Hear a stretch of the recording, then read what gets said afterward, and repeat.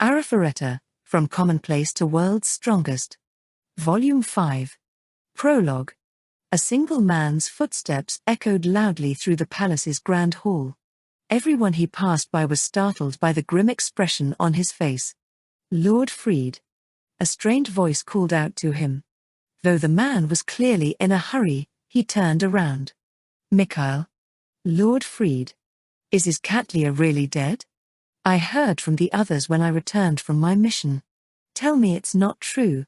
Katlia can't possibly be dead. She had your greatest monster, a Hatod, by her side, so she can't have." The man Mikhail had addressed as Lord Fried put a trembling hand on his subordinate's shoulder. The strength he put into his grip told Mikhail everything he needed to know. It was true. Fried's beloved Katlia truly had perished during her mission to conquer the great Orca's labyrinth. Why? How? Was the hero just that strong? If they're strong enough to kill a monster of that caliber, then our hopes of winning are. Calm yourself, Mikhail. Our investigations were thorough. The current hero is nowhere near as strong as Katlia. Then, how did she die? Mikhail clung to Fried, despair filling his eyes. Fried just shook his head and changed the topic. The plan to subjugate ended in failure as well. What? Did the target not betray his allies like we expected? No, he did. He raised an army of 60,000 monsters and should have had no trouble burying the fertility goddess along with the town. However, his army was crushed by an unforeseen opponent. Unforeseen opponent? Mikhail tilted his head in confusion. Fried's eyes narrowed, and he gazed sharply at some unseen enemy. A small band of 4 crushed the entire monster army. Rice, who was in charge of the mission, even lost his arm. He had to use his emergency teleport to escape, and likely won't be able to return to the front lines. No way, even Rice lost? I know the monsters there weren't strengthened by your ability, Lord Fried, but can 4 people really take down an army of that size? Surely you jest. Fried returned his gaze to the shaking Mikhail. I wish I was. At any rate, it seems that insane party of 4 rushed off to the Great Orca's labyrinth after they finished at They must have reached Katlia around the same time she made contact with the hero party. So you're saying they were the ones that killed Katlia? A tiny red droplet fell to the floor. Mikhail was clenching his fist so hard his nails had broken skin.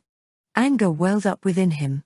His hand still on Mikhail's shoulder, Fried warned him in a stern voice. The enemy's strength is beyond measure. I'm planning on heading to the volcano next. We must gain more ancient magic, no matter the cost. It's our only hope of balancing the scales. Lord Fried. Mikhail couldn't believe their strongest general would ever admit to being outmatched. He shivered, and Fried gave him a look that chilled him to the bone. Everything we do for His Majesty, and the God which we serve. Hold down the fort while I'm gone, Mikhail. The war will begin in earnest soon. Polish your skills with what little time we have left. Yes, sir. I swear I will avenge Katlia. Fried nodded to him and turned on his heels. He saw Mikhail salute to him out of the corner of his eyes as he walked to where his partner was waiting. When he was finally out of sight, his stern expression crumbled. He'd been holding his anger back in front of his subordinates, but there was no one to see him now. I don't know who you are, but you'll pay dearly for interfering with my holy mission. God is with me.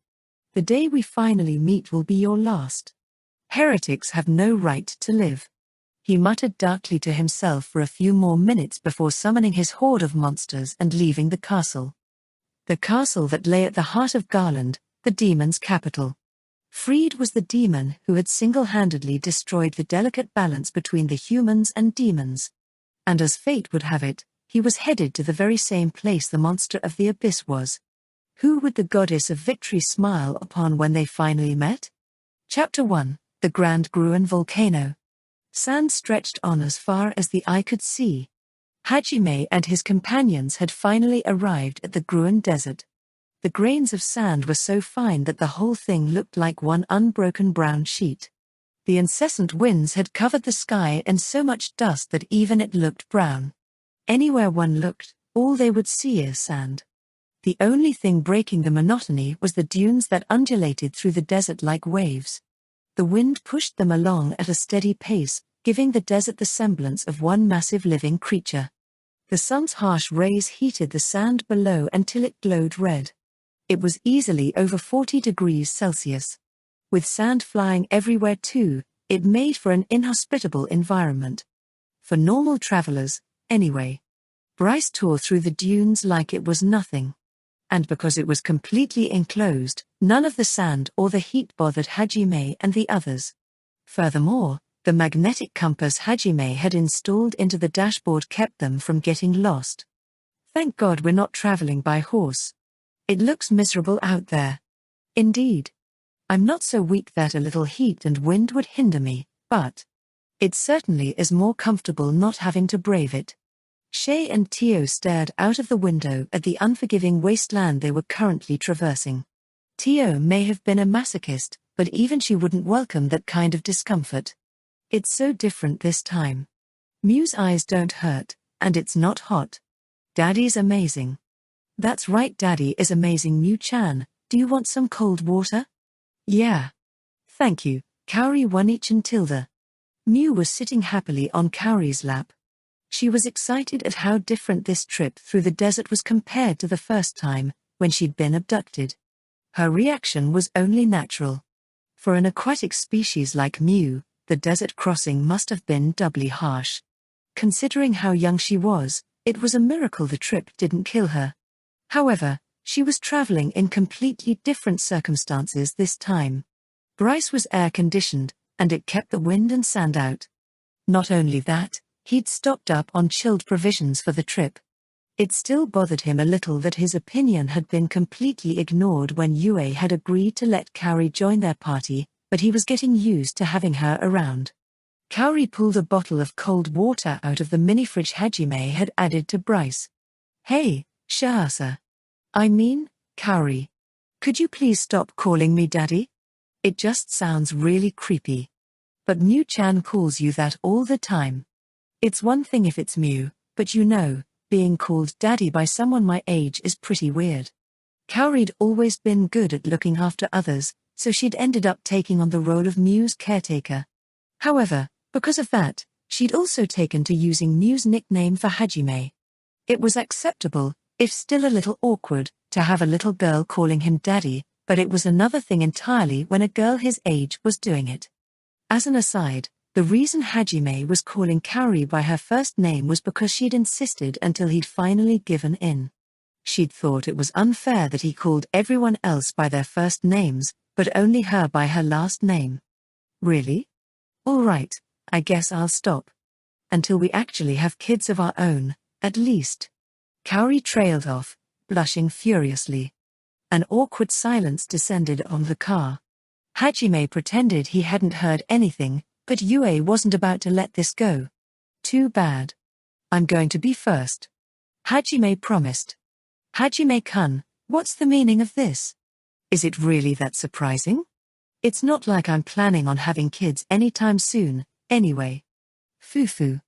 I'm going to be the first to introduce myself to his parents too.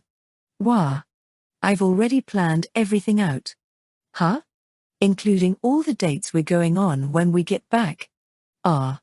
Yue's words were like daggers, stabbing through Kaori's chest one after another. Still, Kaori was a strong girl. She wouldn't break from just this. She'd spent the better part of her time in this world believing in Hajime's survival, and had even had the courage to stand up to Yue. If someone hit her, she hit back. I know all sorts of things about Hajime-kun that you don't. Like what he wants to be in the future, what his hobbies are, and even what genres he likes the most. I bet you don't know what his favorite anime and manga are, Yue. Humph. That doesn't matter. None of those things exist here. I just have to learn about them when we go to Japan. Oh, but they do. Just look at Hajime-kun. His appearance practically screams anime character. Ga?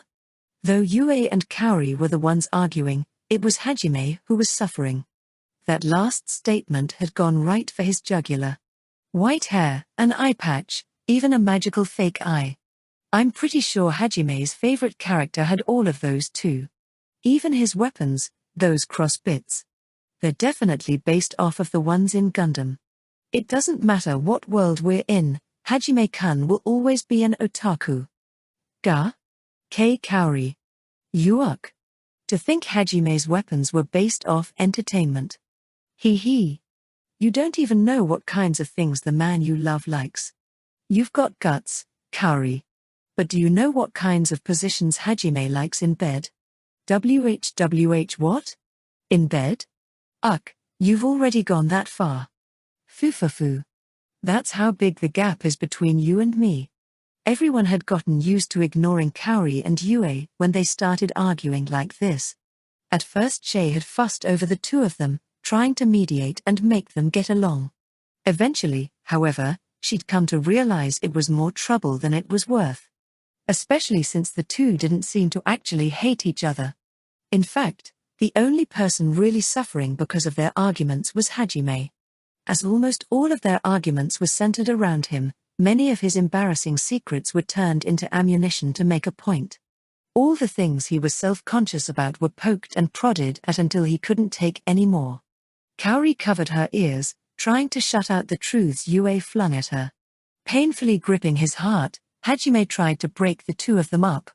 However, before he could do anything, Mew spoke up. No, stop fighting Yue One-ichan, Kaori One-ichan. I hate it when you fight. Mew hopped off of Kaori's lap and crawled to the back where Shay was sitting. She glared, pouting all the while at the two girls in front. They both looked at each other awkwardly.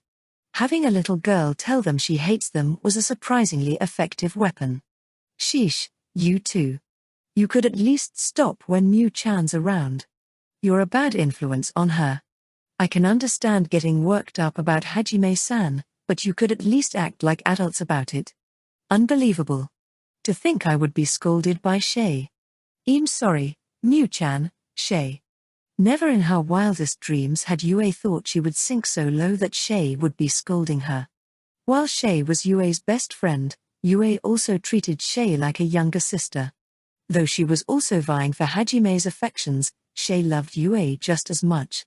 It was a slightly different relationship than the one Yue had with Kaori. On the other hand, Tio was just a pervert. In a sense, Kaori was the first true love rival Yue had ever encountered. Yue was confident that her bond with Hajime was stronger than anything. She had unwavering faith that only she was special to him. That was why, at first, she'd seen Kaori as a mere challenger. And she'd believed that it would be easy to beat her down. And while her confidence remained unshaken, Yue had noticed Hajime and Kaori reminiscing about the life they'd had in Japan from time to time. This was the one advantage Kaori had over Yue. She'd known him for longer. And it was the one thing that let her fight Yue on equal footing. For her part, Kaori was jealous of the fact that Yue was Hajime's current lover, but she was too honest and good-natured to try anything underhanded. Because neither of them wanted to cheat their way to victory, their squabbles never escalated into anything truly serious. However, they were so frequent that they grated on the rest of the party. And today, Mew and Shay had finally had enough. Normally, Hajime put an end to most arguments by professing his love for Yue, but he'd taken too much damage in a short span of time.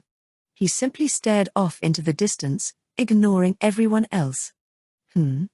What could that be? Master, there appears to be some commotion to your right. Hajime, who'd been muttering I'm not an otaku to himself over and over like a dead fish, suddenly returned to his senses and turned to his right. Kaori and Yue stopped trying to show Mew how well they really got along as well, and turned to see what was happening. Shay too craned her neck to get a better look. They all spotted something in the distance. A large number of sandworms, earthworm-like desert monsters, were congregating on a sand dune to their right. Their heads poked out of the top of the hill. Sandworms were 20 meters long on average, and some of the really large ones grew up to 100 meters. They could only be found in the Gruen Desert. Normally, they lived underground and only surfaced to swallow their prey with their triple-layered jaws. Travelers who crossed the desert lived in fear of their nigh imperceptible sneak attacks. Fortunately, the sandworms didn't have very good perception abilities themselves either. Unless someone was unlucky enough to walk over their lairs, they wouldn't be spotted. If they're all surfacing now, they must have found some unlucky sap to prey on. But from the looks of it, why are they circling around like that? Had they just come up to feed, Tio wouldn't have considered it something worth pointing out either. Hajime's skills let him sense incoming attacks himself, and Bize could easily outpace a sandworm. What was strange about this particular colony was that they'd surfaced, but were hesitating to attack their supposed target. They simply circled around the hill. They seem uncertain, as if they are unsure of whether their prey is safe to eat. Looks like it. Does that happen often? Not to my knowledge. They can eat most anything, so they normally don't hesitate.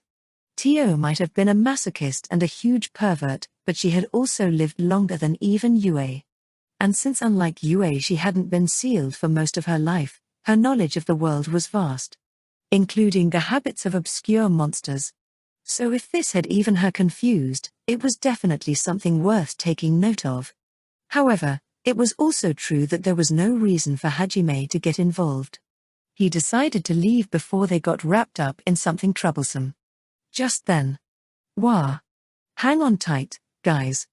Hajime gunned Bize's accelerator. A second later a giant brown creature erupted from the earth, grazing Bize's rear. A sandworm had just tried to swallow them whole. It looked like Hajime and the others were on the menu too.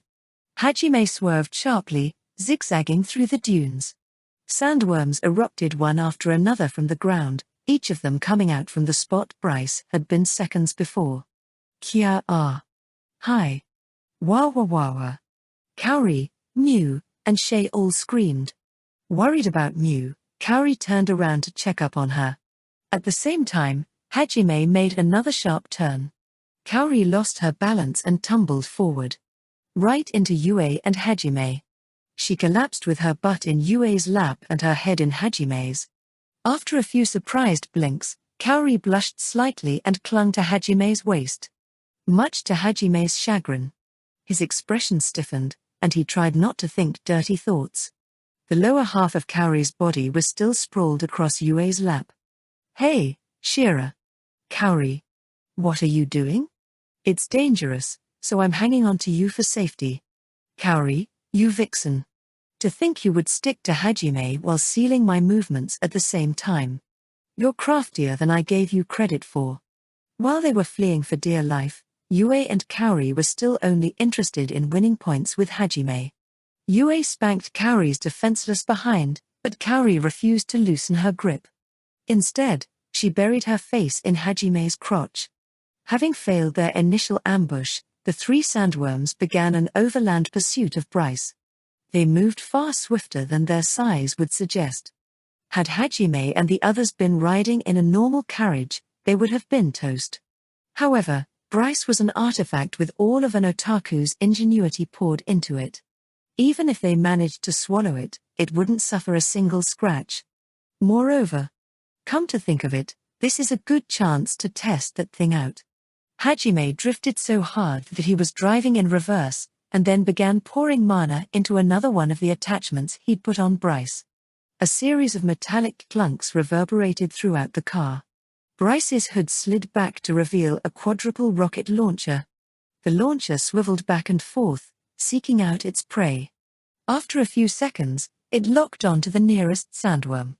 With a flurry of red sparks, the launcher unloaded its salvo. A glowing trail of orange followed in the rocket's wake. It sailed through the sandworm's open mouth and exploded. Chunks of flesh rained from the sky, spattering across Bize's windshield. Blair.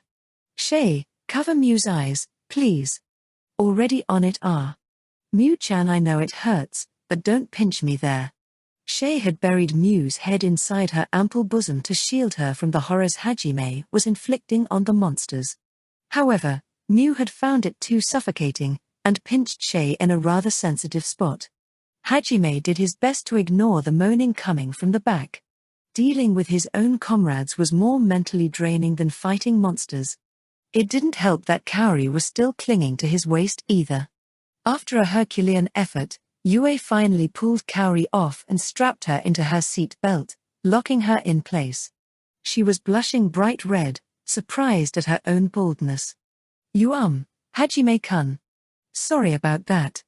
I just acted on instinct. I wasn't purposely trying to do something dirty. I just wanted to know what it would feel like to hug you once. And if you saw your chance, you'd push him down then and there? Exact. No. Yue, please don't say such strange things. I'm not as lewd a woman as you. You're calling me lewd? Well, I suppose I can't really deny it, considering the things we do at night. Could you two shut up for a second? Also Yue, quit talking about our sex life. Hajime blasted the remaining sandworms to bits with his rocket launcher. Hearing the explosions, the other sandworms atop the dune turned to look at Bryce. He steeled himself for another fight, but Kaori and Yue's arguing distracted him. Their constant bickering was wearing away at his mental fortitude. And now he'd finally hit his limit and snapped at Yue. Though nothing she'd said had actually been false. Hajime doubted anyone could beat Yue when it came to sexiness. Kaori could tell what he was thinking about, and tears welled up in her eyes.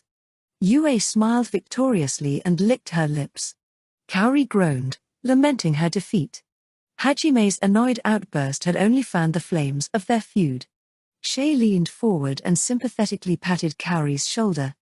I know how you feel, Kaori-san. Hajime ignored the lot of them and gunned Bryce toward the sand dune. He could tell there were more sandworms moving around underground. The ground bulged slightly at their position, so it was clear they weren't trying to be stealthy anymore. Right now, speed would avail them more than stealth. Hajime retracted his rocket launcher and activated a new weapon. This time, a long rectangular box came out of the hood. Metal grated against metal, and the box transformed into a long-range rifle. It looked strikingly similar to Schlagen. Red sparks ran down the length of the gun barrel. The robotic arm it was attached to adjusted its aim and fired. A dazzling streak of red cut through the muddy brown air. A plume of sand rose into the sky as it slammed into the ground. Chunks of flesh and droplets of blood rose up with it. Hajime's bullet had found its mark. Hajime reloaded and fired again, then again. Each bullet created another eruption of sand and blood. The sandworms were obliterated without even a chance to surface. Hajime-kun, look over there. Is that a person? As Hajime retracted his rifle, Kaori suddenly shouted and pointed to a spot in front of them. Yue's guess was correct. Some distance away lay a humanoid figure clad in all white. It was likely they were the person the sandworms had been trying to eat. However, from this distance, they couldn't make out anything out of the ordinary. Nothing to indicate why the sandworms had hesitated, anyway. Please, Hajime-kun. I'm a priestess. I have to at least try and help him. Might as well, I guess. I'm kinda curious, honestly. Kaori looked pleadingly up at Hajime. As he was interested in why the sandworms hadn't attacked the man himself, he saw no reason to refuse. It was possible he had some unique item that warded off monsters, or knew some unknown form of magic. After all, if things like verdran crystals existed in the sea of trees, who knew what other strange wonders existed in this world? It might even be that whatever this man had been using possessed more potent effects than those verdran crystals. Hajime made a beeline for the collapsed man. He was wearing something resembling a jalabiya, a traditional Egyptian dress back on Earth, and a big hooded overcoat on top of it. The hood was covering his face and he was lying face down, making it difficult to discern his features. Kaori hopped off Bryce, dashed over to the man, and rolled him onto his back. What on? Upon taking off his hood, Kaori discovered that he was young, probably in his early 20s. However, what had surprised her wasn't that. It was the state he was in. His face was locked in a painful grimace, sweat beaded down his forehead, and his breath came in short, shallow gasps. He was so feverish that steam was rising off his body. His blood vessels were all straining against his skin, as if they were being pushed out from the inside. Furthermore, blood was dripping from his eyes and nose. There was obviously something wrong with him. And it wasn't just heatstroke. Hajime was worried Kaori might get infected with whatever this guy was suffering with, but as she was the healer, he left handling the situation to her. Kaori cast magical diagnostics on the man.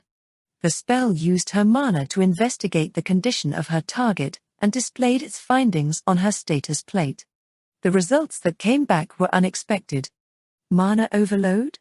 The poison in his body is causing his mana to go berserk? What did you find, Kaori? Look. This is what it says. Kaori showed her status plate to the rest of the party. Status: the target's mana has overloaded and he is incapable of releasing the excess. Symptoms: fever, fainting, body pains, and ruptures of the capillary vessels. Cause: a foreign liquid in the target's body. My guess is he drank something poisonous and that's what's causing his mana to go berserk. And because he can't get rid of any of it, it's destroying his body from the inside. At this rate all his blood vessels will rupture and he'll die. Even if that doesn't kill him instantly, the blood loss will. Heaven's providence, grant succor to the doomed. Renewal. Kaori cast the healing spell Renewal. It was an intermediate rank healing spell that dispelled status debuffs. However, oh no, it barely had any effect. How come? This spell can cure almost all status effects. Does that mean the poison is too deeply ingrained into him now? Though it had succeeded in preventing the poison's spread, Kaori's renewal had been unable to actually cure him. The man groaned feebly in pain. His bleeding hadn't stopped either. Kaori ground her teeth in frustration. She couldn't think of a way to cure him, so for now she began to perform emergency treatment measures to keep his condition from worsening. May the grace of light bless you in this holy sanctuary. No evil shall pass so long as I hold the gates, Sanctorum. The high-level light spell Sanctorum allowed everyone within a set area to transfer their mana to one another. Normally, Kaori used it to transfer her mana to her allies and support them if they didn't have enough left to continue casting large-scale spells. However, there was no restriction on who could transfer mana to whom. Furthermore, the caster could forcibly transfer mana from one target to another, if they so wished. In other words, it could function as a mana drain. But it took more time to drain mana from a target than it did to transfer mana to them. Because of that restriction, it wasn't suited to be used as a drain spell in combat. Thanks to Kaori's extensive training, though, she'd shortened the incantation to the point where it was fast enough to be practical even in combat. Hajime could tell just how hard she'd worked to reach that point. With Sanctorum in place, Kaori could begin siphoning mana from the young man. Though the status plate had said it was impossible to release his excess mana, Kaori hoped a powerful light spell would be able to forcibly drain it out of him anyway. Purplish-white light enveloped the young man, making him look ethereal. It made for a wondrous sight. Kaori closed her eyes and placed her hands over the man's chest. After a few seconds of furious concentration, Kaori too began to be enveloped in the same lavender light. Yue and Tio murmured in exclamation at Kaori's impressive display of skill. As fellow mages, they were even more appreciative of her abilities than Hajime. So pretty. Mew muttered in Shi's arms. Kaori didn't even notice her new comrades praising her. She was focused fully on her task. She diverted the mana she drained from the man into the mana-absorbing bracelet Hajime had gifted her with. It appeared Kaori's magic was able to overcome whatever symptoms were preventing him from venting mana normally. As an aside, Hajime had given her a bracelet and not a ring because he didn't want to be misunderstood again. The man's breathing began to sound less labored. The swelling of his blood vessels stopped, and he stopped bleeding from his eyes and nose. Once she'd siphoned off most of his mana, Kaori dispelled her Sanctorum and cast Heaven's blessing on the man to heal his internal injuries. He should be good for a little while, but I've only alleviated the symptoms. I still don't know how to cure him. If I took too much of his mana he would have died from exhaustion, so I could only drain a little bit. It's possible his mana might surge up and go berserk again. Or he might start leaking mana until he dies. I've never seen these symptoms before, so I'm not sure, but… Yue, Tio, do you two have any idea what this could be? Kaori turned to Yue and Tio for help. A temporary fix like this was pointless if they couldn't cure the underlying cause of his symptoms. The two girls searched their vast memories, but nothing came to mind. In the end, they still didn't understand what was wrong with him. Kaori, could you check us too, just in case? It's possible whatever he's sick with is infectious. Well, if it's something that just makes your mana go berserk, at least Mew's safe. Yes, that should be the case. Kaori nodded and began diagnosing the rest of the party. Fortunately, it seemed none of them were infected. Whatever the disease was, they were certain it didn't travel through the air. Everyone breathed a sigh of relief. Around the same time, the young man groaned and opened his eyes. It seemed he'd recovered enough to regain consciousness. He looked around slowly, his gaze stopping on Kaori. A goddess? I see, you've come to take me, he mumbled to himself. He reached out a shaky hand toward Kaori. Annoyed, Hajime kicked him in the stomach. The heat and sand had made him even more irritable than usual. Ugh. Hajime-kun. Hajime ignored Kaori's outburst and asked the man what had happened to him. From what Hajime remembered, the man's clothes were the traditional garb of the Ankajians. Ankaji sat at the largest oasis in the desert. All that knowledge he'd amassed when he'd still been useless was starting to come in handy now. If Ankaji had been struck by some unknown disease that made Hajime's crossing much more perilous, he was a lot more interested in the man's circumstances now. Hajime's kick brought the man back to his senses, and he took a closer look at his surroundings. Seeing Bryce almost sent him into shock again, and he didn't calm down until Kaori explained what was going on. I thought both me and the dukedom were doomed, but it seems God hasn't abandoned me yet. The man muttered quietly. I wonder what he'd think if he learned that God of his was actually a heartless monster? Hajime looked up at the sky. If anything, that disease of his was probably a present from his god. Hajime-kun. Let's move him to the car for now. The poor man was having difficulty even standing. The heat of the desert had left him dehydrated. Hajime still had questions he had to ask the man, so he couldn't have him dying just yet. Sighing, Hajime nodded. He tossed the young man over his shoulder and carried him to Bryce. When he laid him down in the air-conditioned backseat, the man exclaimed in surprise, "Is this the land of the gods? Looks like he's still got some life left in him." After chugging down a few bottles of water, the man had finally recovered enough to speak coherently. His expression grew grim as he began to talk. First, let me thank you for saving my life. Had I died back there, Ankaji would have been finished. My name is Bize Fuwood Zengen. I'm the son of Ankaji's duke, Lansui Fuwood Zengen. Well, that's a surprise. Didn't think he'd be royalty. The dukedom of Ankaji was responsible for transporting all of the marine goods that came out of Erisen. And Erisen was where 80% of the northern continent's marine products came from. In other words, Ankaji had a near monopoly on humanity's supply of seafood. Their nobles were highly respected even within the Hyli kingdom. Bize was just as surprised to hear the credentials of the people who'd saved him. Kaori was one of Ahit's warriors, while Hajime, Yue, Shay, and Tio were all gold-ranked adventurers. I see now, God. You sent your messenger down to save me.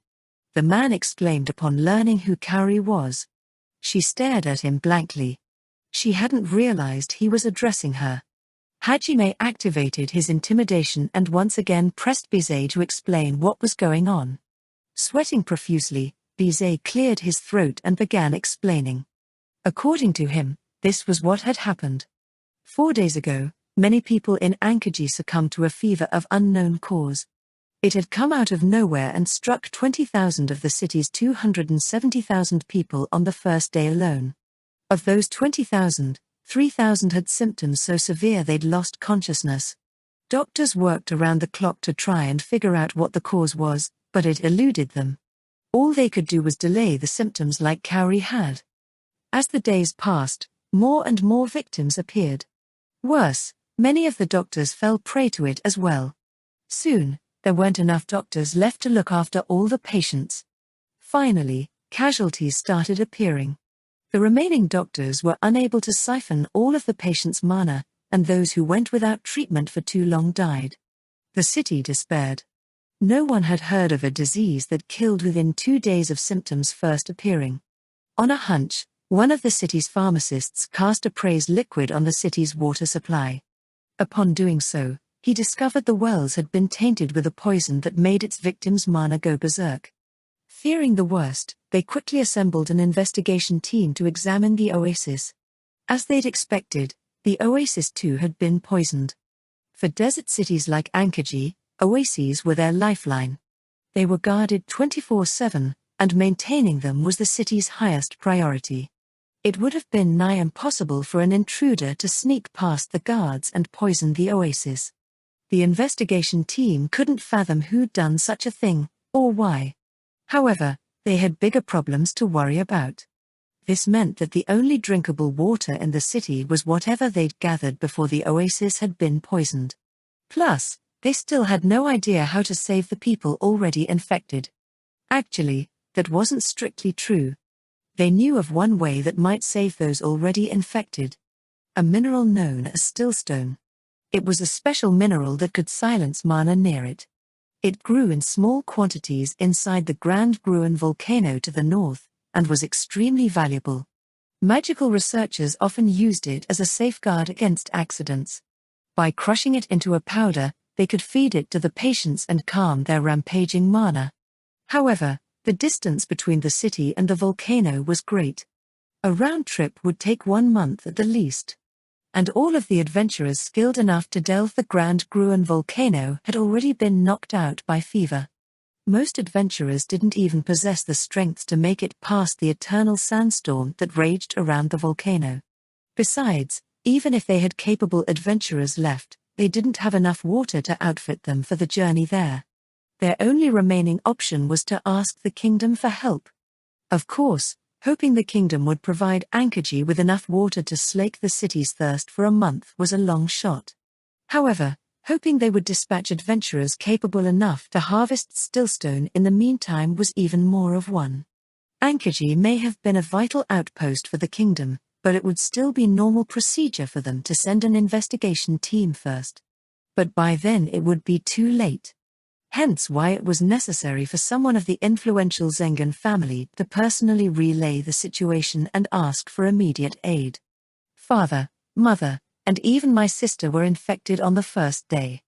We used what little stillstone we had left to cure them, but they still haven't fully recovered from the ordeal. They're definitely in no state to travel. Which is why I left Ankajian with my guard yesterday to head to the capital. Since I hadn't shown any symptoms, I thought I hadn't been infected. But I guess they were just delayed for me. I guess how long it takes for symptoms to appear varies from person to person. I had been so preoccupied with the events happening in the city that the possibility had never even occurred to me. I should have taken some stillstone too, just in case. Every second wasted is another precious Ankajian life gone. I can't believe I was so foolish. He slammed a fist against his knee, lamenting his own helplessness. Worse, his guards had died protecting him from the sandworms. Nice to see that the next Duke of Ankajian is someone who cares about his people. In a way, Bize had lucked out by being infected. It was the only thing that had kept the sandworms from eating him too.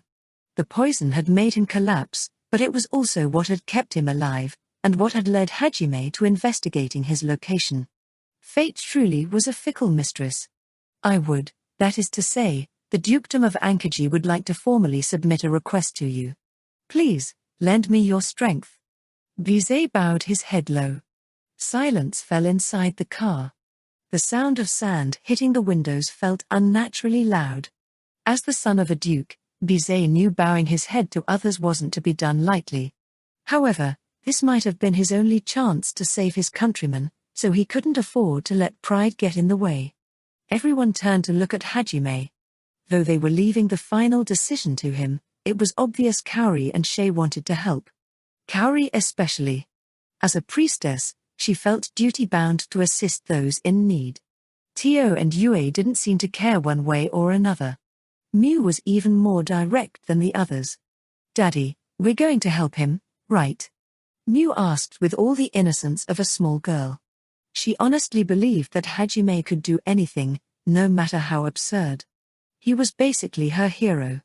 Seeing how both Miu and Kaori were clearly in favor, Hajime shrugged his shoulders helplessly. "Guess that settles it." Shay and Tio giggled happily. Hajime turned his gaze to Yue and found her staring at him with the same deadpan expression as always. No matter what Hajime chose, Yue would always wholeheartedly support his decision. Even if she didn't say it, he knew that was what she was thinking. He gently brushed Yue's cheek before turning to Bize and accepting his request.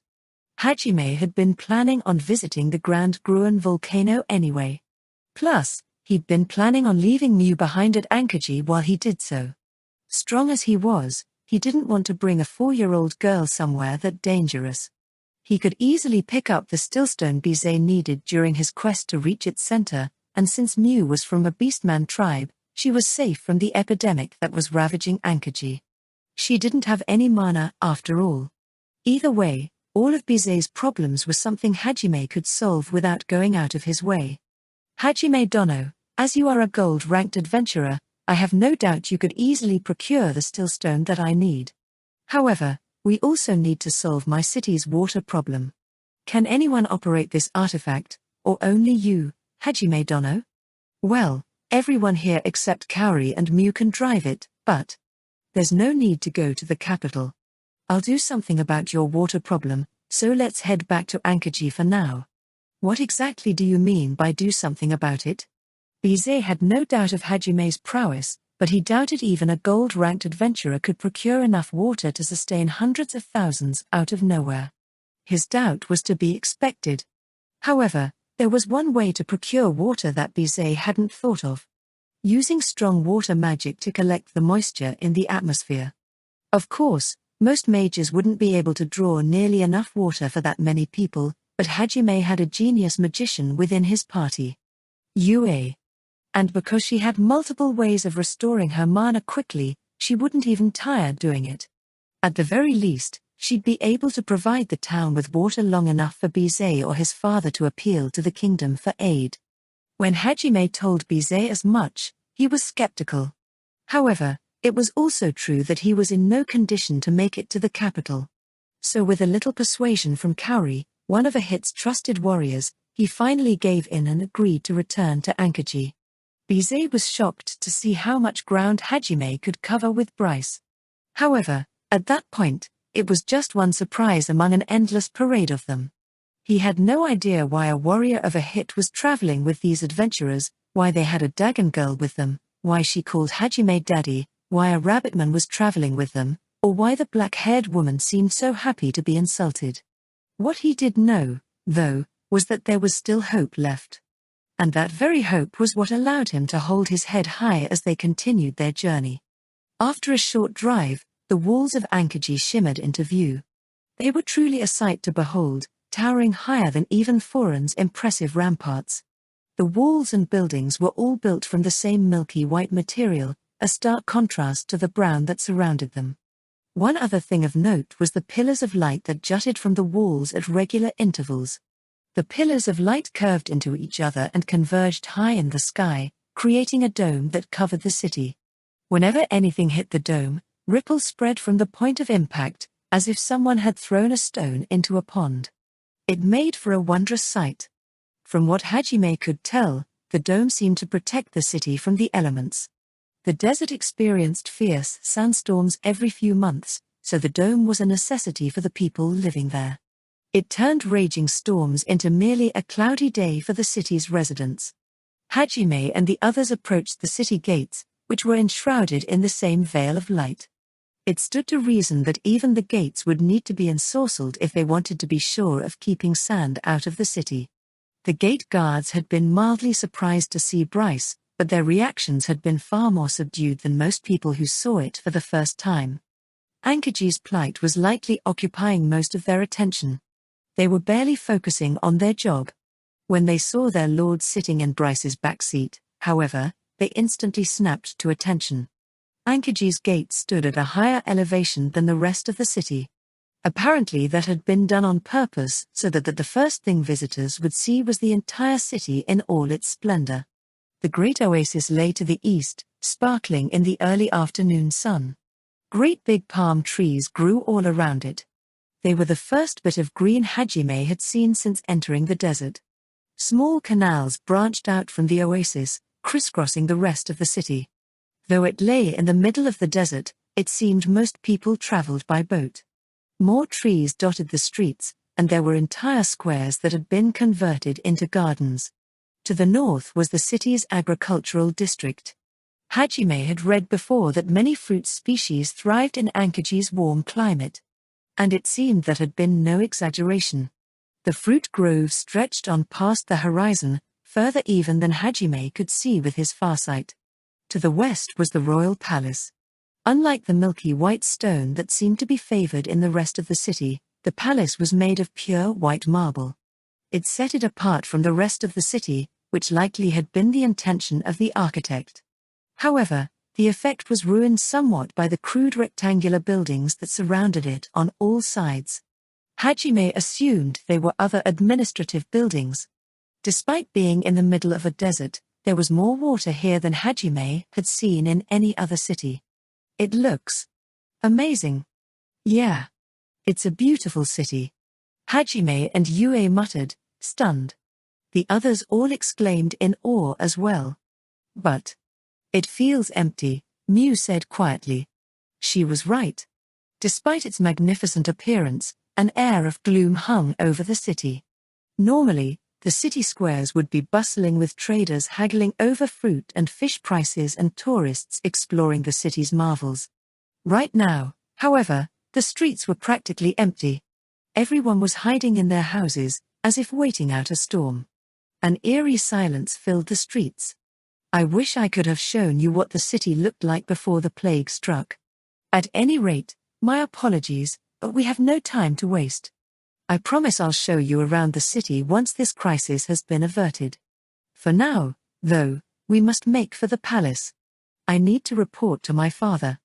Hajime nodded, and the party headed toward the palace. Father. Bize.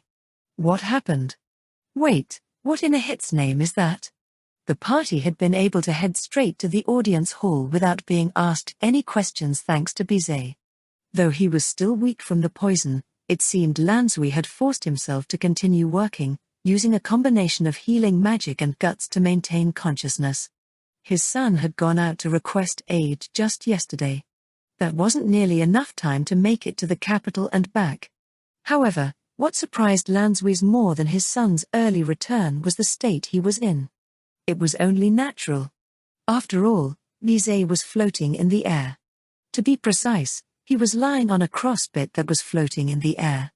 Though he'd managed to recover a little during the car ride to Ankaji, he was still in no state to walk. Kaori had offered to lend him her shoulder, but he'd refused, giving excuses like I couldn't possibly ask one of Ahit's chosen warriors to carry me.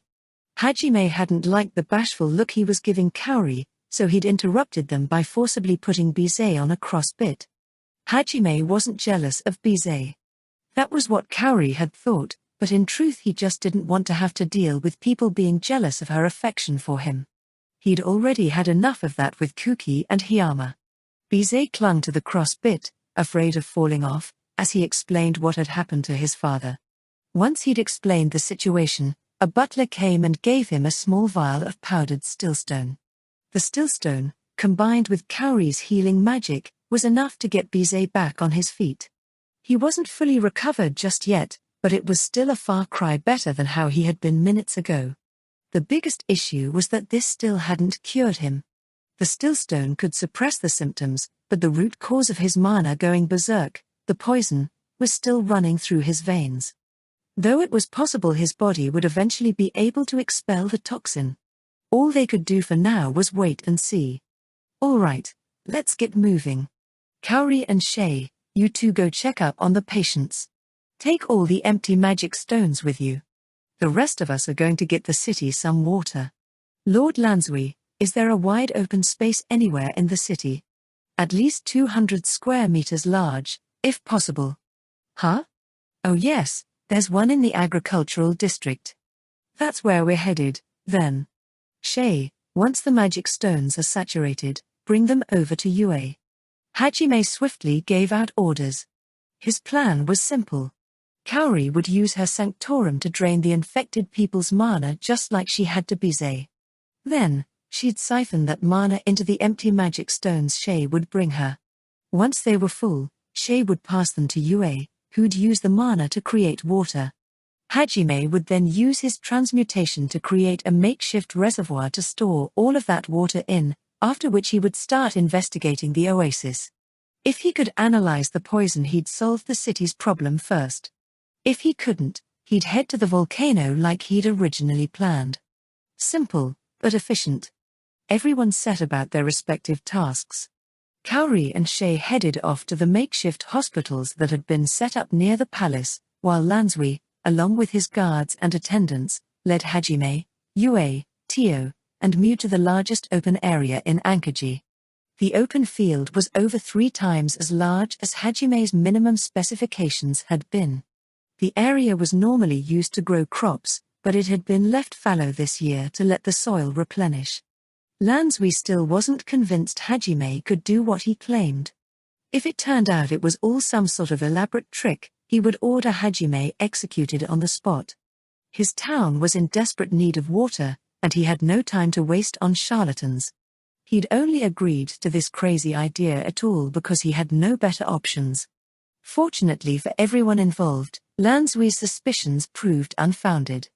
Though there was no wind, Yue's hair started to flutter. The air became so saturated with mana that it glowed gold. Yue was using one of the spells she'd created with the ancient magic she'd acquired. Asura. A swirling black sphere appeared above the empty farmland. The sphere stretched and flattened until it had morphed into a rectangle 200 square meters in size. After a brief pause, the rectangle silently sank into the ground, crushing the earth beneath it. A massive depression formed where the rectangle had been. Asura had gouged the earth with such force that it caused a localized earthquake. The shaking stopped relatively quickly, the earth's cries of protest fading away. In an instant, Yue had created a massive reservoir to store all the water she was about to summon. Hajime snuck a glance at Lansui and saw that his jaw was nearly hitting the floor. Him and his attendants were flabbergasted by what had just happened.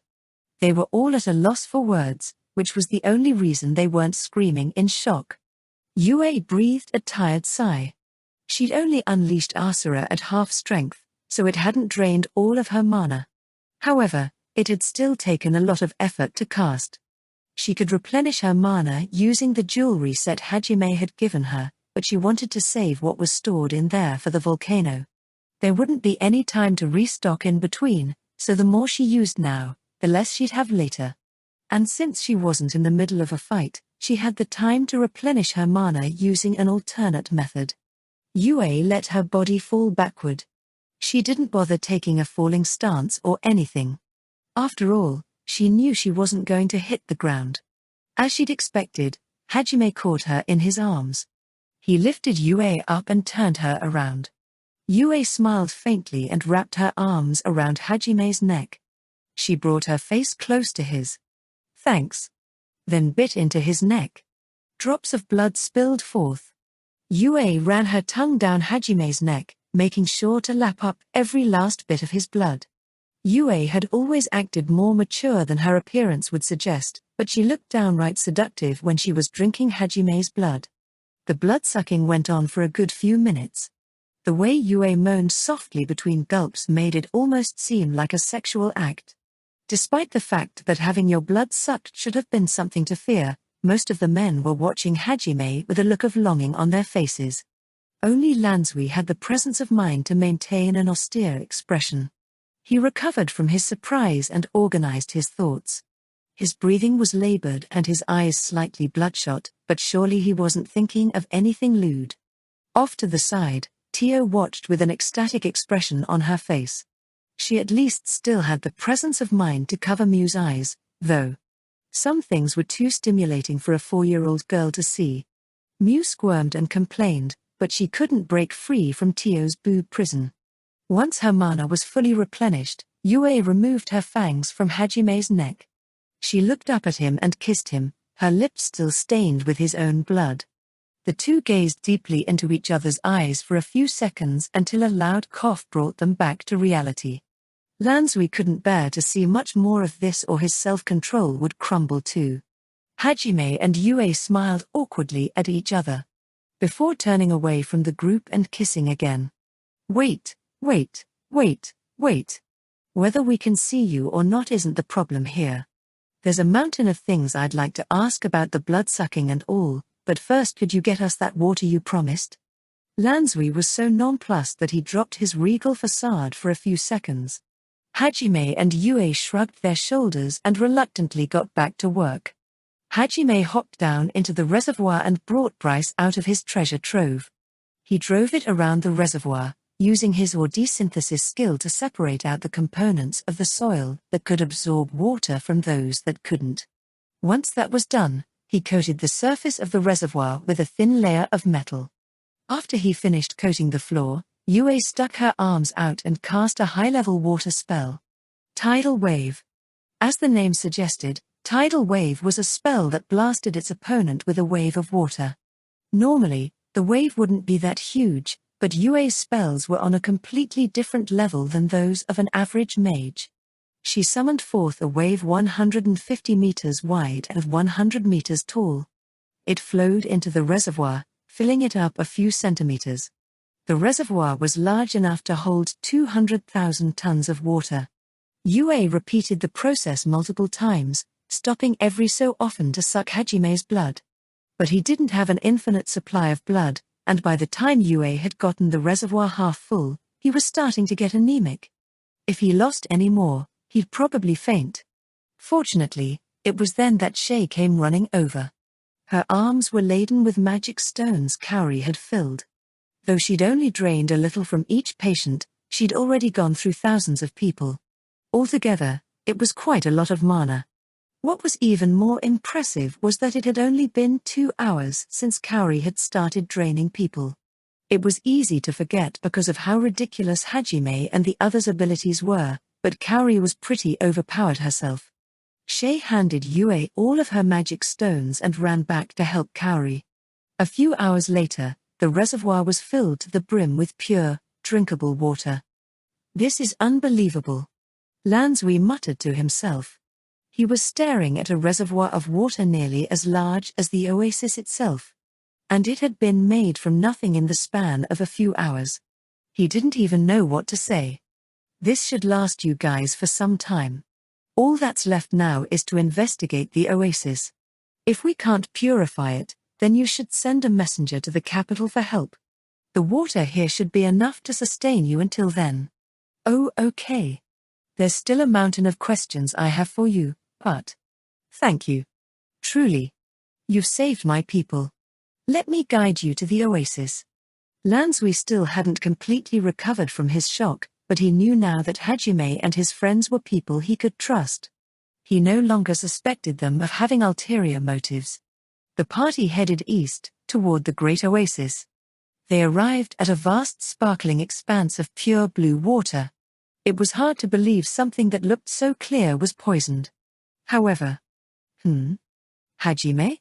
Hajime narrowed his eyes, focusing his gaze on a certain location. Yue tilted her head, noticing the slight shift in his demeanor. It's just, my demon, I sensed something. Duke, what areas did your investigation team check? According to the report, they examined the oasis itself, the rivers that split off from it, and the nearby wells. They also examined the underground reservoir. I'm sure my son already told you what we found. The underground reservoirs were the only places that hadn't been poisoned. Basically, we examined everything within a few meters of the oasis. Though we haven't explored the bottom of it yet.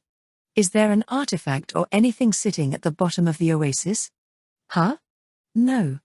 We use a few artifacts to secure the oasis, but nothing's been placed inside the oasis itself. Normally, the barrier artifact we have in place would make it impossible to pollute the oasis. This is the first time something like this has ever happened. The barrier artifact Lansui was referring to was known as the Judgment of Truth. It was also the source of the dome of light that protected Ankaji. It allowed things essential for life, like air and water through, while keeping sand and other nuisances out. The wielder of the Judgment of Truth decided what could and couldn't pass through it. Not only that, it could be used as a sensor. Like its barrier component, what it was set to detect was up to its wielder. As it incorporated dark magic into its design, the Judgment of Truth could even be set to react to certain thoughts. In other words, if Lansui had set it to detect anyone who meant the oasis harm, it should have reacted when the person who poisoned the oasis entered the city.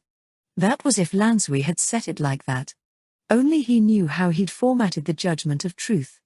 At present, security around the oasis was thin. It had already been polluted, and so many people were going to and from the oasis that Lansui had seen little point in keeping a tight guard around it. So what's that, then? Hajime turned away from Lansui, who was clenching his fists in frustration, and pointed to the center of the oasis. His demon eye had sensed something emitting mana from the bottom of the oasis. Lansui looked up in surprise. He couldn't believe there was something he wasn't aware of inside there. Hajime walked up to the water and pulled out something shaped like a water bottle from his treasure trove. He then started pouring mana into it. Once he was done, he casually threw it into the oasis, backing up toward Yue as he did. Lansui shot him a questioning stare, but Hajime didn't say anything. Just as Lansui was about to run out of patience, there was a huge explosion and a massive pillar of water erupted from the center of the oasis. Lansui's jaw dropped open. TCH, it's faster than I thought. Or wait, maybe its defense is just really high? Hajime pulled out a dozen more of his water bottle-shaped explosives and tossed them into the oasis. A few seconds later, another massive spout of water erupted from the center of the oasis. What he'd thrown were actually custom torpedoes that he'd designed. He'd made them in preparation for their expedition into Melazine. According to Melidi, the sunken ruins were, shockingly, underwater, so Hajime had designed a few prototype torpedoes. And this mystery object had seemed like a perfect test dummy. So far, it appeared while their firepower was sufficient, his torpedoes were lacking in speed and tracking capabilities. Guess I need to refine my design. Hajime had added or enchanted with sense presence and tracking into his torpedoes. Once they locked onto a target, they would chase after it until they got within the blast radius and then explode. Right now he'd had them lock onto whatever that mysterious thing in the water was. Hey! What are you doing, Hajime Dono? You just destroyed the pier. I can see chunks of fish floating up from everywhere. The whole oasis is turning red. TCH. Still not good enough? Fine, maybe 50 will do the trick. Hajime ignored Lansui's anguished screams and stepped forward, preparing for an even grander attack. Lansui's guards clung to Hajime, begging him not to do it. They couldn't see the thing Hajime was trying to destroy, so to them it looked like he just suddenly started throwing explosives into the oasis. He'd already destroyed the pier and killed countless fish, and they needed to stop him before the damage got any worse. As the Judgment of Truth didn't react, Lansui could tell Hajime wasn't trying to harm the oasis. However, that only made his destructive actions more confusing. Regardless, Lansui and his guards had a duty to protect the oasis. Annoyed, Hajime brushed Lansui's guards off. But before he could throw his next batch of torpedoes, countless tentacles of water suddenly shot out of the oasis and headed straight for Hajime. Hajime pulled out Donna and Schlog and started shooting them down.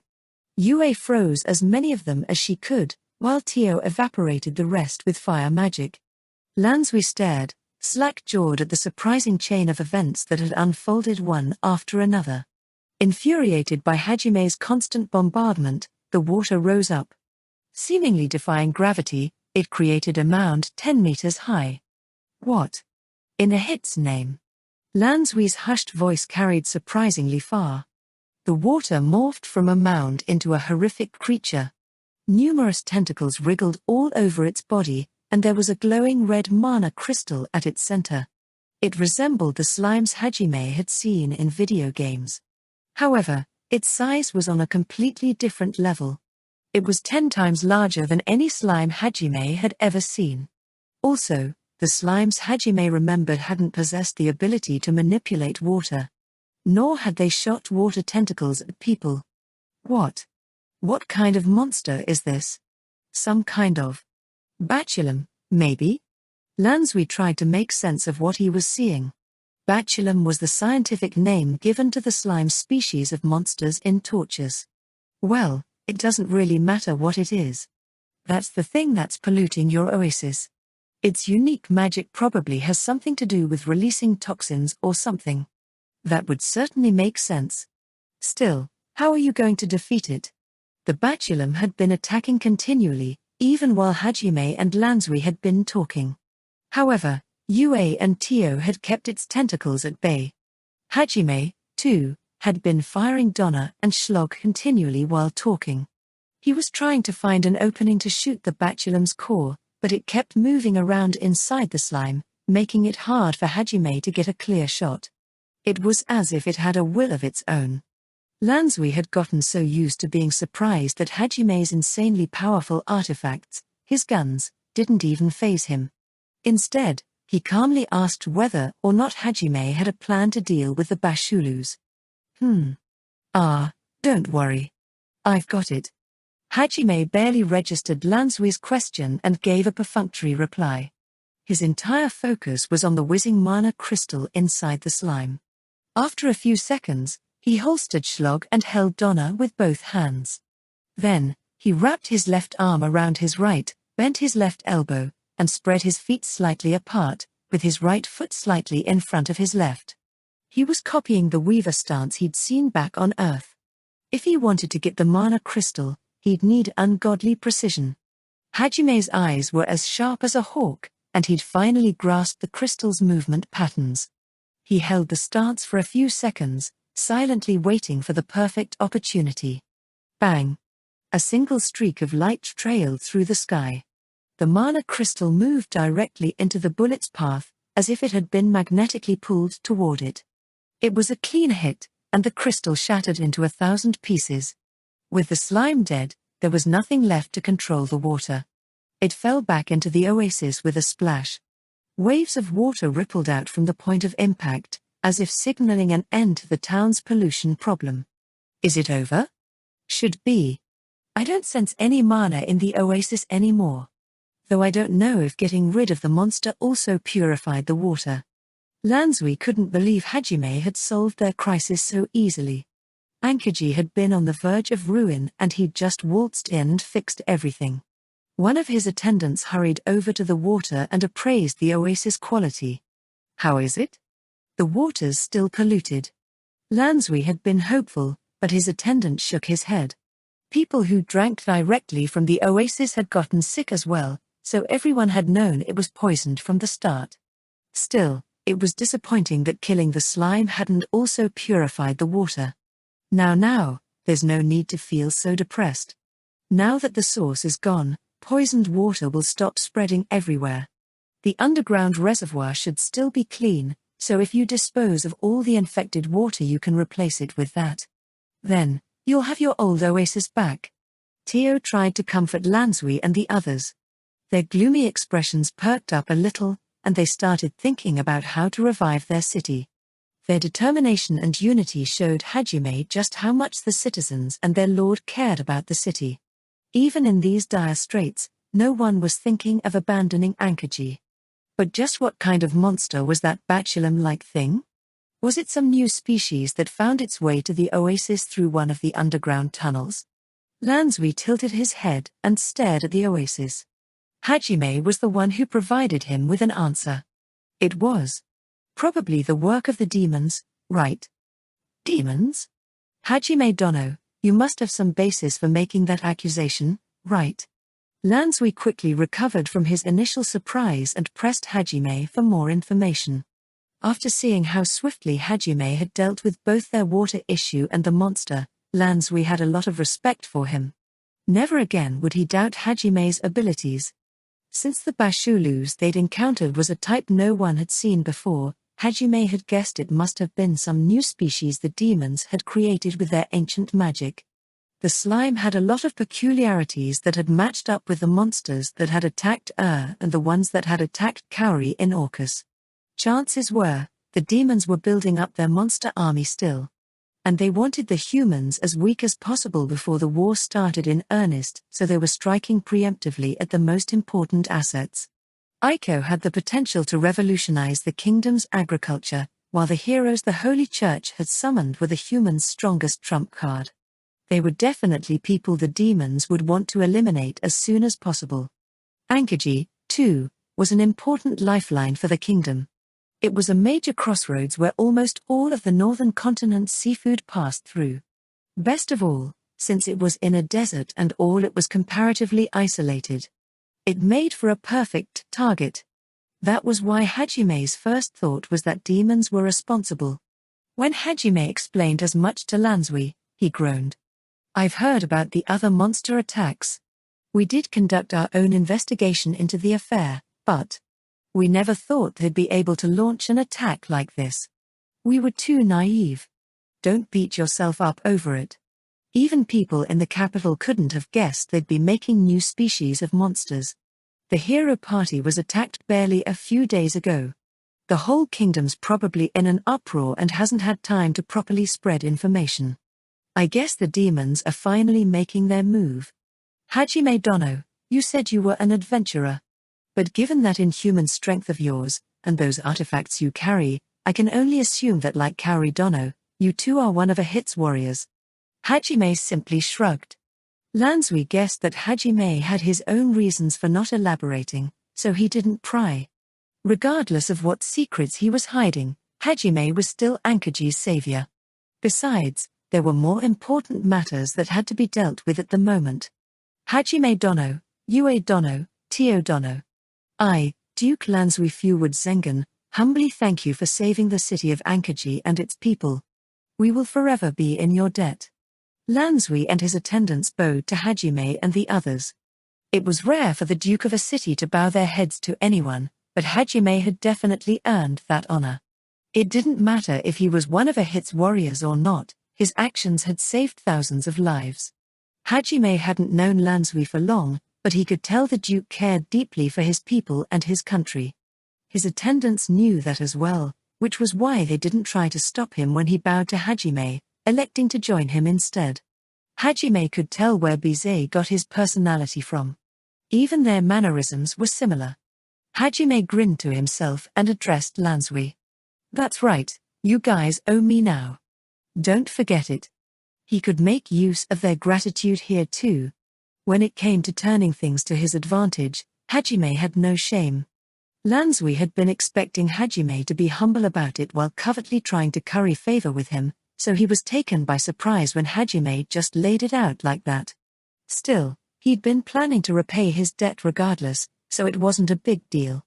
Honestly, Hajime didn't feel he did anything all that altruistic. Saving Ankaji had been Kaori's request, and he'd had a personal stake in ensuring the city's safety. After all, he would need to leave Mu here while he explored the Grand Gruen Volcano. However, if Lansui was showing him gratitude, he would have been a fool not to capitalize on it. The more allies he had when the time finally came to deal with the Holy Church, the better. Lansui had been planning on returning Hajime's good faith regardless, but as a politician he understood that it was important to officially promise such things. "Why yeah, of course. I'll never forget the service you did us. Unfortunately, my city is still suffering. Could I request your help in healing the patients?"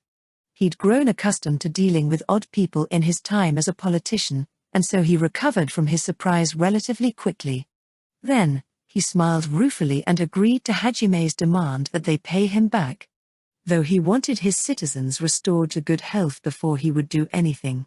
"I was planning on heading to the Grand Gruen Volcano anyway, so I don't mind. How much stillstone do you need me to harvest?" "Thank you so much."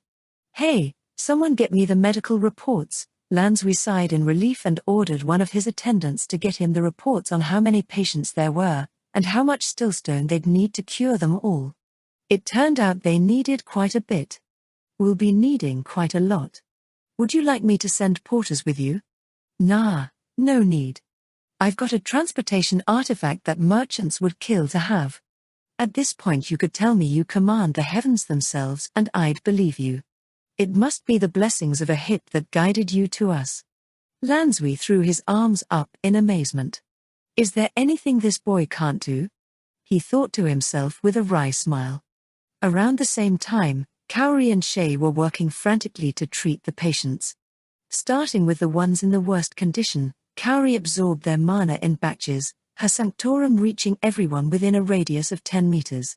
Her area of effect healing spells had about the same range, so she could cast healing magic on them at the same time. Meanwhile, Shay carried away the patients Kaori had already treated and carried in new ones. Shay would fill an entire cart with people and transport them en masse. And instead of running through the buildings, she'd hop over their rooftops to save time. It was faster to bring patients in critical care to Kaori than to have her running around to each and every makeshift hospital that had been set up. It was quite a sight, watching a diminutive girl carry entire carts of people across rooftops. Many of the patients thought the disease had made them start hallucinating, and a fair few of them started panicking. Because of that, a few of the hospitals descended into chaos. All of the doctors were amazed at how effortlessly Kaori juggled multiple high-level healing spells at once. Before long, she'd taken charge of the entire treatment operation and all the healers were taking orders from her. Kaori was still in the middle of healing patients when Hajime and the others showed up. When they saw Lansui following behind Hajime, the patients and healers tried to bow to him. However, he raised up a hand to stop them. Listen to me, everyone. Just now we eliminated the source of the poison. It will still take some time, but we can get our oasis back. Not only that, we have secured a new source of water. Furthermore, it's large enough to sustain us until relief arrives. Best of all, this gold adventurer here has agreed to harvest stillstone for us. Hang on for just a few more days, everyone. Together we'll weather this storm. His deep voice echoed through the room. Hajime could see why the kingdom had entrusted such an important city to his rule. He possessed both wisdom and charisma. At first the patients were confused, but Lansui's smiling face convinced them that this was no joke, or a white lie to raise their spirits. Cheers rang out throughout the hospital.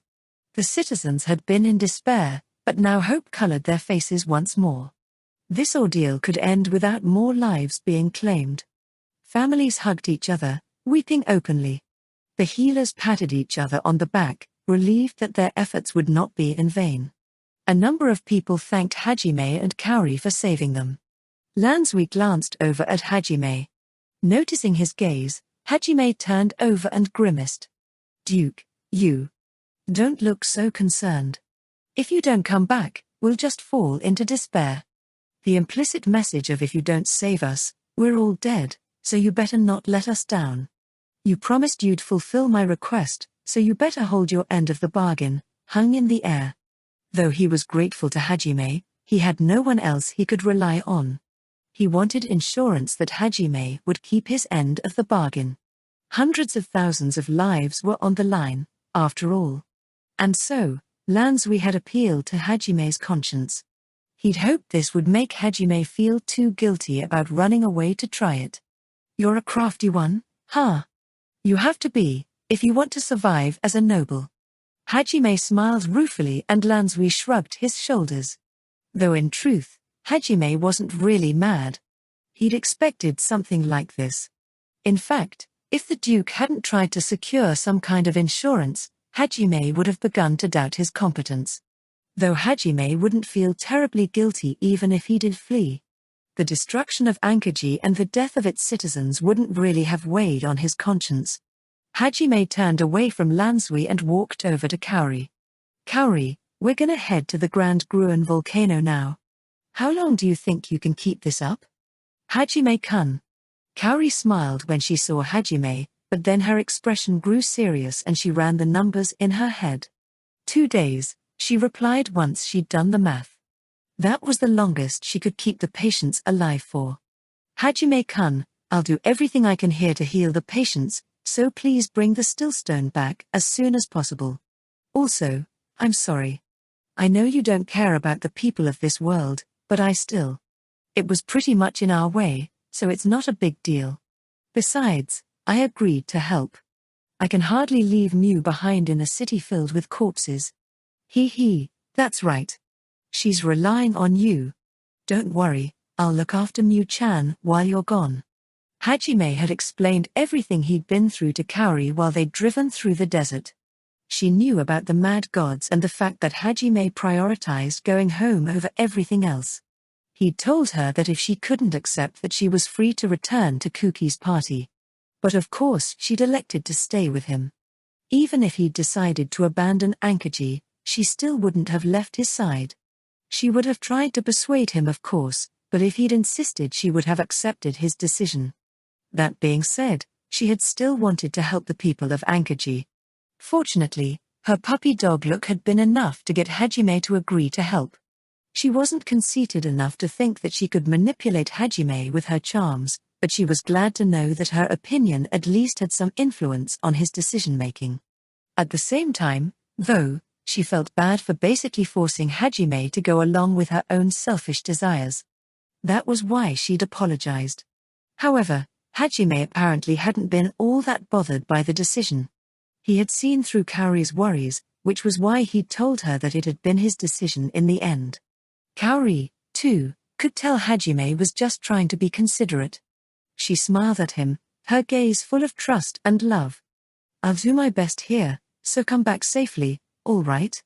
I'll be waiting. Gotcha. She sounded like a housewife sending her husband off to war. It was surprisingly touching, and Hajime was at a loss for words. Even back in Japan, Kaori had always been straightforward. She'd talked to Hajime every day in class, ignoring Kuki's warnings and the jealous stares everyone shot Hajime. Eventually, Hajime had gotten used to it, but she'd grown even more bold since confessing to him. Hajime blushed and looked away, only to find himself face to face with Yue. She was giving him an intensely cold glare. Hajime shivered. But when he turned back, he saw Kaori smiling at him again.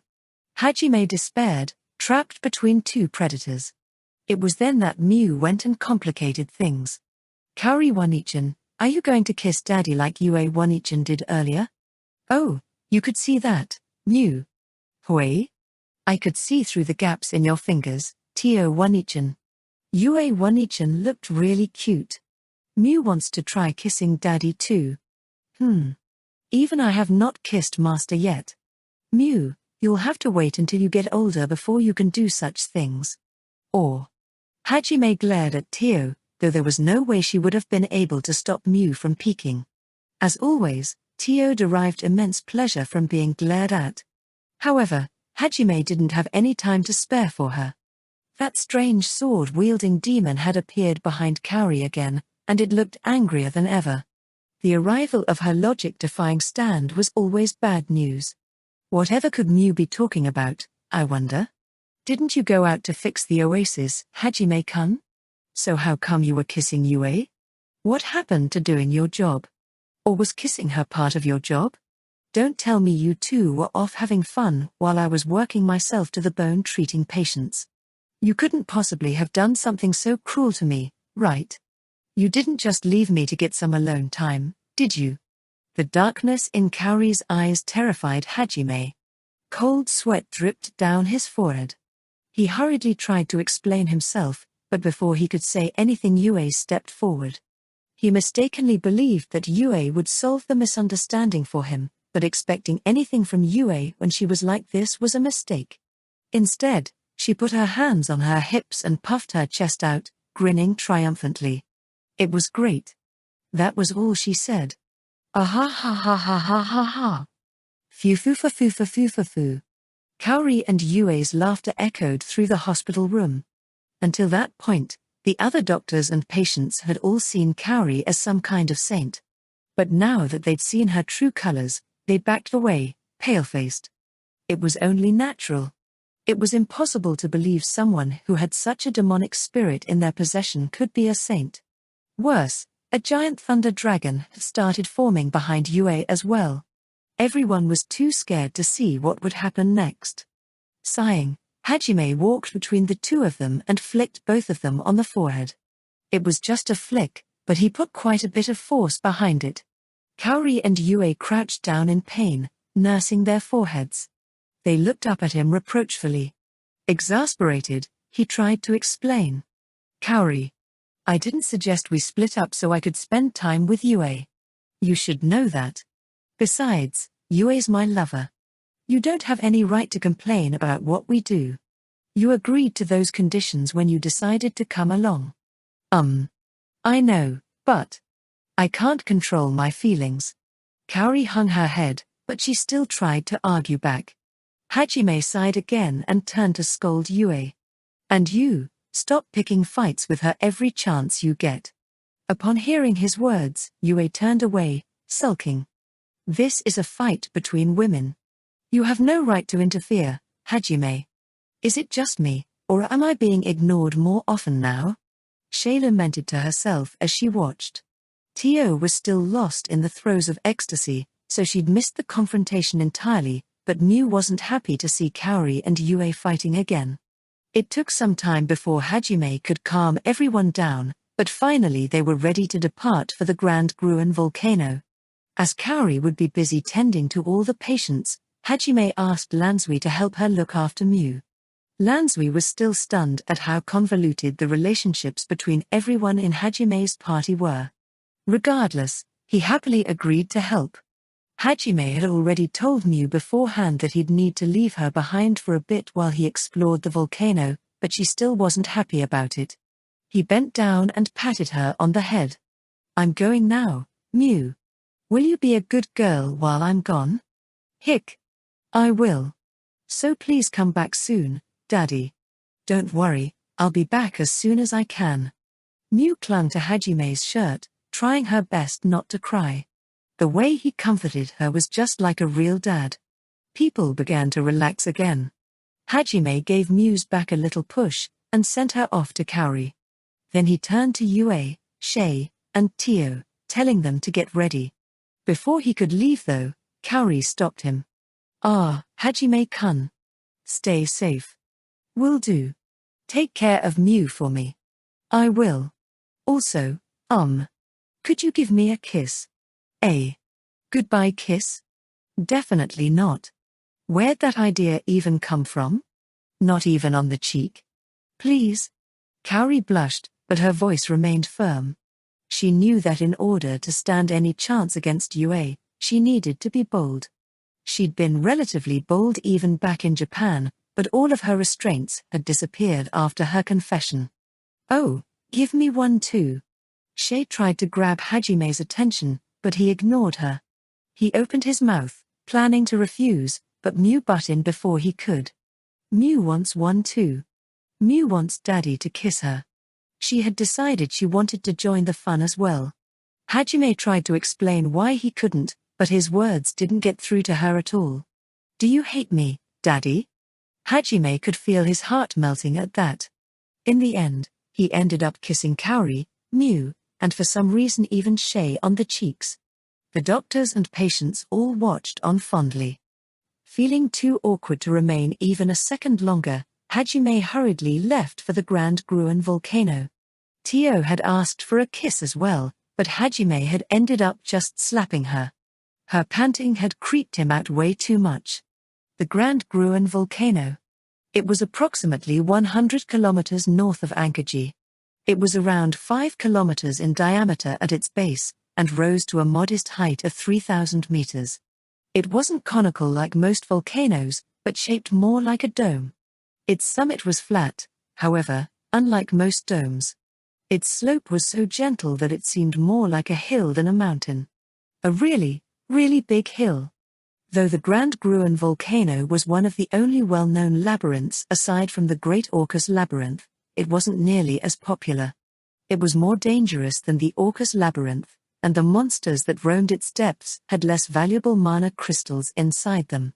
However, the main reason for its unpopularity was how difficult it was to reach.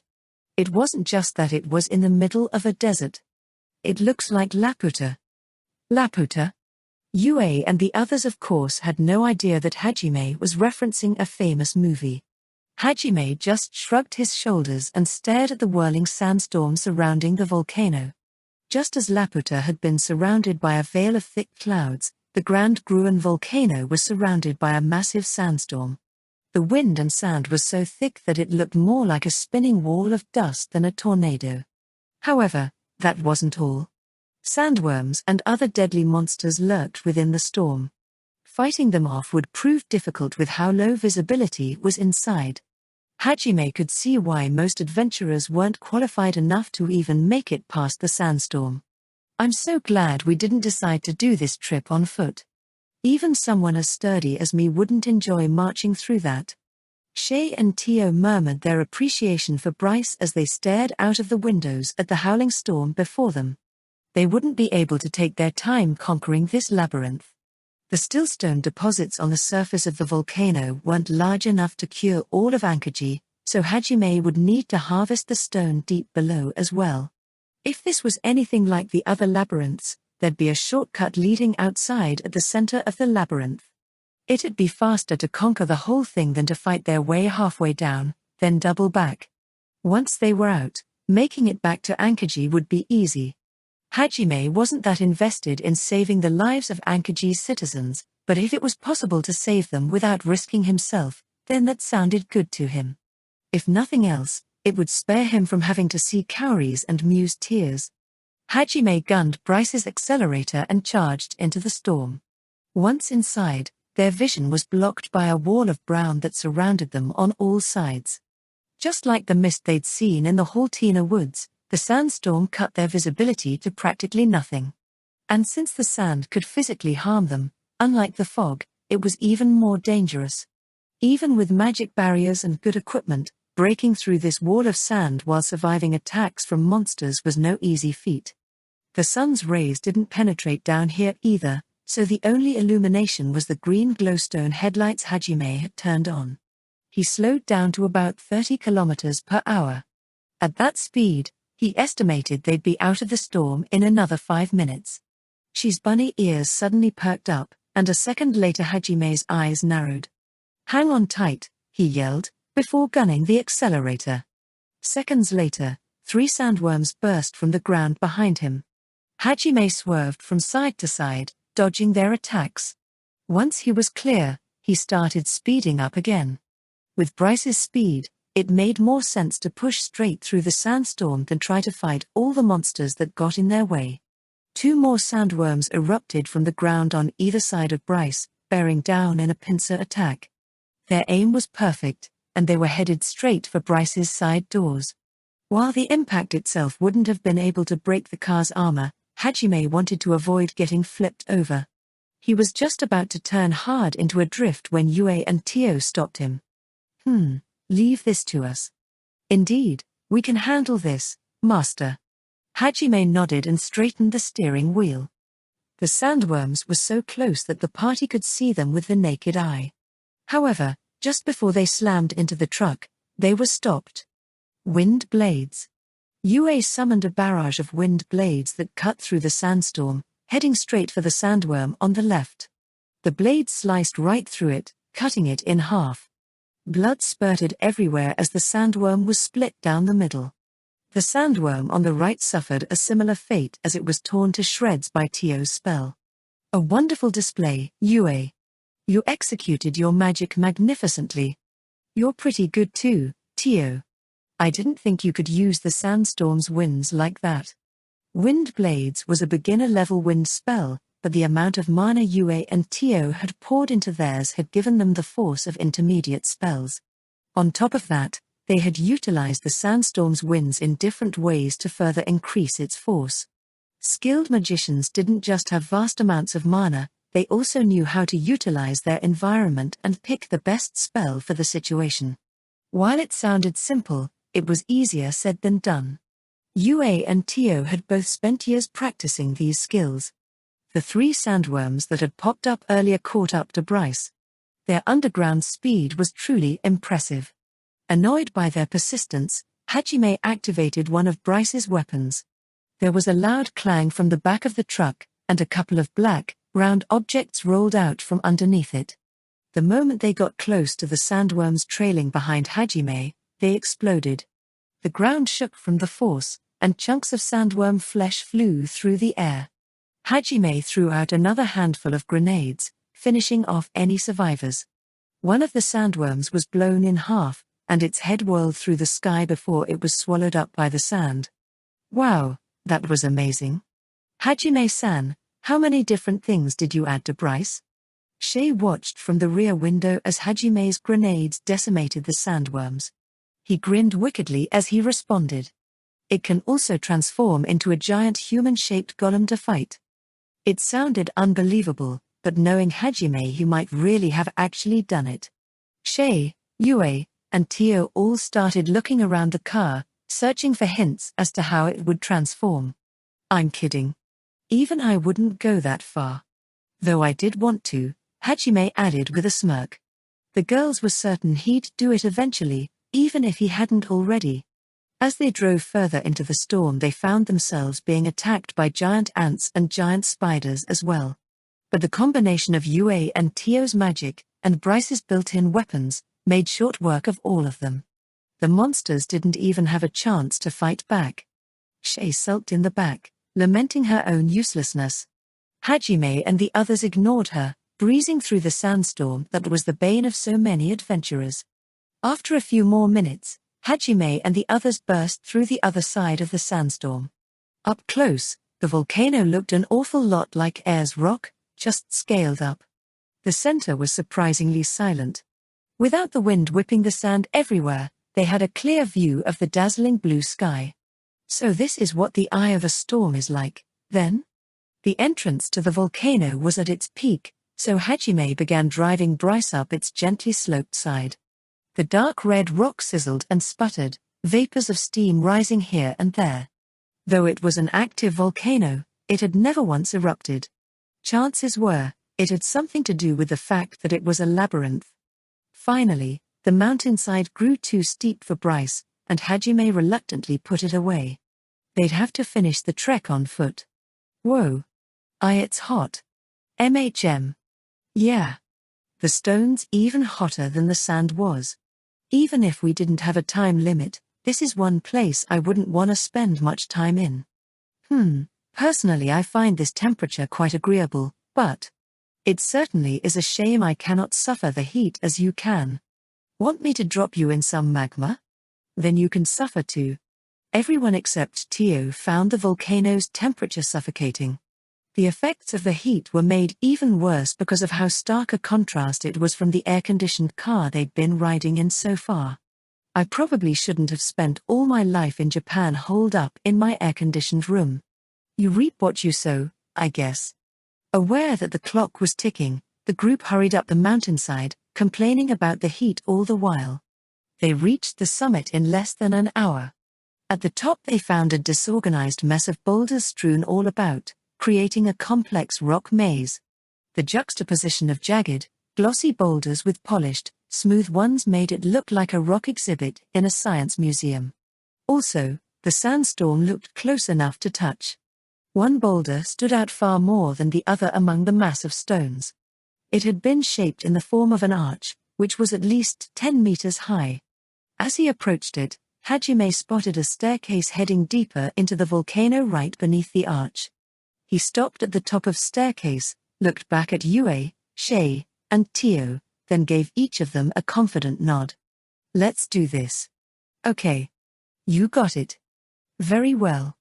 Hajime had thought the insides of the Great Orcus Labyrinth and the Ricin Gorge had been ridiculous, but they both paled in comparison to the absurdity of the Grand Gruen Volcano. The monsters weren't tougher or anything, but its construction was absolutely awe-inspiring. It was like nothing he'd ever seen, and what he was most surprised by was the sight of magma floating in the air, which filled up the whole space in front of him. It wasn't like the treetop aqueducts Hajime had seen in Verbergen. Instead, there was quite literally a river of magma floating in the air. It snaked and swerved like an actual river, making it seem like a giant red dragon was flying through the volcano. The passageways and rooms had magma flowing here and there as well, so challengers to the labyrinth had to be wary of lava both beneath and above them. Furthermore, Kya. Whoa, you okay? Hoawa, thank you, Hajime-san. I didn't think lava would spew out like that. It took me by surprise.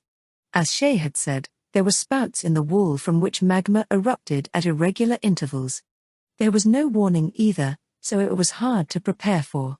Nature had provided the perfect traps for this labyrinth. Thank God I have the sense heat skill, Hajime thought to himself. Without it, they would have had to take the labyrinth very slowly. However, what really made this labyrinth grueling was the heat, not just how hot all the surfaces were, but the atmosphere itself. Because of the abundance of magma everywhere, it felt like they were inside a superheated sauna. This must be what an egg feels like when it's getting cooked. That was the most dangerous part of the Grand Gruen Volcano.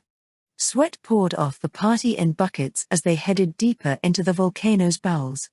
They had to be careful to avoid drops of falling magma from above and spouts of it from the side, but they made steady progress. After some time, they arrived in a room that was clearly man-made.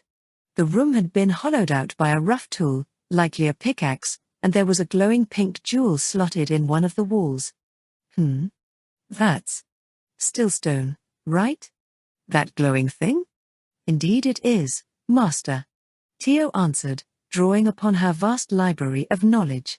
It appeared this was the excavation site most adventurers used to harvest stillstone. So small. All the others are only as big as pebbles, too. Indeed, all of the remaining stillstone that the party could find came in chunks no bigger than their pinkies. I guess that means this section's been almost completely harvested. There was no way they'd be able to get enough in time only searching the upper floors. And so, their best bet was to make it all the way to the bottom and find a large stash of it somewhere. Hajime used his appraisal on the stillstone just in case. His magic confirmed what Tio had said, and the party grabbed all the stillstone that was easily obtainable before hurrying onward. They descended another 7 floors, their irritation at the heat growing stronger with each new passage downward. According to the records Hajime had read, the 7th floor was as far as any adventurer had gone. Or at least, as far as any adventurer had gone and returned alive. Steeling themselves, the party descended the staircase leading to the 8th floor. As they stepped into the 8th floor, the party was buffeted by a searing gust of wind. A second later, a massive gout of fire bore down on them. It shot toward them in a spiral, illuminating the corridor's orange walls. Spatial severance. Yue instantly reacted with a defensive spell. A swirling black sphere materialized in front of Hajime and the others. This was another one of Yue's gravity spells. However, this one wasn't used to attack anything. The conflagration, hot enough to melt even bones, was sucked into Yue's sphere and vanished without a trace. Actually, vanished wasn't the proper term for what had happened. Yue's big, black gravity sphere had exerted a gravitational field strong enough to suck its surroundings in. Yue had calibrated it so it wouldn't affect those she was trying to protect, making it an ideal shield. With the flames no longer blocking their line of sight, Hajime and the others were able to see who'd shot those flames at them. It was an ox monster. Magma covered its entire body, and it was standing in a pool of the stuff. Its 2 curved horns were wickedly sharp, and each breath it exhaled was accompanied by a small gout of fire. I don't care how strong you are, nothing should be able to survive being slathered in magma. The magma ox kicked angrily at the ground, sending drops of magma flying. It prepared to charge, angry that its flames had been repelled. Yue snapped her fingers. Her gravity sphere sped toward the beast. Once it got close, it shot out the flames it had sucked in back at the monster who'd cast them. Those flames had been compressed by Yue's gravity sphere, and they came out like a barrage of flaming lasers, with far more force than the cow had sent them. Yue's flame bombardment spoiled the magma ox's charge.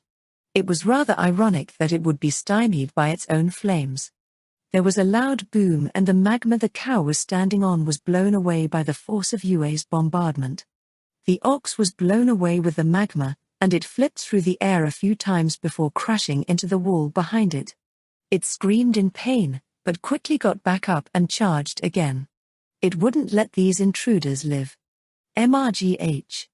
I guess fire won't work on a fire monster. I mean, it's already surrounded in magma, so. Yeah? Yue sounded unhappy. Smiling wryly, Hajime made to pull out Donna, but Shay stopped him. Leave this to me, Hajime-san. Shay had already unsheathed Druken, and her breathing was rough. She's being unusually assertive today. Hajime's demon eye picked up which part of Druken Shay was sending her mana to, and realized she wanted to try out the new feature he'd added to it. After a moment's hesitation, Hajime nodded to her. All right, say your prayers, you cow. Shay leapt fearlessly at the charging ox, which had closed a good bit of the gap between them already. Then, she spun around in the air, adding centrifugal force to her swing before coming down on the charging ox. Her aim was on point, and Druken slammed into the magma ox's skull. Ripples of blue mana spread out from the point of impact, each one a powerful shockwave. The magma ox's head went flying as if it had been blown off. Shay used the force of her swing to flip over the headless beast, who was still carried forward by its own momentum, and landed safely on the ground. Wow. Hajime-san, that was amazing. I'm the one who did that and I can't believe it just happened. This upgrade is crazy. Yeah, looks like it. I wasn't sure how well the shock converter would work, but this is. Even Yue and Tio were impressed by the attack Shay had just pulled off. Her increased strength was all thanks to the shock converter Hajime had added. Shock conversion was a derivative skill of mana conversion that Hajime had acquired from one of the new monsters he'd eaten. It allowed the user to convert their mana into pure force. It had come from the horse-headed monster Hajime had saved Kaori and the others from back in the Orca's labyrinth.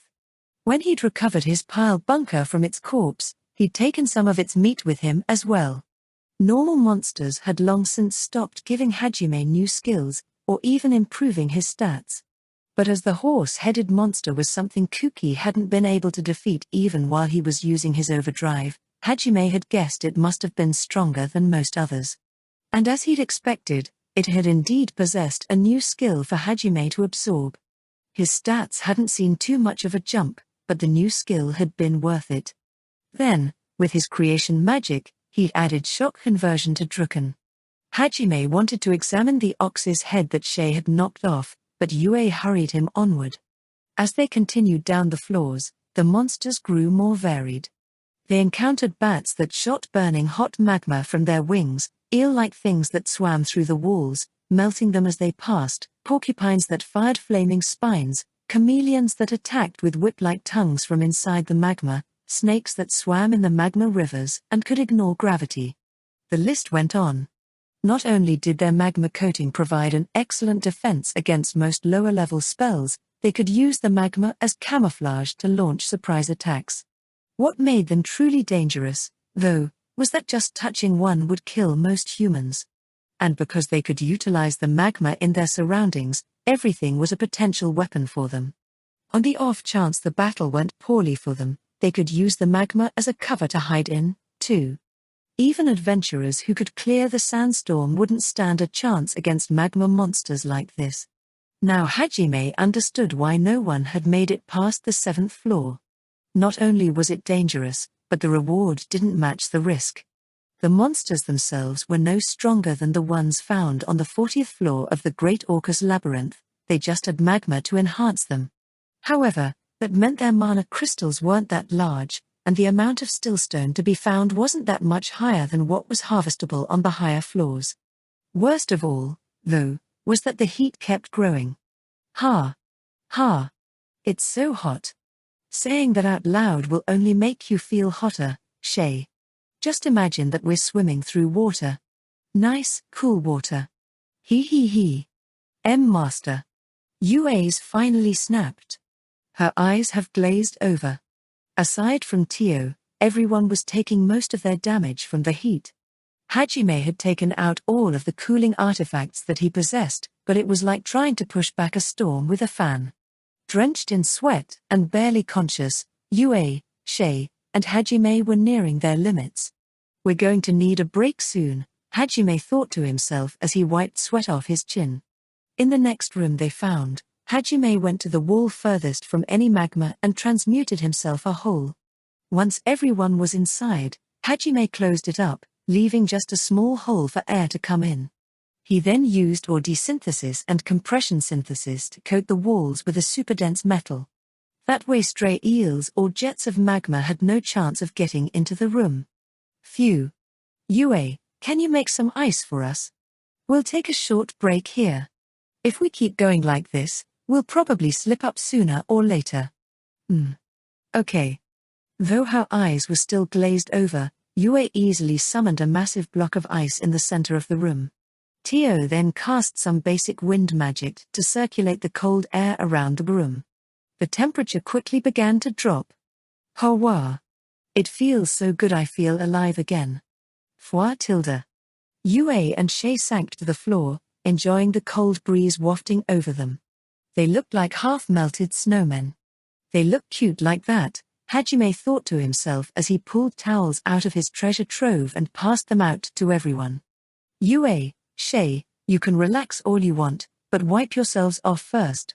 If you don't, you'll get too cold. Okay tilde. Roger tilde. Once he'd passed out the towels, Tio walked up to Hajime. You don't seem to be having that hard of a time, master. I wouldn't say that. You're probably the only one who's not affected by it at all. Man, this heat's killing me. I should have made some better cooling artifacts. If it's bad enough that even you're suffering from the heat, then it seems to me that heat is the theme this labyrinth was built around.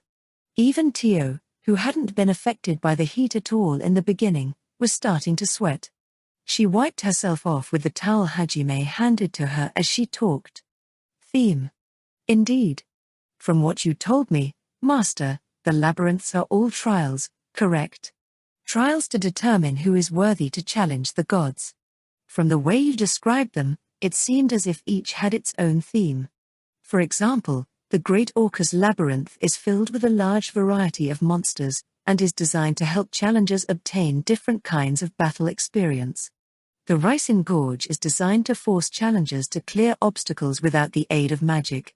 And it appears this Grand Gruen Volcano is designed to see how well challengers can keep their focus and respond to constant surprise attacks while under extreme stress. In this case, that stress is heat. I see.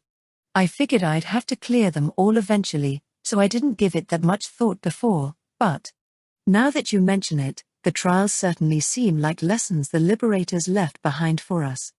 Hajime nodded in agreement. Underneath her perverted exterior, Tio was quite the scholar. On top of that, she was exceptionally beautiful, with her golden eyes and long black hair.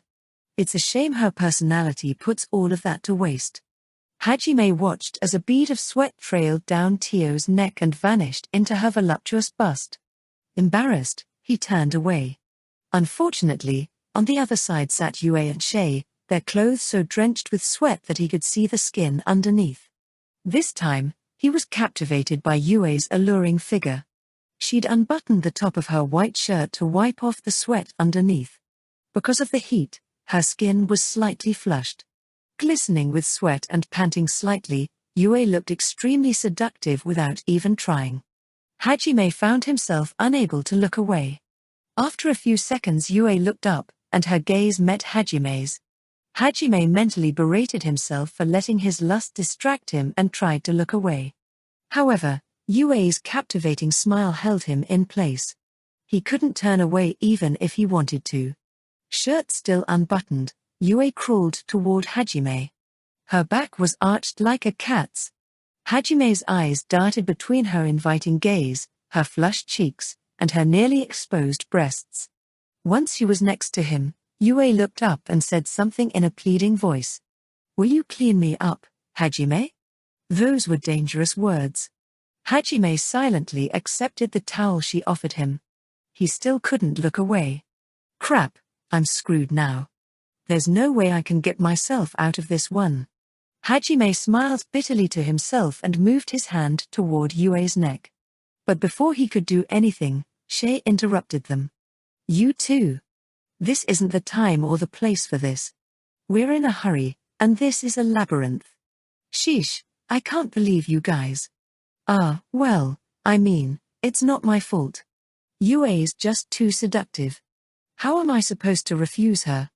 Hajime's cute when he's staring at me like that. Reflect on your actions. Also, how come you don't look at me like that, Hajime-san? I was sitting right next to Yue, all drenched in sweat too. Hick. I'm starting to lose confidence in my looks. Come on Tio-san, you say something too. Those two seem quite deeply in love with each other to me. I'm not sure there's anything to say. After all, I too wish to be berated no matter the place or time. Besides, it seems as if Master is at least a little interested in my breasts. For me, that is more than enough. Phew. As always, Tio's masochistic nature shone through. However, she had shrewdly noticed Hajime's interest in her breasts. But he didn't even glance at mine. Shay wailed, and began stripping then and there. It seemed she'd already forgotten what she'd yelled at Yue for. Wanting to join in on the fun, Tio started stripping as well. Hajime stopped them both with a rubber bullet from Donna. Thank God Kaori isn't here to see this. Shay was writhing on the ground, her breasts in plain view. Meanwhile, Tio was squirming in pleasure as Yue continued wiping herself down. Hajime guessed that the Grand Gruen Volcano was likely 50 floors deep. Coincidentally, that was about how many floors they'd gone down already. As for why he only thought it was likely despite having gone down that far, well, that was because their current situation was a little unique. It was hard to tell exactly what floor they were on. Why? Because currently Hajime and the others were riding a dark brown boat down one of the volcano's magma rivers. This must be what Indiana Jones felt like on his adventures. Hajime muttered to himself as he marveled at the absurdness of his situation. As for how they'd ended up like this, well, that had been Hajime's fault. A little while ago, they'd been progressing through the floors, harvesting stillstone wherever they found it.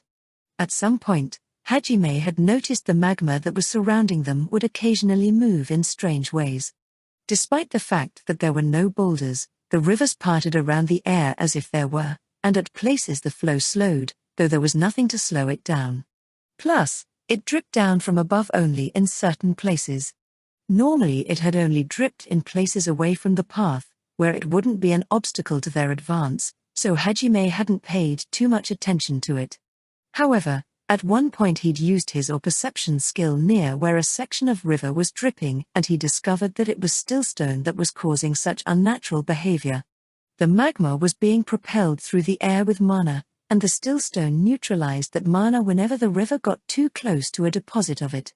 That was what was causing it to act erratically. Of course, it then stood to reason that places where the river was dripping was where there were large quantities of stillstone. Upon investigation of those locations, Hajime found out his idea was right on the money. Thanks to this new discovery, the party was able to quickly collect enough stillstone. In order to get a little more so they'd have enough to spare, Hajime and the others headed to where they assumed another deposit was. They'd seen the river giving this section of wall a wide berth, so Hajime figured it contained stillstone. He had transmuted a makeshift staircase toward that section of wall and his perception had found that there actually was a large quantity of stillstone in the wall. Hajime quickly used his desynthesis to take the stillstone out of the wall. However, the constant heat, and the routine way in which previous extractions had gone, caused him to drop his guard. He hadn't been paying attention to what was inside the wall. It was only after he'd put the harvested stillstone into his treasure trove that he realized his mistake. Without the stillstone to stop it, a huge fountain of magma burst through the wall. He'd instantly jumped out of the way, but there had been a lot of magma dammed up on the other side. More and more started bursting through the walls, flooding the area. Surrounded by magma on all sides, Hajime and the others had acted fast. Yue had erected a barrier to protect them temporarily, while Hajime fashioned a boat for them to all ride the flood in. The magma's extreme heat burned through the boat at a fast rate, but Hajime used Diamond Skin's derivative skill, Diamond Protection, to strengthen the rock. With that, the boat was able to ride the magma without melting. The flood of magma joined up with the magma river, and soon the party was taking the express route down to the volcano's center. After braving a few magma rapids, Hajime and the others arrived at the section of the river they were traversing now.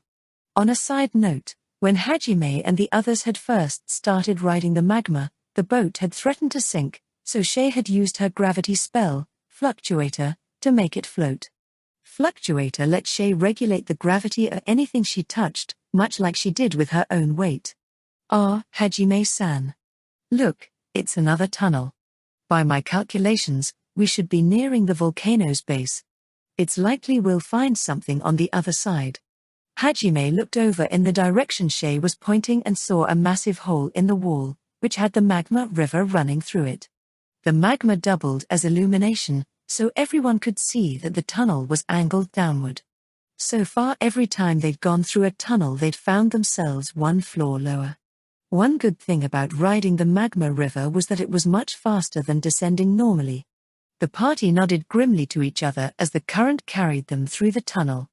On the other side they found their floating magma river snaking its way down the center of a massive cavern. The magma's flow continued to slow as they descended, until finally it stopped at a curved section, where it suddenly turned into a magma waterfall. Not this again. Everyone, hang on tight.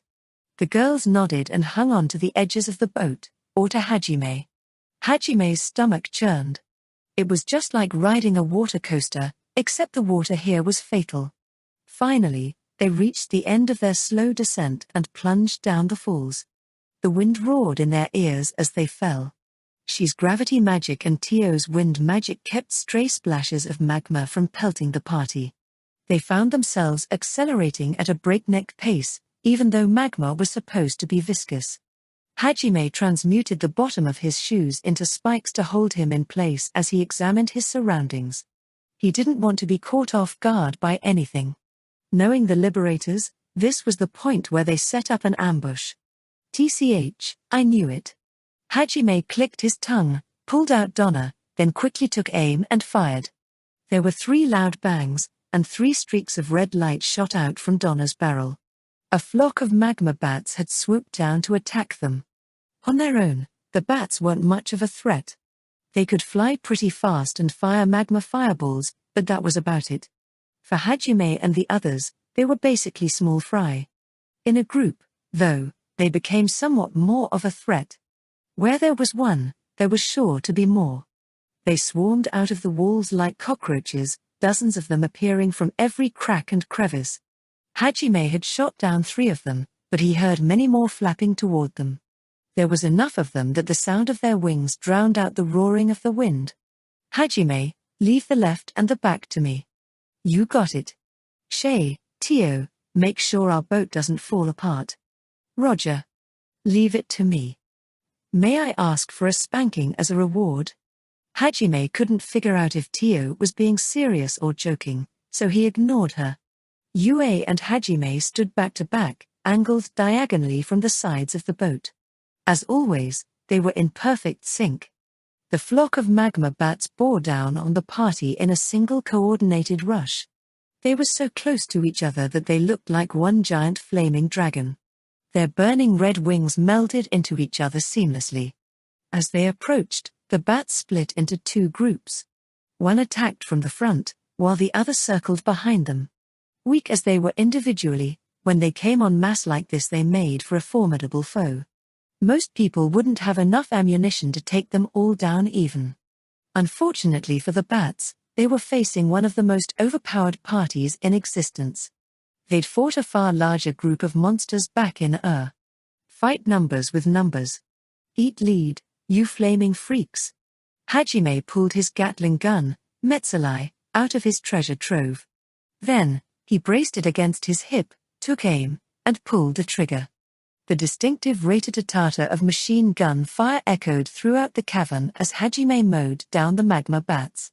The deadly hail of gunfire pierced through even the waves of monsters furthest back. Metzelai fired with such force that the wall behind the bats was riddled with holes. However, there were more magma bats than even Metzelai could handle, so Hajime pulled out Orkan with his free hand and started firing rockets into the bunched-up group of monsters as well. The rockets left a trail of sparks as they struck clumps of magma bats, blowing dozens of them into smithereens. The bats never stood a chance. A torrent of bat chunks fell to the ground. Hajime had quite literally made it rain blood. The magma bats behind him suffered a similar fate at Yue's hands. Storm Serpent. A giant green globe of wind appeared in front of Yue's outstretched hand. The globe elongated and sprouted wings, transforming into a dragon. The dragon eyed its prey for a moment before opening its maw wide and charging forward. The bats split up into smaller groups, trying to avoid the deadly storm dragon. They pelted it with fireballs as they flapped out of the way. However, Yue's dragon was composed of gravity magic. It couldn't be hurt by fire. Wind blades swirled around inside the dragon, trapped there by Yue's gravity magic. Once it had set its sights on something, it wouldn't let it escape. Like with Yue's draconic thunder and sapphire serpent, Storm Serpent exerted a gravitational field that drew enemies to it. The magma bats were sucked into the dragon, where the wind blades ripped them to shreds.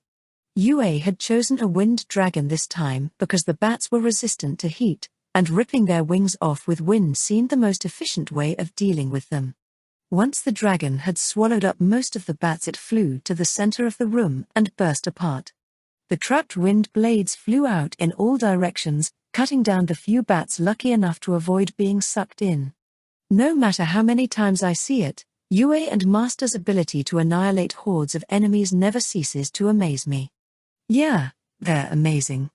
Tio and Shay exchanged a glance as they continued to steer and fortify the boat. Hajime put Metzelai and Orkan back into his treasure trove, patted Yue, who was puffing her chest out proudly, on the head, then turned to see what lay ahead of them. Meanwhile, Yue once again started keeping watch. Tio and Shay were pouting, angry that Hajime had taken yet another chance to flirt with Yue while ignoring the two of them. Feeling a little guilty, Hajime sheepishly scratched Shay's bunny ears and pinched Tio's cheek. It seemed rather odd to Hajime that such simple acts were enough to pacify the two of them. Hajime and the others had little difficulty dispatching the monsters that tried to attack them as they made their way down the magma rapids. After a few minutes, though, something changed. The magma river began angling upward instead of down. After climbing for a few dozen meters, the party could make out a light in the distance. It was the cavern's exit. Unfortunately, the river came to a dead halt right before it. Hang on, guys. Everyone once again clung to the edges of the boat. They fell down their steepest drop yet as their boat rushed toward the cavern exit. Their descent was so fast that Hajime felt weightless for a few seconds. However, he quickly reoriented himself and examined his surroundings. The room they'd found themselves in was even vaster than the floating arena they'd fought Malidi in.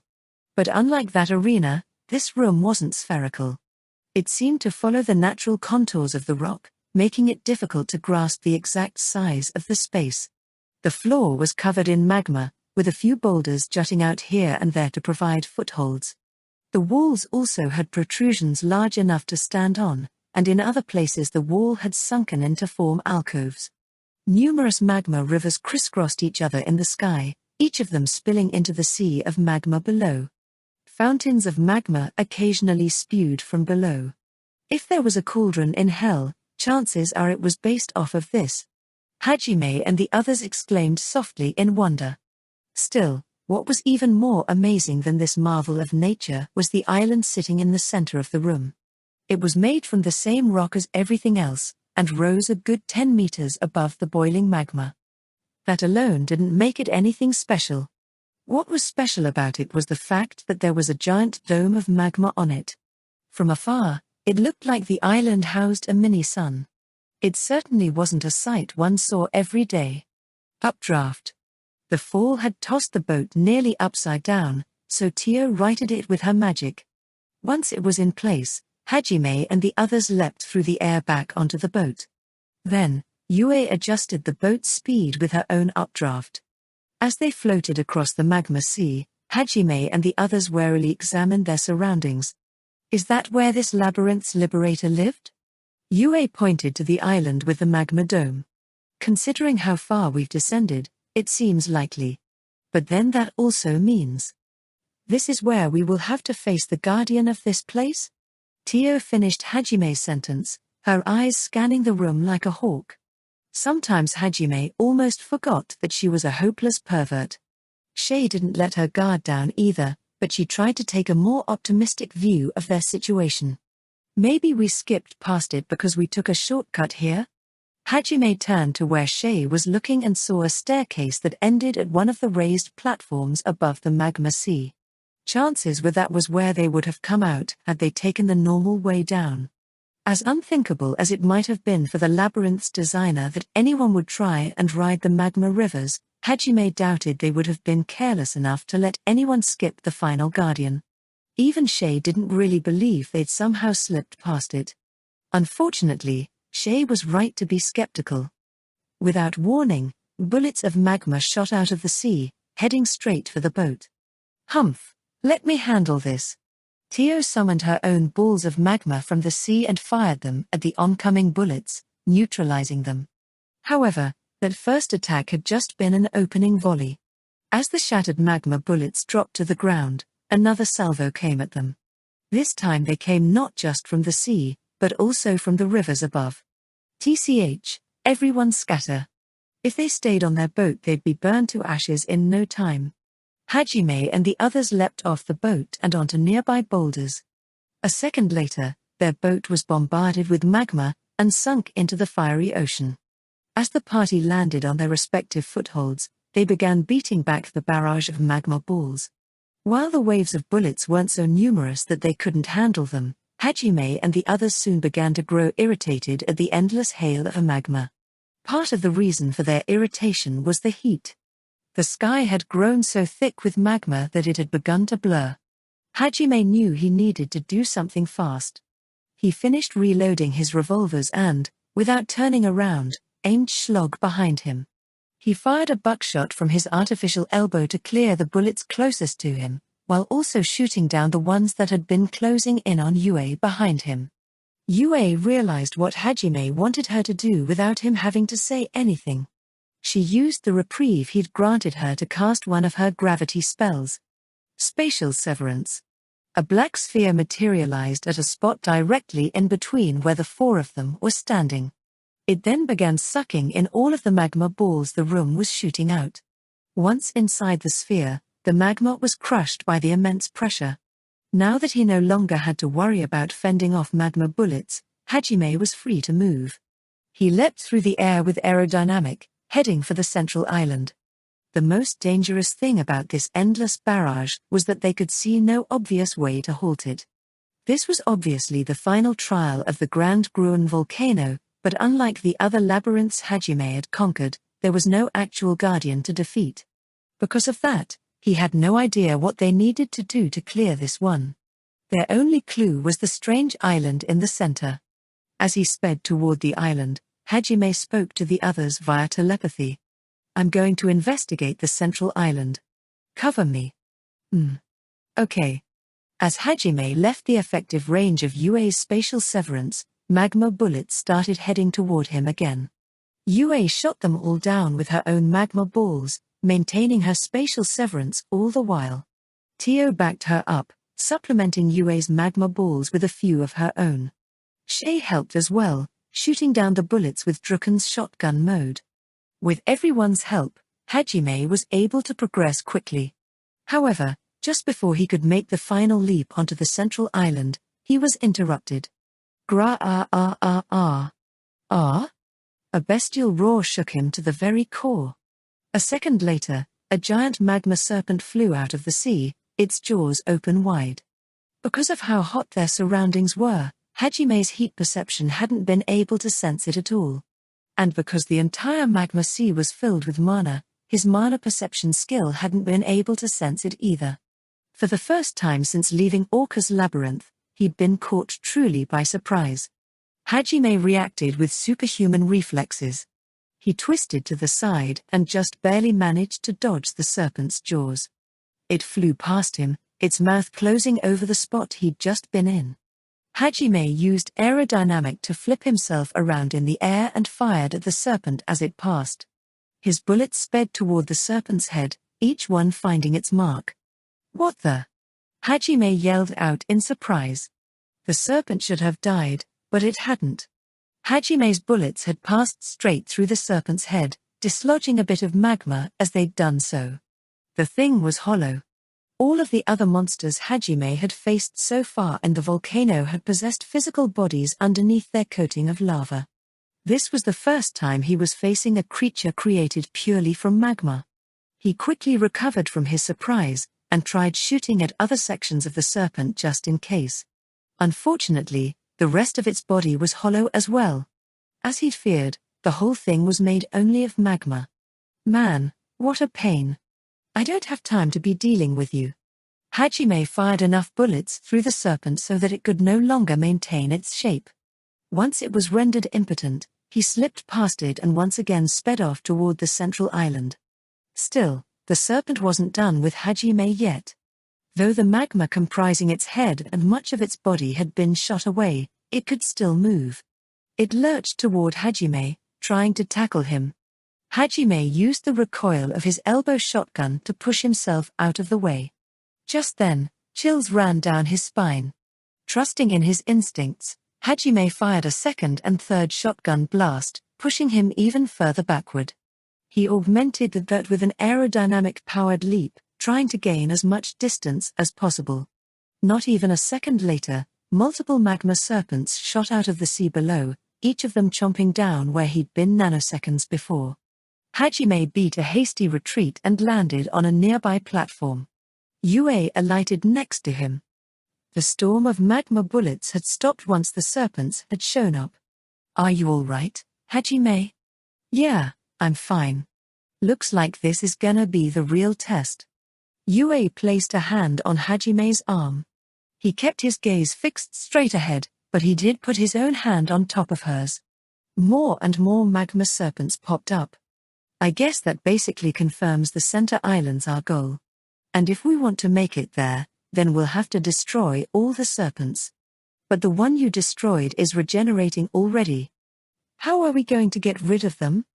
There were more than 20 of them now, and they had Hajime and the others surrounded. Just as Shay said, the first one Hajime shot holes through had already begun to regenerate. Back when they'd found the regenerating golems in the Ricin Gorge, Shay had been in a panic, but now she had enough experience to calmly think the problem through. Her rabbit ears flopped back and forth as she considered their options. Hajime smiled, proud at how far Shay had come. Then, he offered a suggestion of his own. "I think they're like that giant slime we fought. There should be a core somewhere that's controlling the magma. But because there's mana in everything, I can't use my demon eye to search for it. We'll probably have to smash everything and hope we get it." Everyone nodded at the same time the 20+ snakes attacked. The magma serpents spat out fireballs that shone as brightly as a solar flare. The fireballs closed in on them from all sides, followed closely by the serpents themselves. Any normal party would have been swallowed by the flames and burnt to a crisp. "It's been some time since I was able to go all out. Behold my power." Jet black mana swirled around Tio's outstretched hands. She compressed it into a single point and fired off a pitch-black laser. She was using her prized dragon breath. It was the very same ability that had managed to force Hajime on the defensive. The black stream cut through the fireballs and vaporized the magma serpents in front of her. She slowly turned, her breath cutting through everything like a massive black blade. Within seconds 8 serpents lay dead. Hajime and the others used the opening she'd created to escape their encirclement. They had thought that if they vaporized the serpents in their entirety, then they'd be sure to destroy the mana crystal powering them too. Sadly, things were never that easy in a labyrinth. The remaining serpents crashed into the platform the party had been standing on seconds before, pulverizing it, and sank into the sea. When they emerged once more, their depleted numbers had been replenished. "You've got to be kidding me. I saw their mana crystals shatter. Does that mean defeating them's not the goal?" Hajime tilted his head as he thought. He'd used Riftwalk to watch the moment Tio's breath ripped through the serpents in slow motion. He'd definitely seen a mana crystal inside each one, and he'd definitely seen her breath vaporize them. Shay pointed to the central island and shouted, breaking Hajime out of his musings. "Hajime-san, look at that. The boulder's glowing." "What?" Hajime turned to look and saw that part of the boulder was indeed glowing. He hadn't noticed before, but there were some strange rocks buried within the island's boulder, a few of which were now shining bright orange. Hajime used his farsight to examine the island more closely. It seemed there were more of those rocks buried at regular intervals within the boulder. They were almost the same color as the island, so it was hard to make out the ones that weren't glowing.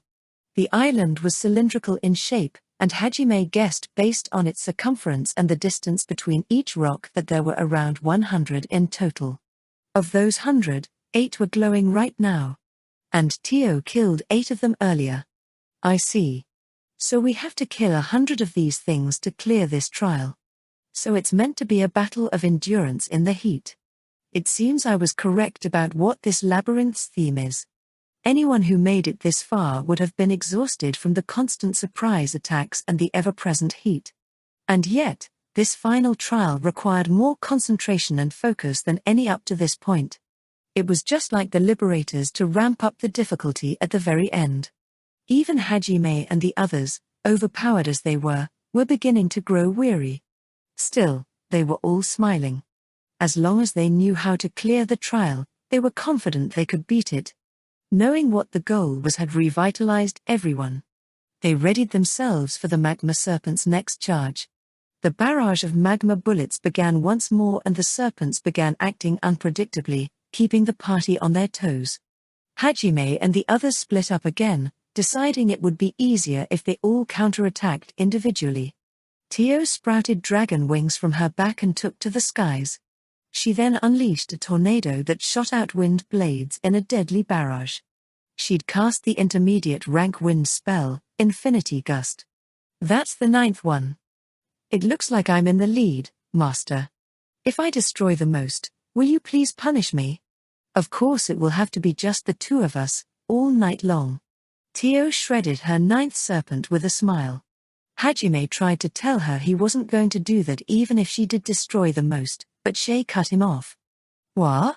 It's no fair if only you get a reward, Tio-san. Let me join the contest too.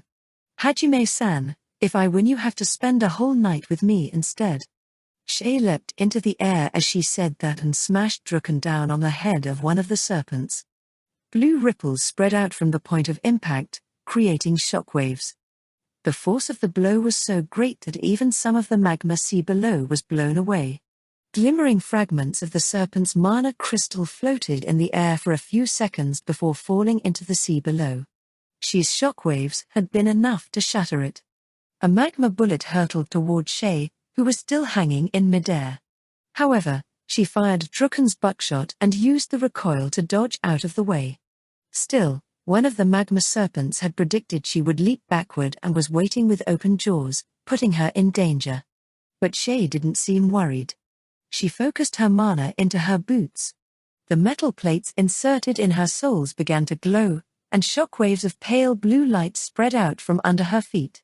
Shay leapt off the mana platform she'd created and soared through the air.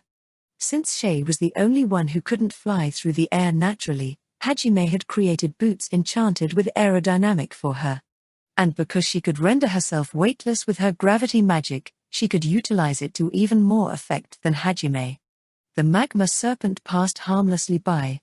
As it did so, Shay took aim with Drucken and pulled the trigger. It wasn't her usual buckshot that came out, but instead a high-caliber shotgun slug. It wasn't just any shotgun slug, either. Hajime had crafted it out of a special material and enchanted it with shock conversion. It unleashed powerful shockwaves on impact.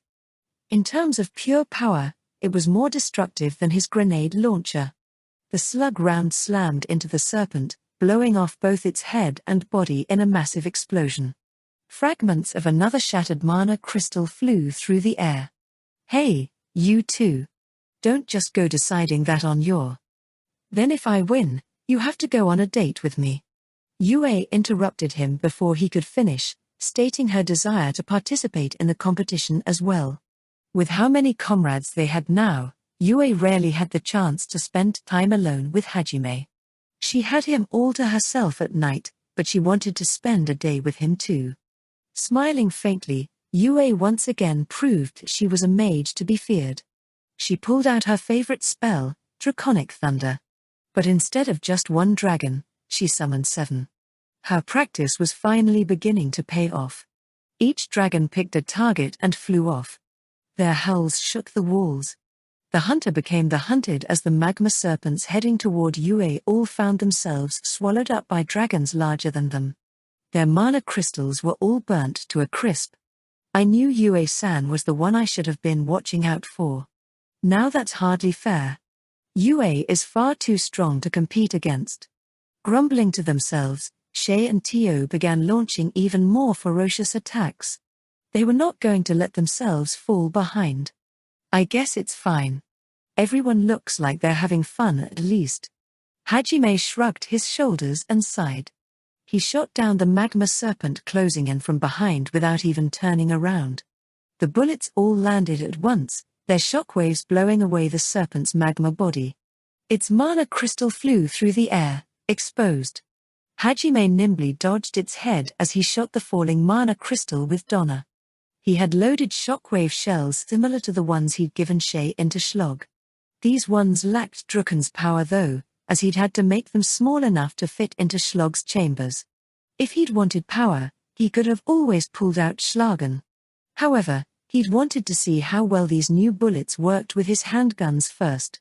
His revolvers didn't have enough force to blow away the serpent's magma body and destroy their mana crystal at the same time, so he'd adopted a 2-shot strategy. He used Schlog to get rid of the magma, then he sniped the mana crystal with Donna. Schlagen would have been able to pierce both the magma coating and the mana crystal in one shot, but it had too much piercing power, which made it hard to do pinpoint shots. Hajime flipped through the air, dodging 2 more magma serpents that tried to attack him. Then, he took aim with Schlog while upside down, and fired. There was only a single bang, but Hajime had fired 4 times.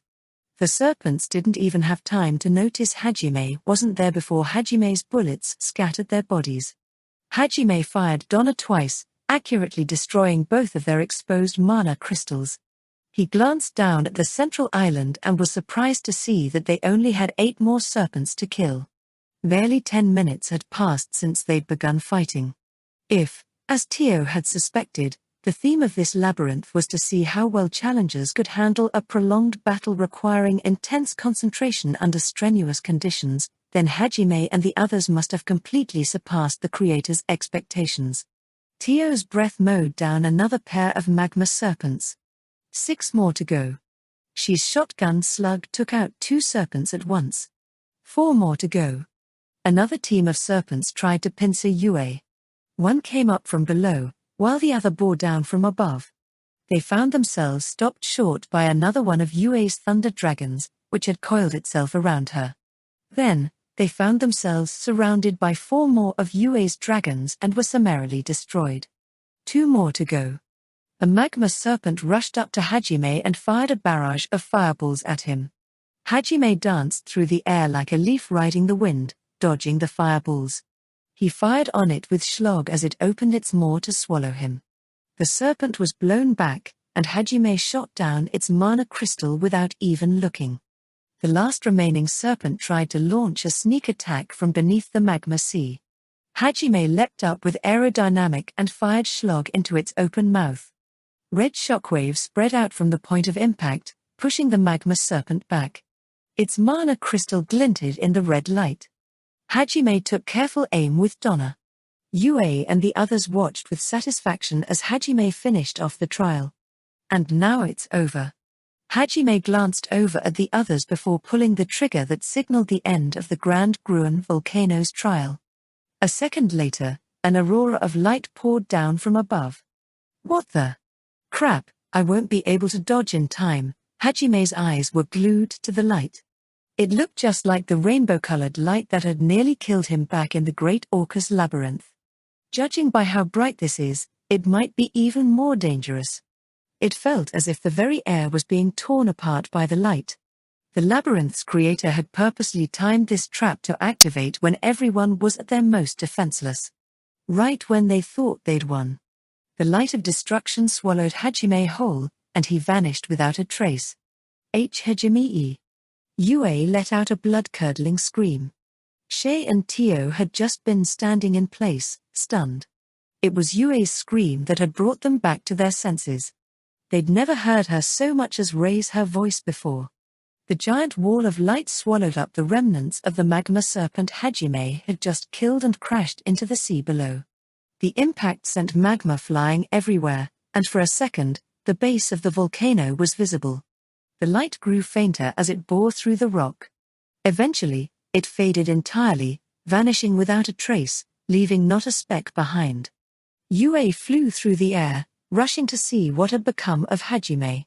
As the light faded, she saw him, still floating in the air. His clothes were a tattered mess.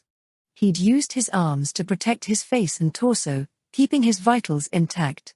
However, he no longer had the strength to remain airborne, so he plummeted toward the magma. Updraft. Yue used her magic to keep his limp frame afloat. From the looks of it, he'd lost consciousness. Once she got close, she grabbed him and carried him over to a nearby platform. Hajime. Hajime. Shay and Tio had never seen her so panicked. Yue fumbled through her pockets and pulled out a vial of ambrosia that she quickly fed to Hajime. He was in pretty bad shape. So much of his right arm had been burned off that bone was showing. Plus, his artificial left arm had melted together. His eye patch had been ripped off, and the right side of his face was bleeding profusely.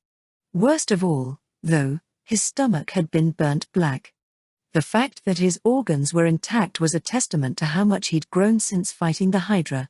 In the moment he'd had before the Aurora struck, Hajime had twisted his body away from it while simultaneously activating Diamond Skin's derivative skills, focused hardening and diamond protection. Thanks to that he'd been able to protect his head with his hardened left arm, while at the same time he saved his lungs and heart with his right. His stomach had been protected with monster leather that he'd enchanted with diamond protection. Most importantly, his ridiculously high magic defense stat kept the Aurora from melting right through him. His wounds were certainly terrible, but not fatal. It's taking too long to heal. Yue's impatience showed on her face. The ambrosia was barely healing Hajime. Back when they'd been fighting the Hydra, Hajime had been demolished by this same light when he was protecting Yue. She'd sworn to herself on that day that she'd never let something that terrible happen to Hajime ever again. And yet, it had happened again. This was the exact same situation. Her mouth twisted in grief, her frustration at being unable to save Hajime spilling over into her expression. Unfortunately, their enemy wasn't going to give her time to grieve. Fool. Above you. Ah. Oh no. Just as Tio shouted out her warning, countless beams of light rained down on Yue. They were all miniaturized versions of the first blast that had hit Hajime. Most of them had hardly a tenth of the strength the first one had, but even that was enough to kill most people. Yue had been too caught up in feeding Hajime ambrosia to notice the attack. It was only when Tio screamed out her warning that she looked up. There wasn't any time to cast a spell, as the light would have hit her far too quickly. If only I had 3. No, 1 more second. Yue desperately tried to cast a defensive spell anyway. I won't let you. Cloudburst. Fortunately, Tio managed to buy the time Yue needed. Cloudburst was an intermediate rank wind spell. It created a compressed wall of air, which Tio used to hold back the deadly light. The wall of wind bent inward as the light hit it. Normally, it would rebound whatever attack struck it, but when faced against an attack this powerful, it was all Tio could do to keep the wall from shattering. Even then, she could only hold the wall for a few seconds. Still, few seconds was more than enough. Hallowed Ground. Yue cast the strongest barrier spell she knew. If she'd had the time she would have used Spatial Severance instead, but forming the image she needed for gravity magic still took her longer than all the other elements. Practice had shortened that time, but casting hallowed ground was still faster. That was why it was the best option for Yue. A bright barrier of light appeared in front of her outstretched hands. It spread out into a dome, protecting Yue and Hajime. A split second later, Tio's cloudburst shattered, unable to hold back the barrage of mini auroras. Their fury unabated, the beams of light slammed into Yue's barrier. Thud. Thud. Thud. Thud. A hailstorm of light pounded against Yue's hallowed ground, making it crack. Gua-ah. Realizing the barrier wouldn't last at this rate, Yue transformed it from a dome into a shield that only covered the area above them. The less area her barrier had to cover, the stronger it would be. No longer protected by Yue's shield, the ground around them was pelted by rainbow-colored light. The auroras destroyed all of the boulder they were on except for the spot where Hajime and Yue stayed. The light attacks seemed to be focused on Hajime. A few beams fell toward Shay and Tio as well, but only enough to keep them busy while the bulk attacked Hajime and Yue. That being said, it took a lot to keep Shay and Tio busy. Being able to keep Tio, Shay, and Yue on the defensive simultaneously was no small feat. Hajime-san. Hajime-san. Calm yourself, Shay. If you leave my barrier, then you'll just end up killing yourself. But Hajime-san's in trouble. Tio tried to hold Shay back while simultaneously maintaining her cloudburst so that they wouldn't be drowned in deadly rainbow light. Tio was just as worried about Hajime as Shay was. She understood her feelings of wanting to run over and help him, but she also knew that jumping out in the middle of a barrage of light powerful enough to nearly kill even Hajime wouldn't do anyone any good. Tio grabbed Shay by the collar and pulled her back to the safety of her cloudburst barrier. Time slowed to a crawl. Tio couldn't tell if 10 seconds had passed, or a minute. After what seemed like an eternity, the barrage finally abated. Most of the boulders had been pulverized, and white smoke rose from the few that hadn't. Yue and Tio were both panting heavily, their mana nearly spent. They used the respite they'd been given to drain their magic accessories reserves. As they were recovering, a man's voice spoke to them from above. He sounded almost impressed. Your strength is certainly formidable. Ambushing you here was the right choice. You four are too dangerous to let live. Especially that man over there. The three girls looked up at the ceiling. Their eyes opened wide in surprise. A massive number of dragons filled the sky. One of them was far larger than the others, and was pure white from snout to tail. Riding atop it was a red-haired, dark-skinned, pointy-eared demon. To think he could survive even a direct hit from my Oanos breath. Plus, those strange weapons of his that were mentioned in the report are even stronger than I imagined. You girls as well. It's amazing you were able to withstand a concentrated barrage from 50 ash dragons. Who on earth are you people? How many ancient spells have you already acquired? His eyes glowed golden, like Tio's. He met the girl's gaze and glared pointedly at them.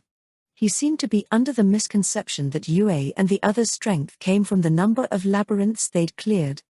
How about you tell us your name first before asking questions? Or do all demons have no manners? The person who replied was Hajime. The demon furrowed his eyebrows. Before he could answer, though, Yue shouted. Hajime. Hajime-san. You're alive, master. Hajime had managed to prop himself up, but it looked like he was ready to collapse at any second. Yue rushed to help him. Tio and Shay leapt over to what remained of the crumbling platform to get a closer look at his condition too. Hajime smiled to reassure everyone and rose to his feet. He was in no condition to fight, though. The effort it took to stand had left him sweating. But even so, he looked at the demon in the eye and smiled fearlessly. I have no reason to give my name to those who are about to die. I know what you mean. I just figured I'd play out the cliché. To be honest, I don't care who you are. By the way, how's your friend doing? I did him a favor if you ask me.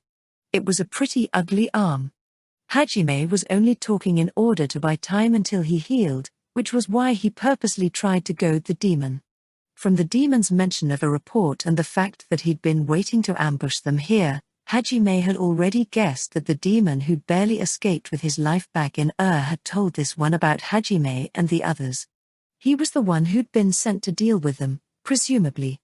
The demon's eyebrows twitched, and he growled in a low tone. "I've changed my mind. Carve this name into your memories, scum. I am Freed Bagua, a faithful apostle of God, sworn to bring divine judgment to the heretics." An apostle of God, huh? Someone sure thinks highly of themselves. What, you think knowing some magic from the age of the gods makes you good enough to be their apostle? That magic doesn't let you control monsters, does it? There aren't enough monsters in the world that can shoot out those auroras. It must let you create them somehow. If you could create an unbeatable army with that, then maybe you'd be qualified to call yourself their apostle. You're a sharp one. That's right, it was when I obtained the ancient magic that God spoke to me. They told me I was their apostle. It was then that I decided to devote my all to them and work to see their wish granted. I denounce you, who dares to stand in my Lord's way. He reminds me of that Pope, Ishtar. Only a fanatic would denounce us for a reason like that. Hajime's smile didn't waver. The ambrosia was still working slowly, but Hajime augmented it with one of mana conversion's derivative skills, healing conversion. Thanks to that, he'd at least stopped the bleeding. His left arm was useless for now, but though his right arm had been burned to the bone, it hadn't broken. He could use it if he really had to. I can still fight. Stole the words right from my mouth. Anyone who stands in my way is an enemy. And I kill all of my enemies. Gritting his teeth against the pain, Hajime swung Donna up and fired at Freed. His arm screamed in pain at the recoil, but he ignored it, focusing his energy only on killing the enemy before him. He activated Riftwalk as well, and sent out his cross bits. Yue, Tio, and Shay all attacked at the same time as him. Yue sent out her draconic thunder, while Tio fired her breath and Shay shot another one of her shotgun slugs. A number of the things Freed had called ash dragons flew in front of him and created multiple layers of triangular, dark red barriers to defend against the attack. The barriers shattered one after another in the face of Hajime and the other's powerful barrage, but more ash dragons flew in and supplemented the defense with their own barriers. With so many shields to break through, even their best attacks began to peter out. Hajime noticed that there were turtle-shaped monsters riding atop the ash dragons. Their shells were glowing dark red, which led Hajime to assume they were the ones casting the barriers. "Did you think I only brought dragons with me? You won't be able to break my defenses that easily. Now let me show you the other power I've obtained. This is the true might of magic from the age of the gods." Freed began chanting a spell, falling into an almost trance-like state. If it's something he just recently got, that means it's probably whatever magic you get for clearing the Grand Gruen Volcano. Hajime and the others knew firsthand just how dangerous magic from the age of the gods was. They focused their attacks, determined to stop Freed before he could finish chanting. But every time they destroyed a barrier, a new turtle appeared to craft one in its place. Normally, Hajime would have charged forward to attack Freed directly, but he still wasn't fully recovered, so he limited himself to ranged attacks. He ground his teeth, frustrated that he couldn't do more. He holstered Donna and pulled out Orkan instead. Then, he unleashed all 4 of its rockets, but all they managed to do was kill a few of the dragons. None of the explosions reached Freed. His cross bits were too weak to even penetrate the barriers. Before he could set up any other attacks, Freed finished chanting his spell. Their time was up. Cosmic Rift. Behind you, Hajime-san. Freed and the white dragon he was riding on disappeared. Specifically, they vanished inside a veil of blinding light that had appeared. Hajime whirled around, reacting to Shi's warning. Directly in front of him was the white dragon, its gaping jaws inches from his face. Freed was glaring coldly down at him from atop it. There was a massive amount of heat and mana radiating from the dragon's mouth. Hajime instantly held Orkan in front of him, shielding himself from the point-blank Aurora blast. Gwa-ah-ah. The force of the light sent Hajime flying backward. Injured as he was, his body wouldn't be able to take much more of this. He screamed in pain as the Aurora's shockwaves buffeted him. Hajime. Yue and the others tried to attack the white dragon, hoping to distract it from Hajime. But before they could, the ash dragons up above fired a barrage of light at them, forcing them to defend. Though he hadn't taken a direct hit, the force of the blast had reopened Hajime's wounds. Blood soaked the ground beneath his feet. Fuck, that hurts. At this rate we're done for. Hajime came to a decision. There was no point in holding anything back since things were this bad. It was time to use Limit Break. Dark red mana swirled around Hajime's body and he could feel his strength multiply exponentially. Ra-ah-ah. Hajime wrenched Orkan upward, deflecting the Aurora burst toward the ceiling. He was unable to deflect it although, and a few traces of the Aurora slammed into him, gouging into his wounds. The white dragon followed up with a barrage of mini Aurora balls. Its attack patterns were almost identical to the Hydra's. But the dragon's Aurora was more powerful than the Hydra's had been, which meant its mini Auroras would be as well. Hajime couldn't afford to take any more hits. Cross bits. Hajime's concentration was so intense that the world around him passed by in slow motion. He weaved through the Aurora balls with expert precision, sometimes dodging them by only a hair's breadth. He felt some of them scrape past his clothes, but he didn't let himself get distracted for even a moment. He knew he needed to stay focused if he wanted any hope of mounting a counterattack.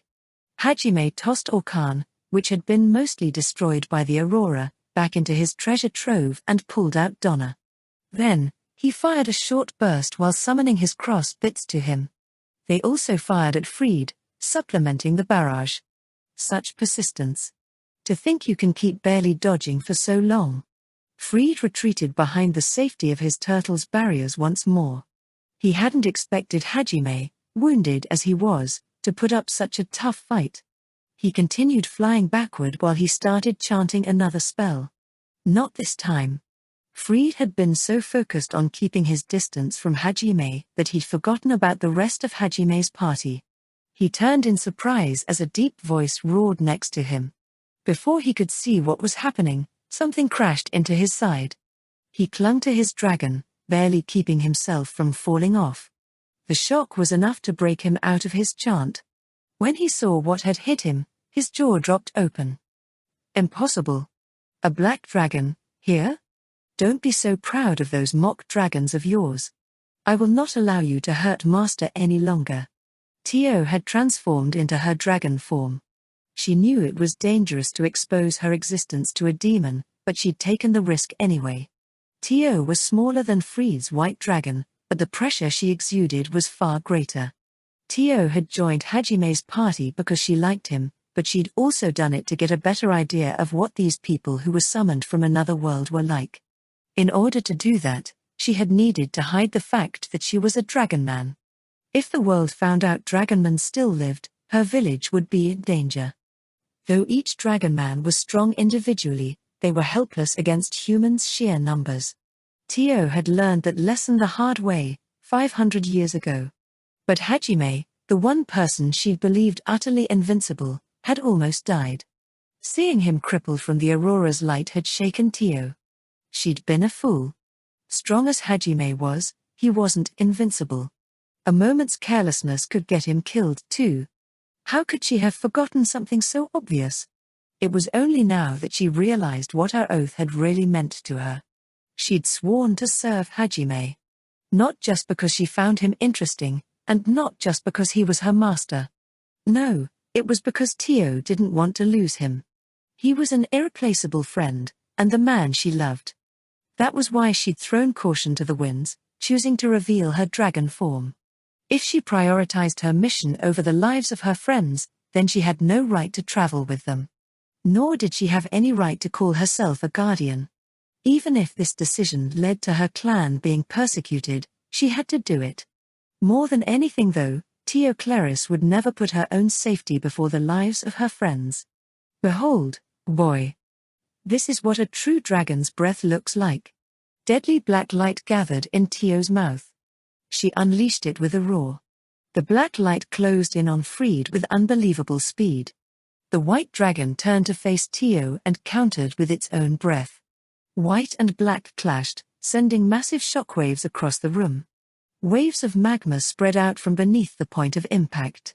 At first the two beams of light seemed evenly matched, but eventually Tio started pushing the white dragons back. Gah, to think I would run into the remnants of the Dragon Man clan here. It seems I have no choice. It's somewhat dangerous, but I'll have to blow this entire. You won't be doing anything. Ah? Fried was genuinely surprised that Tio was a dragon. That hadn't been mentioned in his reports. He began chanting a new spell, hoping to create an opportunity to retreat, but was stopped once more. He felt something hit his back, and stumbled forward. He turned around to see Hajime, who was bleeding from multiple wounds, leveling Donna at him. In a short few seconds, Hajime had gotten behind him. Hajime fired another 6 rounds. They all landed at once, each with pinpoint accuracy. The turtles surrounding Fried put up a barrier, but it was no match for 6 bullets fired at point-blank range. The barrier shattered, leaving him defenseless. Hajime leapt forward, closing the distance between the two of them. He wreathed Donna with a gale claw and swiped at Fried. Gwaa? Fried stumbled backward, narrowly avoiding being cut in half. Hajime's claw still gouged deep into his chest though, leaving him severely injured. Hajime didn't let up his attack, and followed up with a shock conversion enhanced roundhouse kick. Gah! Fried blocked it with his left arm, but he wasn't able to kill the force of the attack. Hajime's kick shattered Fried's arm, damaged his internal organs, and sent him flying off his dragon. Distracted by what was happening to its master, the white dragon let up its aurora attack. That allowed Tio's breath to punch through. It slammed into the dragon a second after Hajime jumped off its back, sending it flying. Gra-ah-ah-ah. Though it had been injured heavily, the dragon managed to straighten itself and fly up toward the ceiling. Fried was waiting there for it, riding one of his ash dragons. Once the two were level with each other, Fried hopped off the ash dragon and onto the white one. Hajime tried to chase after him with aerodynamic, but NGH? Gah! The red mana swirling around him vanished, and he coughed up blood. His limit break was up. His injuries had made it last shorter than usual, and there was also more recoil as well. Unable to keep his aerodynamic going, Hajime plummeted toward the magma sea below. Master, get a hold of yourself. Gah Tio. Tio soared down and caught Hajime on her back. Hajime was barely conscious, but he managed to struggle to his knees. His eyes still burning with determination, he glared up at Fried. The ash dragons that had been attacking Yue and Shay clumped around him. Hajime. Hajime-san. Free from the barrage, they rushed over toward Hajime. Tio landed on a nearby platform and let Hajime down. Considering the state he was in, she couldn't fight with him on her back. He'd likely fall. Shay and Yue arrived at the platform Tio had landed on and helped him stand. Your combat prowess truly is impressive. And the women you have with you are quite strong themselves. The dragonman should have died out, and yet one travels with you. Furthermore, you have a mage who can cast spells without incantations and a rabbitman that has some strange precognitive powers. I didn't think anything could press me this hard now that I have ancient magic at my disposal. Had my surprise attack not succeeded, I likely wouldn't have stood a chance. Fried spoke quietly, but there was a fire in his eyes. His breathing was ragged, and he covered his wounded chest with his good hand. You say that like you've already won. I'm nowhere near done yet. Hajime frowned and glared at Fried. Though he could barely stand, his bloodlust remained undiminished. So it seems. No matter how badly I injure you, your determination doesn't waver. What's truly frightening about you isn't your physical strength, but the inexorable persistence you show in killing your enemies. No, perhaps it would be more apt to call it your will to survive. Fried looked down for a moment, steeled himself, then turned back to Hajime. I didn't want to have to use this. But if that's what it takes to get rid of someone as dangerous as you, it's a price I'm willing to pay. What are you going on about? Fried didn't respond. Instead, he whispered something to the bird-shaped monster sitting on his shoulder. A series of loud noises followed. Dun dun dun dun dun. Thud. Crash. The entire volcano shook, and the magma sea began to seethe. Whoa. Kya? Nuo? The impact knocked all four of them off balance, and they struggled to regain their footing. The rumbling increased, rising to an earthquake of at least 7 in magnitude. Pillars of magma rose up from the sea. Hajime-san, the magma's rising. Hajime looked down. The magma was indeed rising, and the amount of rock left for them to stand on was rapidly shrinking. What did you do? Hajime yelled at Fried. It was obvious he was behind this. Fried flew over to the center of the room, directly above the main island. I just destroyed the keystone. The keystone? Didn't you ever find it strange, looking at all this magma? The Grand Gruen Volcano is clearly an active one. And yet, it's never erupted. That can only mean something in the volcano is controlling the magma's flow. And that was the keystone. Wait, don't tell me. It is as you suspect. Now that I've destroyed the keystone, the labyrinth will be submerged in magma. It's a shame I cannot share this ancient magic with my comrades. But this is the only way to destroy you. Sink into the depths along with this labyrinth. Fried held up the pendant hanging from his neck and glared coldly down at Hajime. Cracks started appearing all along the ceiling of the room. It opened up near the center, revealing a circular passage heading straight to the summit. That pendant was probably what he got for clearing the labyrinth. And that's the shortcut back out. Fried looked at Hajime one last time before turning his dragon around and flying through the opening. The sea of magma had turned into a raging whirlpool, and magma pillars erupted from the center one after another. Magma started pouring down on the boulder they were standing on. It was as if they were watching the world end. Hajime closed his eyes and considered his options. After a few seconds he came to a decision and struggled to his feet. Though Fried had gone up, he'd left behind his ash dragons. They once again started bombarding Hajime and the others with aurora balls. He wasn't taking any chances. Yue cast spatial severance to keep the aurora balls at bay, while Tio prepared to fire another breath attack at them. Hajime grabbed his treasure trove and tapped Tio's cheek to get her attention. Tio, listen to me. Take this and escape through that passage in the ceiling. Her expression went from confused to hurt as she realized what Hajime was saying. She growled at Hajime in a voice full of rage. She would not abandon her comrades and escape alone. Master, are you saying I alone am not worthy to fight with you until the end? Are you truly asking me to abandon you all?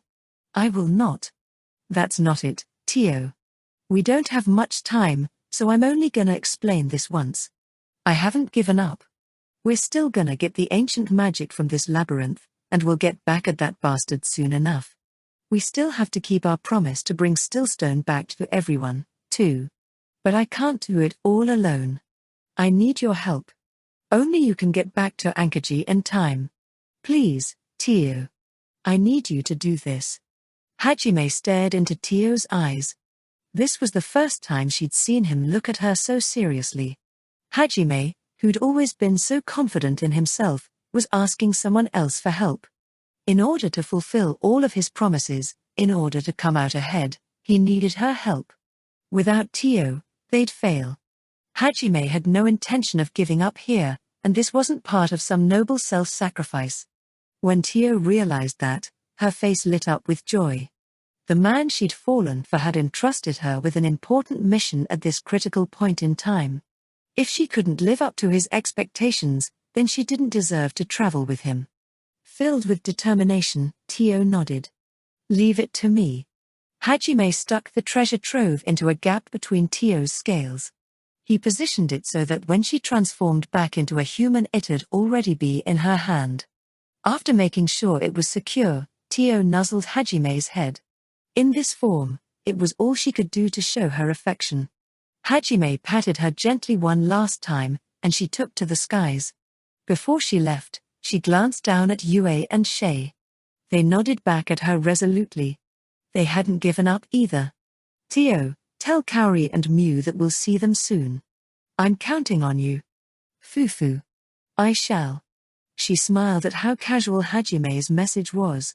A second later, she wrapped herself in a gust of wind and shot up toward the ceiling. The ash dragons focused their fire on her, but she avoided the aurora balls with a barrel roll and slipped past them. Realizing how dangerous it would be to let her escape, the ash dragons turned to chase her. Tio deflected the next barrage with her breath, but the continuous bombardment made it difficult to keep all the balls at bay. Before their attacks could overwhelm her though, a good chunk of them were wiped out by a beam of their own light. Yue had sent a powered-up version of their attacks back at them by using the light she'd absorbed into spatial severance. Shay followed up by a wave of shotgun slugs. Their shockwaves blew apart quite a few of them as well. The passage freed and the white dragon had left through began to close. Realizing she didn't have much time left, Tio shot forward, focusing only on speed. Now that she was no longer holding the ash dragons back, some of their aurora balls started hitting her. Humph, this is nothing. In fact, it feels good. Bring it on. Tio sped up even more, the aurora balls giving her a boost. She was using one of Draconfication's derivative skills, pain conversion. It transformed the damage she took into a boost to her stats. She'd learned it back when she'd first met Hajime, and it was the first derivative skill she'd acquired in centuries. She really had opened the door to a world of new possibilities when Hajime had beaten her senseless. Even the ash dragons were astonished by her speed. Tio broke through the storm of aurora balls and shot through the opening just before it closed. Above her, she could see a faint light. That was the surface. There were a number of doors she'd have to pass through first, and they were all closing. Tio poured all of her remaining mana into the wind that was pushing her forward, leaving only enough to maintain her draconification. She flew faster than the raging wind, faster than she had ever before. She blew past one door, then another, then another. There was just one door left between her and the summit. She blasted forward, surrounded by a storm of jet-black wind. A wall of rainbow-colored light rained down on her from overhead. It seemed Freed had noticed she was trying to escape and had launched one last attack to slow her down. The door was already mostly closed.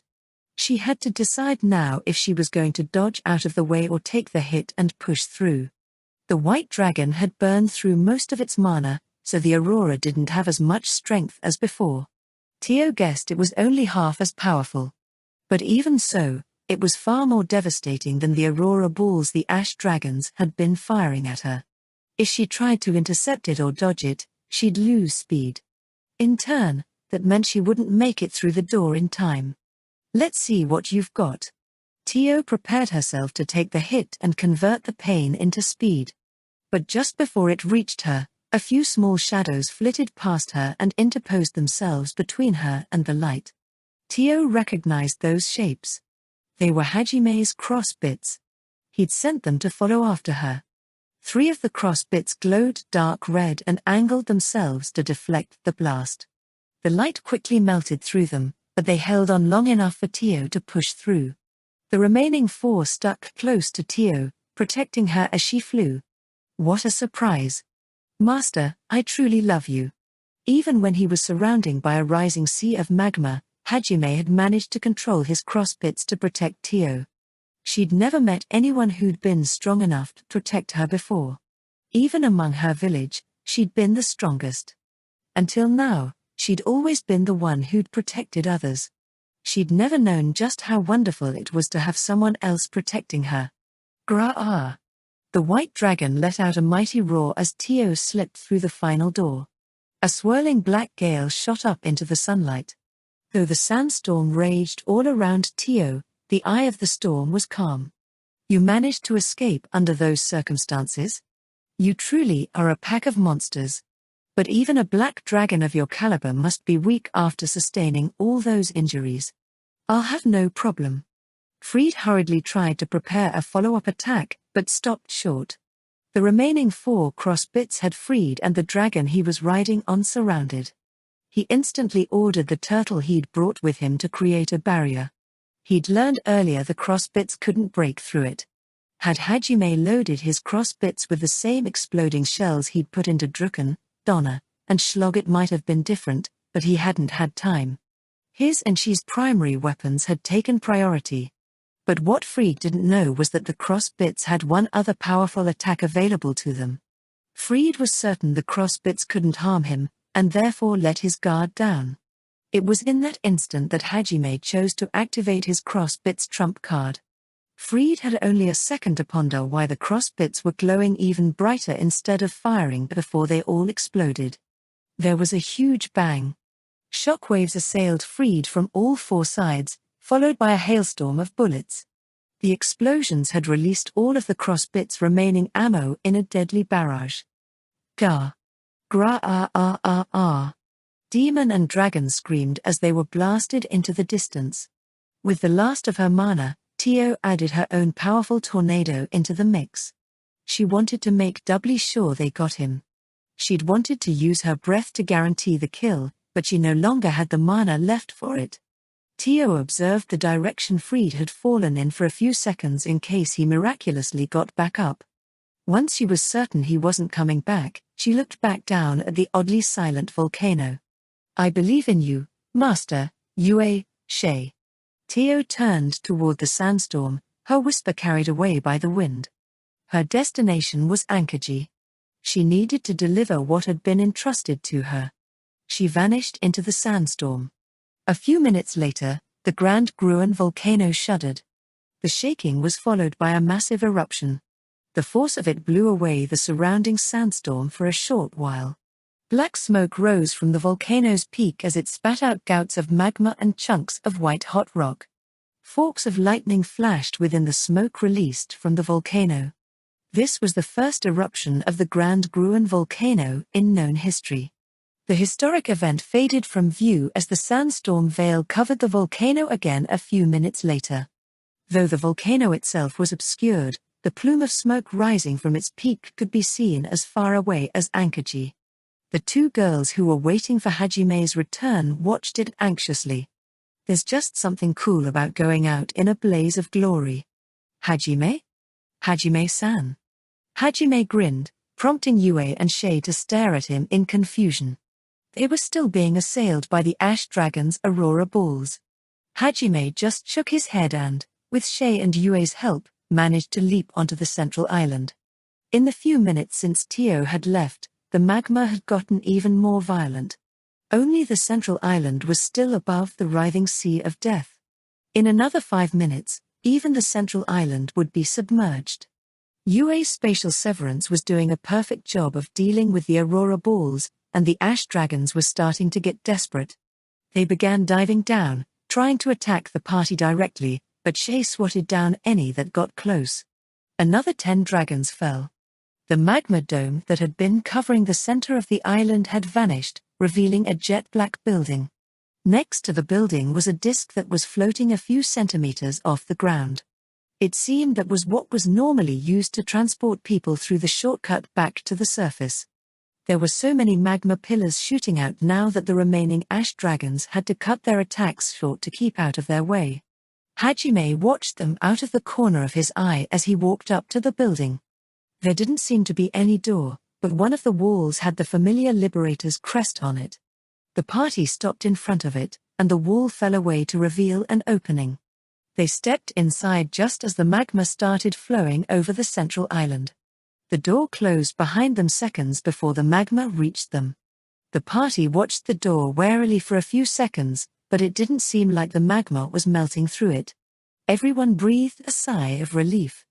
Hajime had guessed that if they'd built their house in a place like this, they'd have made it impervious to magma in case something happened to the volcano. It had still been just a guess though, so Hajime was relieved to discover the building really was magma-resistant. Looks like we can rest for a bit now. I can't believe this room even dampens the shaking. Hajime, there.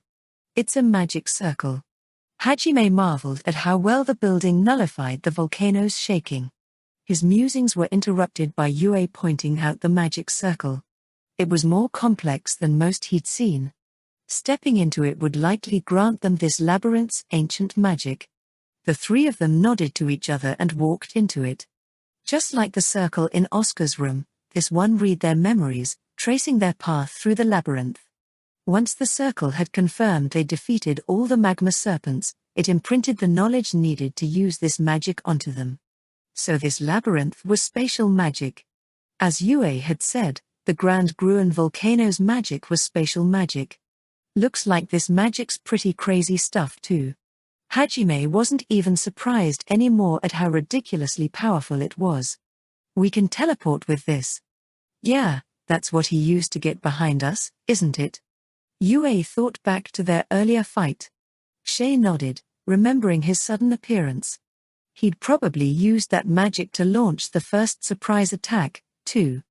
Hajime would need to test it some more before he could be certain whether it actually allowed teleportation or just the warping of space.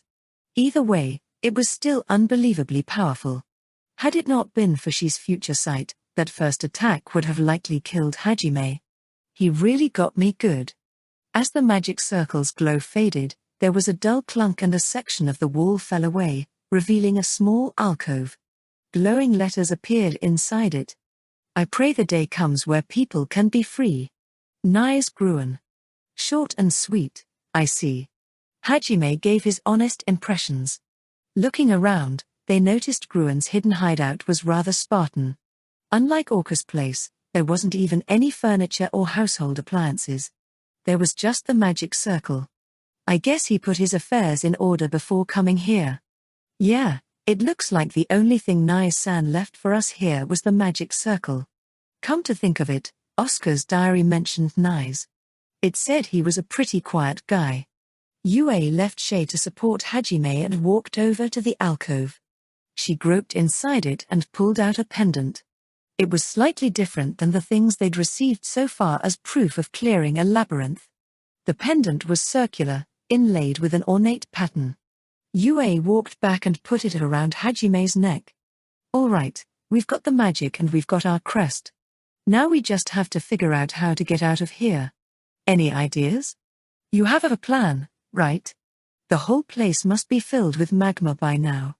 Both Yue and Shay were confident Hajime could get them out of this mess. Happy that they trusted him so much, he began to outline his plan. We're going to swim through the magma.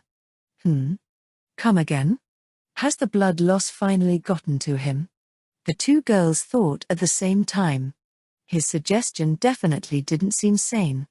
Hold on, I'm not crazy, I swear. I'll explain it all, so don't give me that look. Okay, so the truth is, I left a submarine outside. I figured it made sense to make one since Melazine comes next. I wasn't sure if it had survived the magma, but since our strengthened boat could, I'm sure it'll work. Glad I tried that out. When exactly did you have time to? Shay stared at Hajime in shock. Even Yue widened her eyes a little in surprise.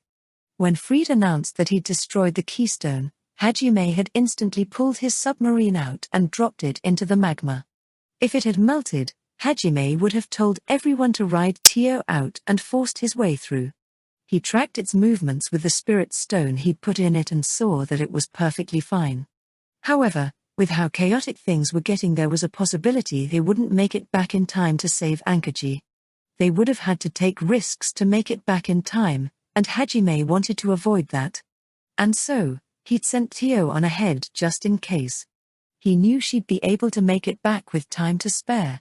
As for the route we're going to take, we have the shortcut Fried took. Yue, I'm going to need you to make a barrier to hold back the magma until we're in the sub.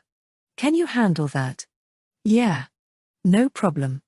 Yue nodded and deployed a tri-layered hallowed ground. The shimmering dome surrounded the three of them. They nodded to each and other and walked up to the door. Hajime clutched the handle and slid it open. Burning hot magma rushed into the room. Yue's barrier protected them from it, but they couldn't even see 2 inches in front of their faces because of how much of it there was. Though he'd planned for the situation, Hajime was still amazed. They were seeing what a volcano looked like from inside. Chances were, the three of them were the only people in the whole world to have experienced something so strange. It's not far. Let's go. Okay. Roger. At Hajime's command, the three of them slowly walked forward. Though they couldn't see anything, the submarine really was only a few feet from the room's entrance. Yue extended her hallowed ground to make them a path. The three of them ran over to the entrance hatch and hopped inside. Once they were safely inside, they all relaxed. Just then, a massive quake ripped through the volcano. And, at the same time, the magma began rushing violently towards something. The submarine was carried by the flow, and Hajime and the others rolled around inside it like bowling balls. Gua? Ha? Hoawa? Ow! They cried out in pain as they slammed into the sub's walls, floor, and ceiling. Yue deployed a miniature version of her spatial severance to keep everyone from flying around. The contained gravity field stabilized them enough that they could regain their balance. Thanks, Yue. Thank you very much, Yue-san. Anyway. Yue manipulated her spatial severance to drop Hajime off into the cockpit. Hajime began pouring mana into the submarine's control system, but he made little headway trying to steer it. The thickness of the magma and the speed of its flow made stabilizing the sub very difficult. If only this meant the volcano's erupting. We would have had our express ticket out. It's not? Yue tilted her head quizzically. Yeah, it's not. I added lodestones to the cross bits when I sent them out. That way, I'd always know what direction we're going in. I dropped them on the summit before I made them blow up, so I know where the shortcut comes out. But we're getting further from there, not closer. Wait, does that mean the magma's taking us further underground? Yeah. It's going at a slant, but we're still descending. I wonder where we're heading. Yue, Shay. It looks like we won't be making it back anytime soon. All we can do is see where this takes us. Yue and Shay smiled gently and sidled up to Hajime. All I want is to be with you. If I can have that, I don't care what else happens. Hee. So this is what through hell and high water really means. As long as I can be with you too, I don't care where we go. I see. Fair enough. Hajime smiled back. The three of them huddled together in the submarine as the ocean of magma pushed them along. While Hajime and the others were being pushed along by the magma, Tio was flying through the sandstorm. Her silhouette was the only thing that wasn't brown in the sky. This does not bode well. Unbelievable, to think that charlatan's breath would. I suppose I have no choice. Master, please forgive me. Even with Hajime's protection, some of the white dragon's aurora had hit her when she'd pushed through. And now, its insidious poison was eating away at her wounds. At the rate things were going, she would collapse long before she reached Ankajian. She reached into the treasure trove and pulled out one of Hajime's few remaining ambrosia vials. Then, she popped the whole thing, vial and all, into her mouth with a muttered apology for taking it without permission. The vast amount of mana she'd spent casting multiple breath attacks and speeding through the volcano regenerated at an alarming rate. Her wounds didn't start healing right away due to the poison, but the aurora's effects were diminished. After flying for a few hours, she finally spotted Ankajian in the distance. If she got any closer, Ankaji's lookouts would spot her. Tio considered changing back to her human form. Well, now that the white dragon tamer's seen me, I guess there's no point in hiding it. Besides, if I'm going to continue traveling with Master, a time when my dragon form will be needed again will surely come.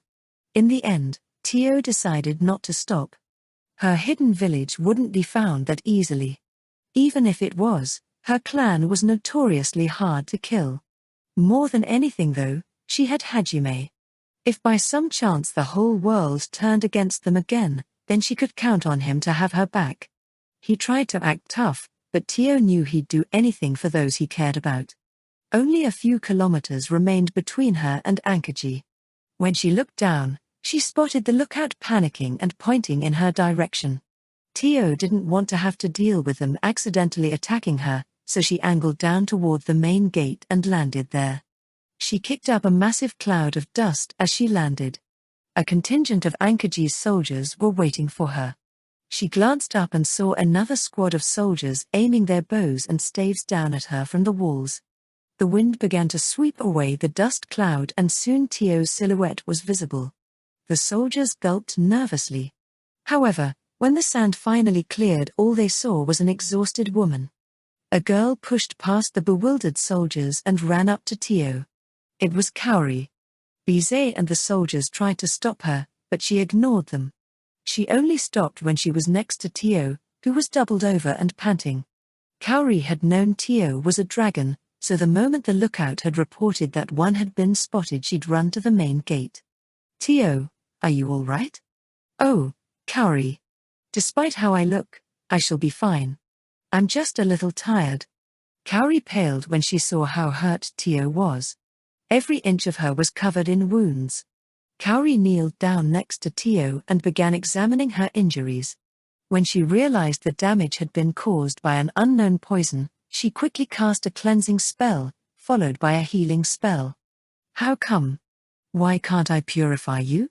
The Aurora's poison was so potent that even Ambrosia took some time to flush it out. Kaori's skills weren't nearly good enough to get rid of something like that.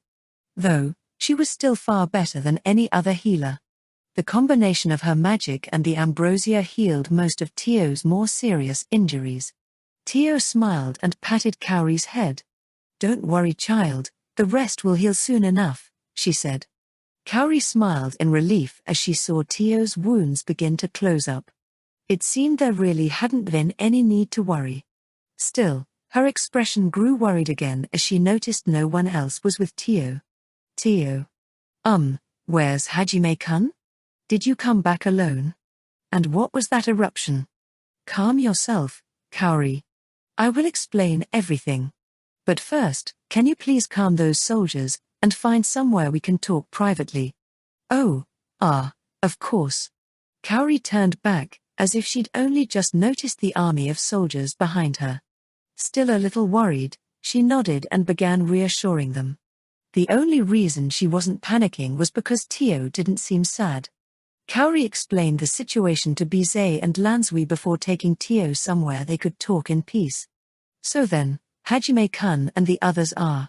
"Indeed. They should be joining us soon." Master didn't seem worried at all. "I didn't have time to ask for details, but I am certain he has a plan." Kaori clenched her fists, looking pale as a ghost. The worry she'd felt when she'd first seen the eruption returned with a vengeance. Tio gently placed her hands over Kaori's and gazed sternly into her eyes. "Kaori, I have a message from Master." "From Hajime-kun?" "Yes. Well, technically, he said it was for both you and Mew. Regardless, the message is we'll see you soon." Kaori had expected him to say something reassuring like "don't worry" or "I promise I'll come back." Not something casual like "we'll see you soon." He made it sound like he was just going out for a bit to get groceries. An image of him smiling fearlessly flashed in the back of her mind. She could just imagine him saying, "Come on, this isn't even worth getting worried over." He was the kind of person who'd overcome any hardship thrown at him with a big grin on his face. Kaori smiled wryly to herself. He must have said something light-hearted like that because he knew it'd reassure me more than a serious promise. "I see. Well, I guess he's fine, then." "Precisely. Master is the kind of man who can overturn any kind of hopeless situation and make it look easy. You can't help but trust in him." "Yeah. As long as Hajime-kun's there, they'll be fine. I should focus on my job here while I wait." "That you should. Allow me to assist you." Though Kaori felt the same despair she had when Hajime had fallen into the depths of the Orca's labyrinth, she told herself Hajime would be fine and decided to focus on what she could do. She wiped her eyes and stood up. Lansui and his attendants had likely finished crushing the stillstone Tio had brought them and would be distributing it to the patients. In the meantime, she needed to heal all the people in critical condition so that they could recover quickly. On her way to the hospitals, Kaori stopped by the palace and explained what was going on to Miu. Lanzui's daughter, the 14-year-old Ailey, was taking care of her. Miu started crying when she learned Hajime hadn't returned, but Tio shushed her by saying Hajime's daughter had to be a strong girl and strong girls didn't cry. And so, Miu held in her tears and tried to be strong. Though Miu was a Dagon, everyone had treated her kindly. There was, of course, the fact that she was part of Kaori's party, but that wasn't all. Once they got to know her, everyone couldn't help but be moved by how adorable Miu was. Ailey especially had taken to Miu immediately. Lanzui and the others had been surprised to learn Tio was a dragon man, but they didn't seem to hate her for it. In the end, she'd risked her life to save theirs, and they owed her for that regardless of who she was. 2 days later, Hajime still hadn't returned. Kaori had been busy healing patients, but she knew she couldn't distract herself with work for much longer. Tio had flown back and forth from the volcano multiple times, but she hadn't found any trace of Hajime or the others. The evening of the 3rd day since Tio's return, Kaori made a suggestion.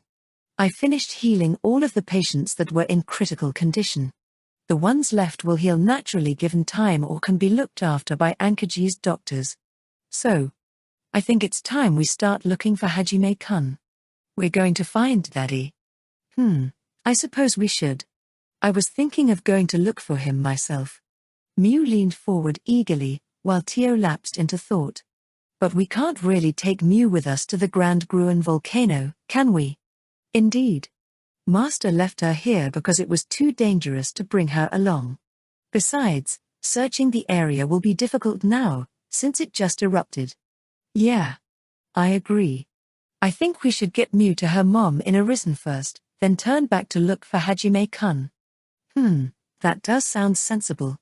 Very well. It will be faster if you ride on my back. Through the air, Arisen is only a day's journey from here.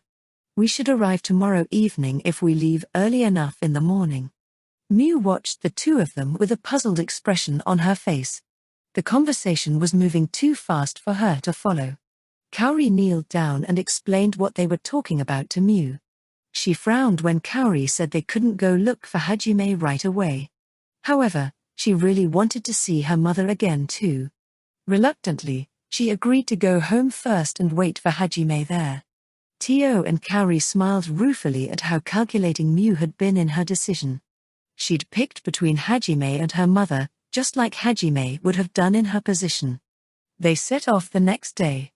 Lanzui seemed reluctant to let them go, while Bize saw them off with tears in his eyes.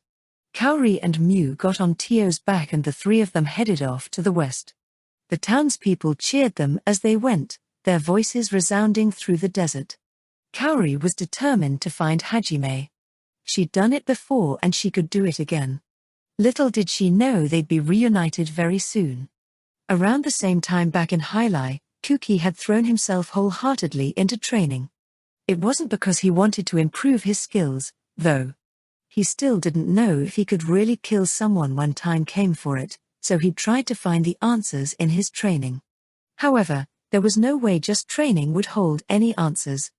Though his skills improved, Kuki was no closer to knowing. In a way, even he knew he was just trying to distract himself from facing the problem head-on. His irritation at himself grew with each passing day. Though he knew he had to make a decision soon, he couldn't bring himself to take that step forward. And since their leader was feeling this way, the other students, even the ones who hadn't participated in combat since the Orcus Labyrinth incident, began to feel more stressed as well. A gloom hung over the castle. Training had ended for the day, but there was still someone present at one of the less used training grounds. Humph, faster. A series of sword strokes cut through the air. The jet-black sword moved so quickly that it was back in its owner's sheath before the after-images had disappeared.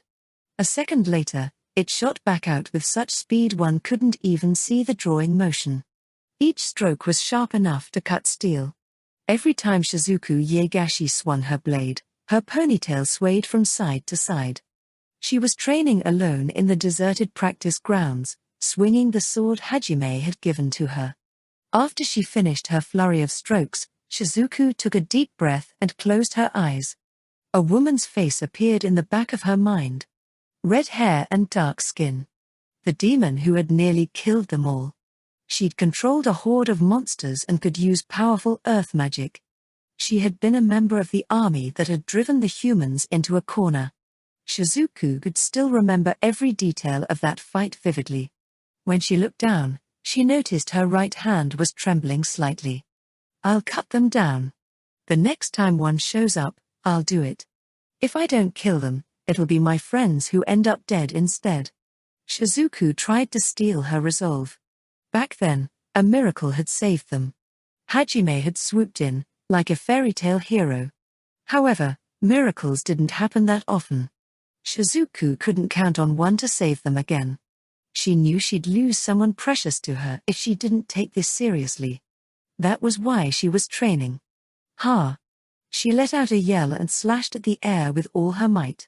Her sword cut through where the imaginary demon was standing. Still, that wasn't good enough. She knew that her own weakness had made her hesitate. Had that been a real fight, her slash would have been too slow to be fatal. She couldn't afford to be weak, so she struck again. Go forth. Gale Claw. A faint breeze began to blow along the blade's length. This was the skill imbued into the sword Hajime had given her. Originally, it would have been impossible to invoke without being able to manipulate mana directly. However, the kingdom's best alchemists had worked tirelessly to modify it into a usable state. The masterfully crafted black sword transformed Shizuku's image into a spell, and this time she cut through the image of the demon without hesitation. A second later. Ugh! She groaned. Shizuku dashed over to a corner of the practice grounds and threw up. Blair. Ha! Ha! Sheesh, I can't believe this happens every time I train. What a waste of good food. Though I guess eating only healthy foods that look and taste like crap isn't really a good thing, either. Shizuku sighed and smiled bitterly at herself. She tottered over to the sandwich and water bottle she'd left underneath the shade of a tree. Honestly, she'd been expecting to throw up. Still, even if she wasn't hungry, she needed to replenish her body's energy or risk collapsing. She'd force the food down her throat if she had to. She sat down on a protruding root and took a big gulp of water. The refreshingly cool water washed away the bitter taste in her mouth. Ha! She breathed another sigh and looked up at the sun setting in the west.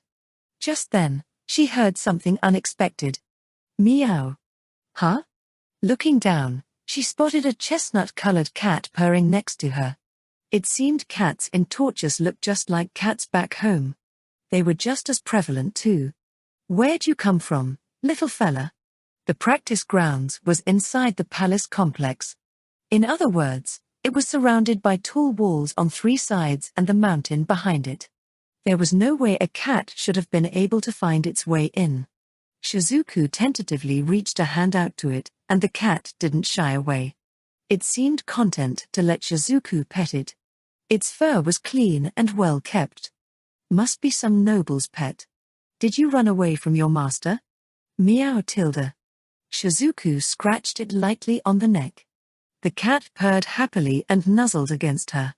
It seemed to be enjoying Shizuku's petting. Surprised, Shizuku muttered something lightly. So cute. Then, she smiled. Both her irritation at herself and her burning bloodlust vanished. She was totally absorbed by the cat. The constant training had exhausted her, so it was understandable. Shizuku, who prided herself on her reputation as an aloof and mysterious beauty, had allowed herself to cut loose. You're so cute. But you can't be running away from your owner.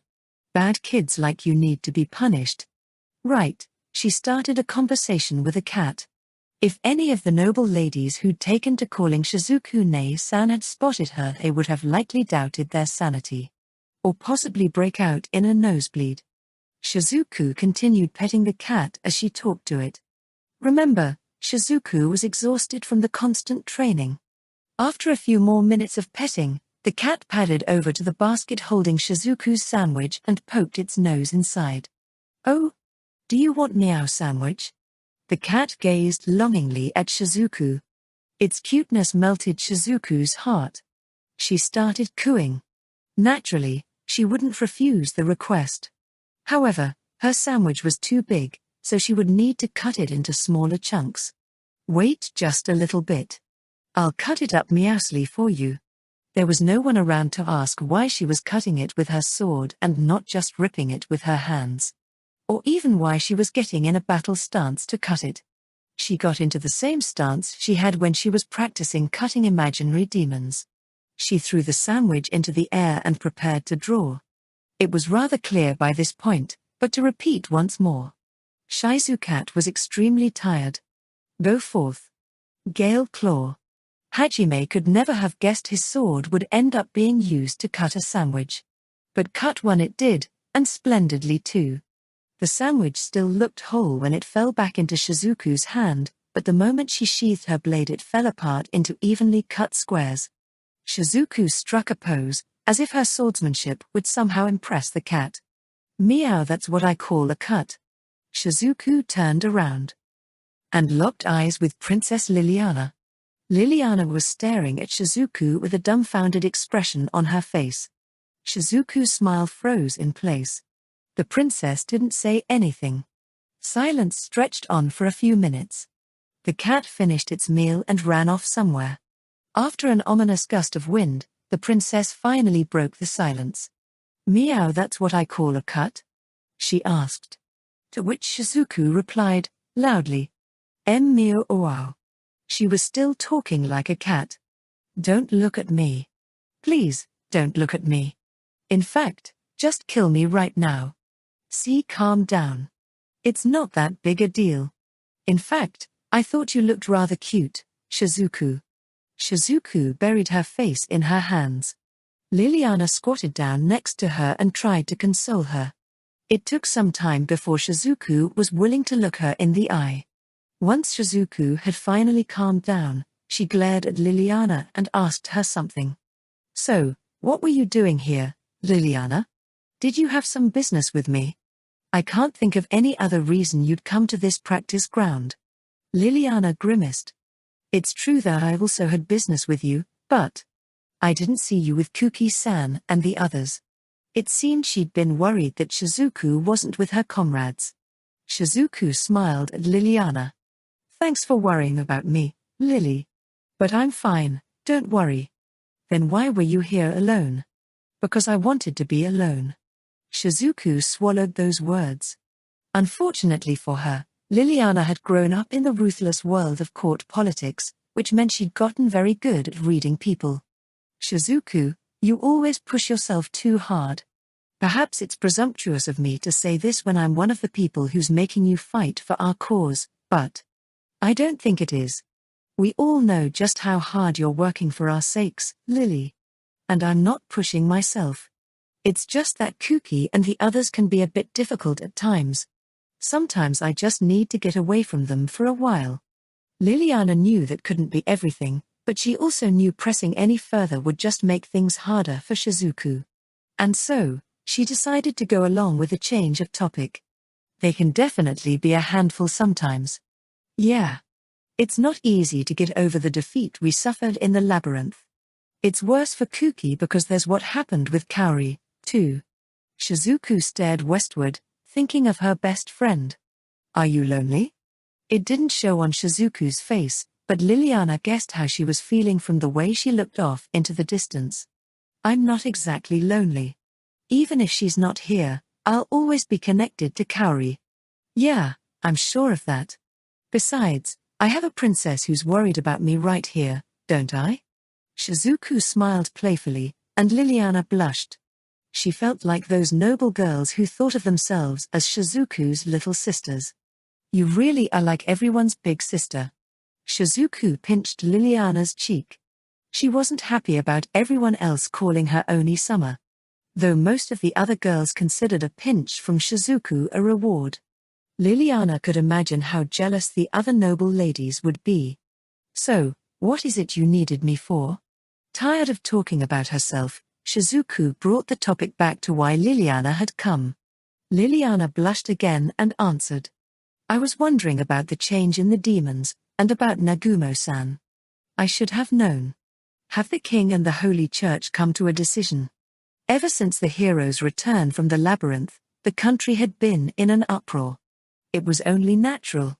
Their report had stated the demons could control an army of extremely powerful monsters, strong enough that they'd defeated the hero party once already.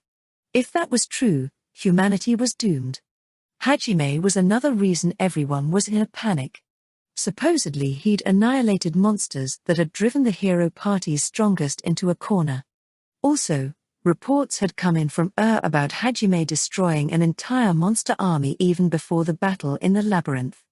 Though, most people hadn't really believed them. The events at Orcus had lent far more credence to those tales, however. Everyone was interested in the boy who had once been labeled worthless now. His unbelievable strength, along with his unknown artifacts, likely held the key to saving humanity. Yet he hadn't returned to his old comrades. Instead, he had struck out on his own. Neither the king nor the pope were happy about that. They'd been spending the past few days discussing how to deal with Hajime. However, they had yet to come to a conclusion. Shizuku had hoped Liliana might have come with news about a verdict, but Liliana sighed uncharacteristically in response to Shizuku's question. They still haven't made a decision. All they've been talking about is how they need Kuki-san and the others to get stronger as fast as possible. I think they want to re-examine everyone's jobs, too. They're hoping if there was one student who could control monsters there might be more. They don't understand the problem is mental and not physical. They think because you were chosen by a hit for this mission that you should be happy to fulfill it. To them, the idea of killing demons isn't a big deal. Like all other humans, Liliana was a devout follower of a hit, so it surprised Shizuku that she would speak so irreverently of her god. Sensing the unspoken question, Liliana smiled bitterly. I think it's important to be able to separate your emotions and your beliefs when examining a problem objectively. That was one thing the princess was good at, and a core part of her personality. Shizuku was amazed a girl as young as 14 could be so mature. Also, I feel the priests weren't this radical before. Perhaps it's a sign of how cornered they feel. Regardless, you should be careful. The Holy Church may try something drastic soon. Kuki-san and the others are still feeling uneasy, so the Pope will probably take the opportunity to push them in a dangerous direction. I thought I should warn you ahead of time. That certainly makes sense. Okay, we'll be careful. Thank you, Lily. Just being ready for something made a world of difference.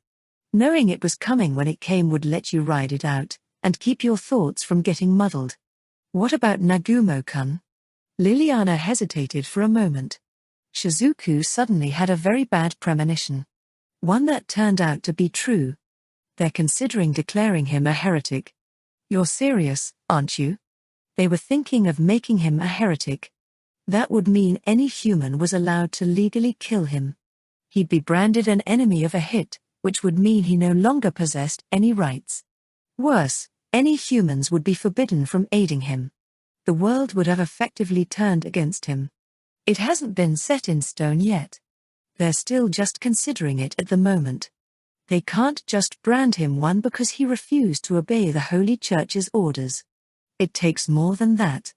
Still, rumors are going to spread. Even if it was something one of the bishops said in the heat of the moment, word will get out and people will talk. The mere fact that he was considered by the Holy Church as a potential heretic will ruin his reputation. So you want us to stop those rumors before they get too far? Yes. The fate of the human race was at stake, and one of the bishops became too heated and made a careless remark. That was the only reason Nagumo-san's name was brought up at all. Please try and keep the story to just that. I suspect the official decision of what to do with Nagumo-san will come after Aiko-san returns and gives her report. Shizuku understood why Liliana was trying so hard to save Hajime's reputation. She wanted to make sure Hajime had a place to return to. Not just for his sake, but for Kaori's too. She didn't want Kaori to suffer the pain of seeing her loved one become a hunted man. Thank you so much, Lily. Shizuku spoke sincerely. Though it may have been a hit's decree, it's still our fault you're wrapped up in this. If I don't do everything I can to help you, then how will I ever face a hit in the afterlife? Besides, you and Kaori are my friends. Liliana blushed and turned away. Shizuku hugged her and said some rather embarrassing words. Not just any friend. You're one of my best friends. Liliana's face grew even redder. After getting all of the heavy stuff out of the way, Shizuku and Liliana began talking about more trivial matters. Liliana had to support a nation, while Shizuku had to support her troublemaking classmates. They both had no end of worries. Still, it was precisely due to those duties that they could talk so candidly with each other. Those healing conversations came with a price, however. Namely, the dignity of all the people they talked to each other about. For example, Liliana complained about how Lundell came to her crying every night because the love of his life, Kaori, had run off with Hajime. On the other hand, Shizuku regaled Liliana with tales of the time when Lundell had run up to Kuki and accused him of being a coward for letting Hajime steal Kaori from him.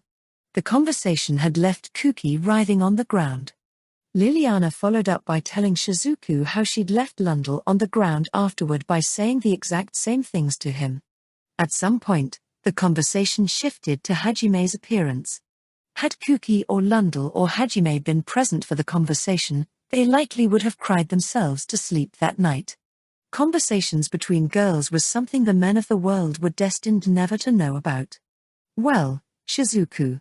I should be heading back now. Please don't overdo it. I know. I think I'll go back to my room, too. Thanks for everything, Lily. The sun had long since set, and the stars were twinkling in the night sky when the two girls finally finished talking. They were both smiling, glad to have had an opportunity to let off some stress. They walked back to the castle together, then parted ways at the corridor that forked in the direction of their rooms. Shizuku watched the closest friend she'd made since coming to this world vanish down the hallway.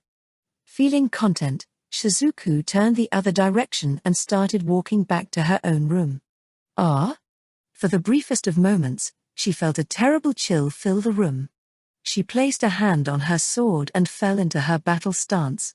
She observed her surroundings for a few seconds, but she saw nothing in the dimly lit corridor. Was it just my imagination? She tried to use magic to sense for other beings, but discerned nothing. I'm probably just nervous because of what Lily told me. Shizuku sighed and took her hand off her sword. She once again began walking toward her room, her pace far faster than before. It was as if something was pushing her onward. Chapter 2, The Sunken Ruins of Melazine. Blue as far as the eye could see. The sun dazzled overhead in a cloudless sky. Yet it didn't feel hot. In fact, the weather was positively pleasant. A gentle breeze blew past, keeping the temperature moderate. However, there was not a single object in sight, making the scene a somewhat lonely one. That was to be expected, though.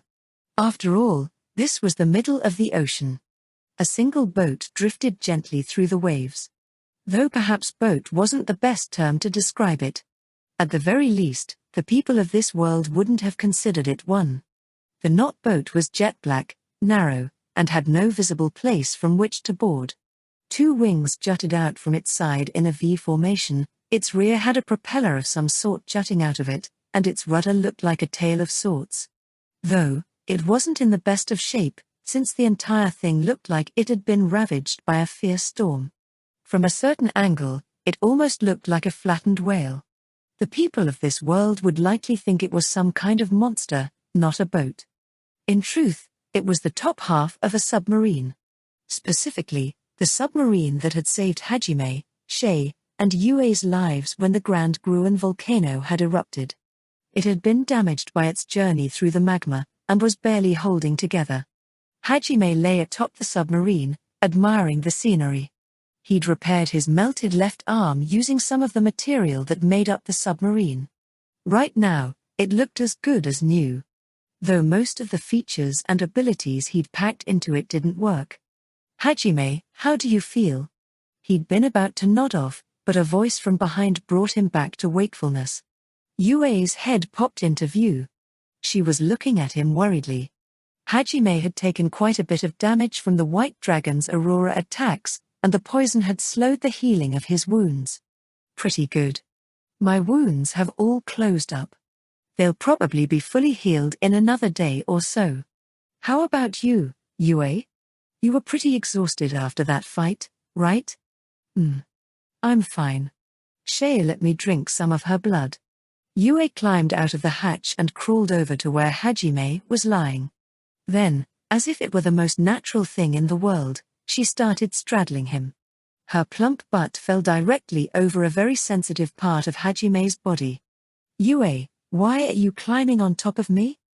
Because you're there. Yue copied a certain mountain climber's quote and stared seriously down at Hajime. She didn't have the same allure around her that she did when she was trying to seduce him. Don't move, she said as she bent down over his neck. Then, she ran her tongue down it before sinking her fangs inside, lapping up the drop of blood that welled out. It looks like the poison's mostly gone. You should be fine. It seemed Yue could tell the state of Hajime's body by tasting his blood. I told you I was fine. But I was still worried. I'm glad you're finally able to rest, even if it's in the middle of the ocean. Yeah. To be honest, I never expected things to move so fast. I can't decide if it was good luck or bad. Hajime smiled wryly and Yue arched an eyebrow. Neither of them could decide whether they should be grateful they made it out alive at all, or chalk up all the horrible events that led to them riding a magma torrent into the ocean to bad luck. They had spent almost an entire day riding the underground magma channel after the eruption. Hajime had spent a sleepless night worrying the current might be taking them to the planet's mantle. Around that time, there'd been a change in their journey. Their submarine had been hit by an impact far stronger than any before. So strong, in fact, that it had broken through the diamond skin defense of the submarine and damaged the hull directly. The force had sent the sub flying. Hajime had hurried to make sure there weren't any leaks anywhere. When he checked the outside of the sub, he'd been greeted by an unbelievable sight. They were no longer surrounded by magma on all sides, like he'd expected. Instead, they had found themselves at the bottom of an actual sea, with spiraling ribbons of magma swirling around them. It seemed the underground channel had taken them to an underwater volcano. The impact they'd felt had been a phreatic eruption that had spit them out into the ocean. The eruption had damaged the submarine pretty badly, but by a stroke of luck, the hull hadn't been breached. Though Hajime's expert engineering probably had more to do with that than luck. Hajime and the others had breathed a sigh of relief at finally reaching the surface, but their troubles had only just begun. With the propeller and the rudder both broken, they had been forced to manually move the submarine with mana. All the while, they'd been attacked by deep-sea monsters. First they'd had to grapple with a giant squid. It had been 30 meters long and had over 30 tentacles. Hajime had dubbed it the Kraken. The Kraken had continually assaulted the submarine as they'd tried to rise to the surface. They'd nearly been caught and eaten, but Hajime's torpedoes and Yue's magic had somehow managed to fend it off. Next, they'd been hounded by a school of sharks that wrapped water around them like a tornado. After that had been a giant marlin with a revolving horn. Then, a giant turtle that spat mines out of its ass. The list was endless. Eventually, Hajime's weapon reserves ran dry and they were reliant entirely on Yue's magic. Yue drained all of her magic accessories as well, and since Hajime was still weak from blood loss, she ended up drinking Shi's blood to replenish her mana. The strain from their earlier fight at the Grand Gruen Volcano had taken its toll as well, and they were barely able to fight off all the creatures that attacked them. Shay, who'd hated being powerless to help, had given so much of her blood to Yue that she'd fainted. Once they'd made it into relatively safe waters, Hajime had sent Yue and Shay to rest as he guided the submarine back to the continent. It had been half a day since then. The weather was perfect and the sea was calm. Since there was no immediate danger, Hajime had decided to stop the sub and treat himself to a little sunbath. It was his first proper rest in quite a while, too. It really had been one thing after another since they'd cleared the Grand Gruen Volcano. Any other party wouldn't have been able to survive the journey. Hajime could understand why a certain anime character who punched people into living their lives correctly was always complaining about his misfortune. How's Shay? Hajime brought himself back to the present and looked up at Yue. Still sleeping. I drank a lot of her blood, so she probably won't wake up for a while. According to Yue, the amount of mana she got from Hajime's blood and the amount she got from Shi's blood were different. Hajime was the one she'd made a blood oath with, so his blood gave her exponentially more mana than Shi's. Yue's blood oath was a double-edged sword. The mana she obtained from the person she made a pact with rose drastically, but the amount of mana she obtained from others fell. I see. Well, we can take it easy for a bit. We have no idea how far we are from the continent, so there's no telling how long it'll take to get back. It's better to rest now while we have the chance. Who knows what else we might have to deal with later. Yeah. The ocean was to the west of the continent, so Hajime was sure he'd reach it eventually if he just went east. Yue could make water for them with her magic, and they could catch fish to eat. There were no fish in the sea that could escape Hajime's submarine and Yue's magic, so though it looked like they were stranded in the middle of the sea with nothing, they'd be able to get by easily enough. Plus, it was safer to wait until night so they could use the stars to confirm their bearing. Hence why they were resting for now. Hajime laid back and relaxed. Yue watched him closely. Yue, may I ask what you're doing? I'm giving you energy. Yue smiled seductively and leaned in close. She was definitely giving him energy. Only to a certain part of his body, though. As Hajime stared into her eyes, all thoughts of resisting melted away. Fufu, looks like you're ready. Never thought I'd be doing this in the middle of the ocean half a year ago. Hajime and Yue enjoyed themselves thoroughly, savoring the feeling of still being alive.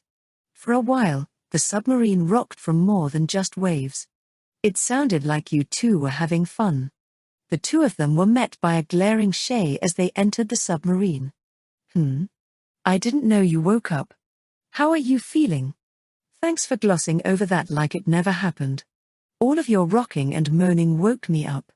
All that loneliness and sadness gave me strength, so I'm feeling a lot better now. Well, enough to smack you right now, in fact. That's good. Shay groaned at how casually Hajime took her, pointing out that she could hear their sexual escapades. Realizing he was being a bit too cold to Shay, Hajime smiled and invited her to sit next to him. Shay had felt really left out when she'd woken up to the sounds of Hajime and Yue having sex on top of the submarine, and she made up for it by clinging to Hajime even more than usual. Yue, too, took a seat beside Shay instead of her customary place by Hajime. She started stroking Shay's ears in an attempt to improve her mood. With that, Hajime started pouring mana into his sub and propelled it eastward. Monsters still came out to attack them occasionally, but Yue was able to fend them off with ease. Hajime drove them through the night, and he spotted land finally around the time dawn was beginning to break. He triangulated their position from the stars during the night. By his estimation, they were somewhere north of Erisen. That meant if he followed the coastline south, he'd eventually reach Erisen and the port that connected the sea to the Gruen Desert. Relieved, the party followed the coastline south for 2 days. Around noon on the second day, Hajime stopped the submarine and the group went up to the deck to eat lunch. Lunch consisted of fish, just like it had for the past 2 days. Hajime was reminded of his days in the abyss as he used lightning field to grill the fish.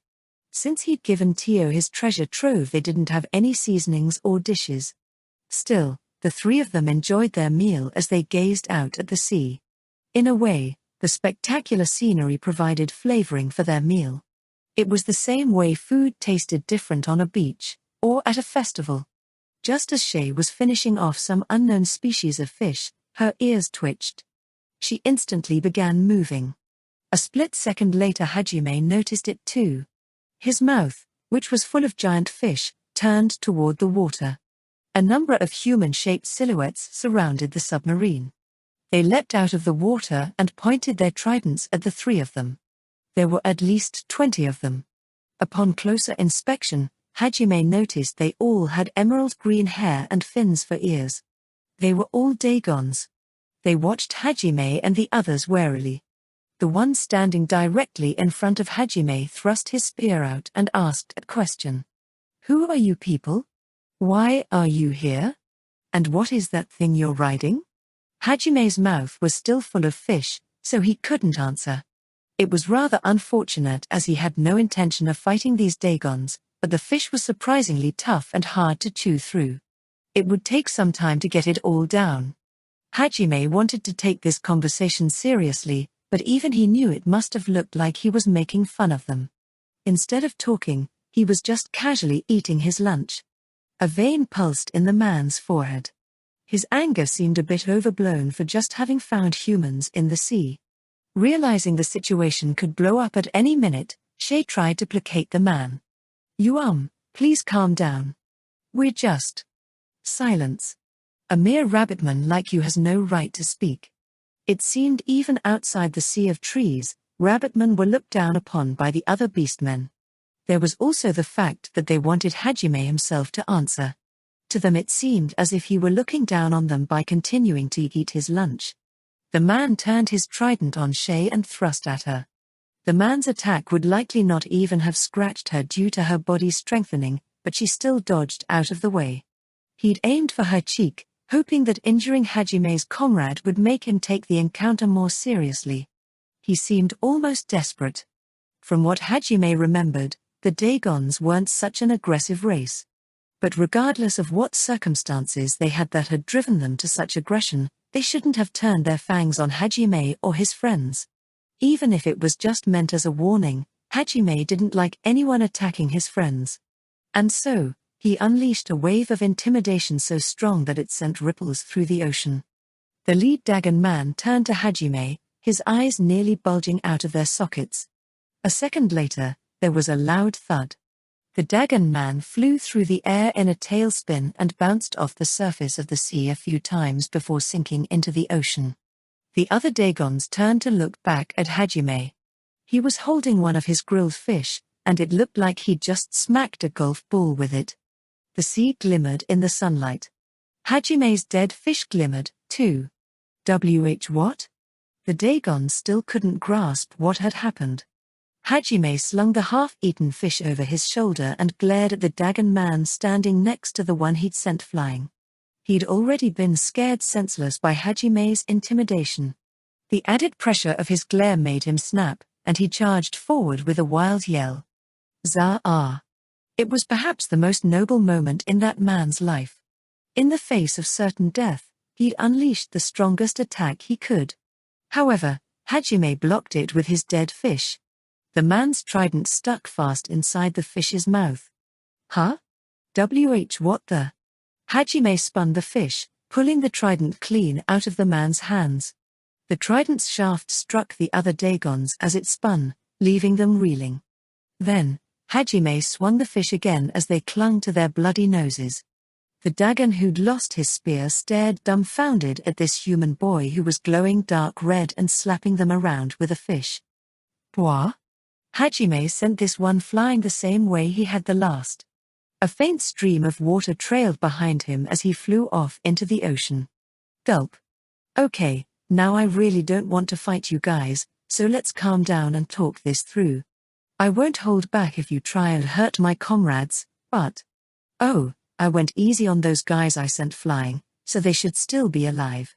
The red glow surrounding Hajime faded and he released his intimidation. Even Hajime didn't want to fight Muse people. He wouldn't be able to face her if he accidentally ended up killing her neighbor or something. However, it seemed the Dagons weren't interested in talking. Even if he hadn't killed their comrades, he'd still knocked them around. More importantly, however, it hurt their pride that Hajime didn't even consider them worth fighting when he was the one at a disadvantage in the sea. Plus, they were still wary of humans and didn't trust Hajime's words. They weren't going to let their guards down around him. The Dagons backed up and prepared to throw their tridents. Is that how you tricked her?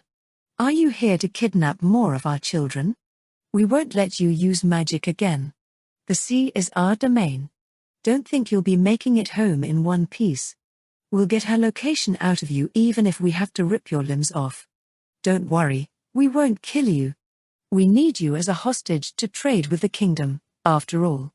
There's definitely something strange going on here. They weren't just wary of Hajime, they hated him. Judging by what they'd said, Hajime could guess it had something to do with Mew. Did they mistake us for the criminals that kidnapped her? They'd come in on some strange machine, with what seemed to be a rabbitman slave in tow. It was only natural that they'd be suspected. Beastmen were known for being extremely close-knit.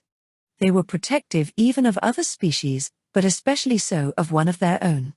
The Haulier tribe had abandoned the Sea of Trees for Shay, and the Beermen had ignored the council's decision to try and get revenge for their leader. The Dagons were no exception. Even if Mew wasn't their daughter, they were just as protective of her. She had all of these guys to choose as her dad, so why'd she pick me? Hajime smiled bitterly to himself. He decided to bring up Mew in order to solve the misunderstanding. About that girl that was kidnapped. Get him. But before he could, the Dagons threw their tridents at him. They were all swimming in the ocean, and yet they still managed to put a lot of force behind their throws. From the way they aimed at his shoulders and legs, Hajime guessed they really didn't plan on killing him. They attacked the submarine from below as well, making it shake. Any normal opponent would have lost their balance and been unable to dodge. They might even have fallen into the sea to be torn apart by the waiting Dagons. Of course, Hajime was no normal opponent. Liquid rampart. The sea rose up around them, knocking down all of the tridents. While the Dagons were still marveling at Yue's ability to cast magic without an incantation, she created 20 balls of electricity. As the walls of water crashed back into the sea, the Dagons saw the electric balls flying at them. Take cover. One of the Dagons cried out. Their faces paled and they quickly tried to swim away, but it was already too late. The balls homed in on each of the Dagons and hit them with a powerful shock. They spasmed and screamed for a few minutes before floating limply to the surface. Nice job, Yue. Yeah. Hajime, the thing they were talking about. Yeah, they probably meant Mew. You just have to cause a commotion wherever you go, huh? I guess I should expect this by now. We haven't gone through a single town without making a stir. Oh come on, Shay. To be honest, I do feel a little bad about this. Damn. This wouldn't have happened if we'd had Mew with us. Hajime sighed and started collecting the Dagon's unconscious bodies. Hajime dumped the Dagon men into the impromptu trunk he'd crafted into the submarine and headed toward the city. Yue had kindly held back, so they woke up relatively quickly. Once they were awake, Hajime explained the situation to them. A few of them had thought he might still be the culprit because he was able to describe Mew's features so well. They tried to jump at him, but he slapped them silly with a fish until they calmed down. Eventually, they were convinced as well. Patience is an important virtue when it comes to persuasion. Their cheeks were swollen, but the Dagon men were finally willing to listen to Hajime. When he told them Mew was waiting in Ankajian, they requested to first stop by Erisen and then choose a few members to accompany Hajime. Though they still weren't sure they could trust Hajime, they chose to believe his words. However, they were still going to accompany him to make sure he was telling the truth. Hajime agreed to their request and started steering the submarine to Erisen. He learned along the way that all of the Dagons who had attacked him knew Mew personally. Mew's kidnappers had hurt Mew's mother pretty badly as well, so the men held a deep-seated resentment against them. Hajime didn't want Mew to see all her friends with afro hair and bruises, so he reluctantly healed them all. After a few hours, they spotted Erisen. Hajime-san. There it is. I can see a city, and people. Wow, it actually is in the middle of the ocean. Shay pointed excitedly at the city. Hajime looked over and saw a city literally floating on top of the ocean. He headed to one of the many docks he saw jutting out of it. Dagons, visiting human tourists, and traders all watched in awe as his mysterious vessel rode past. Hajime ignored them all and stopped at an empty dock. The Dagons specifically began murmuring worriedly to each other when they saw a few of their unconscious brethren riding in the trunk. Hey, explain the situation to them. The more time we waste dealing with stuff here, the longer it'll take to get to Mew. Oh, okay. One of the Dagon men nodded, trembling. He didn't want to face Hajime's fish slaps again. The youth spotted a contingent of human and Dagon soldiers making their way over to them and quickly intercepted. Hajime wanted to hurry up and rendezvous with Tio, Kaori, and Mew, so he didn't want to have to waste any time here. He watched impatiently as the Dagon youth talked to the soldier's captain. Sadly, things were never as simple as Hajime wanted them to be. The soldiers shoved aside the youth and marched up to the sub. They surrounded Hajime, leaving him trapped on the tiny dock. Until we know what your intentions are, we'll have to detain you. Don't resist. Hey, did you even listen to that guy? I did. We will send some of our own men to confirm your story. You, however, will stay here. The man spoke curtly. Hajime didn't like his attitude one bit, but he restrained himself. Remember, this is Mew's home. Okay, look here. I've got comrades waiting for me back there. I was planning on heading straight back there, but I took a detour to deliver these guys to you. They're the ones who attacked me, you know? And we have yet to verify whether or not they were justified in doing so. If the kidnapped child really isn't in Ankaji, you're just a suspicious boy who came in on an unknown vessel. What proof do we have that you won't try and run once you leave Arisen? That'd be kind of pointless, don't you think? If I wanted to run, I could have just left these guys in the ocean and gone somewhere else. About that. You are within our territory without permission. Furthermore, you attacked one of our patrols. We cannot let you move freely within the city. They're the ones who attacked without even listening to us. What, did you want me to just sit there while they chopped my limbs off? Gimme a break. Hajime narrowed his eyes dangerously. The man frowned, seemingly unperturbed by the enormous pressure radiating from Hajime. Hajime recognized the crest on the man's uniform. It was the Hyli Kingdom's coat of arms. That meant he was the captain of the peacekeeping force assigned to Arisen. That explained why he wasn't affected by Hajime's glare. Hajime wasn't even using intimidation yet, after all. Though the Dagon captain's face paled, he also held his ground against Hajime. Hajime really didn't want to cause a stir in Arisen. Not only was it Mew's hometown, he would likely spend some time here searching for the sunken ruins of Melazine's entrance. It was another one of the 7 great labyrinths, so he needed to conquer it. He knew Mew was in Ankaji, so there was no worry of them finding nothing there. But after everything this world had thrown at him, it was almost a reflex to fight back against anything that tried to stop him. He'd sworn he wouldn't back down to anyone when he'd crawled his way out of the abyss. He wasn't feeling like breaking that oath here. Still, he also didn't want to cause an uproar, which made the situation rather dicey. Just when he'd convinced himself that he should accept their conditions for Mew's sake, he heard something. What's? She's bunny ears perked up and she started scanning the sky. Hajime turned away from the captain and followed her gaze. What did you see? He asked. However, before she could reply, Hajime heard a familiar voice. Die. Huh? What was that? Die. Wait, no way? Daddy. Hajime looked up and saw a vaguely human-shaped object falling from the sky. She had her arms spread wide and was smiling happily. Mew. It was indeed Mew. It seemed she'd gone skydiving without a parachute. He then noticed Tio, in her dragon form, following closely behind with Kaori riding on her back. His body moved faster than he could think. He activated air dance and supersonic step, then shot into the sky.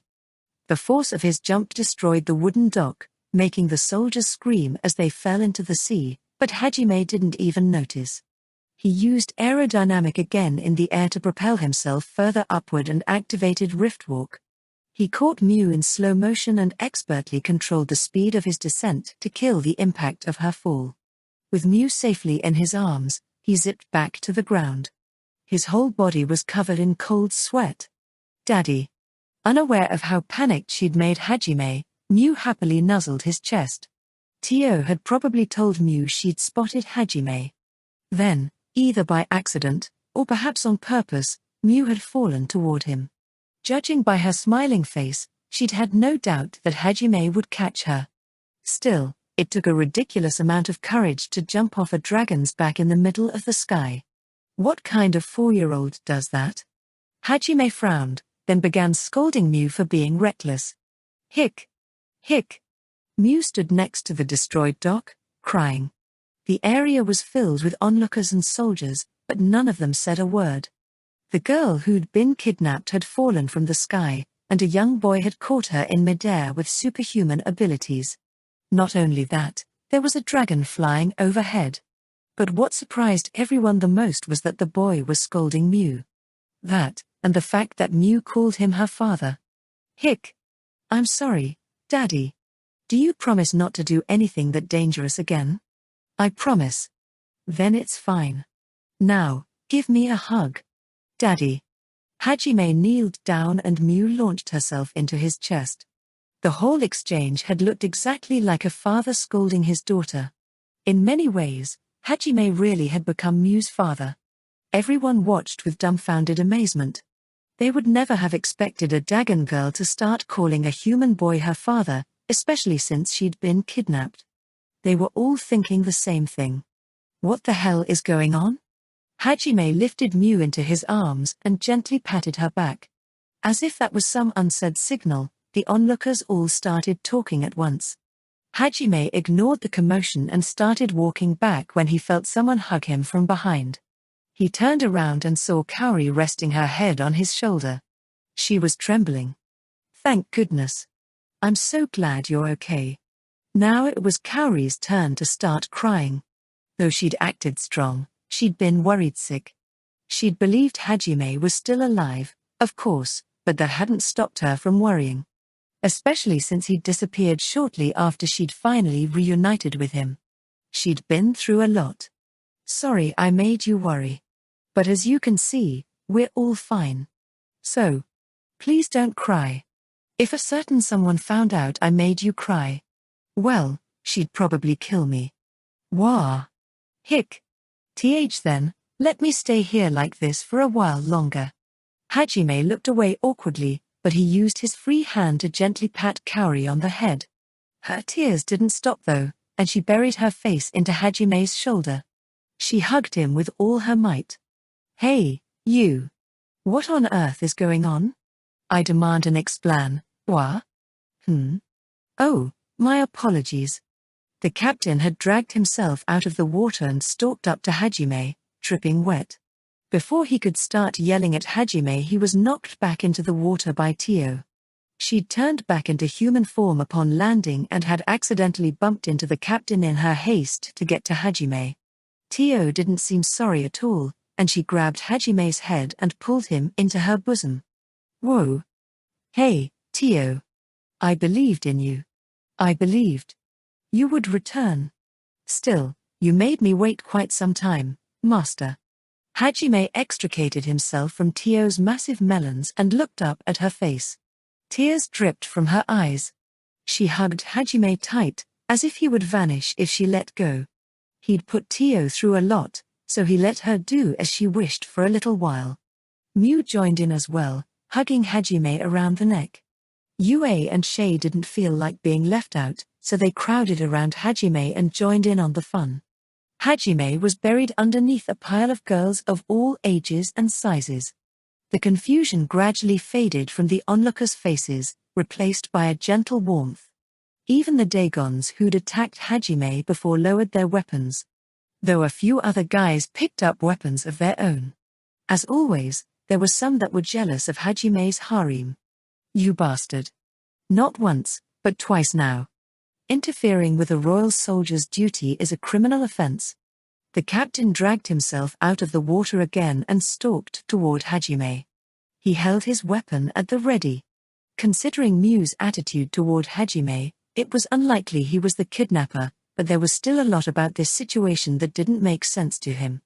He still wanted to interrogate Hajime. Since escorting Mew back to Arisen had been an official request from Foreign Branch Chief Ilwa, Hajime hadn't worried about being arrested. His explanation would have cleared things up. The only problem was that he hadn't had any proof of the request.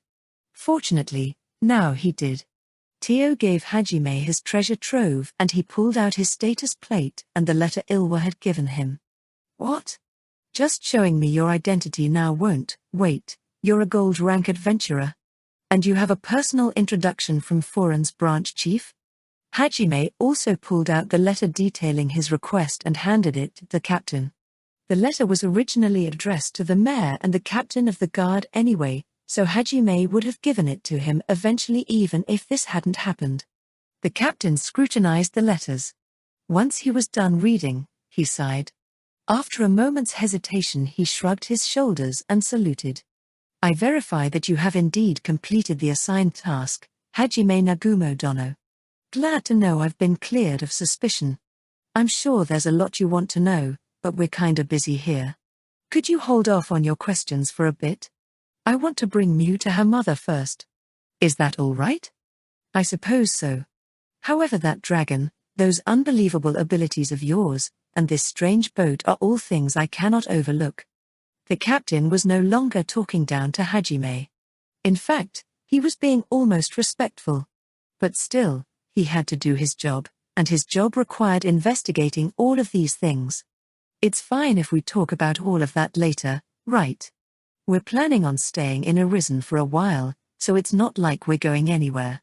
Besides, there's no point in sending a report to the capital. They already know all of this.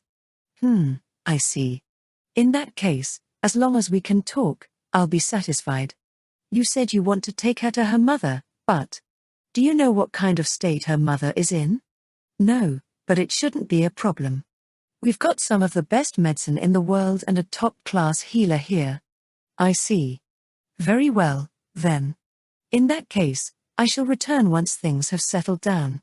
The captain gave Hajime his name, which was Seltzer, and got to work dispersing the onlookers.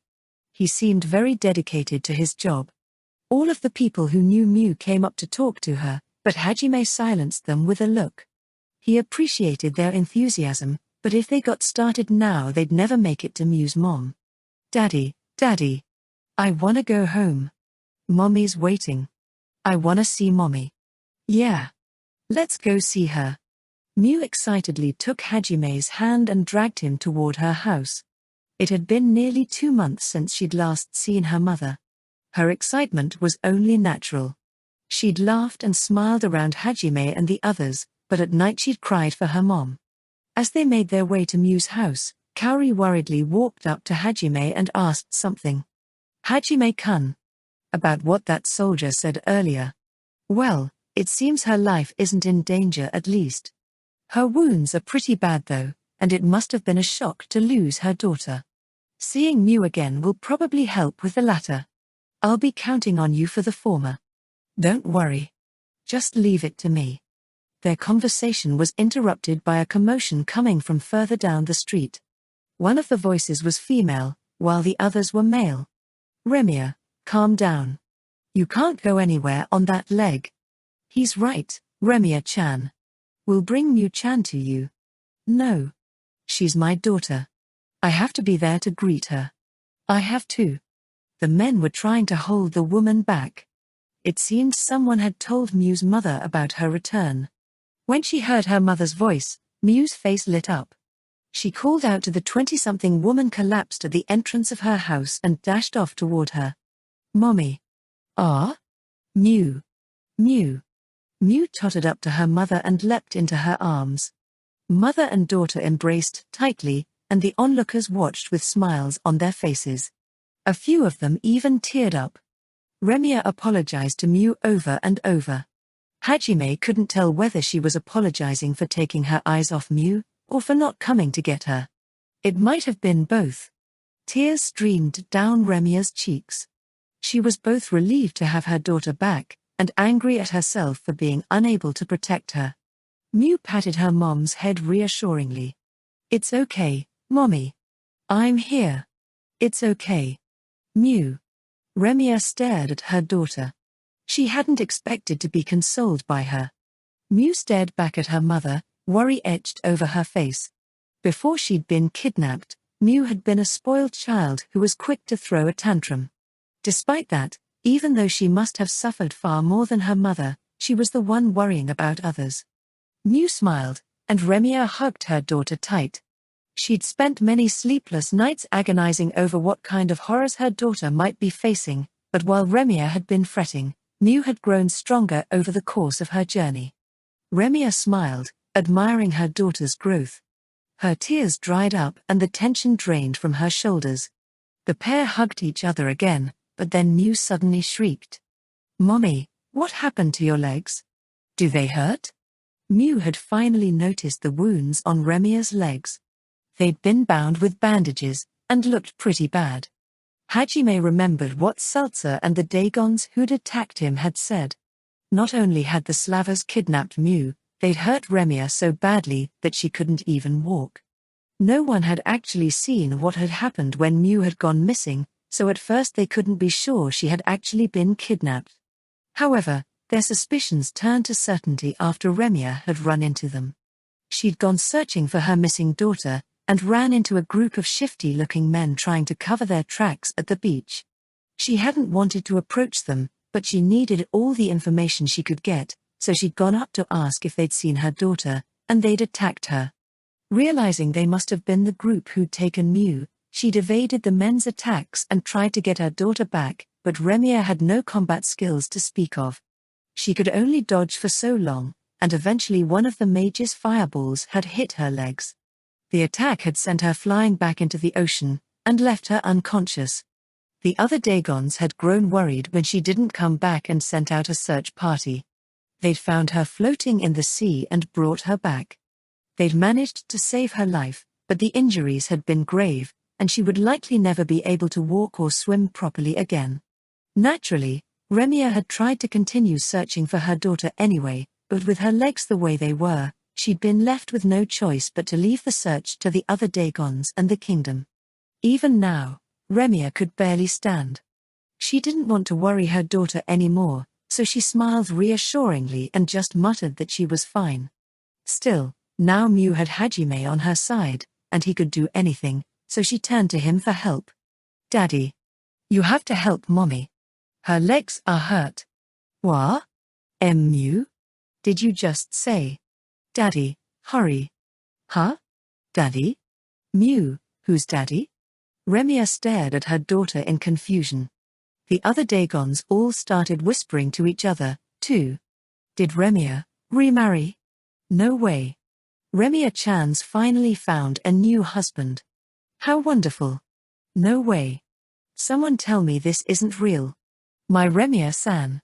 Daddy? She didn't mean me, right? It's probably just a nickname or something. I'm sure everyone calls him that. Guys, we need to hold an emergency meeting. Gather all of the members of the Remiya and Miu Protection Committee. It seemed the two of them were quite popular within Arisen. Remiya was still young, being only in her mid-20s. And though she'd grown gaunt in the months since her daughter's absence, one could tell she'd originally been quite pretty. Once she regained her health, she'd likely be turning heads in the street again. Hajime grimaced. I really don't want to deal with those guys. He was sure if he'd explained Miu had just started calling him that because she didn't have a real father and that he wasn't interested in marrying Remiya, the other guys would understand, but rumors often spread quickly. Still, this was a stroke of good fortune. Hajime could leave Miu with her mother and continue his journey without worry. Once they'd cleared the sunken ruins of Melazine, he'd have to say his farewells. She'd initially clung so tightly to Hajime and the others because there was no one else she could trust so far from home, but now that she was back with her mother, she'd soon start forgetting about them. She'd probably cry at first, but she'd get used to it in time. Especially since it seemed the other townspeople cared a great deal for her. Daddy, hurry. You have to save Mommy. Miu looked over at Hajime, and everyone's gazes turned to him. Many of them only just noticed his presence. Hajime resigned himself to dealing with this misunderstanding and walked over to her. Daddy, Mommy's. It's all right, Mew. We'll heal her, so don't cry. Okay. Hajime patted Mew's head and turned to Remiya. She stared blankly back at him. The surrounding guy's whispers grew even more heated. For now, Hajime figured he should focus on healing Remiya. That'd be easier to do inside her house. Sorry about this. Huh? What? Hajime effortlessly hoisted Remiya into his arms and followed Mew into her house. He could hear some of the guys screaming behind him, but he ignored them. Remiya was too flustered to say anything at all. As they entered the living room, Hajime spotted a sofa, so he put Remiya down on it. Then, he sat himself down next to her and called Kaori over. Kaori, how's it look? Let me examine her. Remiya-san, I'm going to need to touch your legs. If it hurts, please say something. Oh, okay? What's going on? Not only was there some guy Mew was suddenly calling daddy, he was surrounded by a bunch of beautiful girls. Remiya's confusion was certainly understandable. Kaori finished her examination and told Hajime that while the injuries were serious, they were within her capabilities to heal. But it'll take some time. A lot of fragile nerve endings were damaged, so I'll need a few days to heal her completely. It might be a little inconvenient, Remiya-san, but please bear with it. I promise I can cure you. Oh my. I didn't think I would ever walk again. I don't know how to thank you. It's fine. We can't leave Mew-chan's mom like this. Oh, about that. What kind of relationship do you have with my daughter? Also, why is Mew calling you daddy? Hajime explained everything that had happened since Foreign as Kaori began healing Remiya, including the events at the slave auction that had led to Mew calling him daddy. When he finished, Remiya bowed her head and thanked Hajime over and over again, tears in her eyes. I don't know how to thank you. It's all thanks to you that I was able to see my daughter again. I swear I will repay the favor, even if it takes me my whole life. If there's anything I can do for you, anything at all. Hajime and the others told her not to worry about it, but Remiya insisted. She couldn't accept not doing anything for the people who'd saved her daughter's life. Eventually, Kaori's treatment reached a point where she could stop safely for the day. Hajime and the others began discussing where they would stay for the night, and Remiya interjected that they were free to use her house. Please, at least let me do this for you. Fortunately, my house has plenty of space. There's enough rooms for all of you. At least for as long as you're in Arisen, think of my home as yours. Besides, I'm sure Mew would be happier that way, too. Isn't that right, Mew? You want them to stay with us too, don't you? Huh? Are you going somewhere, Daddy? Mew, who'd been dozing in Remiya's lap, groggily got up and looked at Hajime in confusion. It appeared to her that the fact that Hajime would stay here had already been a guarantee. In fact, she couldn't even understand why her mother had bothered to ask. I was thinking it might be better to spend some time away now that she's back with you. Oh my. Don't you know a father should never leave his daughter? Well, I told you before, I know you'll be leaving on your journey eventually, but that's precisely why I'd like for you to act as her father for as long as you're here. Don't you think parting with her after spending time apart would be even more sad? Well, I guess you've got a point. Oofufu. You're welcome to stay here as her father forever too, if you wish. I did say I would do anything to repay you. Remiya blushed and put a hand to her cheek. Normally, Hajime would have been reassured by seeing her smile, but he could feel the room temperature dropping rapidly. Please don't joke around like that. A certain someone might kill me if you do. Oh my, I see you're quite popular already. Still, it's been nearly 5 years since my husband passed away. And Mew seems to be pining for a father. Huh?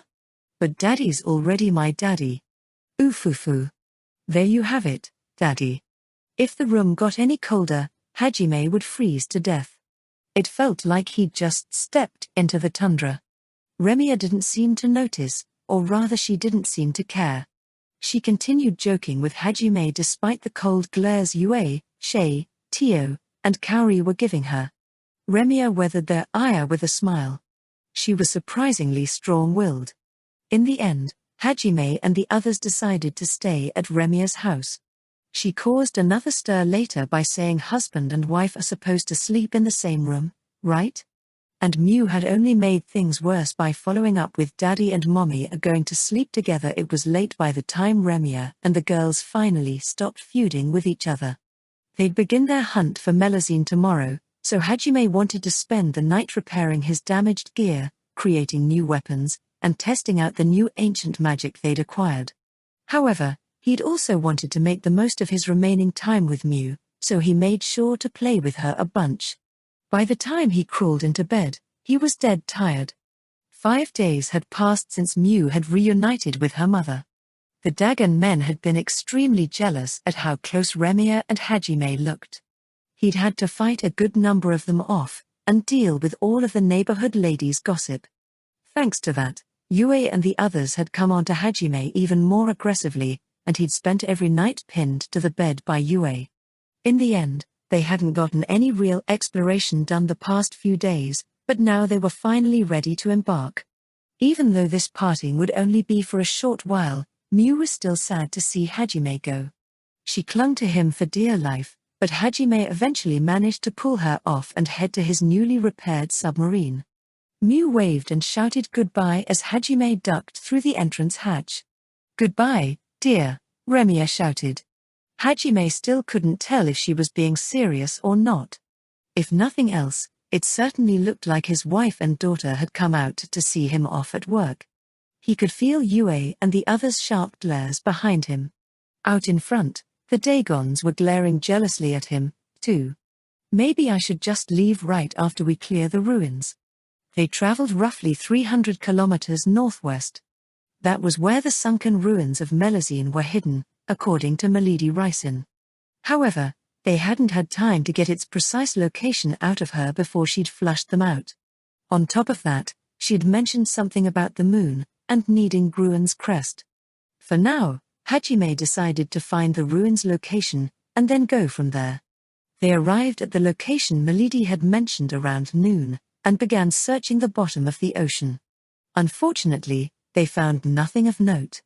Since it was a sunken ruin, Hajime had expected to find some trace of it on the floor, but there was nothing. The only difference was the depth. The surrounding areas were around 100 kilometers deep, but the supposed location of the ruins was slightly shallower. The party reluctantly cut their search short and decided to do as Milady had said. They patiently waited for the moon to come out. At present, it was sunset. The sun had almost completely sunk beneath the horizon, and was illuminating the sky with the last of its rays. Both the sea and the sky were dyed a dazzling shade of vermilion. A single streak of light ran through the water, connecting the horizon and the sun. No matter the world, nature's beauty was unchanged. Hajime anchored the sub and headed up to the deck. Maybe if I follow that ray of light all the way to the sun, it'll lead me back to Japan. Hajime thought idly. How ridiculous. He smiled at his own foolishness. What are you thinking about? Kaori walked over to him. She'd just gotten out of the shower he'd installed into the submarine, and her hair was damp. Yue, Shay, and Tio followed behind her. It seemed they'd all been taking a shower, as their skin was slightly flushed and their hair damp. It was quite an alluring sight. The shower poured hot water directly from the ceiling, so it was possible for them all to take one together. Guess they're all getting along now. The reason Hajime had come up to the deck in the first place was because he hadn't wanted to get roped into joining them in their shower. Tio had actually invited Hajime to take a shower with her earlier, which of course meant Yue, Shay, and Kaori had all insisted they join in as well. Hajime had made it clear that the only person he wanted to see naked was Yue. However, Kaori and the others had completely ignored him. Tio and Kaori had pinned Hajime down, while Shay attempted to knock him out with Drucken. In the end, he'd fled up to the deck, fearing for his life. Though he was beginning to wonder if he was a failure of a man for not accepting their advances. Hajime shook his head, banishing such dangerous thoughts, and turned to Kaori. I was just thinking about Japan. We have the same kind of sunset back home. I see. Yeah, you're right. It's exactly like the sunsets we used to see in Japan. How nostalgic. I can't believe it's only been half a year since we came here. It feels like the days here stretch on forever. Kaori sat down next to Hajime and nodded, her eyes gazing off into the distance. She was thinking back to their days in Japan. Feeling lonely at being left out of the conversation, Yue tottered over to Hajime and sat down on his lap. She leaned back and looked up at him. Her eyes were begging to let her into the conversation. Yue was interested in hearing more about Hajime's homeland. Though it was hard to resist Yue's cuteness, Hajime could feel Kaori's devil stand rising up again. He leaned over to Kaori and pinched her cheeks. That seemed to be enough to improve her mood, though that wasn't what he was going for. He couldn't understand why they were all so obsessed with him, especially since he'd made his intentions clear. He didn't say anything, though. He felt it would be a betrayal of their feelings to ask something so crass. Shay came up to Hajime too, her eyes sparkling. She obviously wanted his attention as well. He patted her bunny ears with his spare hand. She grinned and leaned closer. Tio walked up and sat down, leaning against his back. She didn't ask for anything, just quietly sat there. He could tell from her posture that she was completely relaxed, though. He'd been expecting her to ask for something perverted, so he was surprised when she didn't give him a reason to chuck her into the sea. Though it seemed just sitting next to him was arousing enough, as her breathing grew heavy before long. The five of them quietly sat there, enjoying the sunset. There was still some time until the moon came out. Hajime decided to spend the time until then telling everyone stories of his homeland. Yue and the others listened with rapt attention, while Kaori chimed in with stories of her own. Time passed in the blink of an eye, and the sun set before they knew it. The moon appeared in the sky, shining brightly. Hajime pulled Gruen's pendant out of his pocket and held it up. The design engraved on it was that of a woman holding up a lantern, framed in a circle. The lantern had been cut out, leaving a hole in the center. While in Erisen, Hajime had tried pouring mana into the pendant or holding it up against the moon, but nothing had happened.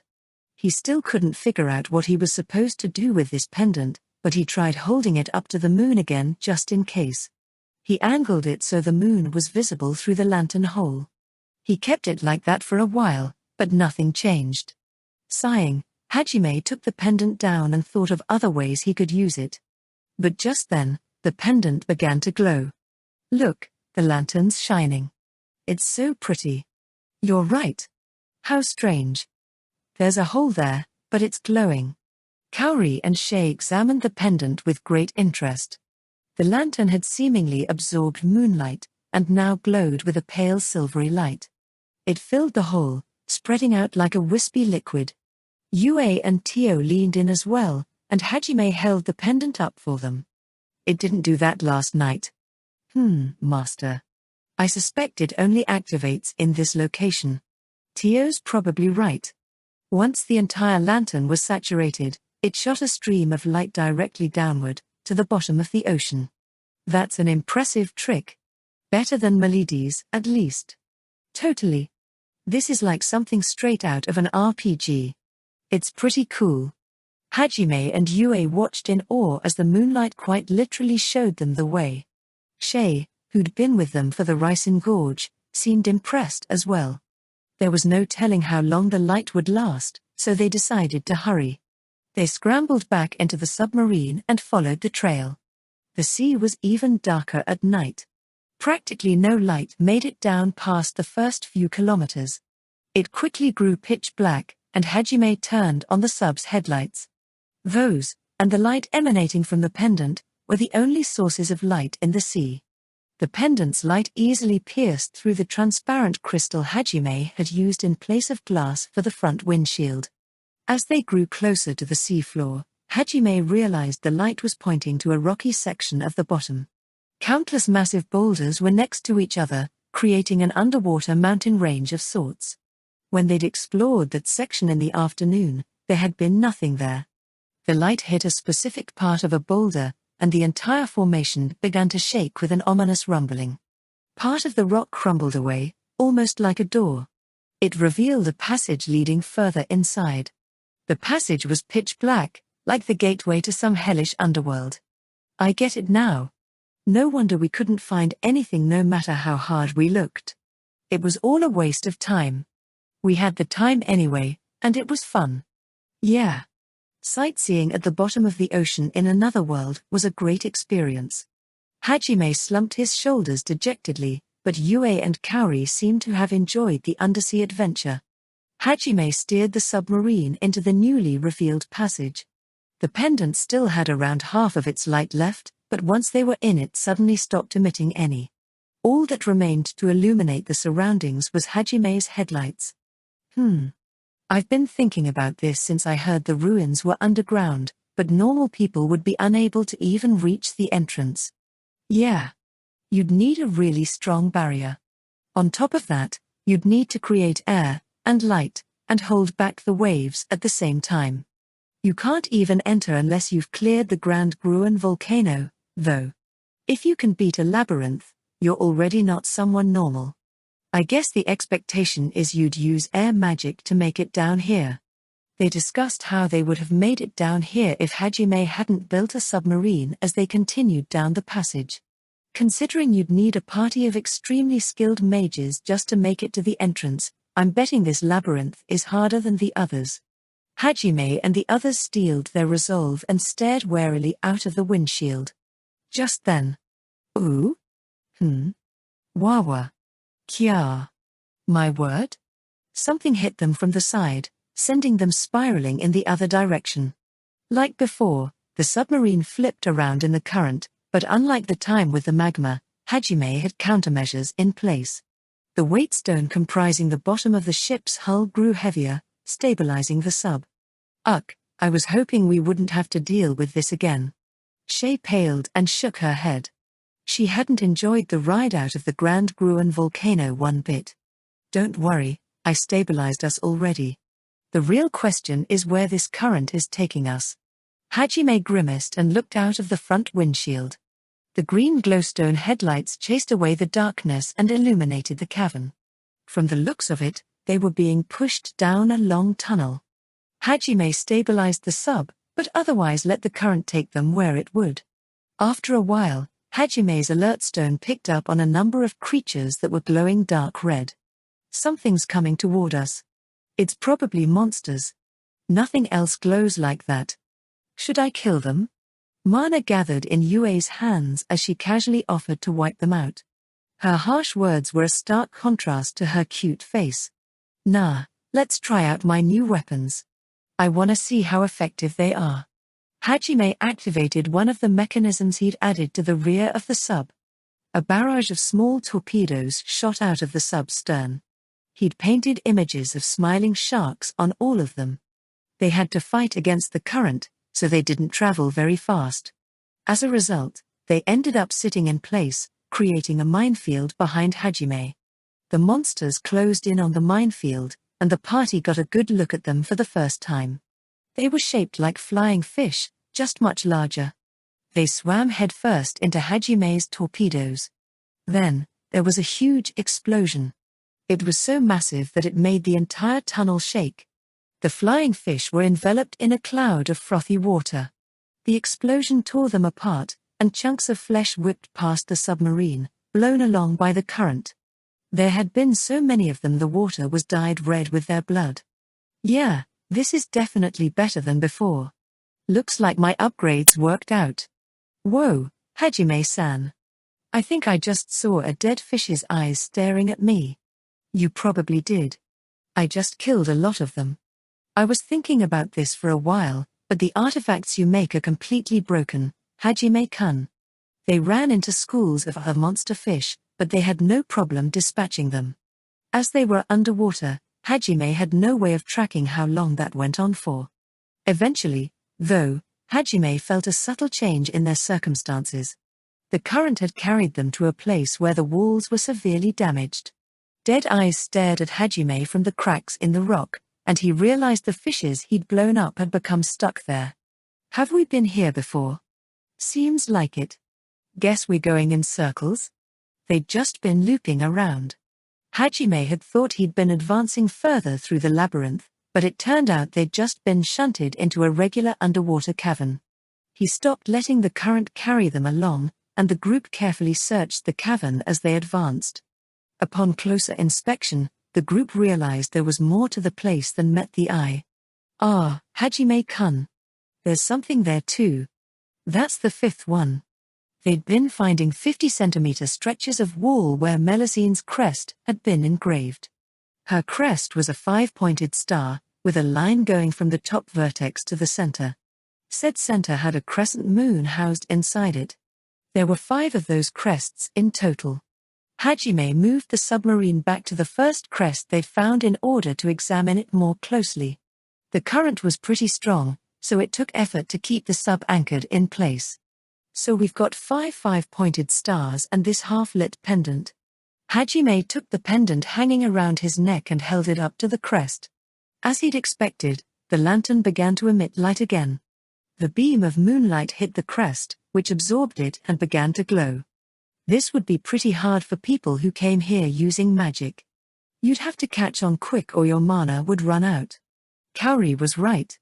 Completing these series of steps while struggling to keep yourself from drowning would not be easy. It seemed this labyrinth had been designed to test one's limits in a completely different way than the Grand Gruen Volcano. They went around lighting up the remaining crests, and it wasn't long before they reached the last one. The lantern had lost a proportional amount of light at each crest, and it had just enough to light up one more.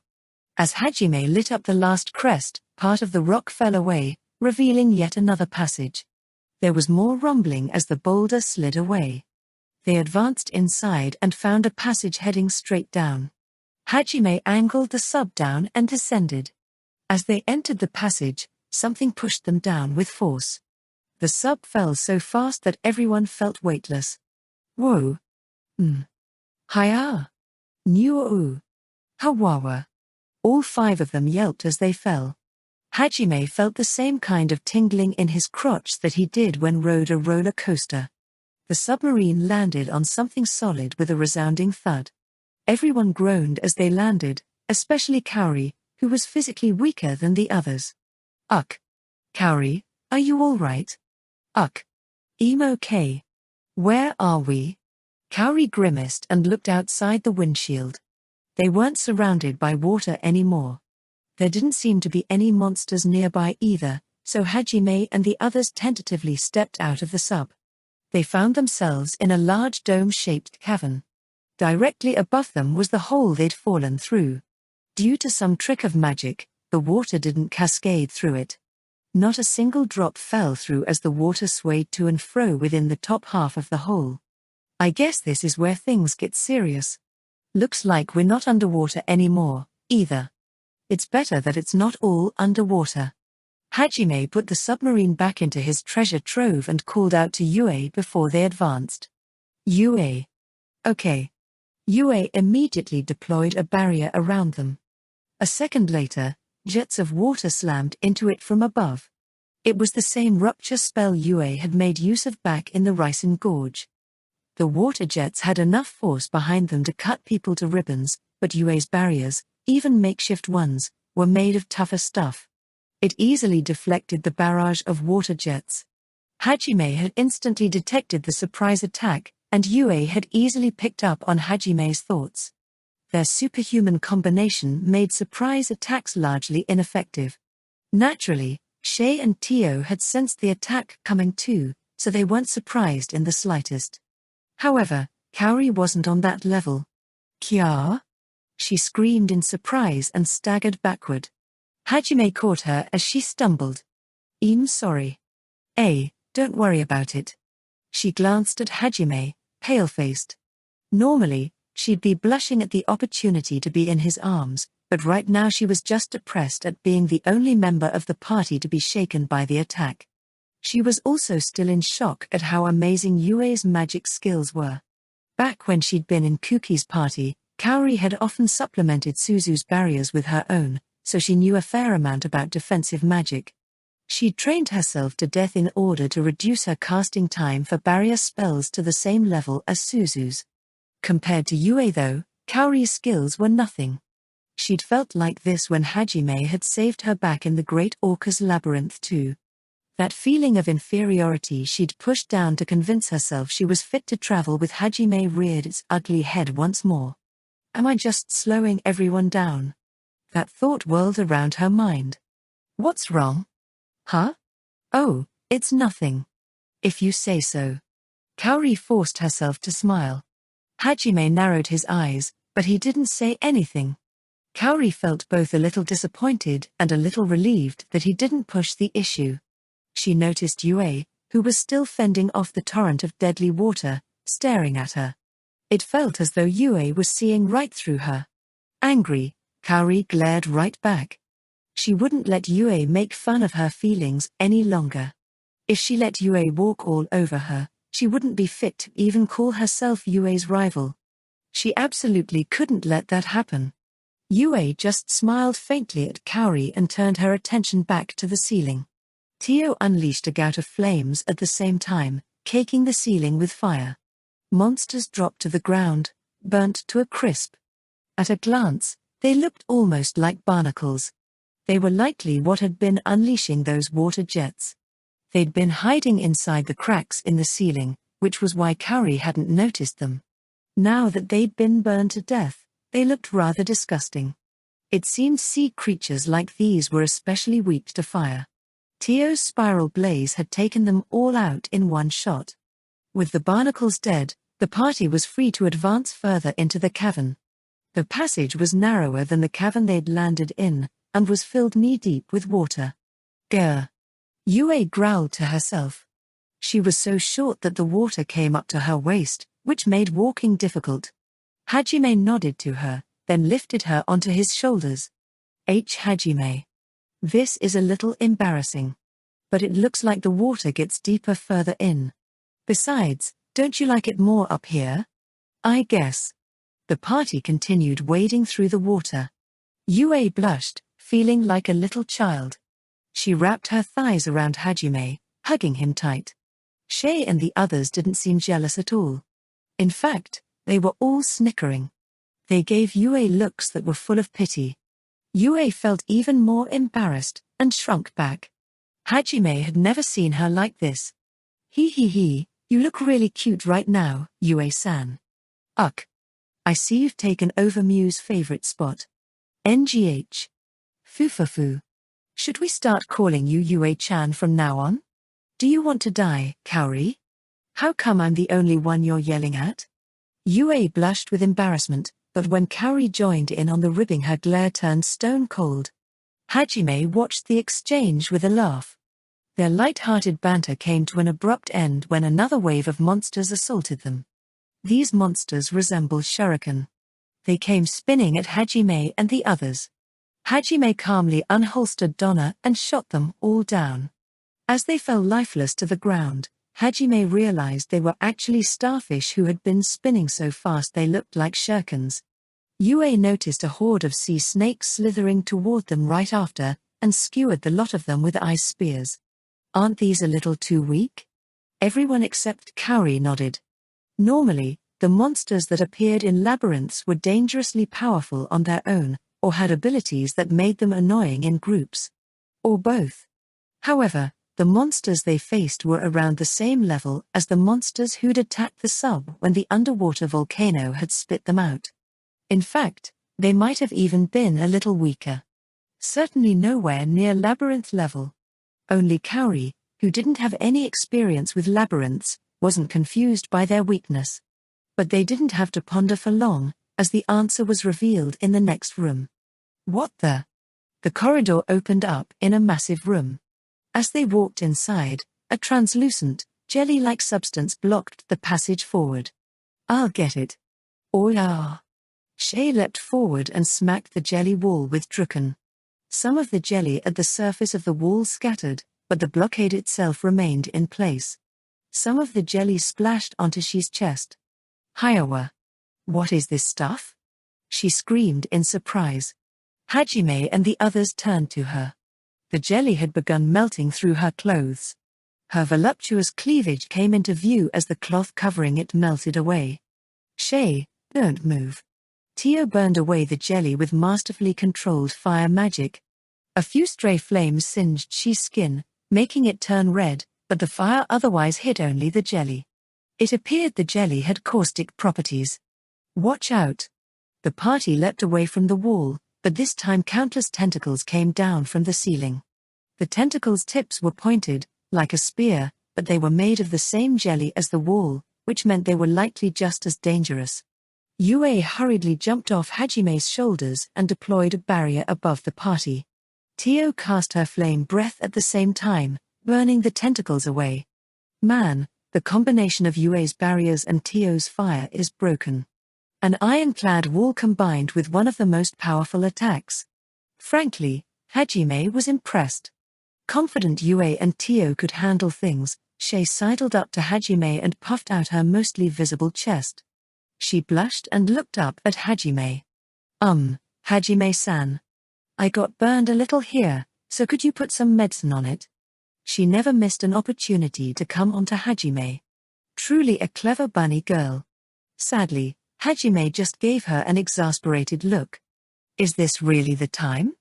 Well, I mean Yue and Tio are unbeatable, so it should be fine. If I don't show off at times like these, I'll start losing to even Kaori-san. Shay showed off the numerous small burns on her breasts. Just then. Grant respite to these divine warriors, divine blessing.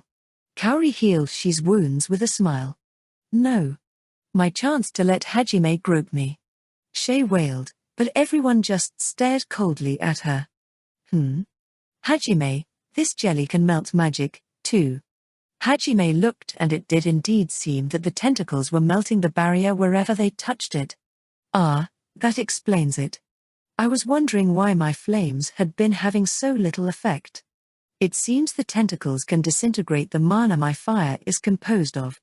If what Tio was saying was true, then this jelly was far more dangerous than Hajime had initially thought. Plenty powerful, and plenty annoying. This was what he'd come to expect from labyrinths. Just then, the monster controlling the jelly showed itself. It squeezed out of a crack in the ceiling, and expanded in midair. It was translucent, and roughly in the shape of a human. Though its limbs were shaped like fins, and its entire body was covered in minuscule, glimmering red flecks. There were also two feelers of sorts growing out of its head. The way its limbs sort of floated in the air reminded Hajime of a sea angel. A sea angel that was 10 meters long and oozed caustic jelly was a pretty monstrous sight, though. Without warning, the giant sea angel launched a barrage of tentacles from its body. At the same time, it spit out a rain of jelly from its head. Yue, you focus on attacking. I'll protect us. Hallowed ground. Kaori's derivative skill, delayed activation, allowed her to cast a spell she'd already chanted the incantation for ahead of time. Yue nodded curtly and combined her strength with Tio's. The two of them shot a barrage of flames at the giant sea angel. The flames all found their mark, and disintegrated the monster. Yue turned back to Hajime proudly, but instead of praising her he yelled out a warning. It's not over yet. I'm still sensing something. Kaori, keep that barrier up. What the hell is this? I can sense it everywhere in the room. Hajime's sense presence was picking up a reaction from every corner of the room. When he checked with his demon eye, he saw the entire room covered in dark red. It was almost as if the room itself was a monster. Hajime looked around warily. He'd never seen anything like this before. His fears had been well-founded, as the giant sea angel reformed itself in the center of the room. Upon closer inspection, he noticed a large number of the starfish and sea snake monsters they'd defeated earlier melting inside the sea angel's stomach. I see. So the monsters we found too weak were nothing more than this creature's sustenance. Master, if it keeps regenerating indefinitely, will be worn down. Where is its mana crystal? Come to think of it, how come we can't see it? The thing's transparent. Shay nodded and looked over at Hajime. Hajime focused his demon eye on the sea angel, but what he saw only confused him. Hajime? Hajime scratched his head and reported what he'd seen. There isn't one. I can't find one anywhere inside it. Everyone stared at him in shock. Hajime-kun. If it doesn't have a mana crystal, does that mean it's not a monster? Beats me. I guess if I had to say, its whole body seems like a mana crystal. The whole thing shows up dark red on my demon eye, and so does the rest of the room. Be careful, guys. It's possible we're already inside the thing's stomach. The giant sea angel attacked again as Hajime finished his explanation. This time, it sent chunks of its body out like torpedoes in addition to the tentacles and jelly rain. Hajime pulled a giant black rifle out of his treasure trove. There was a compressed gas canister where the magazine would normally go. It was too large in radius to be a bullet of any caliber. Which made sense, since it wasn't actually a rifle. Whoosh! It was a flamethrower. He'd created it out of liquid flamrock. The flamrock ignited as it left the barrel, spreading unquenchable 3,000-degree flames everywhere. His target was neither the giant sea angel, nor the jelly attacks it had sent at them. Instead, it was the walls of the room. He knew Yue and the others could handle the sea angel's attacks. It seemed the sea angel could use camouflage as well. For when Hajime's flames hit the wall, parts of it peeled away, transforming into jelly as it burned. Hajime breathed a sigh of relief. Thank God the whole room isn't the monster. But no matter how much of the jelly Hajime burned, more of it kept oozing out of cracks in the walls and floor. A sizzling sound came from his shoes. Yue and the others redoubled their attacks on the sea angel as well. It seemed to finally be taking them seriously, and an unbelievable amount of jelly trickled out of every crack and hole in the room. The water level began to rise as well. At first it had only come up to their knees, but now it was up to Hajime's waist. For Yue, it was already up to her chest. No matter how many times Yue and Tio destroyed the giant sea angel, it just absorbed the nearby jelly and regenerated. There didn't seem to be any end in sight. Unless they found a way to eliminate it for good, they'd just be wasting their strength. On top of that, the rising water levels meant they'd soon be fighting underwater. The worst part was they couldn't even hole up and hold out. Both Yue's barriers and Hajime's submarine wouldn't last long against that caustic jelly. It might be best to retreat for now. The problem was, all the exits were covered by jelly. Hajime desperately examined his surroundings. He noticed one of the fissures in the floor had a small whirlpool above it. Let's retreat and regroup. There's a room below us, though I don't know where it leads. Be prepared for anything. Okay. Roger. Understood. All right. Hajime swung his flamethrower around, burning all the jelly around him. Once the area was clear, he transmuted the floor around the fissure. It grew wider, forming a hole large enough for them to jump through. Hajime ducked underwater and pulled a small, cylindrical 15-centimeter-long object out of his pocket. It had a snorkel and a mouthpiece attached to the middle. The canister was actually an oxygen tank. He'd used creation magic to enchant the canister with air magic. The space inside was much larger than it seemed, all filled with air. He'd originally wanted to make the space as large as his treasure troves, but he hadn't had time. While in Arisen he'd prioritized repairing his damaged equipment. On top of that, he found enchanting things with air magic was extremely difficult for him. As it was, one of these canisters only had 30 minutes of air in it. Keeping the time limit in the back of his mind, Hajime continued transmuting the hole, digging deeper until he finally hit open space. Then, he pulled out his pile bunker. He anchored it underwater and began charging. It let out a loud hydraulic hiss as the mechanism engaged. A second later, it bore through the floor Hajime had weakened. The sound was muffled by the water, but the vibrations could still be felt by everyone. Water started rushing through the massive pit he'd created. The current was so strong that it knocked everyone off their feet and carried them to the hole. Hajime pulled a massive boulder and a few incendiary grenades out of his treasure trove. He held fast against the current long enough to toss them before letting himself be swept away. The boulder blocked the hole he'd made, while the grenades exploded all around the sea angel. Though Hajime had no way of telling if that had actually bought them any time, It felt like the smart thing to do. Acknowledgement. Ha. Ha, you all right, Kaori? Why yes. Somehow. How's everyone else? Kaori looked around, coughing up water. She noticed Hajime was holding her up, and that they were on a sandy beach of some sort. A dense jungle stretched out in the distance, and water floated near the ceiling above. Kaori didn't see anyone else nearby. It seemed there was some sort of barrier keeping this area clear. The beach was massive. Looks like we got separated. Well, I've given everyone mini treasure troves, so they should be fine.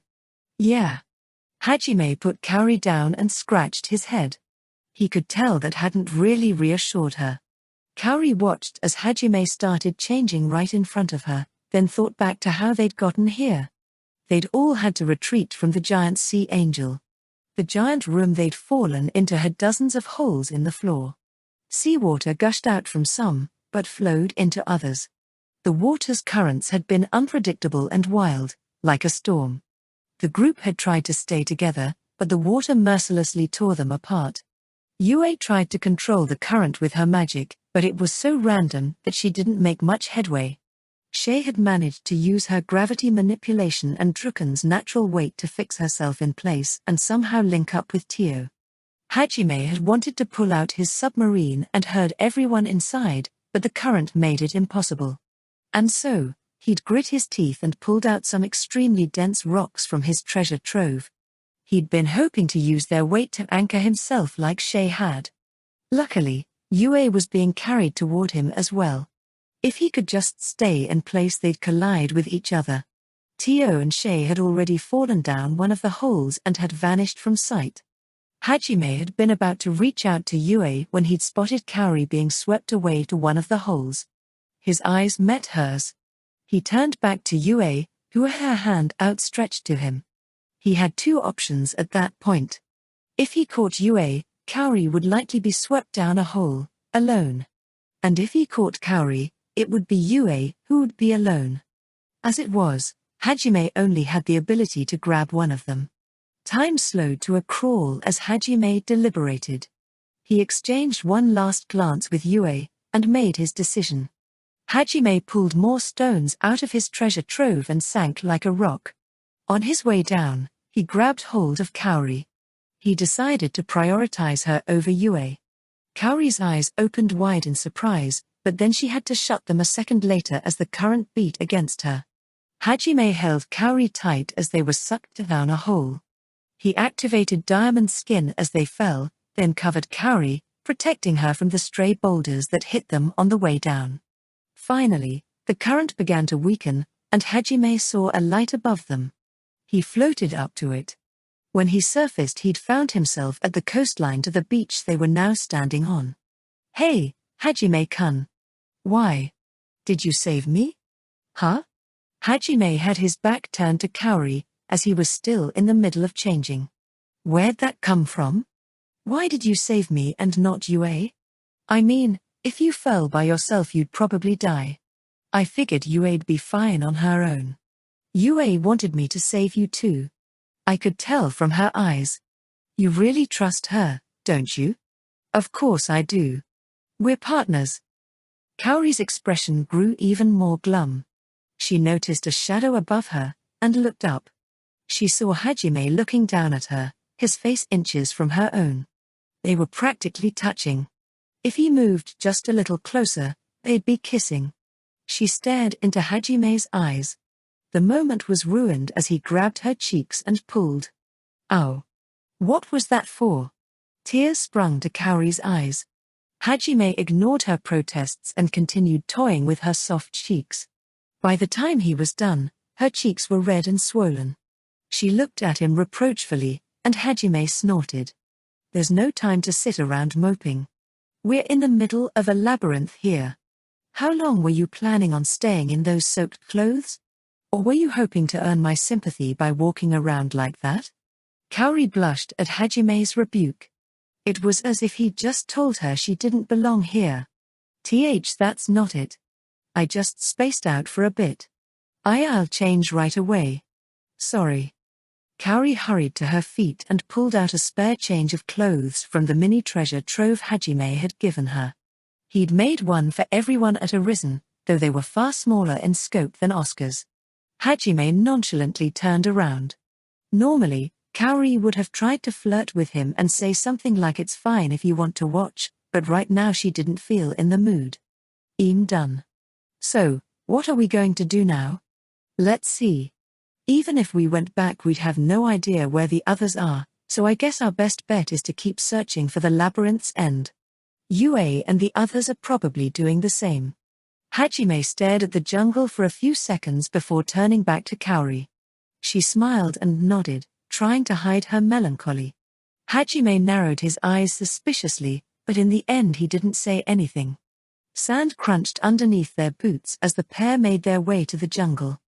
Thick grasses and dense bushes barred their way forward, and Hajime pulled out a machete to hack through them. Kaori followed silently behind him. After a few minutes, Hajime suddenly came to a halt and turned back to Kaori. He wrapped a hand around the back of her head protectively. "Huh? You Hajime-kun. This is a bit sudden." She blushed, but when she saw the thing Hajime had pulled off her neck the blood drained from her face. It was a spider. It was as big as Hajime's hand, and it had 20 legs. Purple liquid dripped from its fangs. Its feet grew not only from its abdomen, but also from its back. Kaori had never seen anything so disgusting. Don't let your guard down. These labyrinths are way more deadly than the upper floors of the Orcus labyrinth. If you think the monsters you face will only be as strong as the ones you fought there, you'll end up dead. Oh, okay. I'm sorry. I'll be more careful. The spider Hajime had picked up didn't have a mana crystal. That meant it was just a very ugly spider, and not a monster. Kaori felt even more depressed. Not only had she almost been killed by something that wasn't even a monster, she'd needed Hajime to save her again. In Kuki's party she'd been one of the best mages they'd had. But here, she was just dead weight. That fact continued to nag at her. She kept an even more vigilant eye on her surroundings as they advanced, not even breaking her concentration to talk to Hajime. The two of them continued silently through the jungle. Eventually, they found something. "Is this a ship graveyard? Amazing. I never realized ships were so huge." Once they'd made it out of the jungle they found themselves in a rocky plain. A number of massive sailing ships nestled among the boulders, their masts rotting and their sails tattered. Every one of them must have been at least 100 meters long. Some of the larger ones Hajime saw were more than 300. The two of them stopped in their tracks to admire the surreal sight, but they couldn't gawk forever, and eventually they shook off their awe and started walking forward again. They marched their way around the boulders, climbing those they couldn't circumvent. At times they walked across the ship's decks as well. Though all of the ships were rotting, they hadn't decayed to the point where they were completely falling apart yet. These all look like warships. Yeah. That really big one in the back looks like a passenger ship, though. It's all decorated and stuff. The warships here didn't have gunports like the ones Hajime was used to seeing back on Earth. His reason for believing they were warships was all the battle scars they had. From the looks of it, they'd all been bombarded with magic. Some of their masts had been cut clean through, while others had burned scars all over their wooden decks. Some of them even had their sails and ropes petrified. Since there were no gunports, Hajime imagined long-distance battles between warships had been done via magic in the past. It turned out that he was right. When they were about halfway through the graveyard, they were attacked. What the? Hajime-kun, around us. Hajime heard the screams of countless men and his surroundings began to warp. Hajime and Kaori stopped in their tracks. Everything blurred, and a second later they were standing on the deck of a ship. They were no longer in the graveyard of ships. Instead, they were in the middle of the sea. Hundreds of ships lined up against each other, and men yelled as they brandished their weapons. What on? Hajime-kun? Am I dreaming? Are you seeing this too? You are right. The two of them were so shocked all they could do was blankly examine their surroundings. A flare rose up in the sky, and the mass of ships on Hajime's side began advancing forward. Another flare rose up from the other side, and those ships advanced as well. Once the two sides were close enough, they began exchanging volleys of spells. Neither side slowed down, though, and it looked like they were planning to ram into each other. Whoa! Kya! Fireballs raked the deck, burning holes through the wood. A raging tornado attempted to splinter the mast.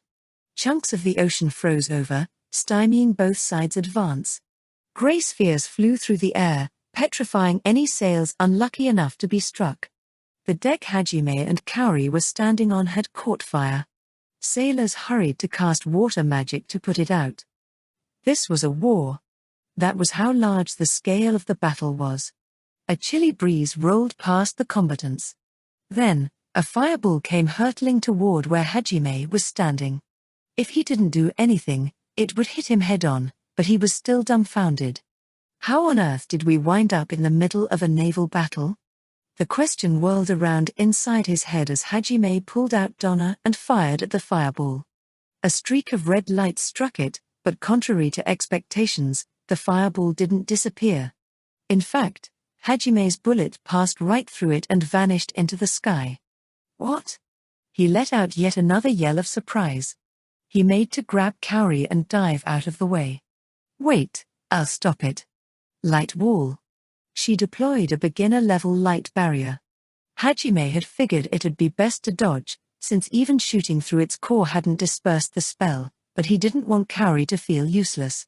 So he stood there, activating Diamond's skin just in case. However, Hajime needn't have worried. Kaori's barrier stopped the fireball. Did I miss? Hajime thought dubiously to himself. He tried again, aiming for yet another fireball. He watched with his demon eye, making sure he shot precisely through the core of the spell. But once again, his bullet passed cleanly through the fireball, vanishing in the distance. So that's how it is. Hajime had figured out why his attacks hadn't worked, and attempted a different tactic. He stopped Kaori, who was about to put up another barrier, and wreathed his revolver in a gale claw. Then, he leapt out of the way and sliced through the fireball. This time the attack connected and dispersed the flames. Hajime-kun? It looks like this isn't just a hallucination. Though it's not exactly reality either. Physical objects can't interact with the vision, but mana can. Though I still have no clue what the hell is going on. Hajime sighed and shook his head. Just then, he heard a man scream behind him. He turned to see a youth double over, holding a cutlass in one hand and his stomach in the other. There was a pool of blood at his feet, a bloody icicle dropped on the ground next to him. He had been hit in that earlier barrage. Are you all right? Kaori rushed over and began casting healing magic on him. Lavender light enveloped the youth. A priest of Kaori's skill should have been able to heal a wound like that instantly, yet that wasn't what happened. The moment Kaori's healing magic touched him, he faded away. Huh? What? Why did he? Hajime lapsed into thought. After a moment, he explained his hypothesis. I think as long as mana touches any part of this illusion it'll fade. It doesn't matter what kind of spell you use. Then that means I killed him. Kaori, none of this is real. It's an illusion that we can interact with, that's all. I mean, you can hardly call something that literally disappears from being healed human. Hajime-kun. Yeah, you're right. I'm sorry. That surprised me a little, but I'm fine now.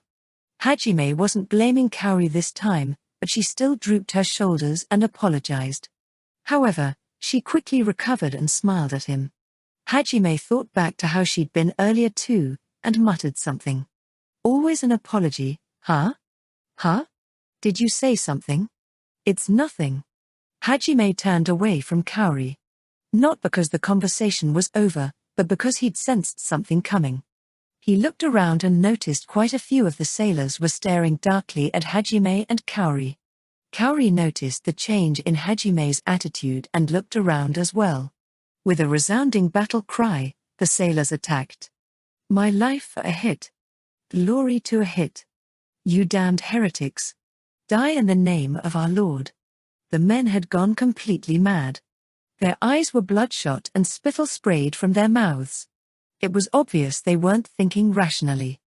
Hajime had already guessed this was some dispute between two neighboring countries, but now he understood the reason for it too. It was a holy war. He could hear similar cries coming from the other side as well. The only difference was the name of their god. Kaori was stunned into silence. Hajime pulled Kaori close and started firing Donna over his shoulder. Instead of firing physical bullets, he was shooting off rounds of pure mana. Mana manipulation's derivative skills, mana emission and mana compression, let him do such a thing.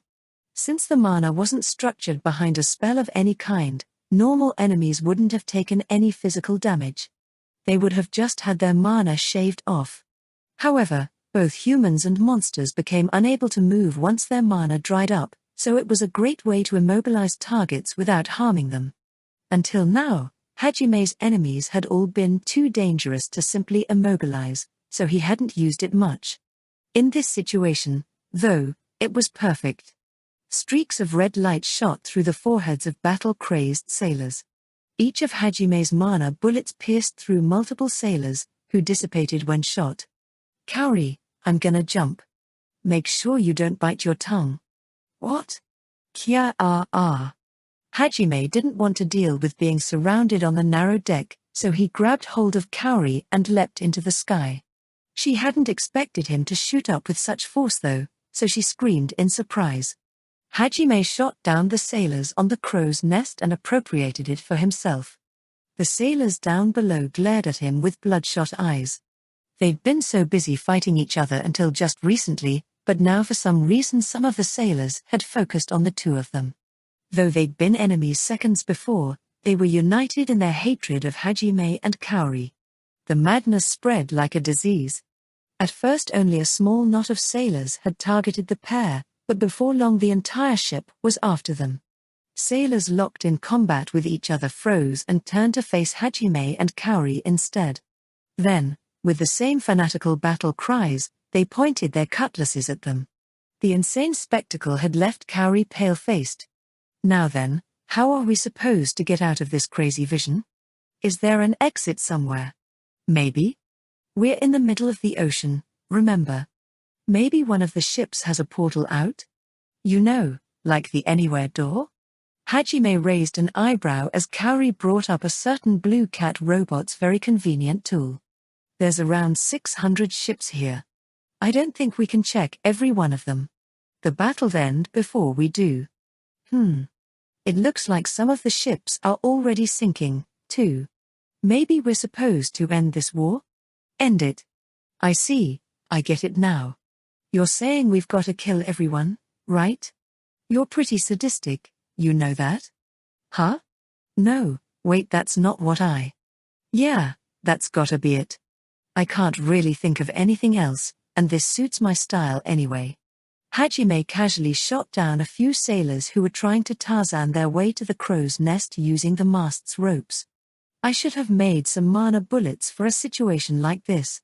He used the derivative skill remote manipulation to shoot down a barrage of incoming fireballs as well. Kaori, I know you're not really skilled at offensive magic, but here even healing magic'll kill these guys. I'm still not 100% sure killing them's how we get out, but since they're coming at us we've got no choice but to take them down. Oh, okay. Kaori berated herself for hesitating and began chanting. The insanity in these ghost soldiers' eyes had shaken her, but she didn't want to break down in front of Hajime, so she held her ground and fought. Hajime surveyed his surroundings, protecting Kaori from any attackers. Looking down, he noticed there were still pockets of sailors fighting each other in places. Unlike when Hajime killed them, the illusions bled when cut by other illusions. Gutted entrails and hacked-off body parts littered the ship's deck. It made for quite a grotesque sight. The men happily killed each other in the name of their gods. The wind picked up, and a bloody mist rolled across the deck. Despite their losses, the sailors targeting Hajime and Kaori didn't let up. Whenever anyone got too close, Hajime mercilessly shot them down. He'd also set up a pseudo-barrier of bullets circling around him to destroy any illusion he missed, and to block any magical attacks sent his way. This didn't deter them though, and the sailors continued rushing to their deaths. A few dozen soldiers used air magic to fly over the crow's nest and attack Hajime from above. More came from either side, using the mast's netting to close in. With his demon eye, Hajime could see a number of casters on other ships targeting his. They were all casting high-level spells. Just as Hajime was thinking about shooting them down before they took down this ship, Kaori finished casting her strongest spell. Divine Mother, smiling down from heaven, encompass all in thy heavenly embrace, etherflow. Ripples of light spread out across the battlefield. They extended a full kilometer out from where Kaori was standing. Every person it touched was wrapped in a faint halo of light. This was one of the highest rank healing spells, etherflow. It healed everyone in a massive radius. The actual range of the spell depended on how skilled the caster was and how much mana they put into the spell, but it had a minimum reach of 500 meters. Furthermore, if the caster marked certain targets beforehand, they could control the spell to affect only them. Normally, this spell required the combined mana of a few dozen people, a ridiculously long chant, and a huge mana circle. It was a testament to how overpowered Kaori was that she'd been able to cast it in 2 minutes all by herself. The light of Kaori's etherflow covered the battlefield, destroying every illusion it touched. Kaori stumbled once her spell ended, her mana spent. Hajime caught her before she fell. Wow, it's like we're floating in a sea of ghost ships now. Nice one, Kaori. I knew you had it in you. It was nothing, really. You guys are way more amazing than me, anyway. Kaori blushed at Hajime's sincere praise. Still, she was certain Yue would have been able to do a faster and better job. She smiled bitterly to herself and looked away. In order to change the topic, she muttered something about needing to recharge her mana, and Hajime handed her a magic stone pendant. Kaori couldn't control mana directly, so Hajime had engraved it with a magic circle she could use to drain it. Hajime opened his mouth to say something, but he shut it again when he saw another wave of enemies approaching. They could talk about it later. Normally, fighting an army of illusions who could only be hurt by mana and had no fear would have been extremely difficult, doubly so on the swaying deck of a ship. However, Hajime and Kaori were anything but normal. The combined armies of 2 countries were decimated in just 1 hour by the 2 of them. Sorry. It's fine, don't worry about it. Once they destroyed the last of the illusions, Hajime and Kaori had found themselves back in their original location. Hajime had breathed a sigh of relief, glad that killing them all had been the solution to the puzzle.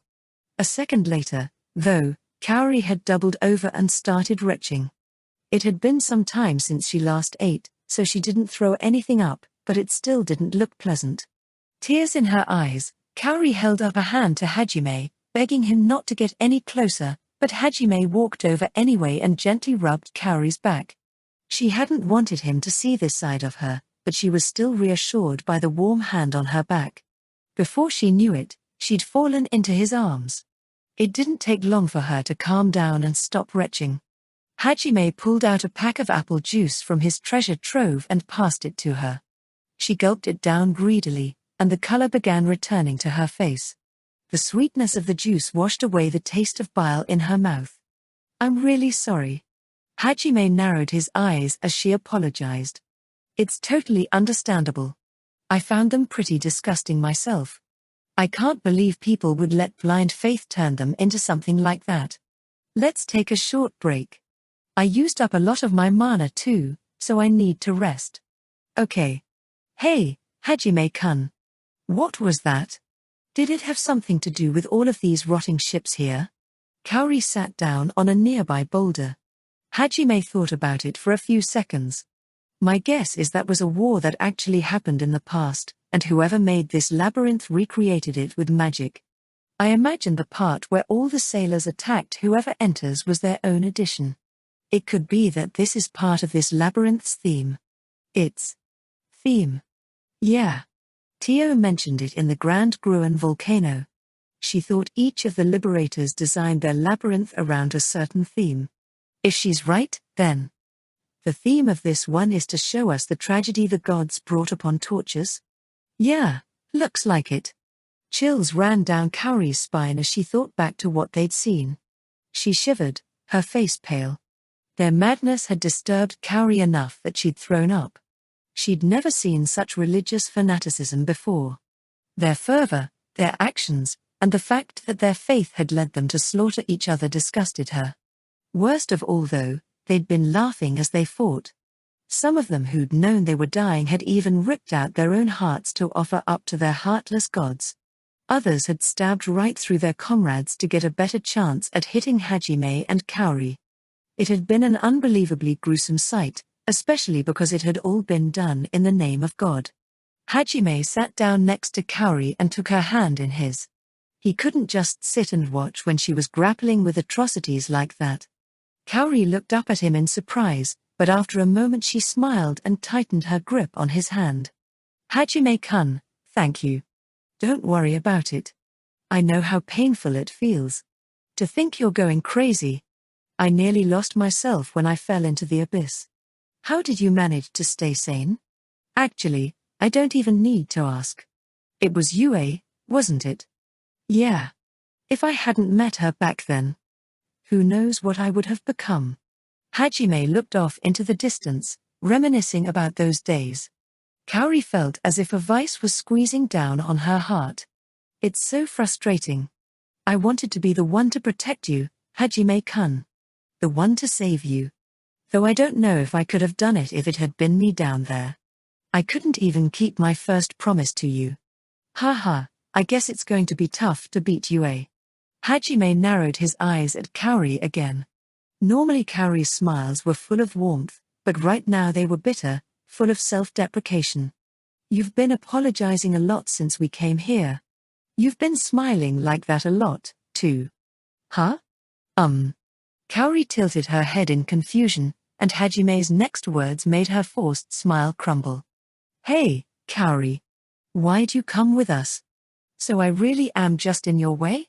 Hajime sighed, and changed topics. This was going nowhere. I still remember what you told me that night, when you came to my room and we drank my shitty tea. That's why I don't understand why you still like me so much, after how I've changed. Hajime-kun, Kaori opened her mouth, but Hajime cut her off. He wasn't done yet. But I have no intention of denying your feelings, or saying they're a lie. I'm sure you have your own reasons for still loving me. No one else has the right to deny you that, or your determination. I already gave you my answer, and if you still say you love me despite that, then that's fine. It's not like she's any different, after all. In fact, she's so persistent that I'm worried she'll just attack me one night. Her physical abilities had only continued to grow in the time they'd traveled together. It had gotten to the point where Hajime was worried he wouldn't be able to fend her off if she seriously tried to overpower him. Kaori smiled wryly and nodded. Yeah, even I'm amazed at how outgoing and positive Shay is. Even I have to admit I was pretty mean to her in the beginning. Yue was the only person special to me, so I just wanted her to give up. But no matter how roughly I treated her, no matter how much I told her she had no chance, she still looked like she was enjoying herself. Sure, she cried and got mad and yelled at me, but she never looked unhappy. Even though she had no aptitude for magic and wasn't nearly as strong as Yue, she never stopped looking forward. She never let herself wallow in her own inferiority. Not wallowing.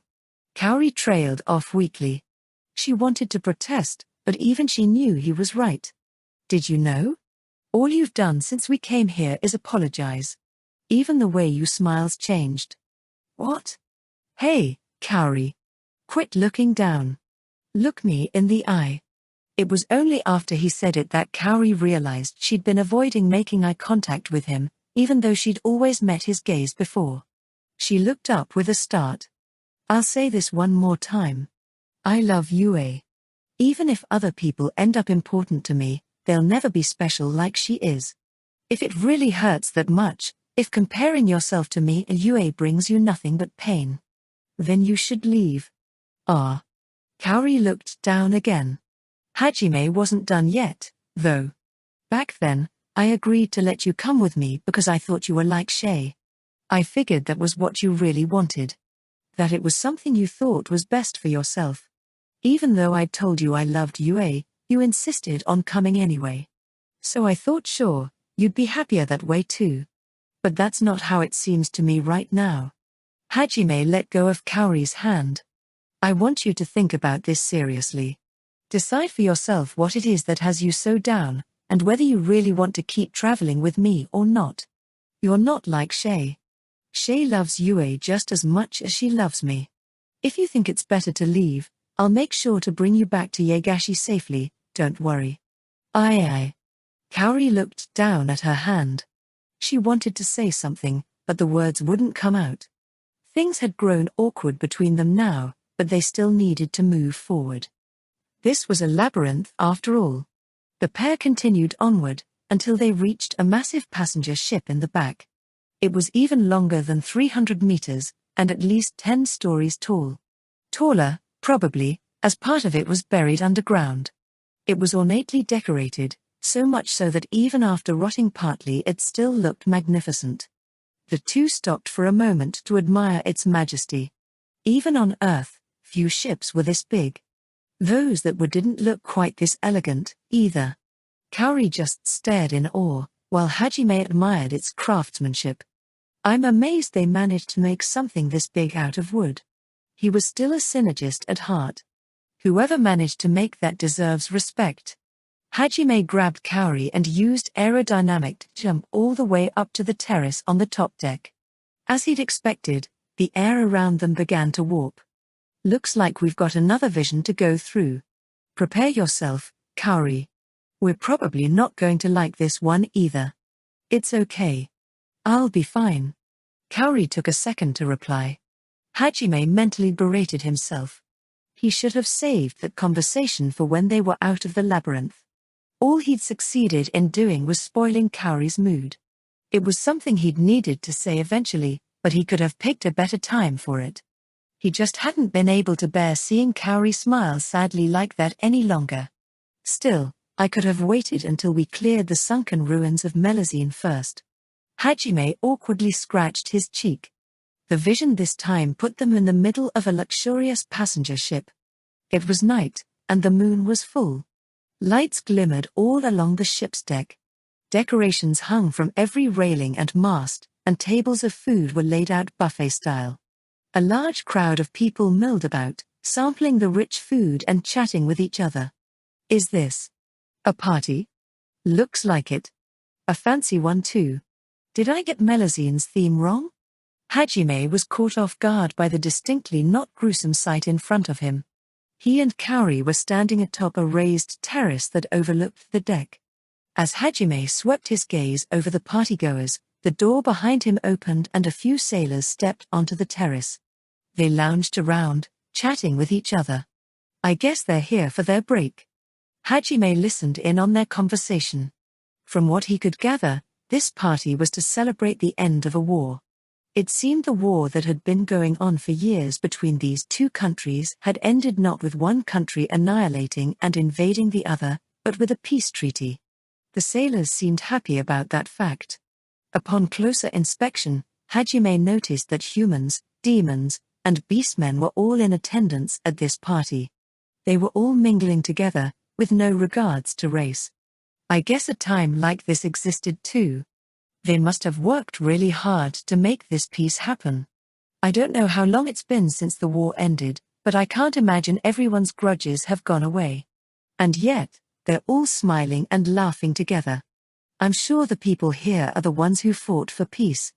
There's no way everyone else would be able to laugh like that with the people they'd been fighting a while ago. Yeah. Hajime and Kaori smiled as they watched the party. After some time, a middle-aged man climbed up onto the podium at the end of the deck and waved to everyone. The talking gradually quieted down and people turned their attention to him. They were all looking up at him respectfully. Behind him was someone Hajime guessed was his aide, along with a person wearing a hood. He thought it was rather rude to get up on stage in a hood, but none of the partygoers seemed to mind. Once the ship was completely quiet, the man began his speech. Ladies and gentlemen, all of you who gathered here today are heroes. Brave heroes who fought not to make war, but to make peace. I am honored and humbled that you all agreed to come to this event. I cannot tell you how happy I am that this war has ended with my generation. Seeing peace come between our two nations has always been my dream. Everyone listened with rapt attention. The man continued, talking about the missteps they had along the way, the trials they had to face to overcome suspicion, and the lasting cornerstones of peace that they'd finally built. He spoke of the friends they lost along the way, and tears sprung to many of the guests' eyes. Some looked off into the distance, while others recalled nostalgic memories. It seemed this man was the king of the human kingdom. He'd spent his entire life working toward this peace. Hajime could see why everyone respected him. Finally, his speech wound to a close. He roused everyone at the end with a spirited closer. The audience burst out in cheers. However, Hajime was struck by a sudden premonition. He felt as though he recognized the king's face from somewhere. Now, after a year of peace, I've come to realize something. How worthless it truly is. Everyone glanced about in confusion. They looked to each other, wondering if they'd misheard the king. The speech everyone had thought finished continued. Indeed, utterly worthless.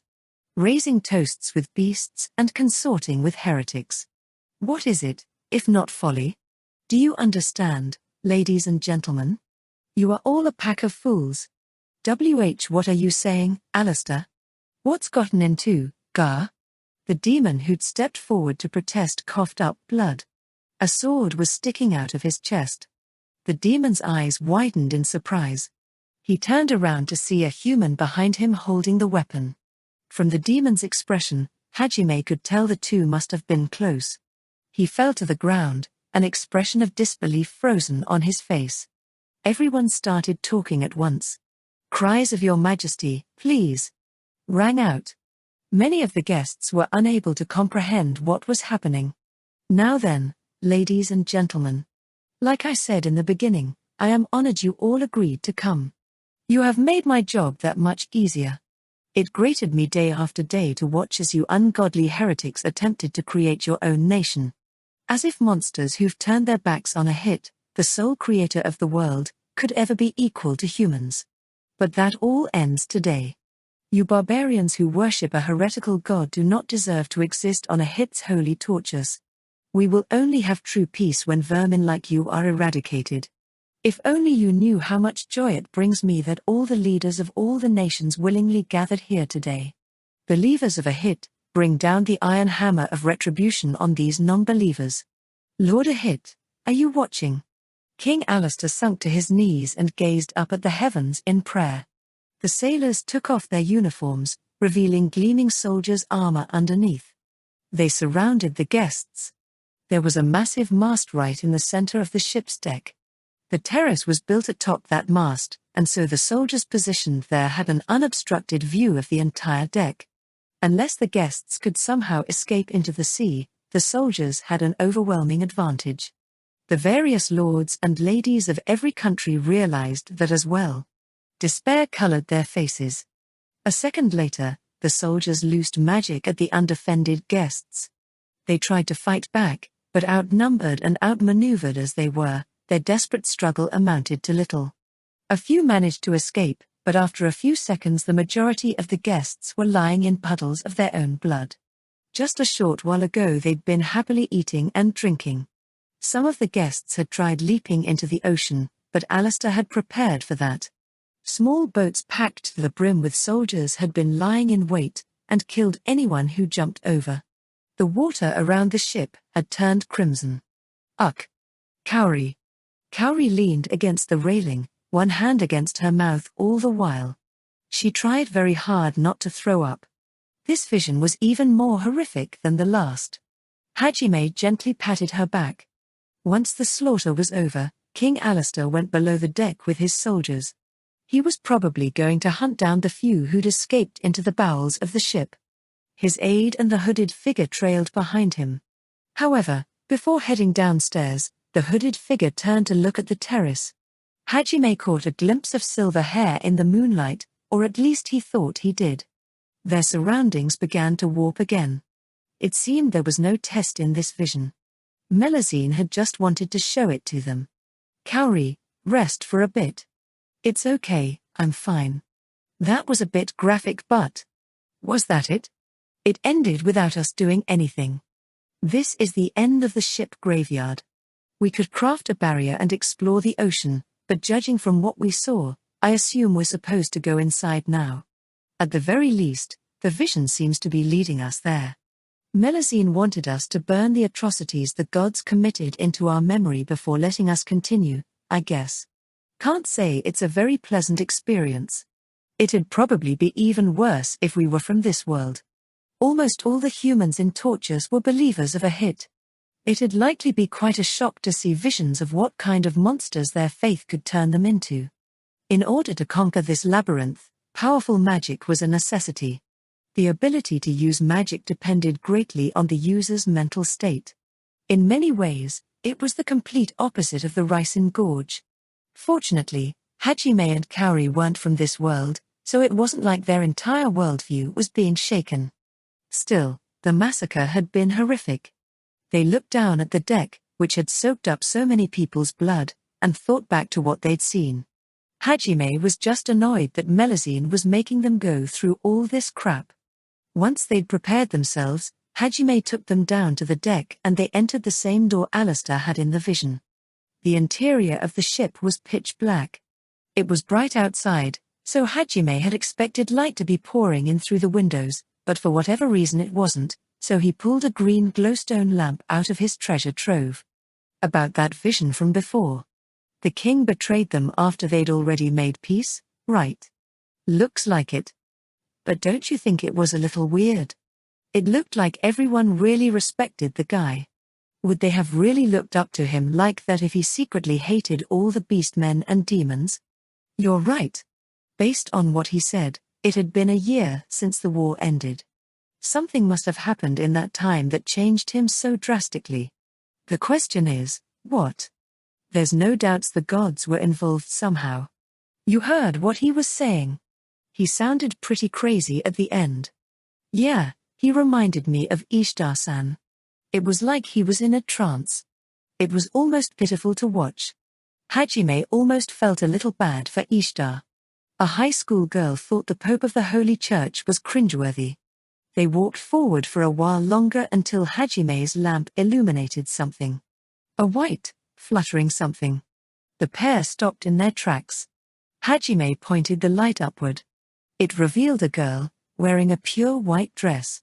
She was swaying back and forth, her head pointed downward. Hajime and Kaori both had a bad feeling about this, and Kaori's face was frozen stiff. Hajime had no idea what a little girl was doing here, but he pulled Donna out anyway. He wasn't taking any chances in a labyrinth.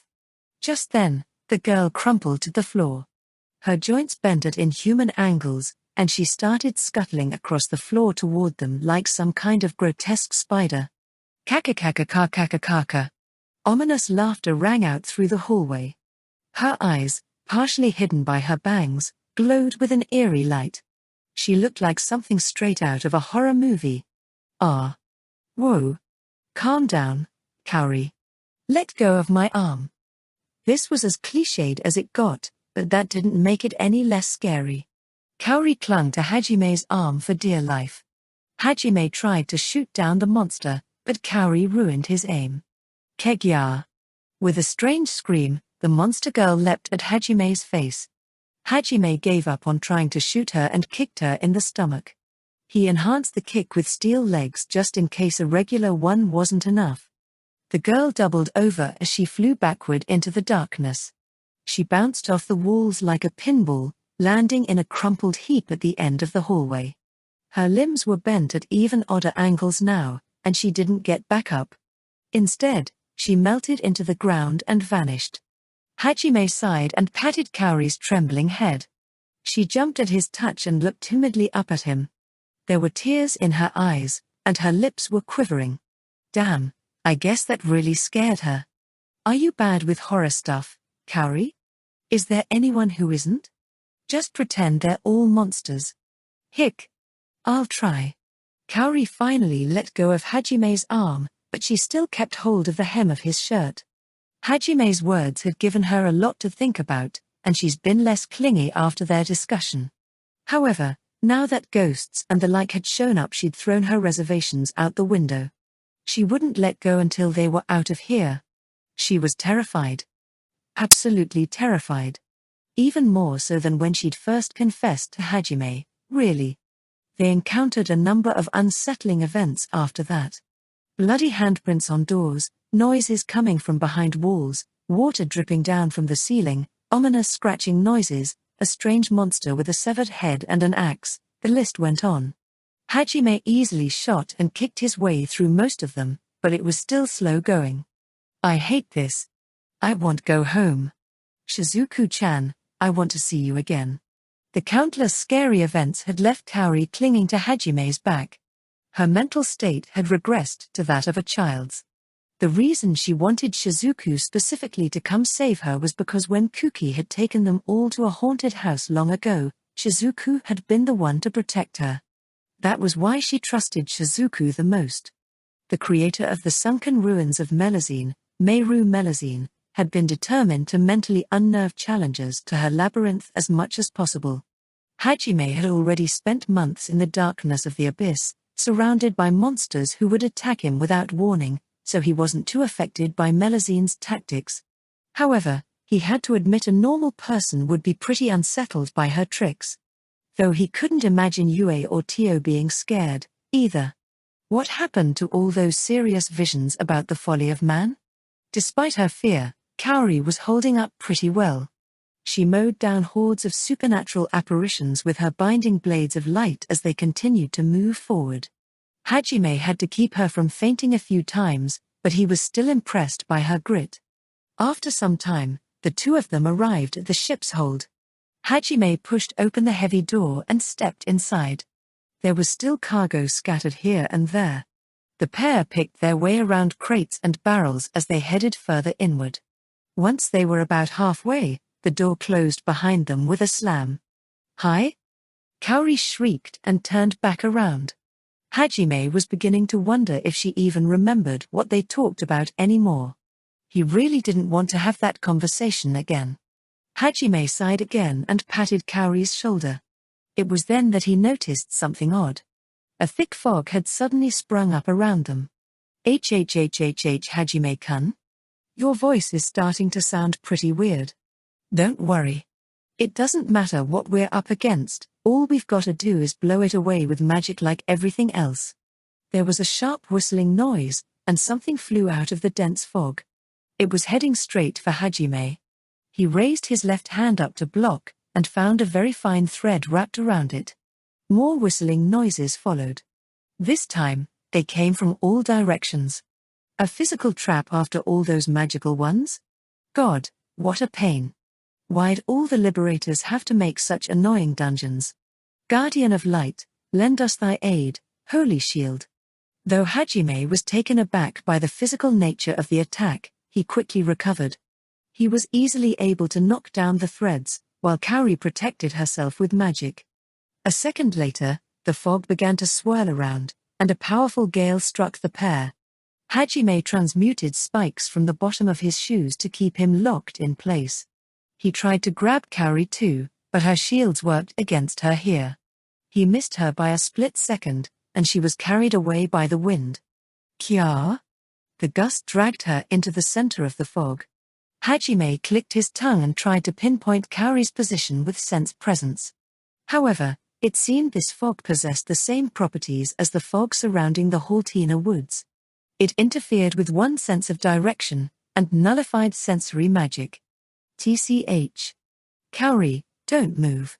Before Hajime could do anything though, a knight stepped forward, sweeping away the fog surrounding him with his longsword. Hajime didn't know what kind of style he was using, but the knight was clearly proficient. He blocked the oncoming strokes with Donna. Then, once he saw an opening, He stepped in and fired a magic bullet at point-blank range with Schlog. It punched a giant hole through the knight's stomach, making him vanish without a sound. After that, he found himself up against a gauntlet of powerful knights, each a master of their chosen weapon. God, what a pain. Hajime grumbled to himself and set a number of his magic bullets to circle around him. He then activated Supersonic Step and went about defeating the knights. He was worried, since Kaori hadn't responded to him. Around the same time, Kaori was trembling in fear since she couldn't see Hajime. Horror was the one thing she just couldn't deal with. She'd just freeze up whenever she encountered anything remotely scary, and she hadn't been able to overcome her phobia. Kaori had wanted to prove to Hajime she wasn't just wallowing in her own inferiority, but she'd just ended up clinging to him again. She hated how weak she was. She berated herself for being so pathetic and forced herself to stand through sheer willpower. Just then, something laid its hand on her shoulder. Kaori hoped it was Hajime. He was fond of tapping her shoulder, so it wouldn't be surprising if it was Hajime K. She was about to turn around, but then she realized the hand on her shoulder was lacking in warmth. In fact, it was ice cold. A shiver ran down her spine. That's not Hajime behind me, is it? She was sure of it. So then, who was behind her? She turned around slowly, her head creaking like a badly oiled door. What stared back at her was a girl's face. It was no ordinary face, though. Her eyes, mouth, and nose were all dark, bottomless pits. Awa. Kaori was so overwhelmed that her brain did the only thing it could to protect her. It shut down. In only 2 minutes, Hajime had succeeded in destroying almost 50 knights. Each knight only took a few seconds to dispatch. As the 50th knight met his end, Hajime stopped. Was that all of them? However, the trial wasn't over yet. Another figure appeared from the fog. The knight this time was massive, and he carried a great sword taller than Hajime himself. Hajime sidestepped the knight's giant swing. The knight had seemingly predicted that Hajime would dodge. He utilized the rebound as his sword slammed into the ground to follow up with a lightning-quick attack. Hajime leapt into the air and used his diamond skin-enhanced prosthetic arm to grab onto the sword mid-swing. He swung himself up onto the flat of the sword and fired a mana bullet at the knight's head. As the giant knight faded into mist, the nearby fog began to fade as well. All right, now it's definitely over. Kaori. Where are you? Hajime once again cast Sense Presence. Though that proved unnecessary, as he spotted her almost immediately. I'm over here, Hajime-kun. Oh good, you're safe. Hajime breathed a sigh of relief as Kaori walked up to him. She smiled cheerfully and sidled up close. I was so scared. That bad, huh?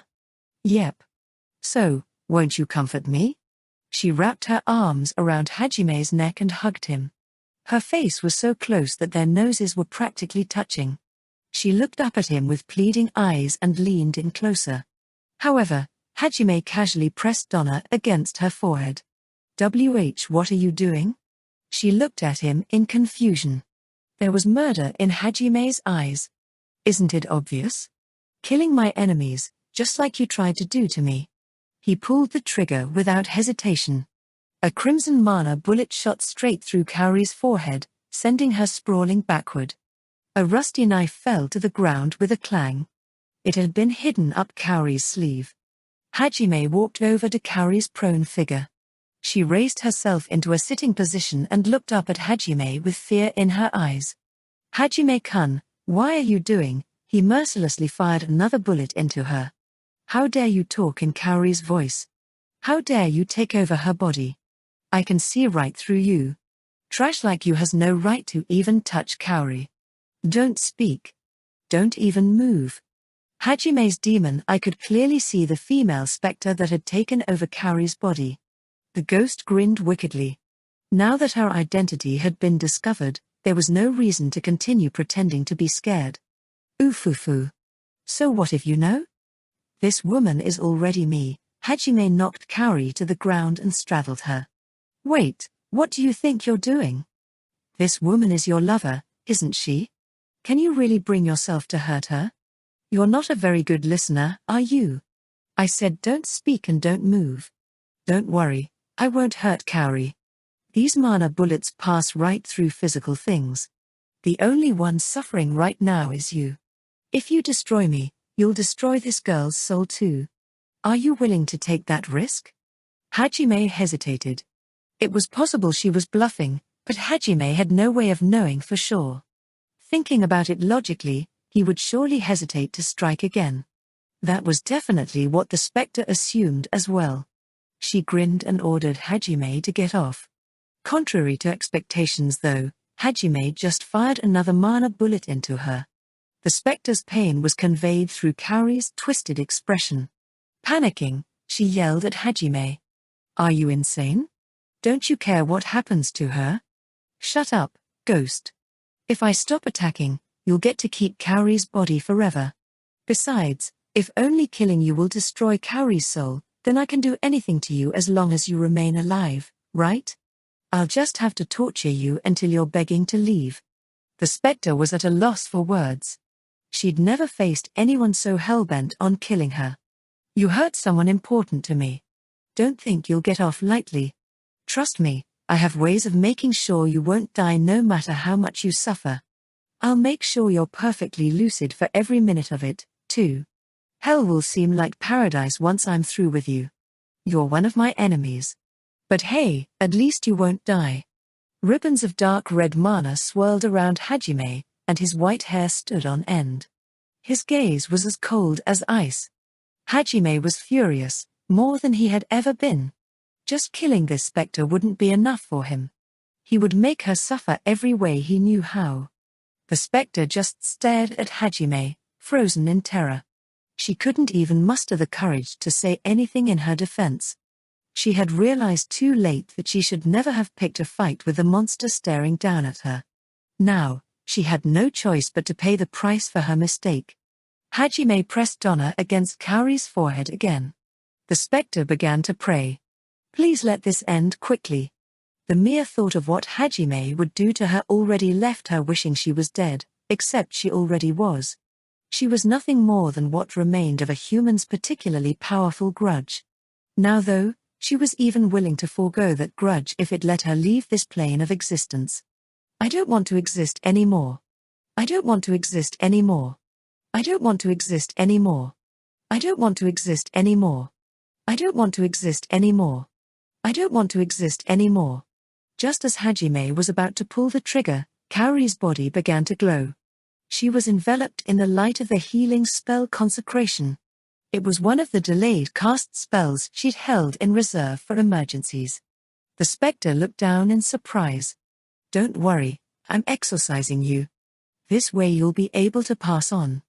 The light surrounding Kaori grew brighter. It wrapped itself around the spectre, and she slowly began floating up to the ceiling.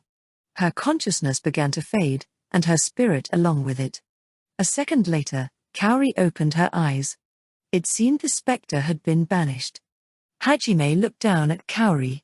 He'd confirmed the spectre's disappearance with his demon eye, so there was no reason to be on guard anymore. He checked over Kaori, making sure the possession hadn't left any lingering effects. Kaori could feel the intensity of Hajime's gaze. She could tell just how worried he'd been. It almost surprised her how serious he looked. She met his gaze and lifted herself up. Then, she brought her face close to his, and kissed him on the lips. It was a brief one, but it was nevertheless Kaori's first kiss. Hajime had been too worried making sure Kaori's soul really wasn't going to be destroyed to dodge the kiss in time.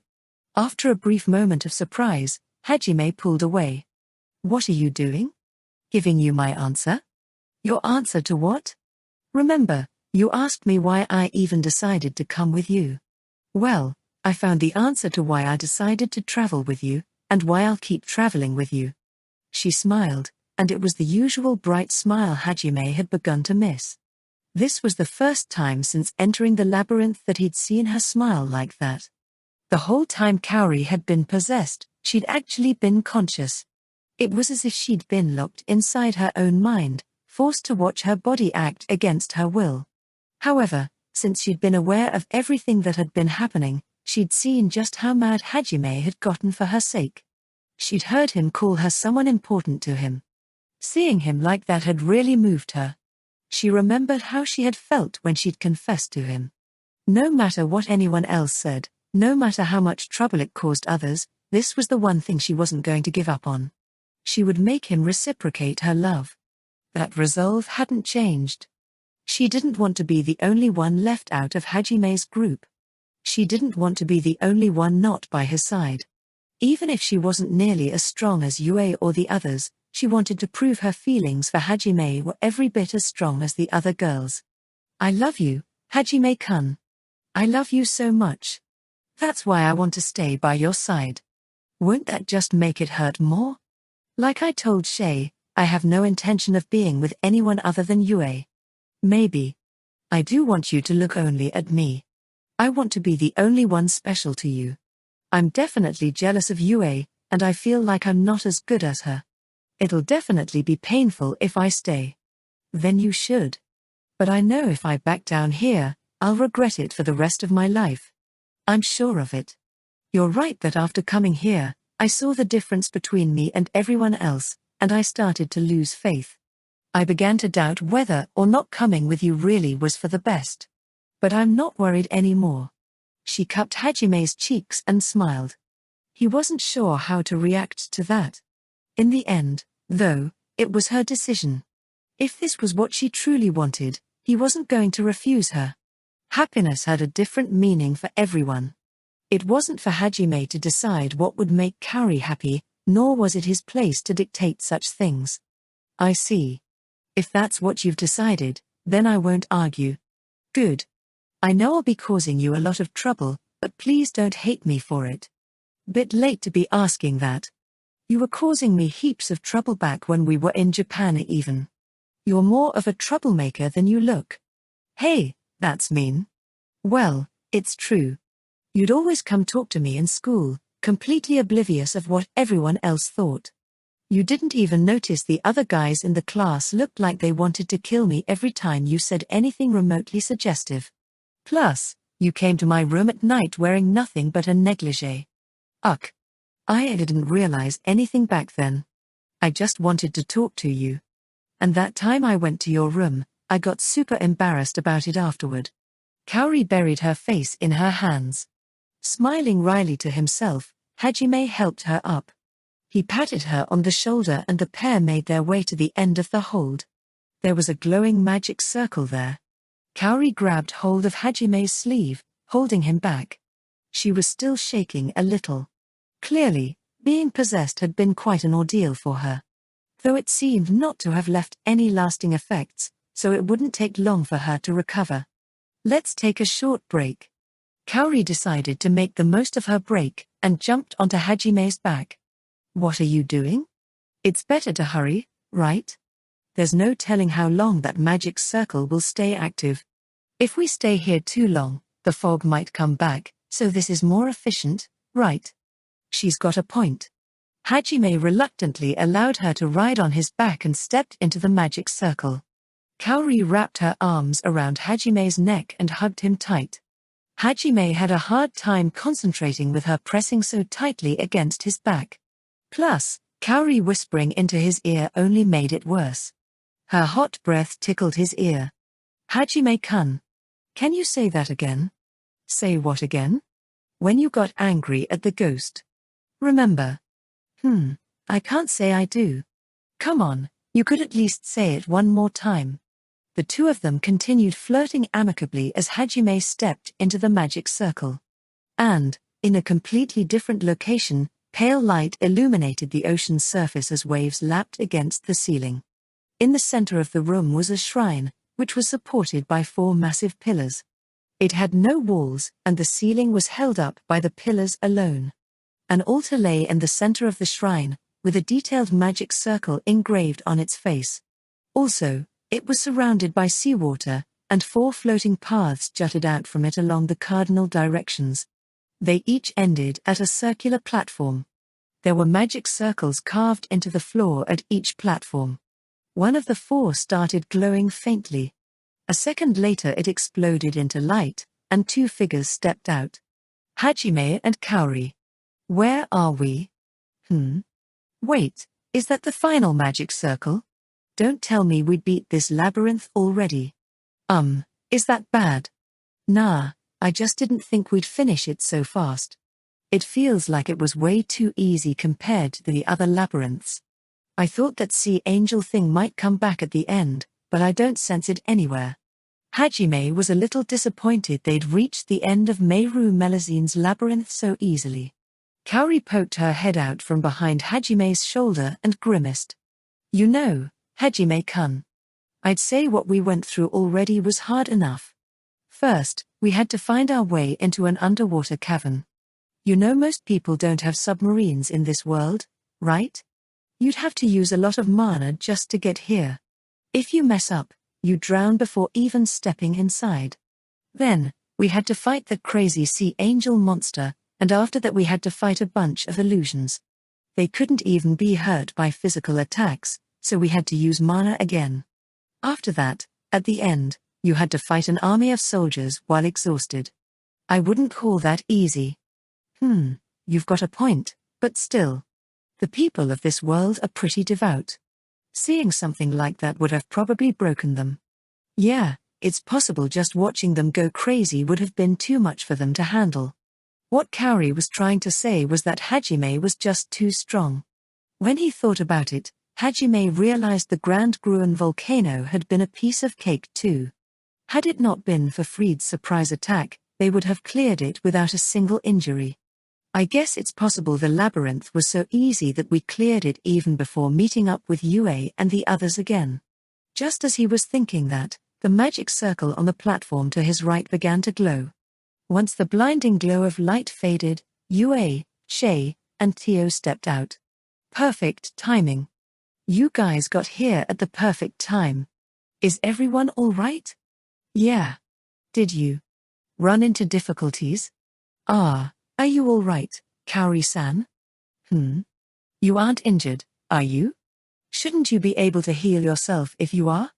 Yue and the others responded cheerfully. When they saw Kaori riding on his back though, their expressions changed to ones of worry. Kaori hurriedly reassured them. Thanks for worrying about me, everyone. But I'm fine. I'm just being a little lazy. She smiled as she said that. Yue glared at her, while Shay ended up muttering jealously. Wow, lucky you. Let me have a turn too. Tio, on the other hand, simply had a knowing grin on her face. I see. Wait, Kaori. You can stand now? To be honest, I could have walked from the start.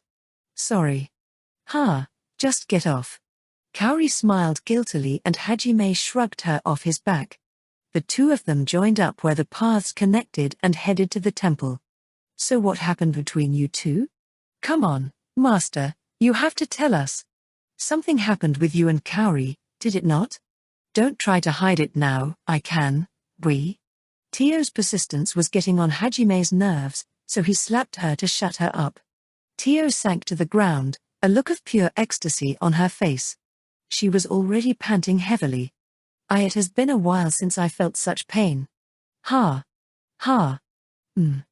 Master, will you please punish me more? You can even kick me if you like. Hajime ignored her expectant gaze and continued walking toward the altar. One more. Just one more slap, please. I beg of you. They heard Tio pleading with Hajime from behind, but everyone ignored her. So? What happened? Yue asked the same question Tio had. However, her question was directed at Kaori, not Hajime. Kaori met Yue's gaze and beamed. Her smile had the same warmth that Hajime had grown used to seeing in the classroom. We just kissed. I see. What? Really? Who started it? Did you kiss him or, wait, did he kiss you? An edge of anger slipped into Yue's voice, but Shay seemed excited for Kaori. I kissed him. After seeing how angry Hajime-kun got for my sake, I couldn't help myself. Wow, it's just like what happened with me. I did the exact same thing before. We're comrades now, Kaori-san. Oofufu, I guess so, Shay. Shall we steal him together, then? If we're doing this, we have to make him ours for good. It almost sounded as if they were planning on kidnapping him. Cold sweat poured down Hajime's face. True, it sounded like they were just joking, but there was a dangerous glimmer in their eyes. It scared him to see a pure girl like Kaori and a cheerful bunny girl like Shay stare at him as if they were wolves staring down their prey. Frankly, he never knew Kaori especially could be so aggressive. I thought you'd run away with your tail between your legs. Yue looked probingly at Kaori. She'd noticed how Kaori was letting her inferiority complex eat away at her. Honestly, she'd expected the labyrinth to break her spirit and convince her to give up on Hajime. Had that happened, Yue certainly wouldn't have tried to console Kaori. After all, if Kaori's feelings for Hajime were that shallow, then she had no right to be here anyway. However, it seemed Kaori had managed to survive. More than that, her resolve was even firmer than before. Yue was curious as to how she'd managed to find her courage again. I thought so too. Hajime-kun even said I should leave. Still, it's a bit too late to care about trivial things like how much stronger you are. So you're determined, then? I guess you could say that. But you know, I was determined from the start. I just lost sight of that when I saw how much stronger you all were. I won't show you anything pathetic like that again. It would have been better if you just gave up. Hee, scared? Worried I'll steal Hajime-kun away from you? Don't get ahead of yourself, you troublemaker. Hajime-kun called me a troublemaker too. But I really don't think I'm that much of one. Kaori frowned. It was a little disheartening that both the man she loved and her rival thought she was a troublemaker. Still, she got over it quickly enough. In all fairness, Yue, and in fact, all of Hajime's group were pretty big troublemakers. Sadly, Yue herself wasn't aware the word could apply to her just as well. Well, maybe you're right, Yue. But at least now I know I'm someone important to Hajime-kun. All that's left is to steal the title of special from you. I won't give up, no matter what anyone says. I see. Then like before, I accept your challenge. Yep. Oh, by the way, I don't hate you or anything. In fact, I feel like we're just friends that fight a lot. Friends? I'm your friend? Yep, you're my friend. In Japan there's a lot of people like that.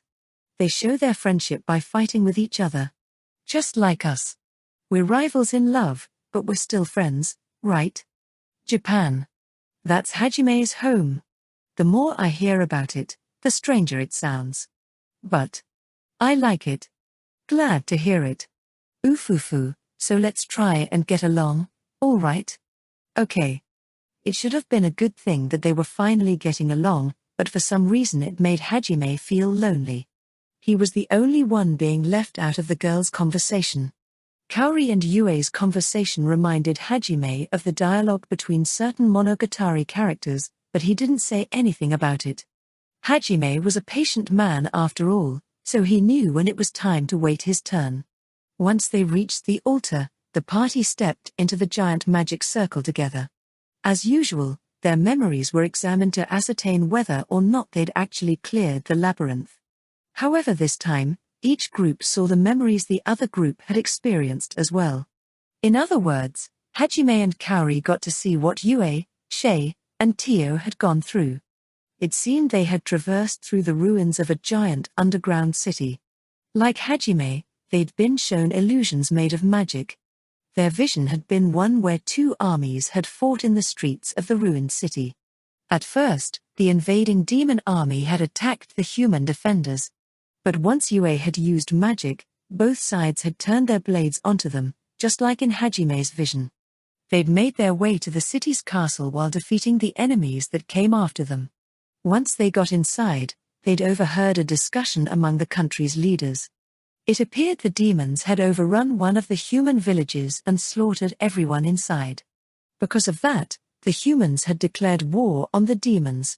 However, it seemed the attack had all been orchestrated by the humans' leaders. They'd wanted an excuse to eradicate all demons from the planet. Before they knew it though, The flames of war spread far beyond their ability to control. Soon enough they were the ones losing, and the humans had been pushed back to their capital. From the sound of it, it seemed a high-ranking priest from the Church of Light had been the one to push hardest for war. They had also been the ones behind the attack on the human village. The Church of Light was apparently the predecessor to the Holy Church Hajime, and the others were familiar with. Driven into a corner, the humans had turned to desperate tactics. They attempted to sacrifice someone to appease their gods and gain their favor. 100 little girls were invited into the church's grand cathedral, where they were summarily slaughtered. Yue and the others had naturally been appalled at what they saw. Their faces paled as they were forced to rewatch those memories. It even looked like Shay was about to puke. The memory scan finished, and the circle deemed that they had indeed conquered the labyrinth. Another branch of magic from the Age of the Gods was inscribed into their minds. Of course they'd put this magic here. This is the other tip of the continent, goddammit. Stupid liberators. So this is where we were supposed to obtain the power of restoration. Hajime cursed at the long-dead Melusine. The magic they'd received was regeneration magic. Hajime recalled the time they'd gone to the grand tree in the Haltina woods. The stone tablet had told them they would need the power of restoration.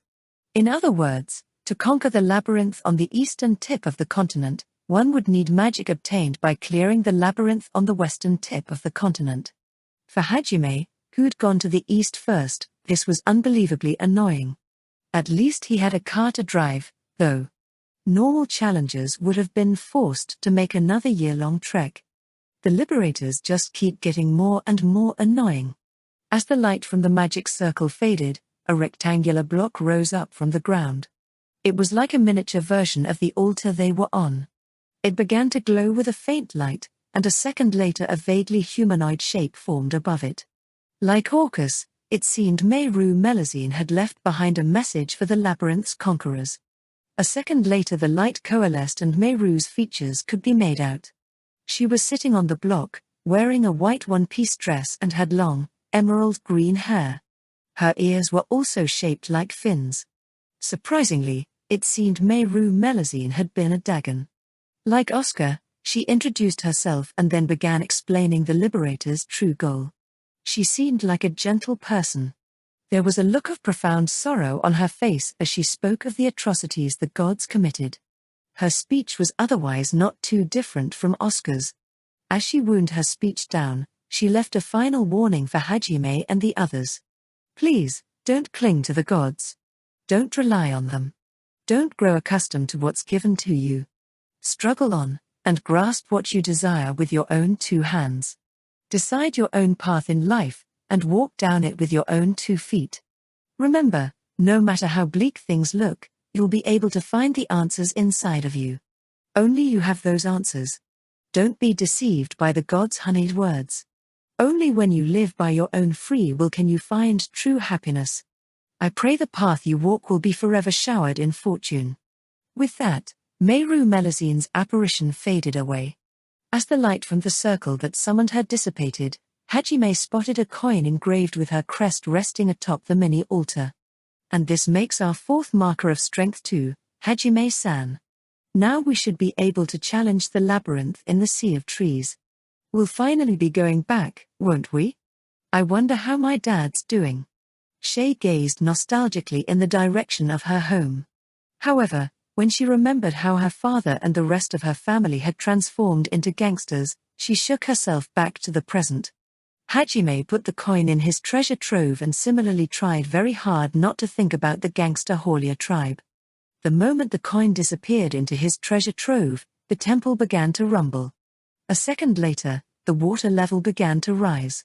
Whoa. TCH, looks like we're getting another rough exit. Everyone, grab onto me. Okay. Wawa, not so rough.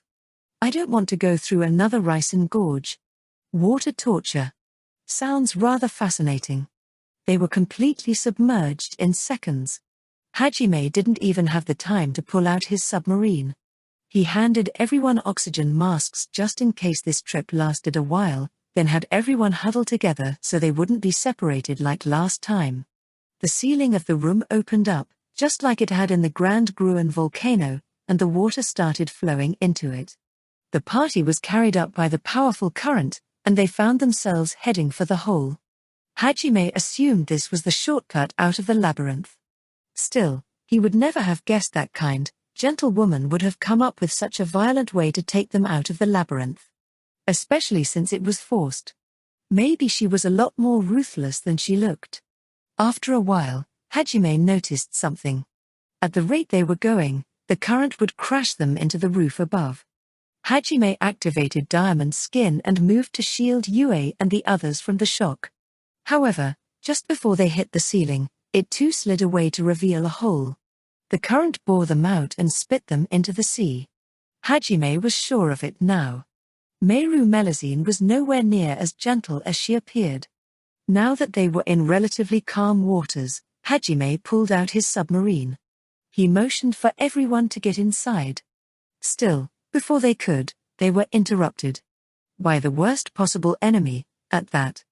Ah? Everyone, get out of the way. He called out a warning with telepathy. A giant translucent tentacle slammed into the submarine, sending it spinning away. Hajime turned back to see the enemy they'd failed to defeat earlier, the giant sea angel.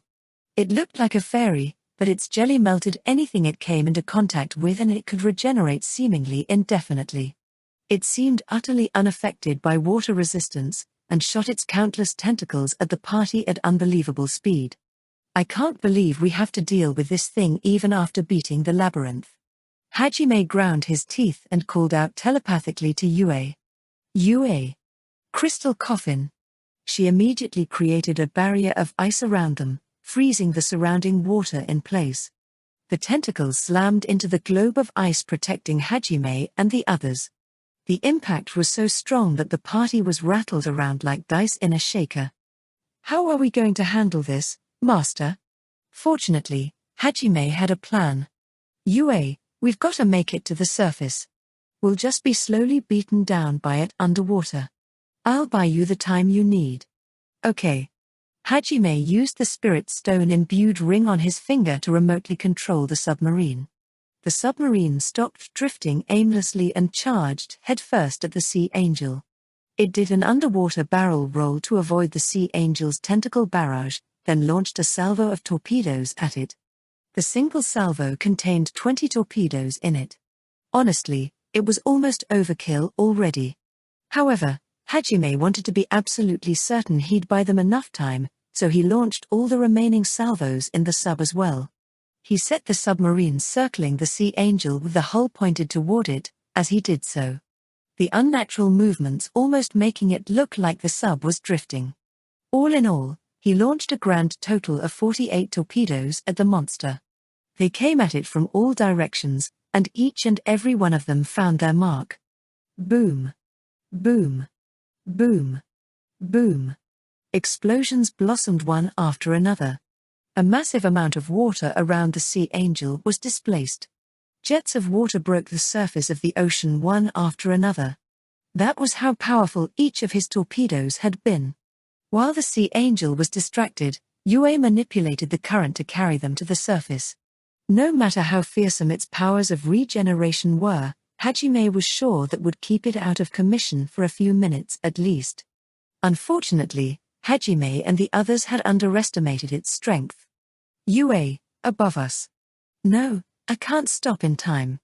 Hajime looked up and saw a membrane of jelly covering the area above them. In a matter of seconds, the jelly had reformed, and now the sea angel was above them.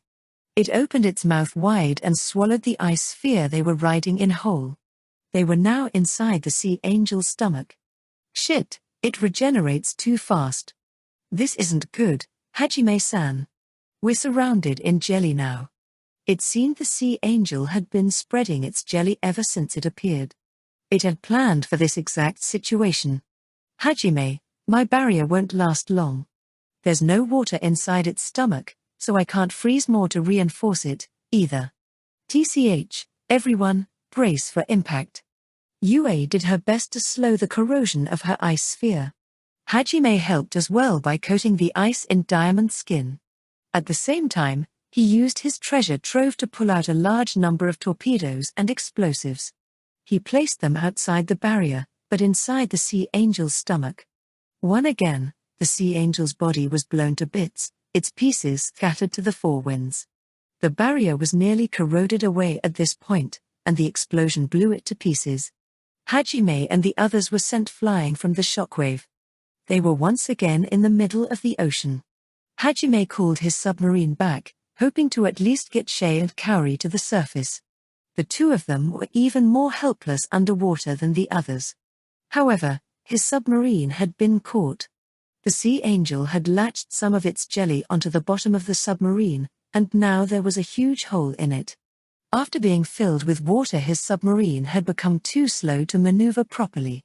Crippled as it was, the sea angel had easily been able to surround it with more of its scattered jelly and render it completely immobile. Worse, it had realized they were trying to make a break for the surface, so it had created a translucent barrier of jelly directly above them. Considering how quickly it regenerated, Hajime knew it wouldn't be easy to break through it. Hajime inwardly cursed as he watched the sea angel devour his prized submarine. "Yue, you're going to have to use your trump card. I'll need 40 seconds. I won't let it touch you. This is our only way out of the ocean now. Okay. Leave it to me." Yue closed her eyes and began concentrating. Kaori and Shay supported her, making sure the current didn't sweep her away. Tio barely held back the encroaching tentacles with a rapid barrage of mini-breath attacks. However, she knew she wouldn't be able to keep it up for long. Breath attacks consumed a lot of mana, and down here they were hampered by water resistance. Moreover, because they were linear attacks, they pierced through the tentacles instead of destroying them. In a few seconds, Tio would be overrun. Hajime quickly pulled massive quantities of ore out of his treasure trove and transmuted another globe-shaped barrier around them. "Master, I cannot hold them back any longer. You held out long enough, Tio. Everyone, get inside my barrier." Hajime made the sphere large enough to fit all 5 of them. They all scrambled inside, with Tio coming in last. Once they were in, he sealed the entrance. Dark red mana surrounded the metal sphere. Hajime had strengthened it with diamond skin. Furthermore, because he'd incorporated weightstone into the barrier's design, it wouldn't sink. Numerous tentacles slammed against Hajime's sphere. The mana-corroding jelly ate away at his diamond skin spell. Before long, the metal itself was being dissolved by the jelly. Red sparks ran down the sections most worn away by the jelly, and they were filled with new metal. By continually transmuting more ore into the barrier, Hajime was able to keep it mostly intact. Thankfully, Hajime had stockpiled so much extra ore that he had mountains of it stored in his treasure trove. He continued replenishing the walls of his barrier for the full 40 seconds Yue needed to finish her preparations. Cosmic Rift. Yue finished casting her teleportation spell. An elliptical ring of light appeared next to the party. The teleportation spell, Cosmic Rift, was one of the many spatial magic skills they'd learned at the Grand Gruen Volcano. It connected 2 points in space. In other words, it created a warp gate. As Yue had acquired it only recently, it still took her nearly a minute to cast such a difficult spell. "Everyone, get in." At Hajime's command, everyone jumped into the warp gate. Hajime went last, transmuting the barrier until everyone was through.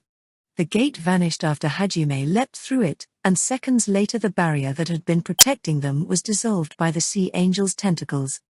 As they passed through the gate, Hajime and the others were assailed by a sense of weightlessness. That was mostly because Yue had teleported them into the sky. In order to get them as far away from the ocean as possible, Yue had put the exit point of her cosmic rift 100 meters in the air. Tio instantly transformed into her dragon form and caught the others on her back. Yue slumped over, and Shay and Kaori hurried to hold her up. Casting that spell had taken all of her mana. She instantly began replenishing her reserves using the magic accessories Hajime had given her. "Thanks, Yue. I knew I could count on you. Though it looks like spatial magic's pretty difficult." Ha. Ha. Yeah. I did it, But I'm not good enough with it yet that I can use it in combat. Spatial magic was far harder for Yue to use than even gravity magic had been. Like she'd said, under normal circumstances it wouldn't be usable in combat. She'd been forced to use image composition to create an imaginary magic circle instead of simply controlling her mana directly like she did for other spells. On top of that, it had consumed twice as much mana as her highest rank spells did just to teleport them 100 meters into the air. Its mana consumption was still highly inefficient. Still, it was thanks to the fact that she could use it at all that they'd been able to escape. Yue blushed as everyone, even Kaori, praised her skills. Everyone smiled in relief, but a second later those smiles froze. Splash!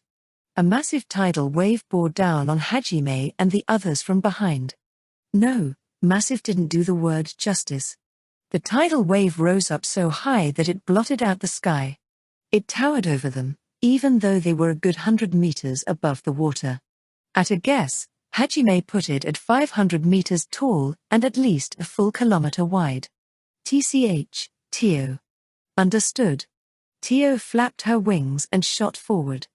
They couldn't dodge to the left or the right, and spatial magic wouldn't make it in time. In that case, the only option was to keep moving forward.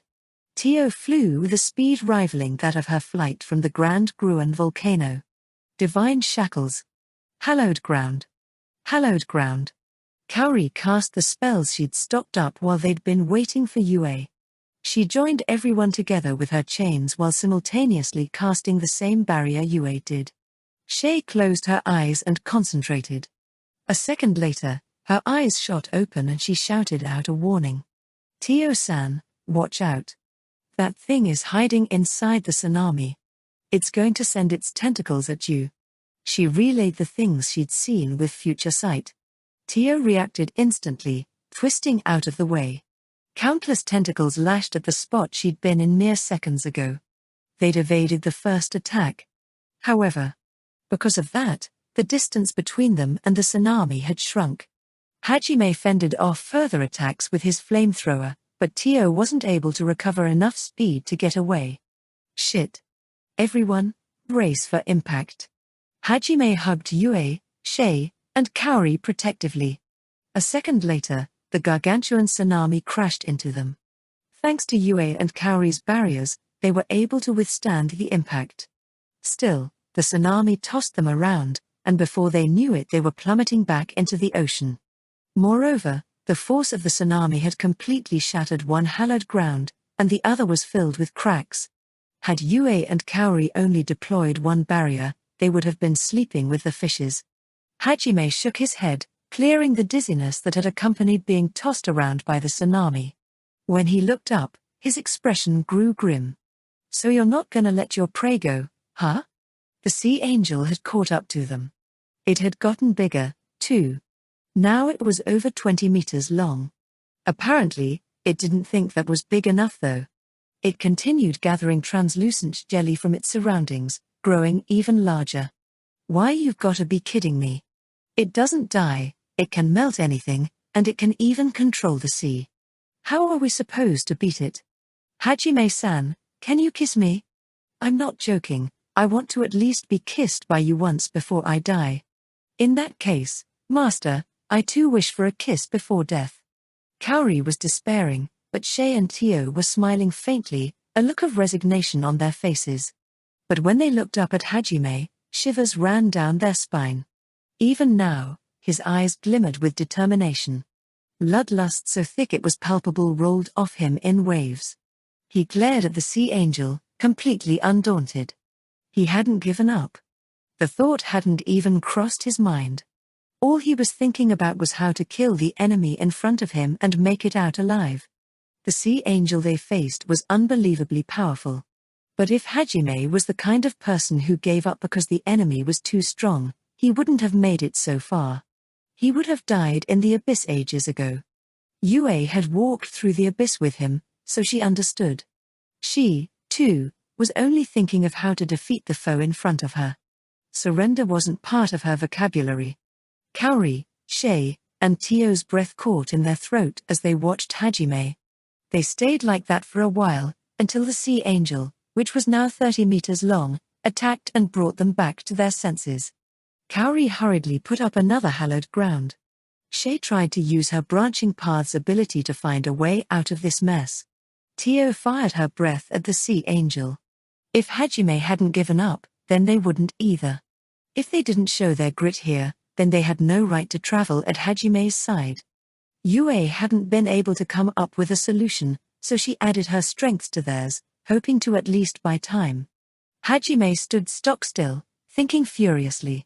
He'd activated Riftwalk to accelerate his thought processes even further. He knew he needed to find a solution soon, or they were all dead. He went over all the information they'd gathered on the enemy so far. Every little thing was examined in detail in case it offered a potential solution. There was one point he came back to. Back when they'd first escaped from the giant sea angel. Why didn't it chase after us back then? It could have chased us down easily. What was different between then and now? We're not using enough fire. Last time both Tio and Yue had blasted the sea angel with fire spells. The fire had withered its tentacles, and the burned jelly hadn't regenerated. Finally, he saw a ray of hope. He wasn't 100% certain his conjecture was correct, but it seemed the sea angel couldn't regenerate indefinitely. It just had so much jelly that it appeared that way. Furthermore, it likely could create more jelly given enough time. It seemed creating more jelly took a lot more time than regenerating what was already there, though. That was why it had taken it so long to recover after they'd burned so much of it last time. They'd been able to escape because it had prioritized replenishing its jelly reserves over chasing them. So to defeat it, they simply had to do the same thing as last time. Burn it down faster than it could regenerate and replenish. However, they were surrounded by ocean. Fire magic wouldn't be very effective with all this water around. Tio's breath was powerful, but she couldn't keep it up for long enough to burn away all the jelly. They had no weapons capable of burning it away. In that case, I just have to make one. Hajime pulled out a large amount of ore and torpedoes from his treasure trove and started transmuting. Hajime? Did you think of something? Yeah. This is the only way we're gonna be able to use fire around water. If this works, we'll be able to kill it. Do you really mean it, Hajime-kun? I knew I could trust you, Hajime-san.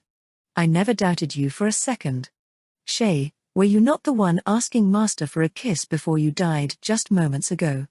At any rate, good job, Master, Tio joked around with Shay. The two of them had relaxed a little.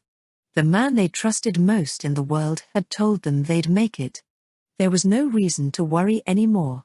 All that was left was to live up to the trust he'd shown in them. It's gonna take some time, though. I'm counting on you guys to hold it off.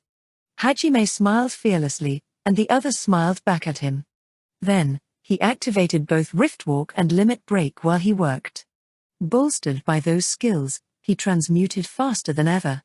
He finished one weapon and quickly started on the next. This new weapon of his required an unprecedented amount of precision and skill to craft, so he couldn't mass-produce them like his bullets. However, he needed a lot or it wouldn't be enough to burn away all of the sea angel's jelly. Firing them off one after another would just delay their inevitable demise. Either he got it all at once, or not at all. Limit Break caused dark red mana to swirl about him, and it looked like he was caught in a small crimson tornado. Unfortunately, their situation was still looking rather bleak. Overpowered as they were, Yue and the others still couldn't hold back the sea angel for long. The ocean just gave it too great of an advantage. They all tried their best to hold on, but it didn't look like they would be able to endure long enough for Hajime to finish making his weapons stockpile. 3 more minutes, that's all I need. Hajime used telepathy to shout that to the others.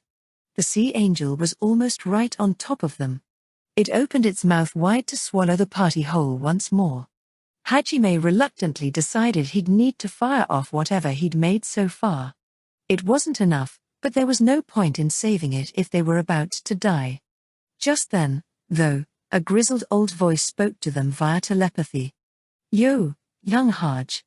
You seem to be in a spot of trouble. This old man he'll help you out. Wait, I recognize that voice. Is that you, Fish-san? That it is. It's me, your friend Fish-san. To Hajime's disbelief, the fishman he had freed back in the aquarium at Furan was here. Hajime looked around in surprise, and saw a giant silver silhouette tackle the sea angel. The sea angel was taken completely by surprise, and was sent flying off to the side. The familiar fish monster with a human head appeared beside Yue's barrier. Yue and the others were stunned. Yue, Kaori, and Tio had never even seen the fishman before, so it was natural, but even Shay hadn't expected to find him here. You're the guy from back then, Shay exclaimed, while Kaori shrieked in fear. Have you been well, Shay? For? Why yes. I'm doing fine. Excellent, excellent. Quit spacing out, young Haj. You said you needed 3 minutes to beat that oversized devourer, right? Then get to work. I can't hold it off for long. All right. I'm still not sure what's going on, but thanks for saving us, Fish-san.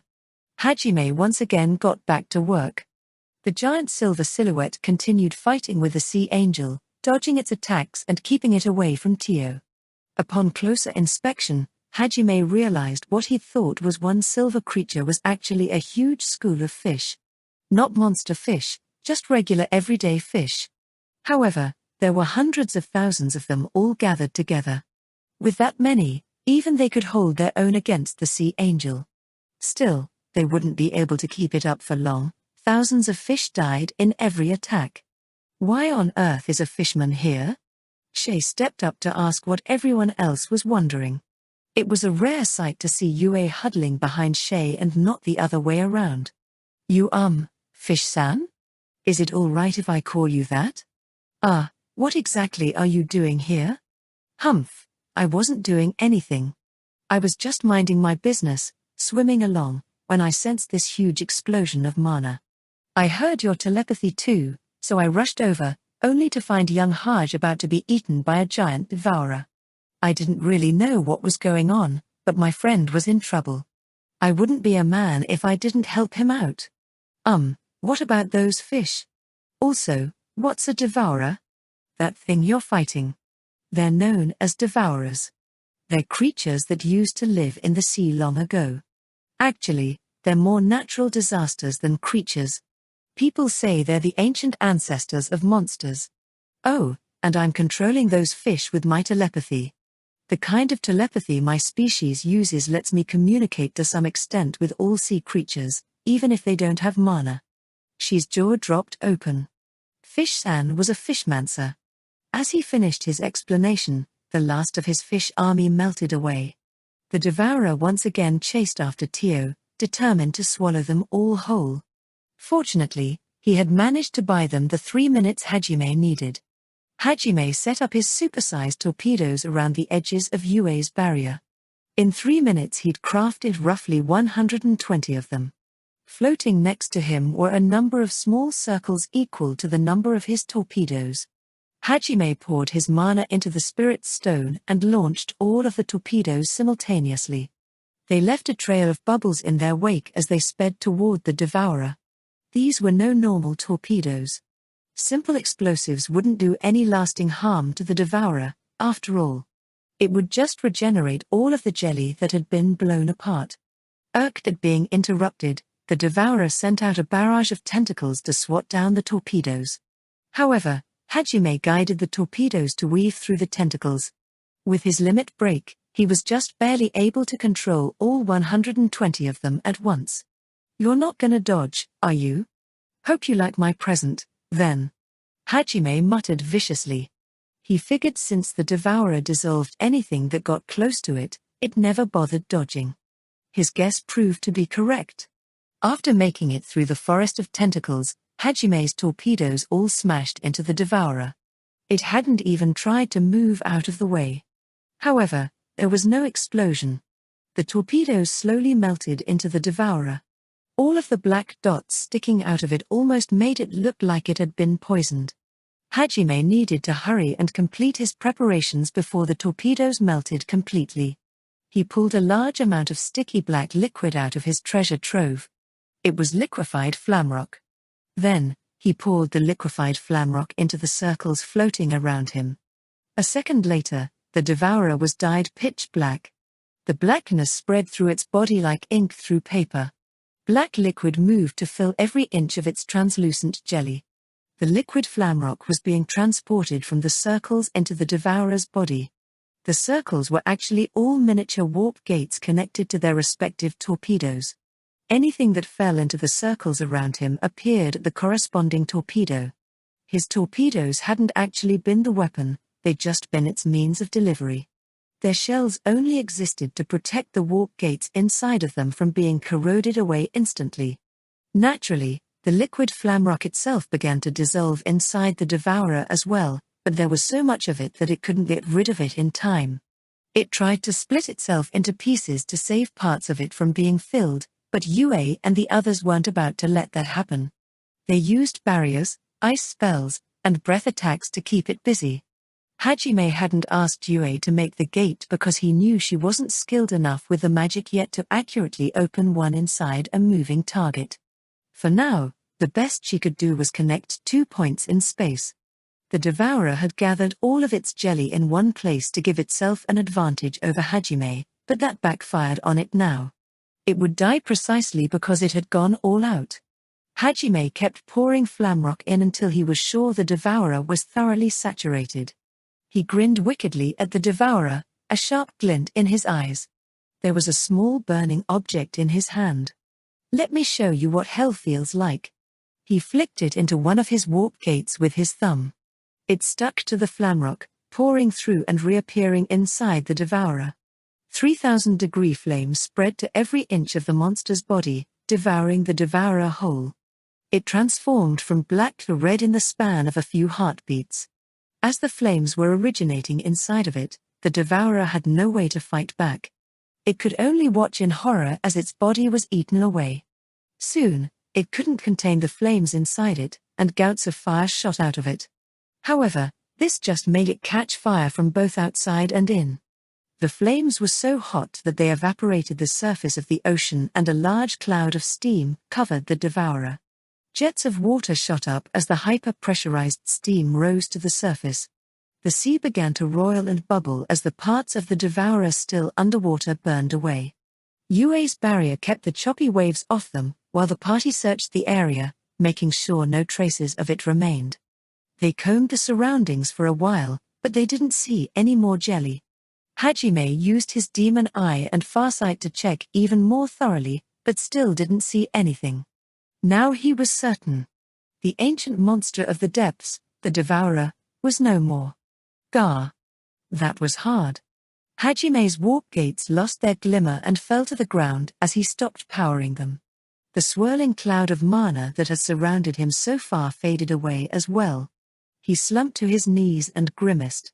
He'd overexerted himself using limit break, so now he was left with a pounding headache. Still, his eyes glowed with the joy of triumph.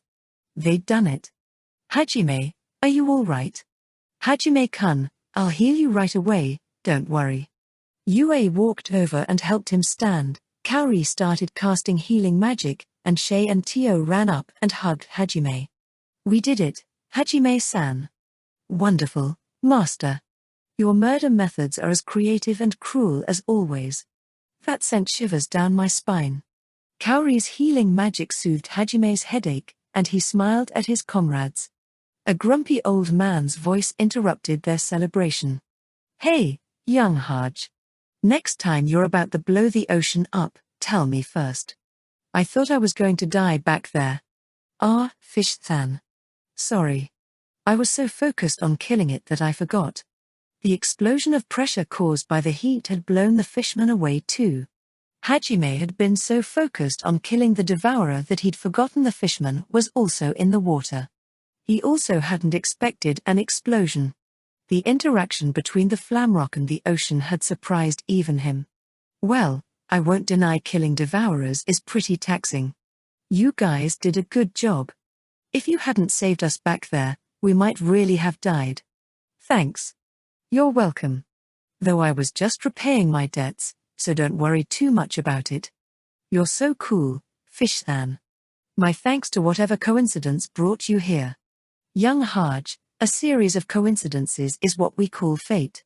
It was fate that you saved me back in that city, just as it was fate that brought me here to save you. Hajime and the fisherman smiled at each other. It almost looked like they were communicating silently. The girls whispered to each other as they watched this bizarre spectacle. Is it just me, or does it feel like they really understand each other? Is this what friendships between guys are like? Hajime-kun, is the first friend you made in this world really a fishman? I know you didn't get along with other people back in Japan, but that doesn't mean you have to turn to other species. They were like that last time, too. I guess it's the boys' version of girls' talk or something? Though he's talking to an old man and not a boy. Actually, he's not even an old man. He's just a fish.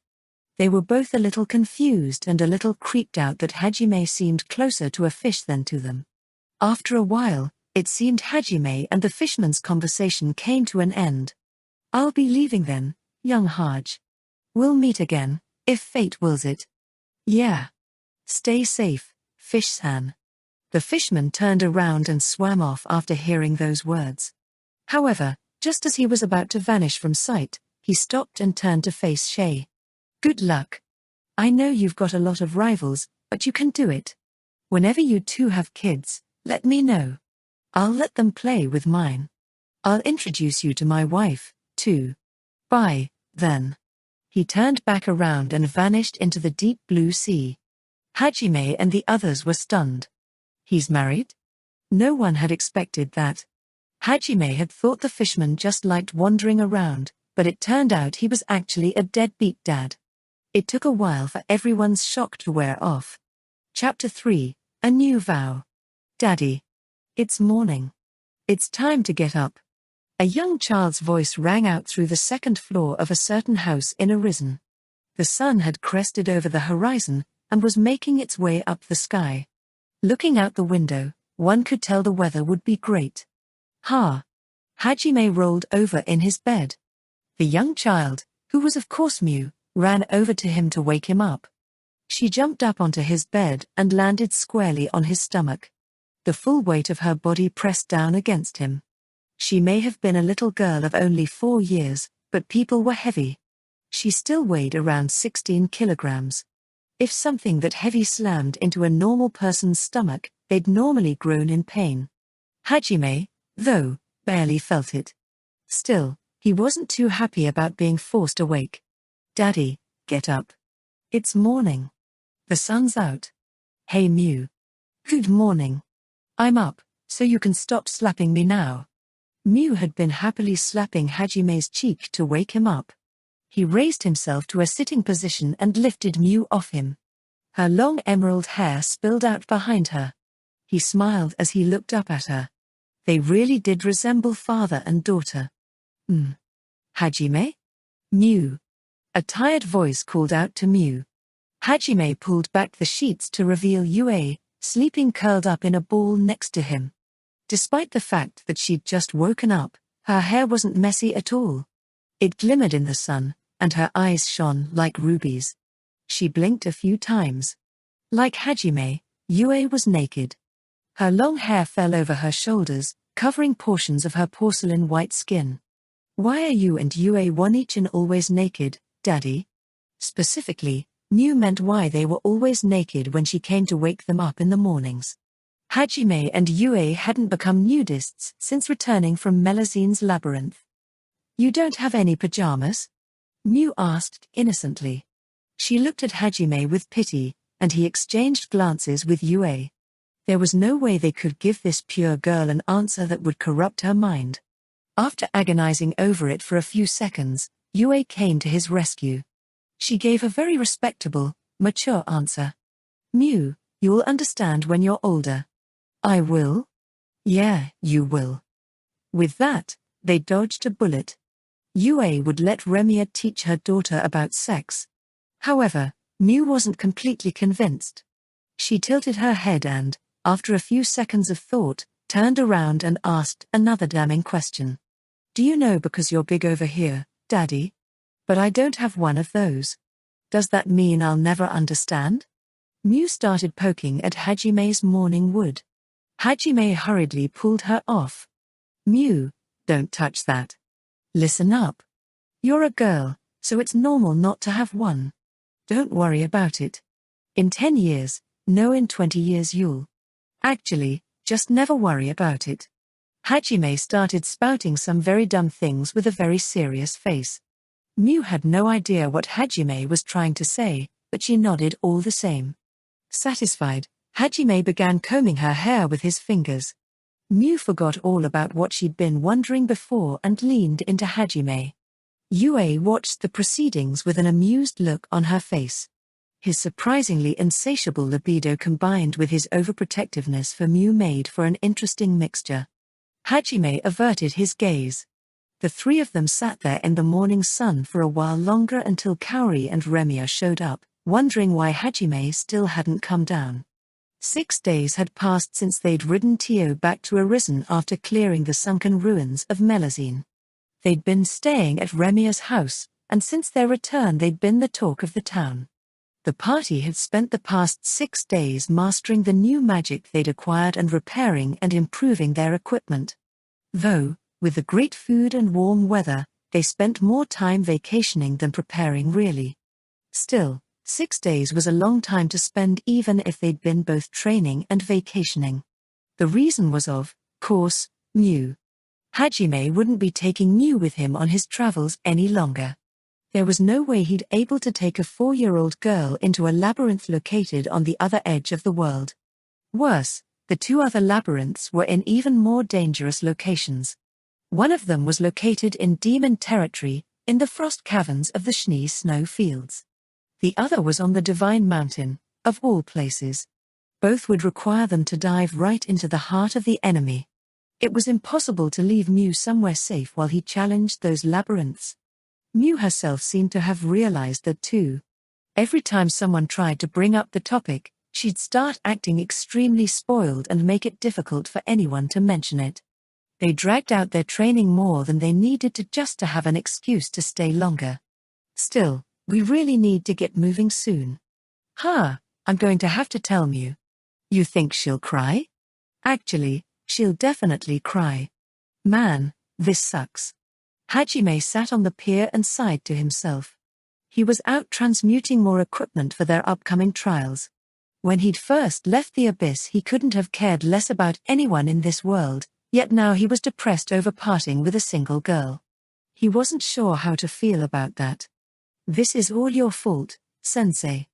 Though his words sounded harsh, there was a gentle smile on his face. It had been Aiko's guidance that had led to such a shift in Hajime's thinking.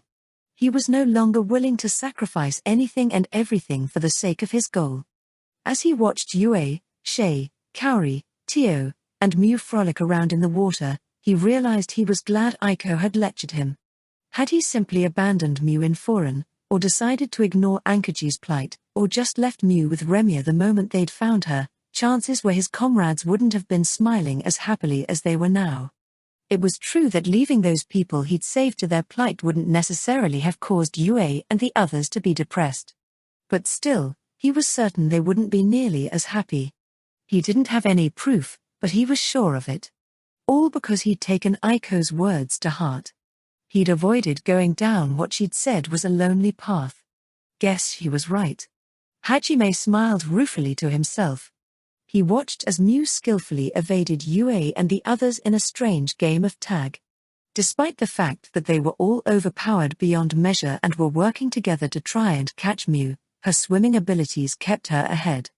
I never thought saying goodbye would be so hard. Hajime couldn't lie to himself. He sighed for the umpteenth time that day.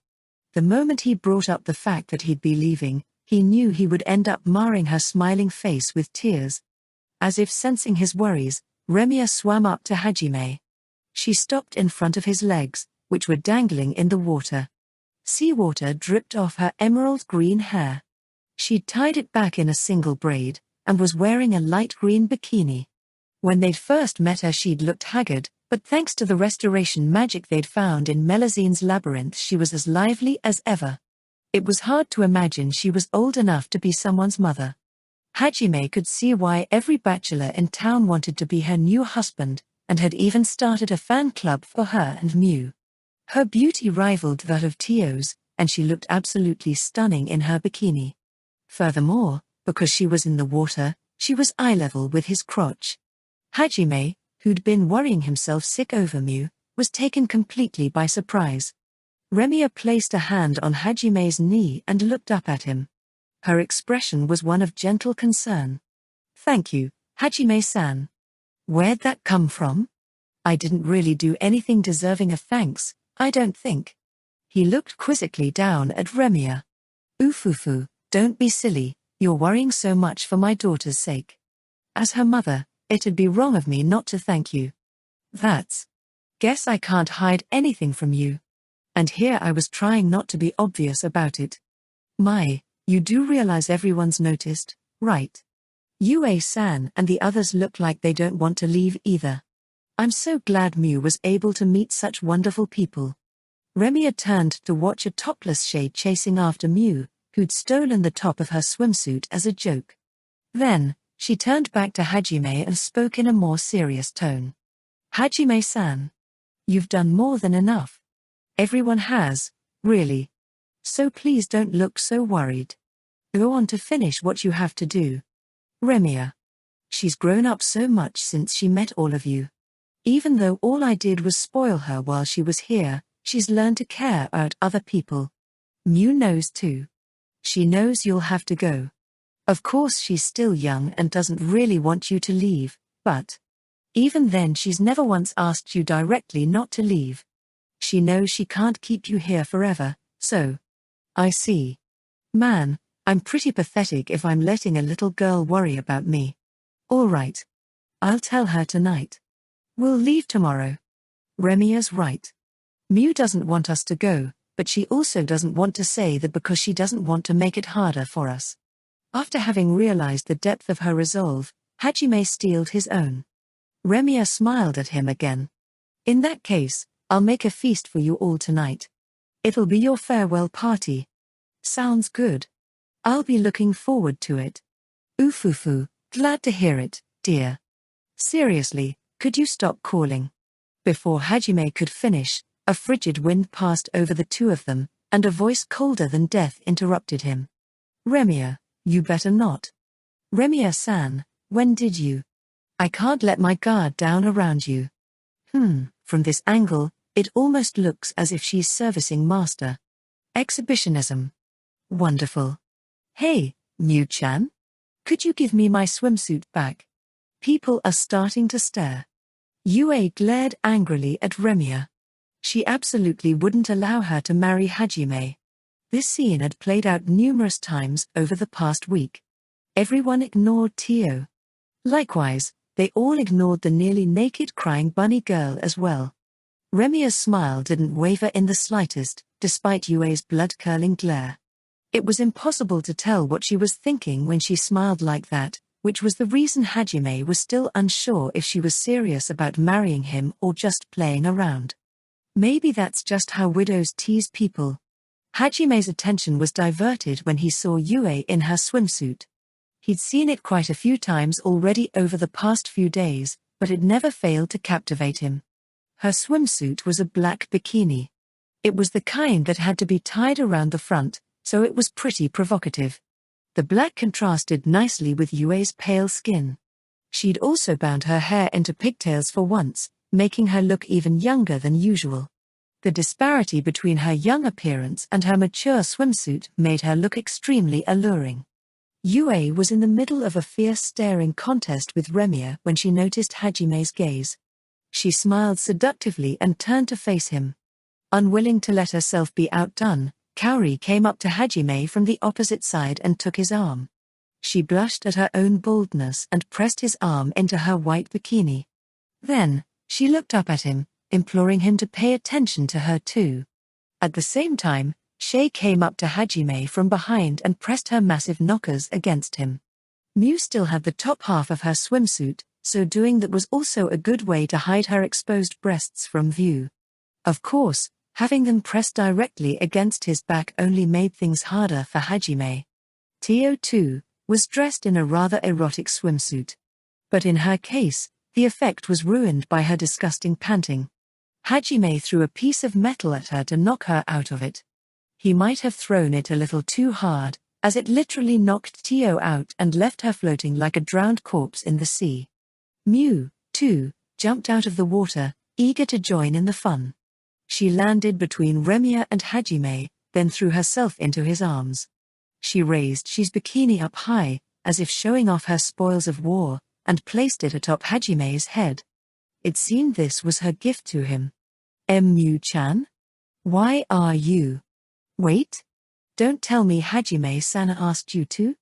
JG's. If you wanted my swimsuit, Hajime-san, you should have just asked. I wouldn't have minded. Hajime, take mine too. Mine too. If that's what you're into, Hajime-kun. But it'd be too embarrassing to strip here, so come to my room later, okay? Oh my, I suppose that means you want mine as well. Would you prefer the top, the bottom, or perhaps both? Hajime Nagumo sat there, a bikini on his head, surrounded by girls pressing their swimsuits against him.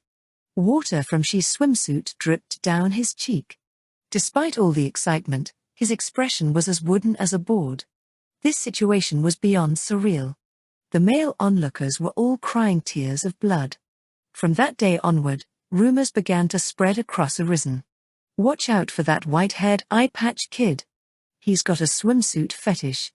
He's a pervert who ran around town with a girl's swimsuit on his head. That evening, Hajime finally told Miu that he'd be leaving. She gripped the hem of her dress tight and tried her best not to cry. After a protracted silence, she finally said something. I won't ever see you again? Hajime didn't know what to say. His goal was to return home to Japan. He still wasn't sure how exactly he was going to do that, or even when he'd be able to. Milady Erisen had told him he needed to clear all the labyrinths if he wanted to see his wish granted. It was possible he'd be forcibly transported back the moment he beat the 7th one. He doubted he'd be returning to Arisen before his journey was complete, so it was certainly possible this would be the last time she'd ever see him. The last thing he wanted to do was lie to her. You'll always be my daddy, right? Before Hajime could come up with a reply, she followed up with another question. He gripped her shoulders and looked her squarely in the eyes. If that's what you want. Miu held back her tears and squeezed out a smile. Yue and the others were taken aback. Miu's smile looked strikingly similar to Hajime's when he was backed into a corner and up against a powerful foe. The two really were coming to resemble each other. Then when I get older, I'll come find you, Daddy. Find me? Miu, I'm going to be going somewhere really far away, so. But if you can go there, I can too. Because I'm your daughter. If Hajime could do something, she could too. Miu was certain of it. If her daddy wouldn't be able to come back to her, then she'd just have to go find him. Of course, there was no way Miu could understand Hajime was planning on traveling across dimensions to get back to his own world. Plus, it was unlikely that she'd be able to conquer the labyrinths on her own and chase after him to his world. Despite her determination, it would be nearly impossible to actually follow Hajime to where he planned to go. Still, no one dared ridicule her resolve. No one dared to tell her it was impossible and that she should give up. They knew they shouldn't. No, they couldn't. Hajime finally understood what Remiya had meant when she'd said Miu had grown. Though they'd only spent a short time together, Miu had learned a lot from Hajime and the others. And now, they were going to leave her. Can I really just leave her like this? No, I can't. I definitely can't. Hajime made his decision. He bound himself to yet another oath. Miu, wait for me. Daddy? Miu tilted her head quizzically. She'd sensed the slight shift in Hajime's demeanor, but she didn't know what it meant. There was no longer any hesitation in Hajime's gaze, only the steadfast resolve he usually showed. The same steadfast resolve Miu had learned to emulate. Once everything's settled, I promise to come back to you. We'll all come back to see you again. Really? Yeah, really. Have I ever broken a promise? Miu shook her head. Hajime ruffled her hair. When I come back, I'll show you my home. You'll get to see where I was born. I bet you'll be surprised. My hometown's a pretty different place. I want to see the place where you were born, Daddy. Looking forward to it? Yep. Miu jumped up happily. Hajime's gaze softened as he looked down at her. Now that she knew she'd be able to see him again, there was no reason to be sad. Still beaming, she leapt into Hajime's arms. Hajime lifted her up and hugged her. Don't do anything dangerous. Be a good girl and wait with Mommy, okay?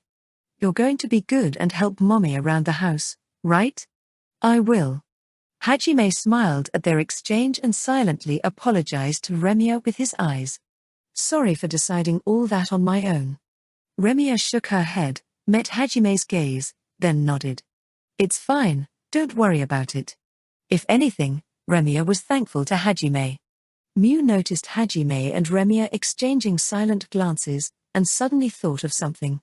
She tugged on Hajime's sleeve to grab his attention. Daddy. Is Mommy going to come too? Well that depends. Remiya? What is it, dear? You weren't thinking of leaving only me behind, now were you? Not exactly, but my homeland's literally in a different world. You sure you wanna come? Come now. How could I stay behind when my husband and daughter are going? Oofufu.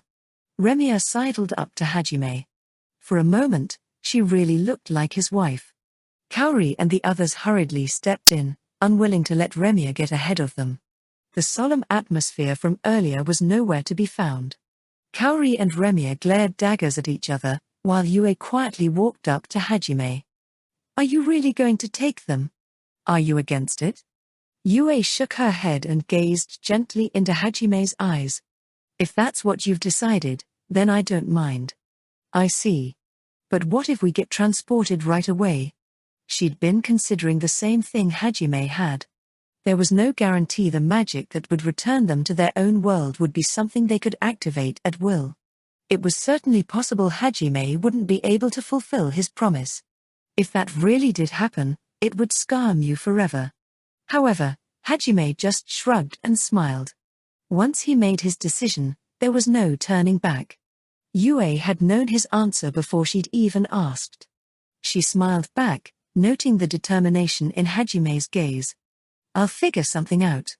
One way or another, we'll come back to see Miu, then show her Japan too. If the spell takes us back without any time to prepare, then we'll just have to find a way to come back here again. I'll hop between worlds as many times as it takes. That's all there is to it. Yeah. That's all there is to it. The two shared a knowing smile. Yue was glad Hajime had found something else he treasured enough to swear to protect.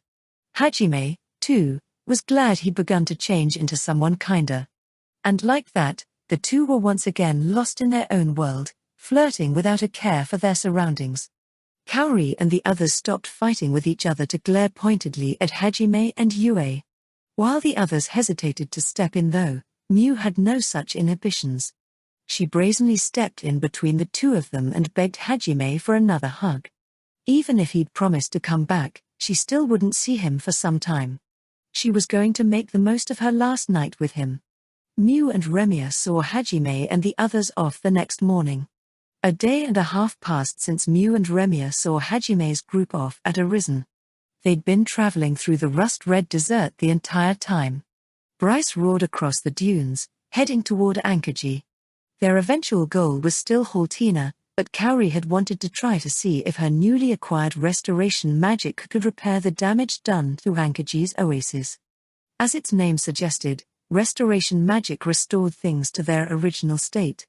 Even if healing magic hadn't been able to purify the toxins in the water, restoration magic could bring it back to its original, pure state. Or at least, that was what Kaori hoped. As Ankajian was more or less on the way, Hajime saw no problem with stopping there for a bit. Besides, They hadn't had a chance to try Ankaji's famous cuisine last time they'd been there either.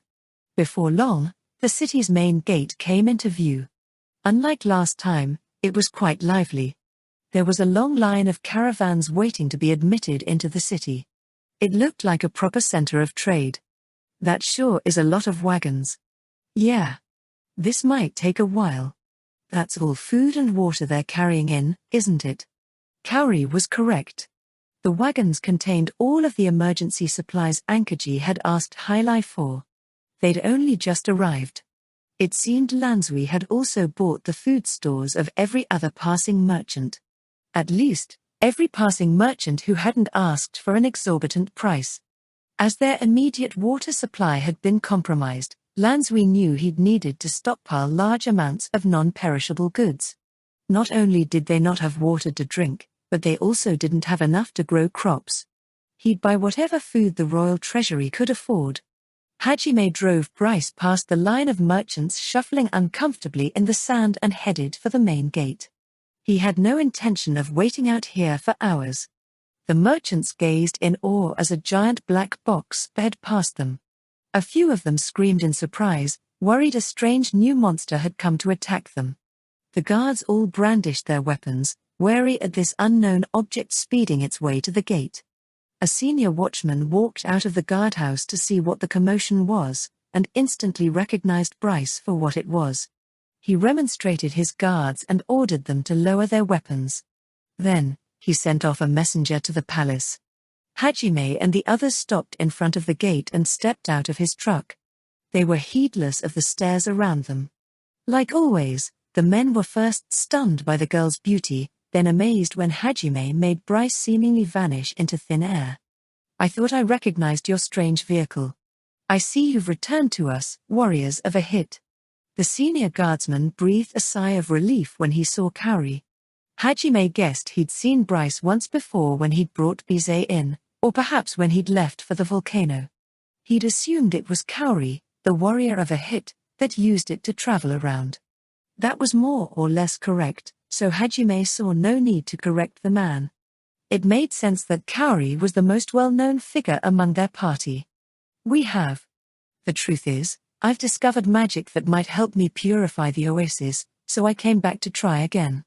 I'd like to speak with your duke about it if possible. Can you really purify the oasis? I think so. I'd need to test it to be sure, but I should have expected as much from one of a hit's warriors. Sorry for holding you up. I've already sent a runner to the duke. It'd be best to wait here, so you don't pass each other by. Once he hears you've returned, I'm sure he'll head straight over. The soldier looked at them all with great respect. I guess it makes sense, since we saved his city, Hajime thought to himself. They were being treated like VIPs. Hajime ignored the merchant's curious stares and let the guard lead them into the guardhouse's waiting room.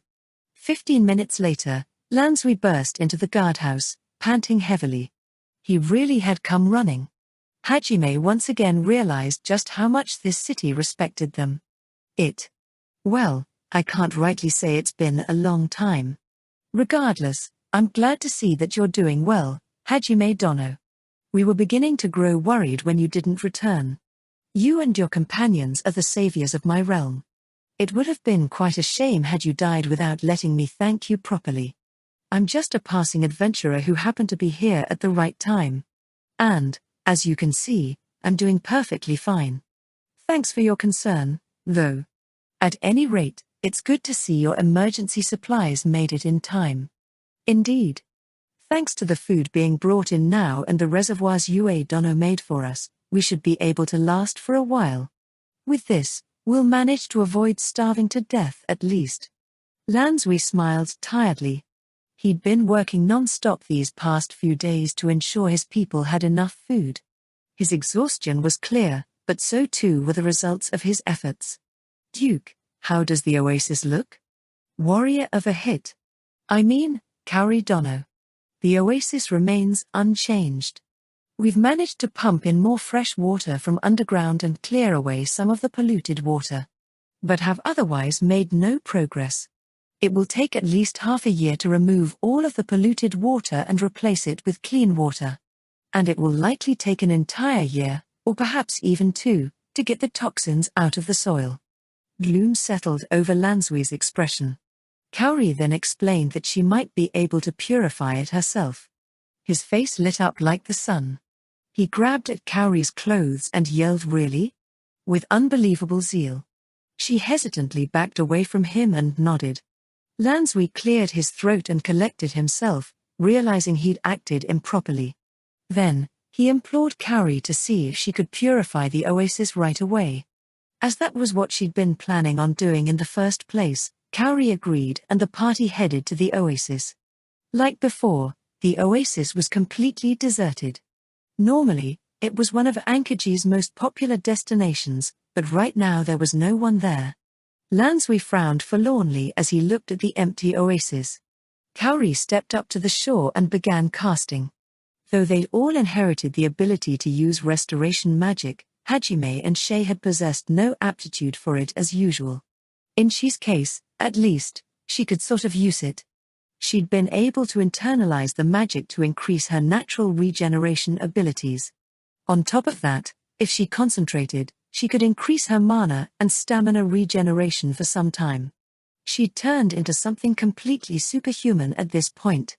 Her body-strengthening abilities had grown, and she'd become much more skilled at manipulating her gravity.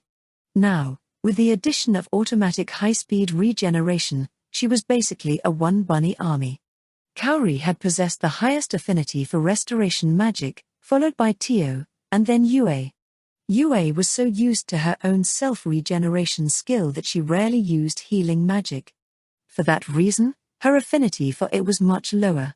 She was able to heal herself without thinking, so actually having to actively cast recovery spells was hard for her.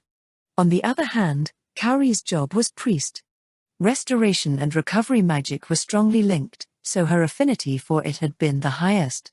She could use it more efficiently, and at greater range than either Yue or Tio. Though she unfortunately still needed magic circles and an incantation to cast, so Yue's version was still more useful in combat. Kaori began her incantation. It was a long one. When she'd first started practicing in Arisen, it had taken her 7 minutes to complete one spell. Now, she could finish it in 3. The fact that she'd cut the cast time down by more than half in just 1 week proved she was plenty overpowered herself. Sadly, Yue's strength was beyond even that. It stung Kaori a little, but she'd already resolved not to wallow in her inferiority any longer. An air of tranquil majesty descended upon the oasis as Kaori's magic set in. Lanzui and his attendants gulped. They felt as if they were witnessing some holy rite that must not be disturbed. They watched with nervous excitement as Kaori finished her chant. Tetragrammaton. Eyes still closed, Kaori thrust her pure white staff over the water. A second later, the tip began to glow with lavender light. The orb of light traveled down her staff, across the surface of the water, and fell into the center of the oasis. The entire oasis began to glow with a faint purple light. Motes of light floated up from the water and vanished into the air. It looked as if all the world's evil had been purified and sent up to heaven. Everyone watched with rapt attention, so captivated that they even forgot to breathe. Finally, the spell ended, and the light faded away. Silence stretched on for some time after the last motes of light vanished into the air. Hajime, who was supporting a spent Kaori, eventually nodded to Lanzui. Lanzui snapped back to reality and ordered his attendants to test the water. They hurriedly cast their appraisal spells. Once they were done, they turned to Lanzui with looks of disbelief. After a brief pause, they announced the results. "The poison's gone." "Are you sure?" The man spoke again, this time with more certainty. "The oasis is clean. It's back to normal. It's been purified." They all cried out in joy. All of his attendants dropped what they were holding and hugged each other. Lanzui took in a deep breath, looked up at the heavens, and closed his eyes. "All that's left is to purify the soil now. Duke, have you already thrown away the poisoned crops?" "No, we've only gathered them all in one place." There wasn't enough time or people to dispose of them. Don't tell me. You plan on purifying those two? If Yue and Tio are willing to help, I think we can do it. What do you two think? Not a problem. Very well. It would indeed be a pity to see the food you worked so hard to grow go to waste. Allow us to help. Lansui bowed deeply to all of them. Not only had they purified his oasis, but they were going to save his soil and his crops as well. Even if it wasn't a duke's place to bow his head to others, this was the only way he could think of to show the depth of his gratitude. That was how much he loved his city and its people. Hajime and the others graciously accepted his thanks and began to walk toward the agricultural district. Just then, Hajime suddenly stopped and turned around. He cast about with farsight, and spotted a group of people swaggering toward them. It looked like they wanted a fight. They were dressed in different uniforms than that of Ankaji's soldiers. From what Hajime could tell, they were the Templar Knights who protected this city's church. They surrounded Hajime and his companions, forming a half-circle around them. A middle-aged man dressed in ostentatious white robes stepped out from between their ranks. Sensing the hostility in the knight's gaze, Lansui quickly interposed himself between Hajime and the knights. Lord Zengen, please step aside. Those people are dangerous. What is the meaning of this, Bishop Forbin? And what do you mean, they're dangerous? These good people have saved my dukedom twice over now. They're heroes. I will not allow anyone to speak ill of them. Bishop Forbin scoffed at Lansui's words. Humph, heroes? Watch your tongue, Duke. The Holy Church has declared them heretics. Defend them at your own peril. Heretics? You say? Preposterous, I've heard no such thing. Lansui sucked in a sharp breath. Like most other people, he was a devout follower of Ahit. He knew what it meant to be branded a heretic, which was precisely why he couldn't believe that the saviors of his city were among their ranks. Of course you haven't. The decision was made just this morning. To think the heretics would choose to return now. He, such perfect timing, wouldn't you say? It's as if Ahit himself delivered them into my arms. Clearly this is a sign. He wants me to be the one to purge these non-believers. If I bring the Pope their heads, I'm sure to be promoted. His last words were spoken so softly that Lansui didn't catch them. Still, it seemed that Hajime being a heretic was a fact. Lansui turned to his saviors. However, Hajime didn't seem the least bit surprised. He shrugged his shoulders, as if he'd expected this all along. He met Lansui's gaze and silently asked with his eyes, "What will you do?" Lansui furrowed his brow, but before he could say anything, Forbin continued with a sneer. Now, if you'll excuse me, I have some heretics to purge.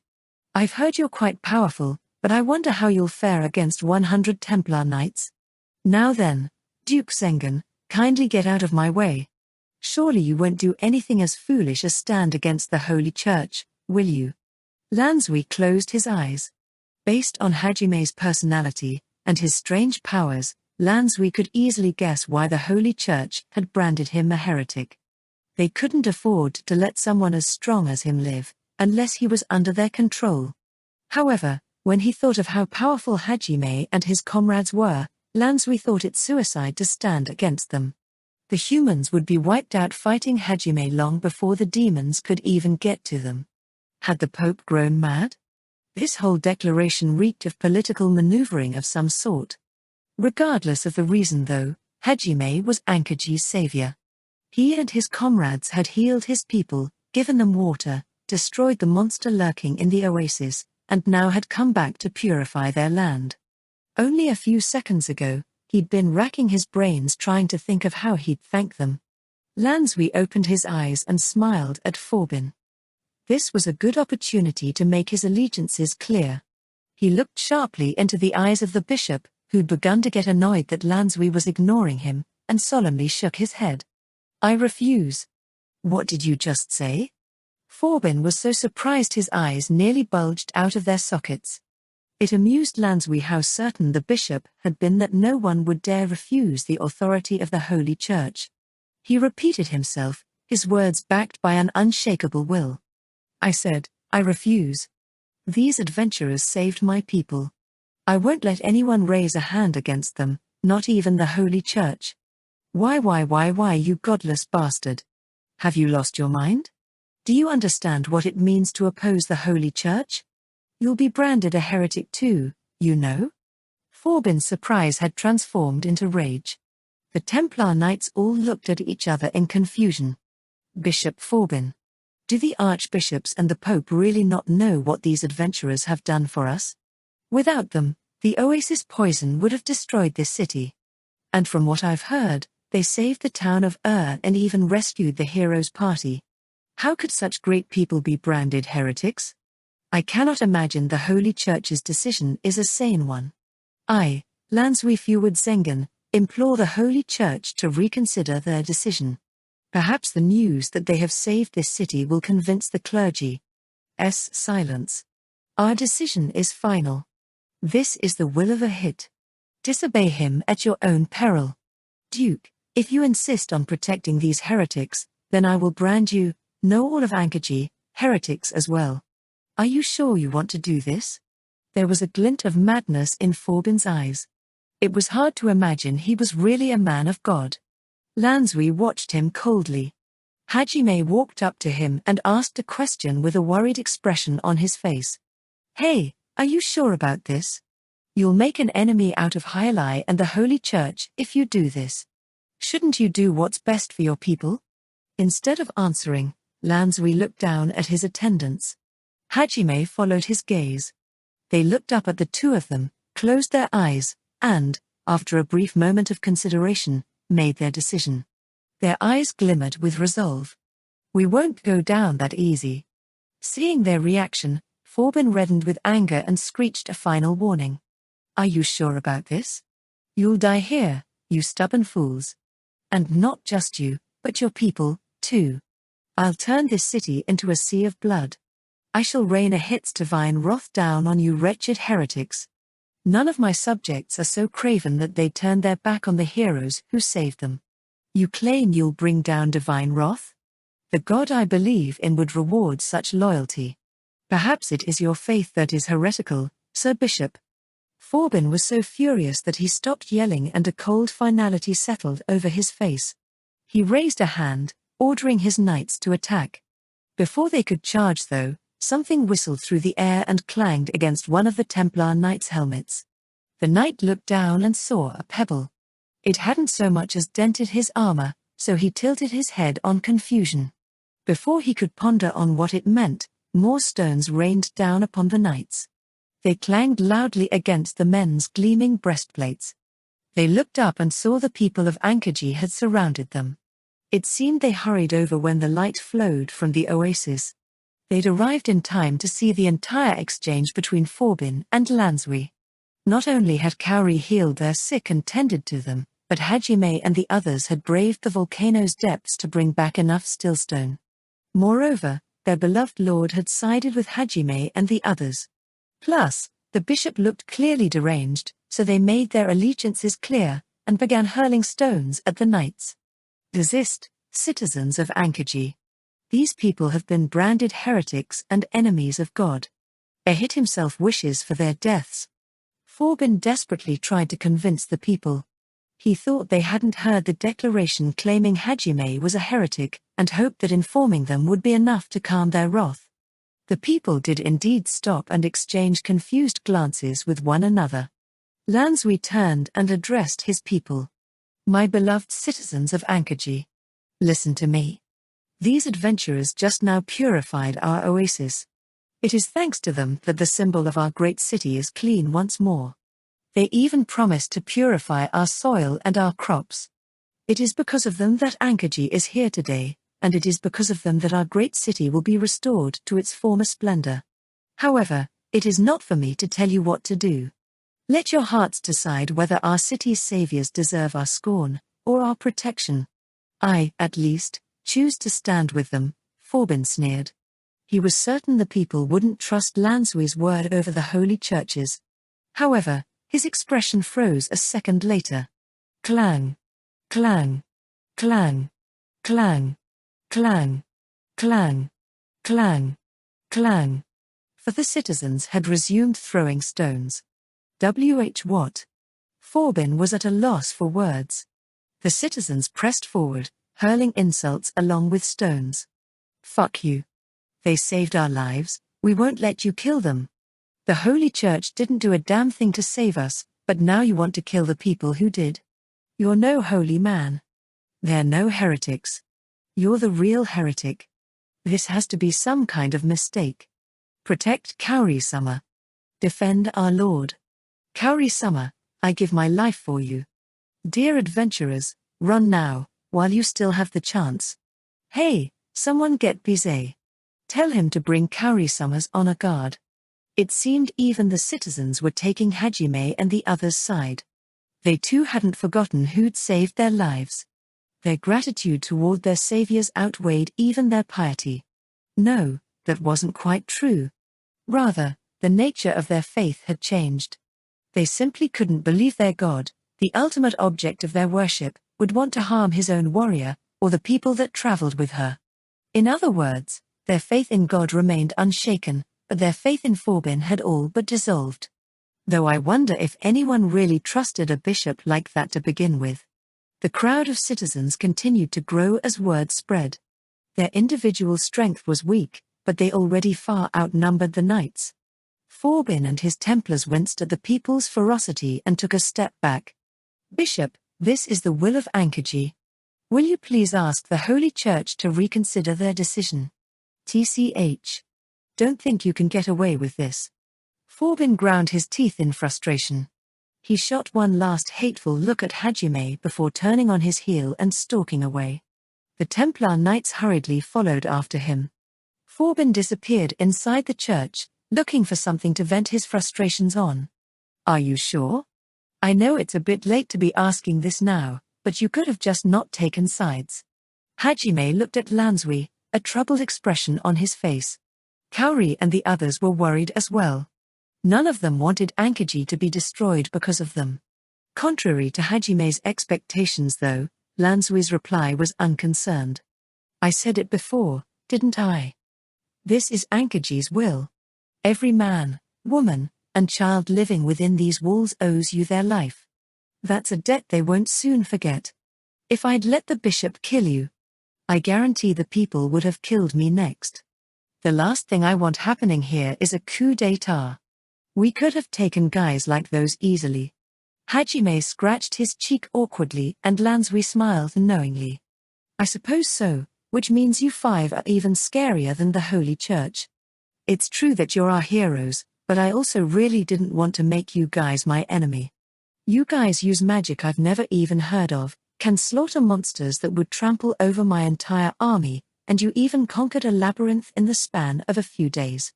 I can tell you care nothing for the authority of the Holy Church, and I'm sure 100 knights would be nothing to you.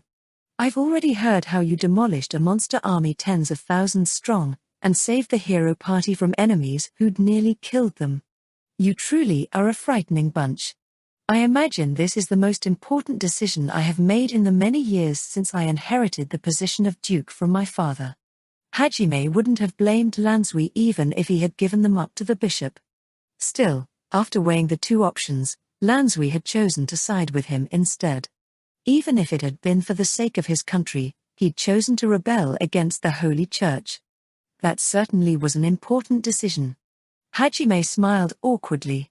He'd been expecting this confrontation for ages, but he hadn't expected that other people would resolve it pretty much without him.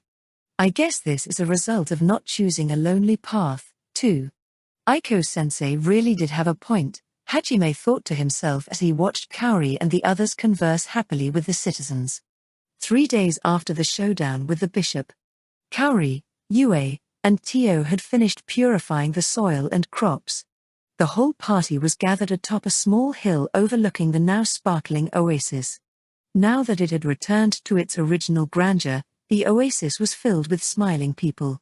People lay sprawled along the water's edge, and children played in the water. Men fished along the pier, and lovers sailed across the water in tiny rowboats. There were all sorts of people visiting the oasis, but they all had one thing in common. Smiles. Hajime and the others were leaving Ankaji today. Originally, the plan had been to purify the city, try some of their specialty food and buy the fruits they were known for, and leave. In the end though, at the insistence the Lansui and the people of Ankaji, they'd ended up staying 2 extra days in the city. The people were so grateful that if Hajime had not told Lansui to keep his departure a secret, they would have actually come out to hold a farewell parade for him. He told only the Duke and his family of his departure, and the party had stopped for one last look at the famed oasis. "Hey, you guys are gonna stand out if you stay dressed like that, so hurry up and put something on." Hajime turned to face the gate as he said that. "Oh? Already tired of seeing so much skin? Huh, is that really true, Hajime-kun? Look at Master's eyes, Yue, Kaori. He has not had his fill just yet, but he doesn't want us to stand out." "Yeah, I guess I can't wear something like this to the front gate." Shay twirled around, showing off her belly dancer's outfit. She was wearing a choli top and harem pants. With how provocative the outfit was, it was a given that it'd attract attention. It was apparently traditional in Ankaji, though. Lansui had gifted it to the girls, and the first time they'd worn them Hajime could hardly keep his eyes off them. Outfits like these hit all of his buttons. For the first time, he'd been captivated not just by Yue, but by Shay and Tio and Kaori too. It really was the first time that had happened ever. Having finally tasted success, the other girls wore the dress for an entire day. Naturally, Yue kept it on as well, and successfully seduced him multiple times. In the end, they'd worn the dresses during their entire stay. One of Hajime's fetishes had finally been revealed. He was both happy and a little troubled by the fact that they'd continued wearing them for so long, but he really needed them to change by the time they reached the gate. 2 days after they left Ankaji. On the road, they encountered a band of brigands attacking a merchant convoy near Horod. There, they reunited with someone they hadn't expected to see. Epilogue. Yuka Sonobe barged into the palace's mess hall. She seemed rather irritated. She glared into the soldiers' quarters, her slanted eyes giving her a demonic appearance.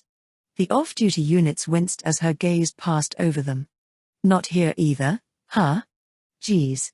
Why do they always vanish at the most important times?" She scratched her chestnut-colored hair, her frustration plain for all to see. The soldiers jumped a little as she stomped back out.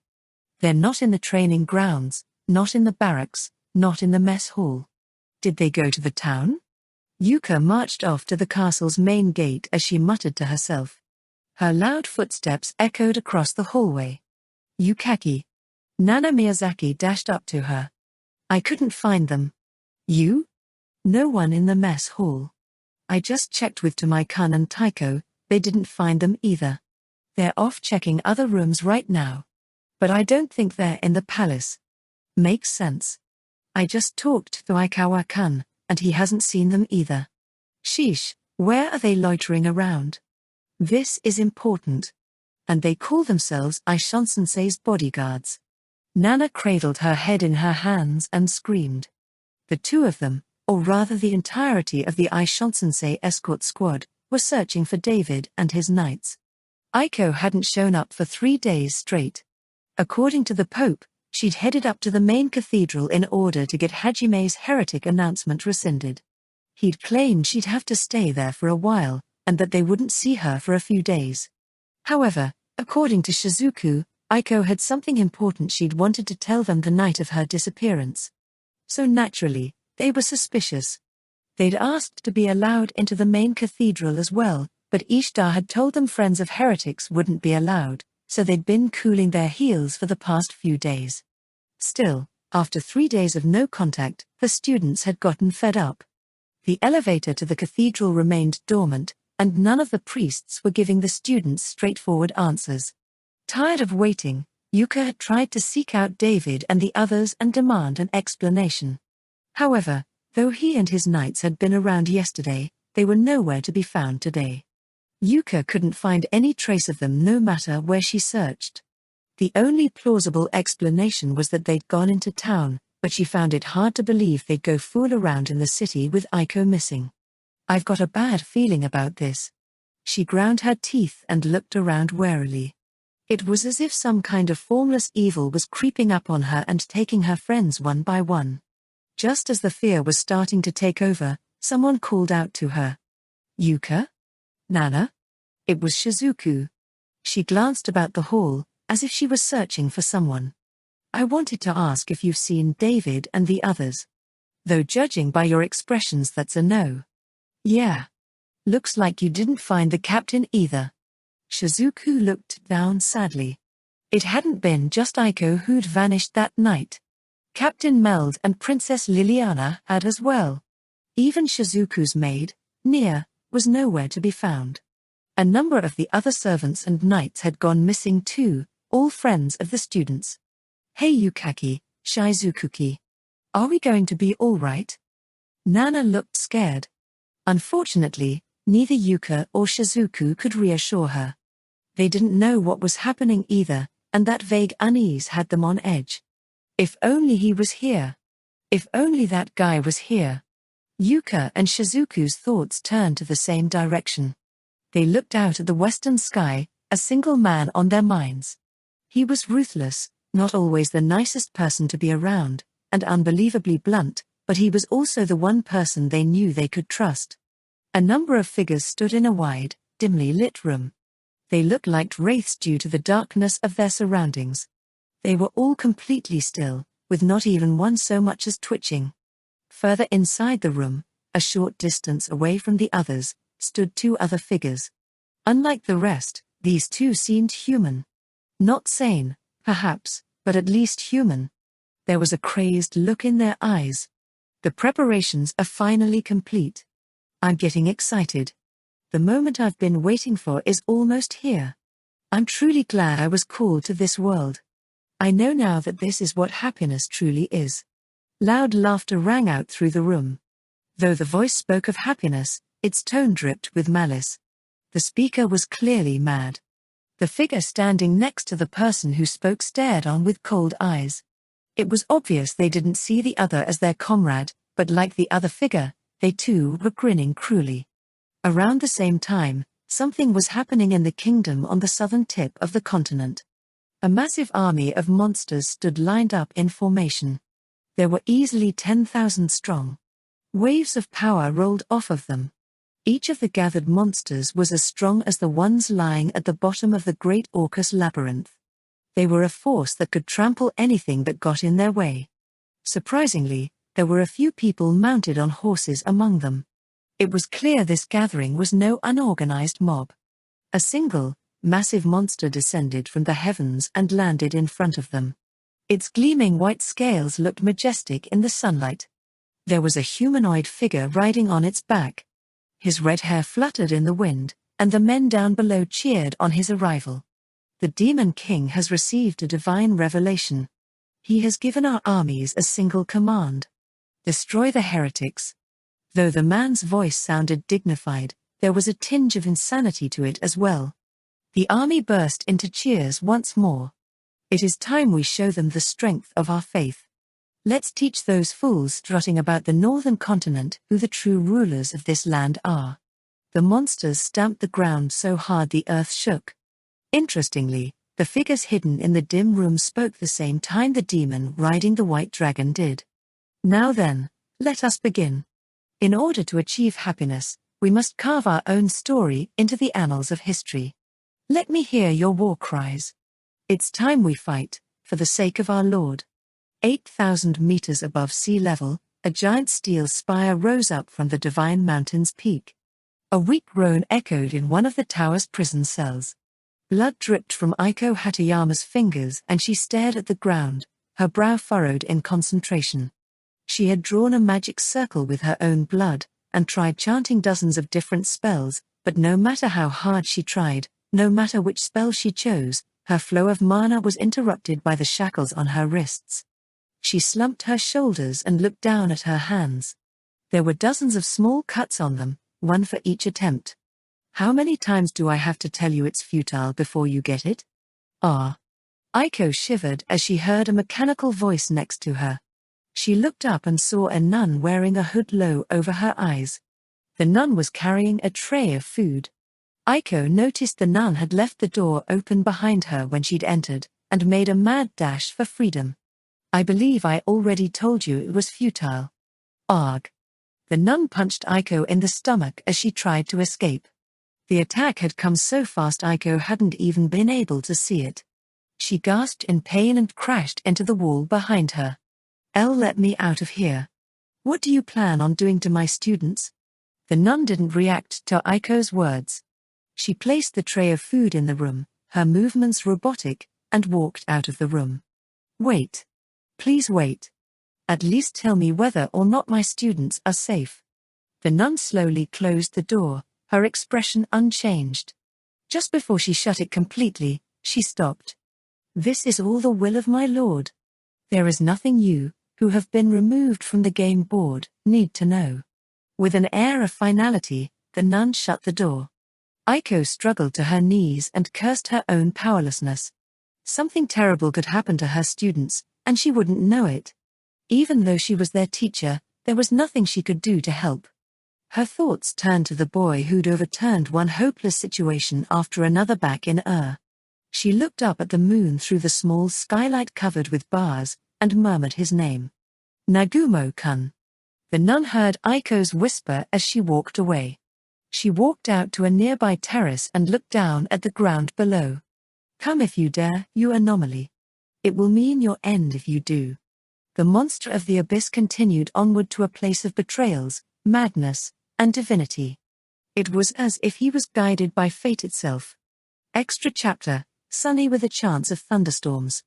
4 days after Hajime and the others had conquered the sunken ruins of Melazine and returned to Erisen, the party was still resting in Remia and Mu's house. Remia's house was pretty big by Arisen's standards, but it was still just a house. True, there were enough rooms for everyone, but the bathroom, laundry room, and other locations weren't huge or anything. The bathroom only had a single shower, which was enchanted to take in seawater from the ocean and convert it to freshwater. There was only enough space for 2 people to bathe at once. Today, Tio and Shay were taking a shower together. Yue and Kaori had already finished theirs. Though they were always at each other's throats, they always tended to group up for things like that. Tio found their relationship rather interesting. What's this? Shay stopped undressing and turned to where Tio was looking, her rabbit ears tilting forward inquisitively. Tio stooped down between the clothes basket and picked up what seemed to be a notebook. What's that? I'm not sure. I found it in the corner there. Perhaps it belongs to Remia?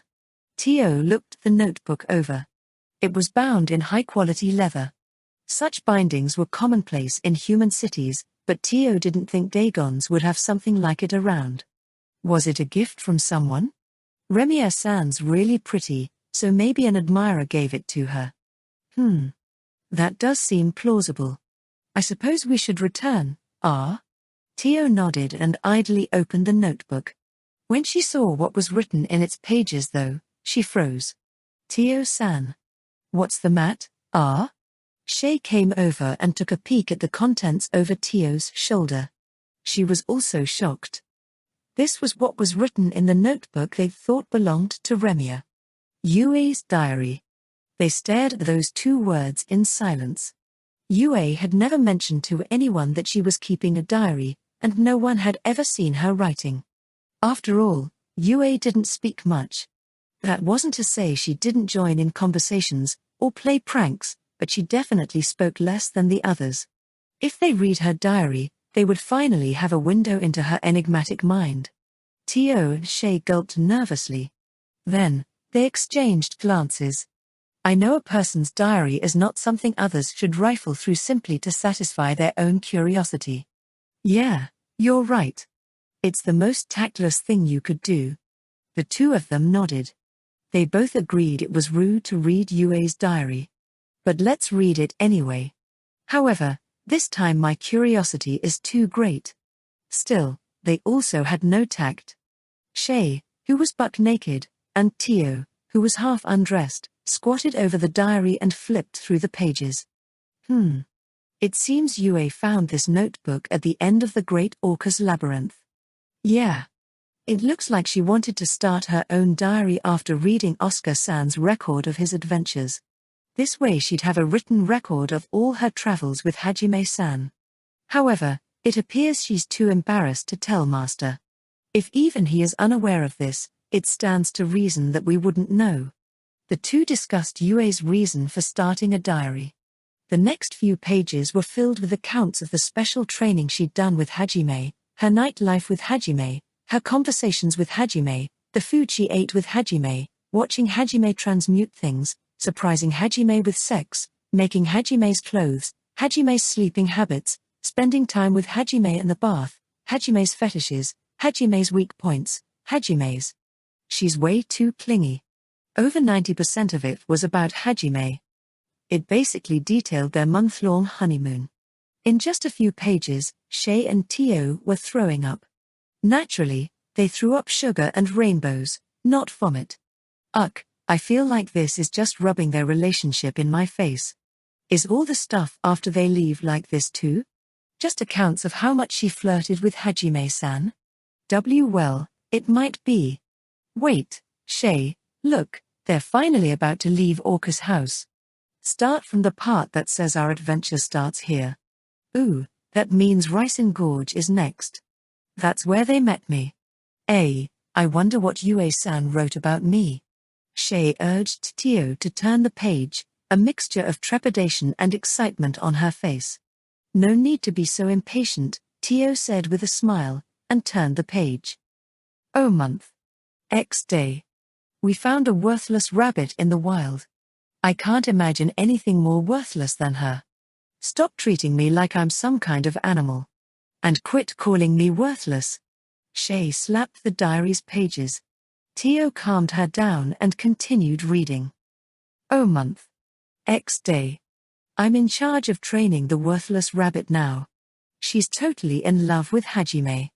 I can understand why, since he looked really cool when he talked down the elders at Verbergen. Still, I don't like the tricks she uses to get close to him. I'm gonna trap her in ice again today. Oh month. X day.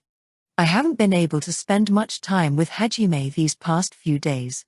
It's all this worthless rabbit's fault. I think I'll trap her in ice.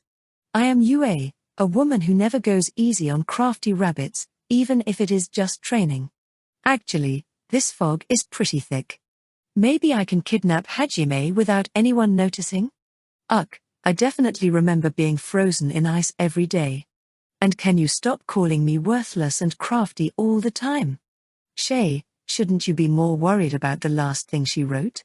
She was planning on kidnapping our master.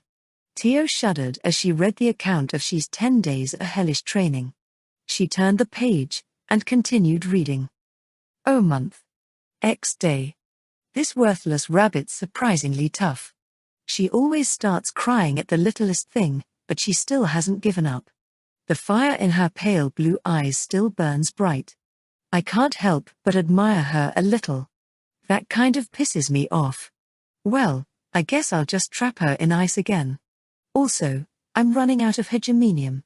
I'm starting to suffer from withdrawal symptoms. I'm going to ride him all night once this rabbit's training is done. I am Yue, a woman who never lets her prey escape. Yue-san. I never knew that was what you thought about me. Shay, you're looking at the wrong thing again. Our poor master is about to be hunted down. What even is this hegemonium? Shay was blushing, but Tio grew even more worried as she read on. And so, she flipped another page. Oh month. X day. Hajime was delicious. She hunted him down. She really did it. When did she have time for that? Poor master. You were assaulted in the thick fog. Tio began to pity Hajime and fear Yue. She turned the page again. Oh month. X day. I lost to Shay. I actually lost. I lost to a worthless rabbit. How? What on earth is she? This doesn't make any sense. She's crazy. She threw entire trees at me, and she actually knocked down my magic with her hammer, and every time she jumped the earth shook and... This can't be happening. Yue's totally lost it. I've never seen her write like this, or talk like this. Is this really the same Yue? Was it really that much of a shock to lose to me, Yue-san? Tio looked shaken. Shay, too, was frozen in shock. She couldn't believe that one glancing blow she'd basically landed by sheer luck had depressed Yue that badly. She wondered how much more of a shock it must have been when Shay had confessed. Frankly, she was scared to keep reading. Still, Tio flipped the page. Oh month. X day. We left the sea of trees and headed for the Ricin Gorge. In just half a month, we've already obtained a new comrade. It's the bunny girl sleeping next to me right now. She's sleeping so peacefully.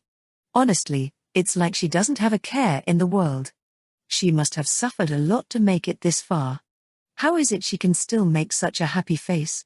Come to think of it, even when she'd begged us for help, she still looked just fine.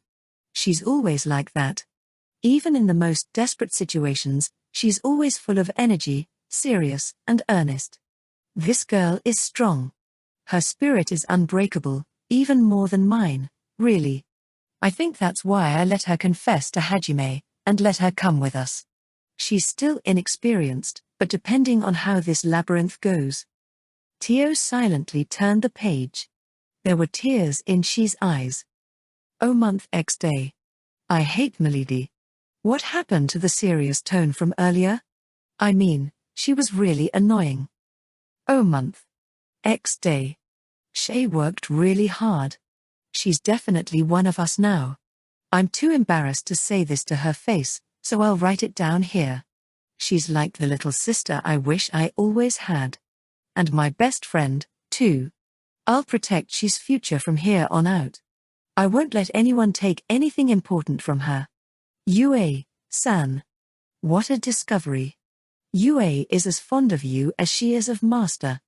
A waterfall of tears ran down both sides of Shi's face. They dripped to the floor in a steady rivulet. She'd never realized Yue cared that much about her. Obviously she'd known Yue treasured her, but not to such an extent.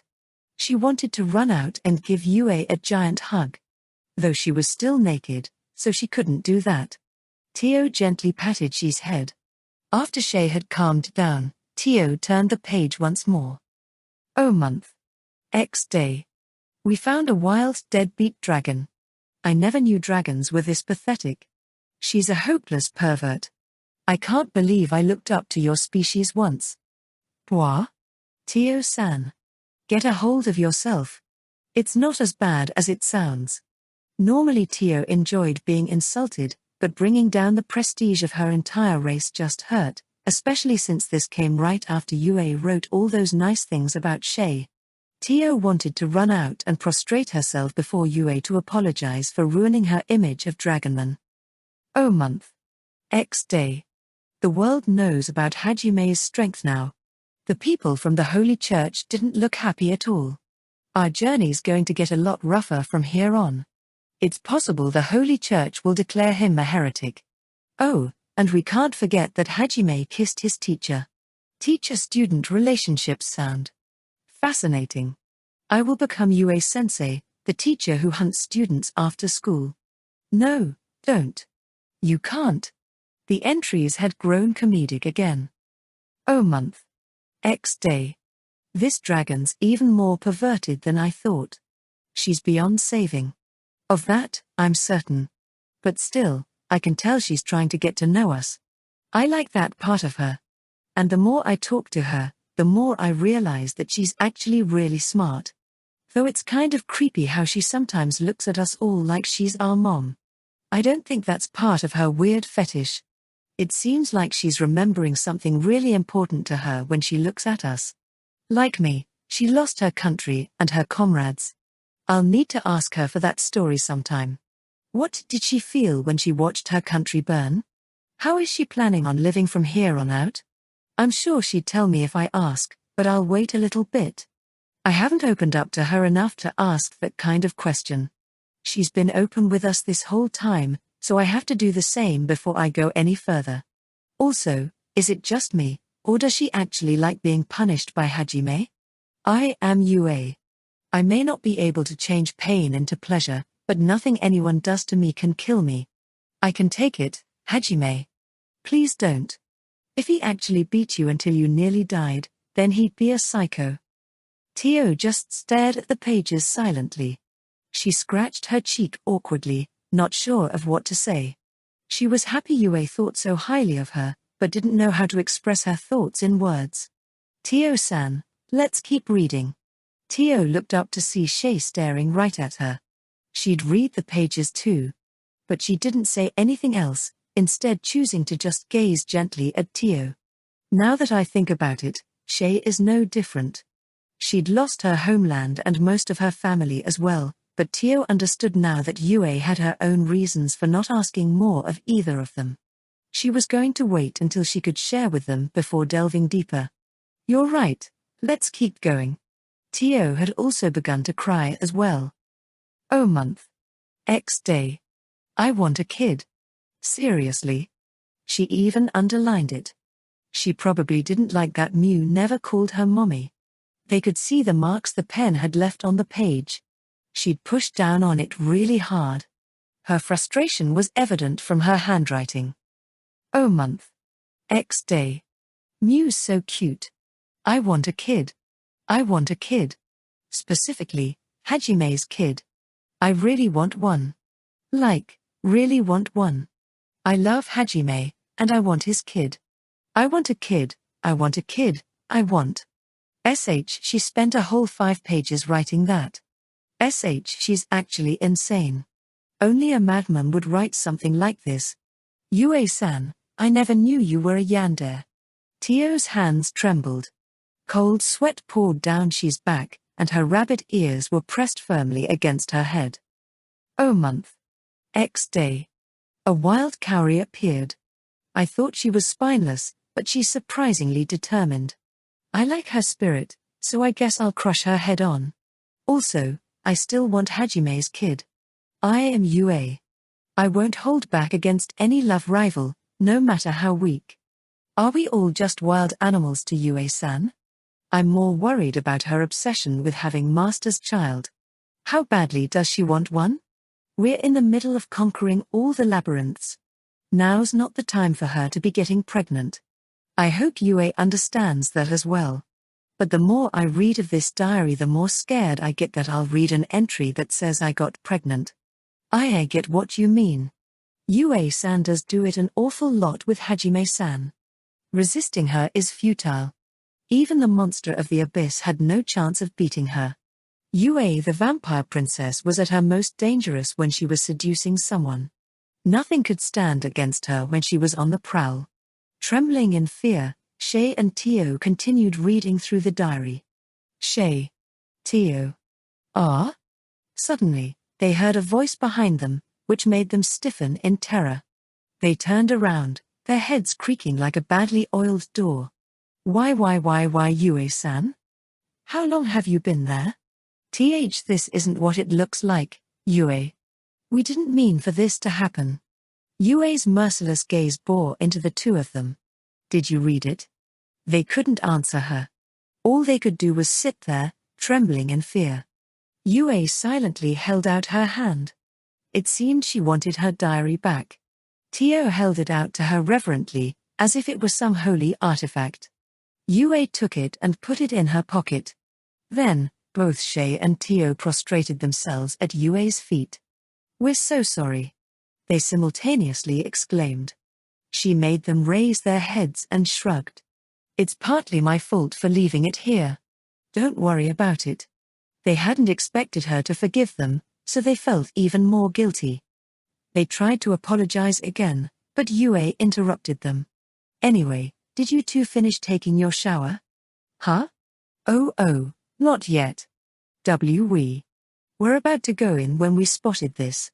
For some reason, Yue's question scared them. They had an ominous premonition about what was to come. I see. Yue replied, and her golden hair began to flutter. I am Yue. I won't hold back, even against my best friend or the woman I look up to. The two of them bolted. Shay tackled the bathroom wall, grabbing a bath towel to wrap around herself along the way. Tio hurriedly deployed a barrier behind her, then restored Remia's wall with her newly acquired magic. The two were in perfect sync. They knew they'd need to run until Yue's wrath finally subsided. Unfortunately, before they could even go a few paces, dark clouds rolled in, and thunder dragons filled the sky. Shay and Tio's screams were loud enough that all Arisen could hear them. Yue opened her notebook and pulled out a miniature pen from her pocket. O month. X day. Today's weather, sunny with a chance of thunderstorms. All in all, a good day. She snapped her notebook shut, nodded in satisfaction, and went out to retrieve the companions she'd burnt to a crisp. Afterward. Thank you so much for purchasing Arifureta Volume 5. It's everyone's favorite Chayuni lover, Ryo Shirakomi here. A lot happened in this volume. Hajime cleared 2 labyrinths, Tio made some big decisions, Kaori found her resolve again, and they parted ways with Mew. It's nice that the cast keeps growing, but I'm beginning to worry that I'm not giving each of the characters enough time and development. I hope I was able to properly give voice to everyone's feelings this volume. Oh, by the way, there's actually a certain someone I modeled Remia after. Can you tell who? I imagine most of you might have figured it out from the way she speaks. As you may have guessed, she's based off my favorite character from Aria. If you're still wondering who that is, I recommend Googling Arara Ufufu to find out. She'll surely bring warmth and comfort to your life too. Kind of funny that I ended up using Arifuretas afterward to plug a different series entirely, huh? Personally though, I'd just be glad if more people experienced the things I love. Well, I'll get back to plugging Arifureta now. The first volume of the Arifureta manga, illustrated by Rogar Sensei, came out at the same time as this volume. It's being published by an imprint of Overlap too, and I've gotta say it looks amazing. Like, seriously, it's so good. You all should check it out. Now then, I'm running out of space, but I'd like to give everyone my thanks. First and foremost, I'd like to thank Takeaki-sensei for his wonderful illustrations. I'd also like to thank my editor for listening to me ramble every day. Also my proofreader, for catching my numerous and egregious typos, and the rest of the publishing staff who made this volume possible. Lastly, I'd like to thank the illustrator for the manga, Rogar Sensei. You're amazing. Lastly, I'd like to thank all of my readers. The ones from Naro, too. It's only because of you that all of this is possible. Let's meet again in the next afterword. And quote, signed and quote, Ryo Shirakomi. Arifureta, From Commonplace to World's Strongest Volume 5. By Ryo Shirakomi. Translated by Ningen. Edited by DXS. This book is a work of fiction. Names, characters, places, and incidents are the product of the author's imagination or are used fictitiously. Any resemblance to actual events, locales, or persons, living or dead, is coincidental. Copyright 2016 Ryo Shirakomi. English translation copyright 2018 J Novel Club LLC.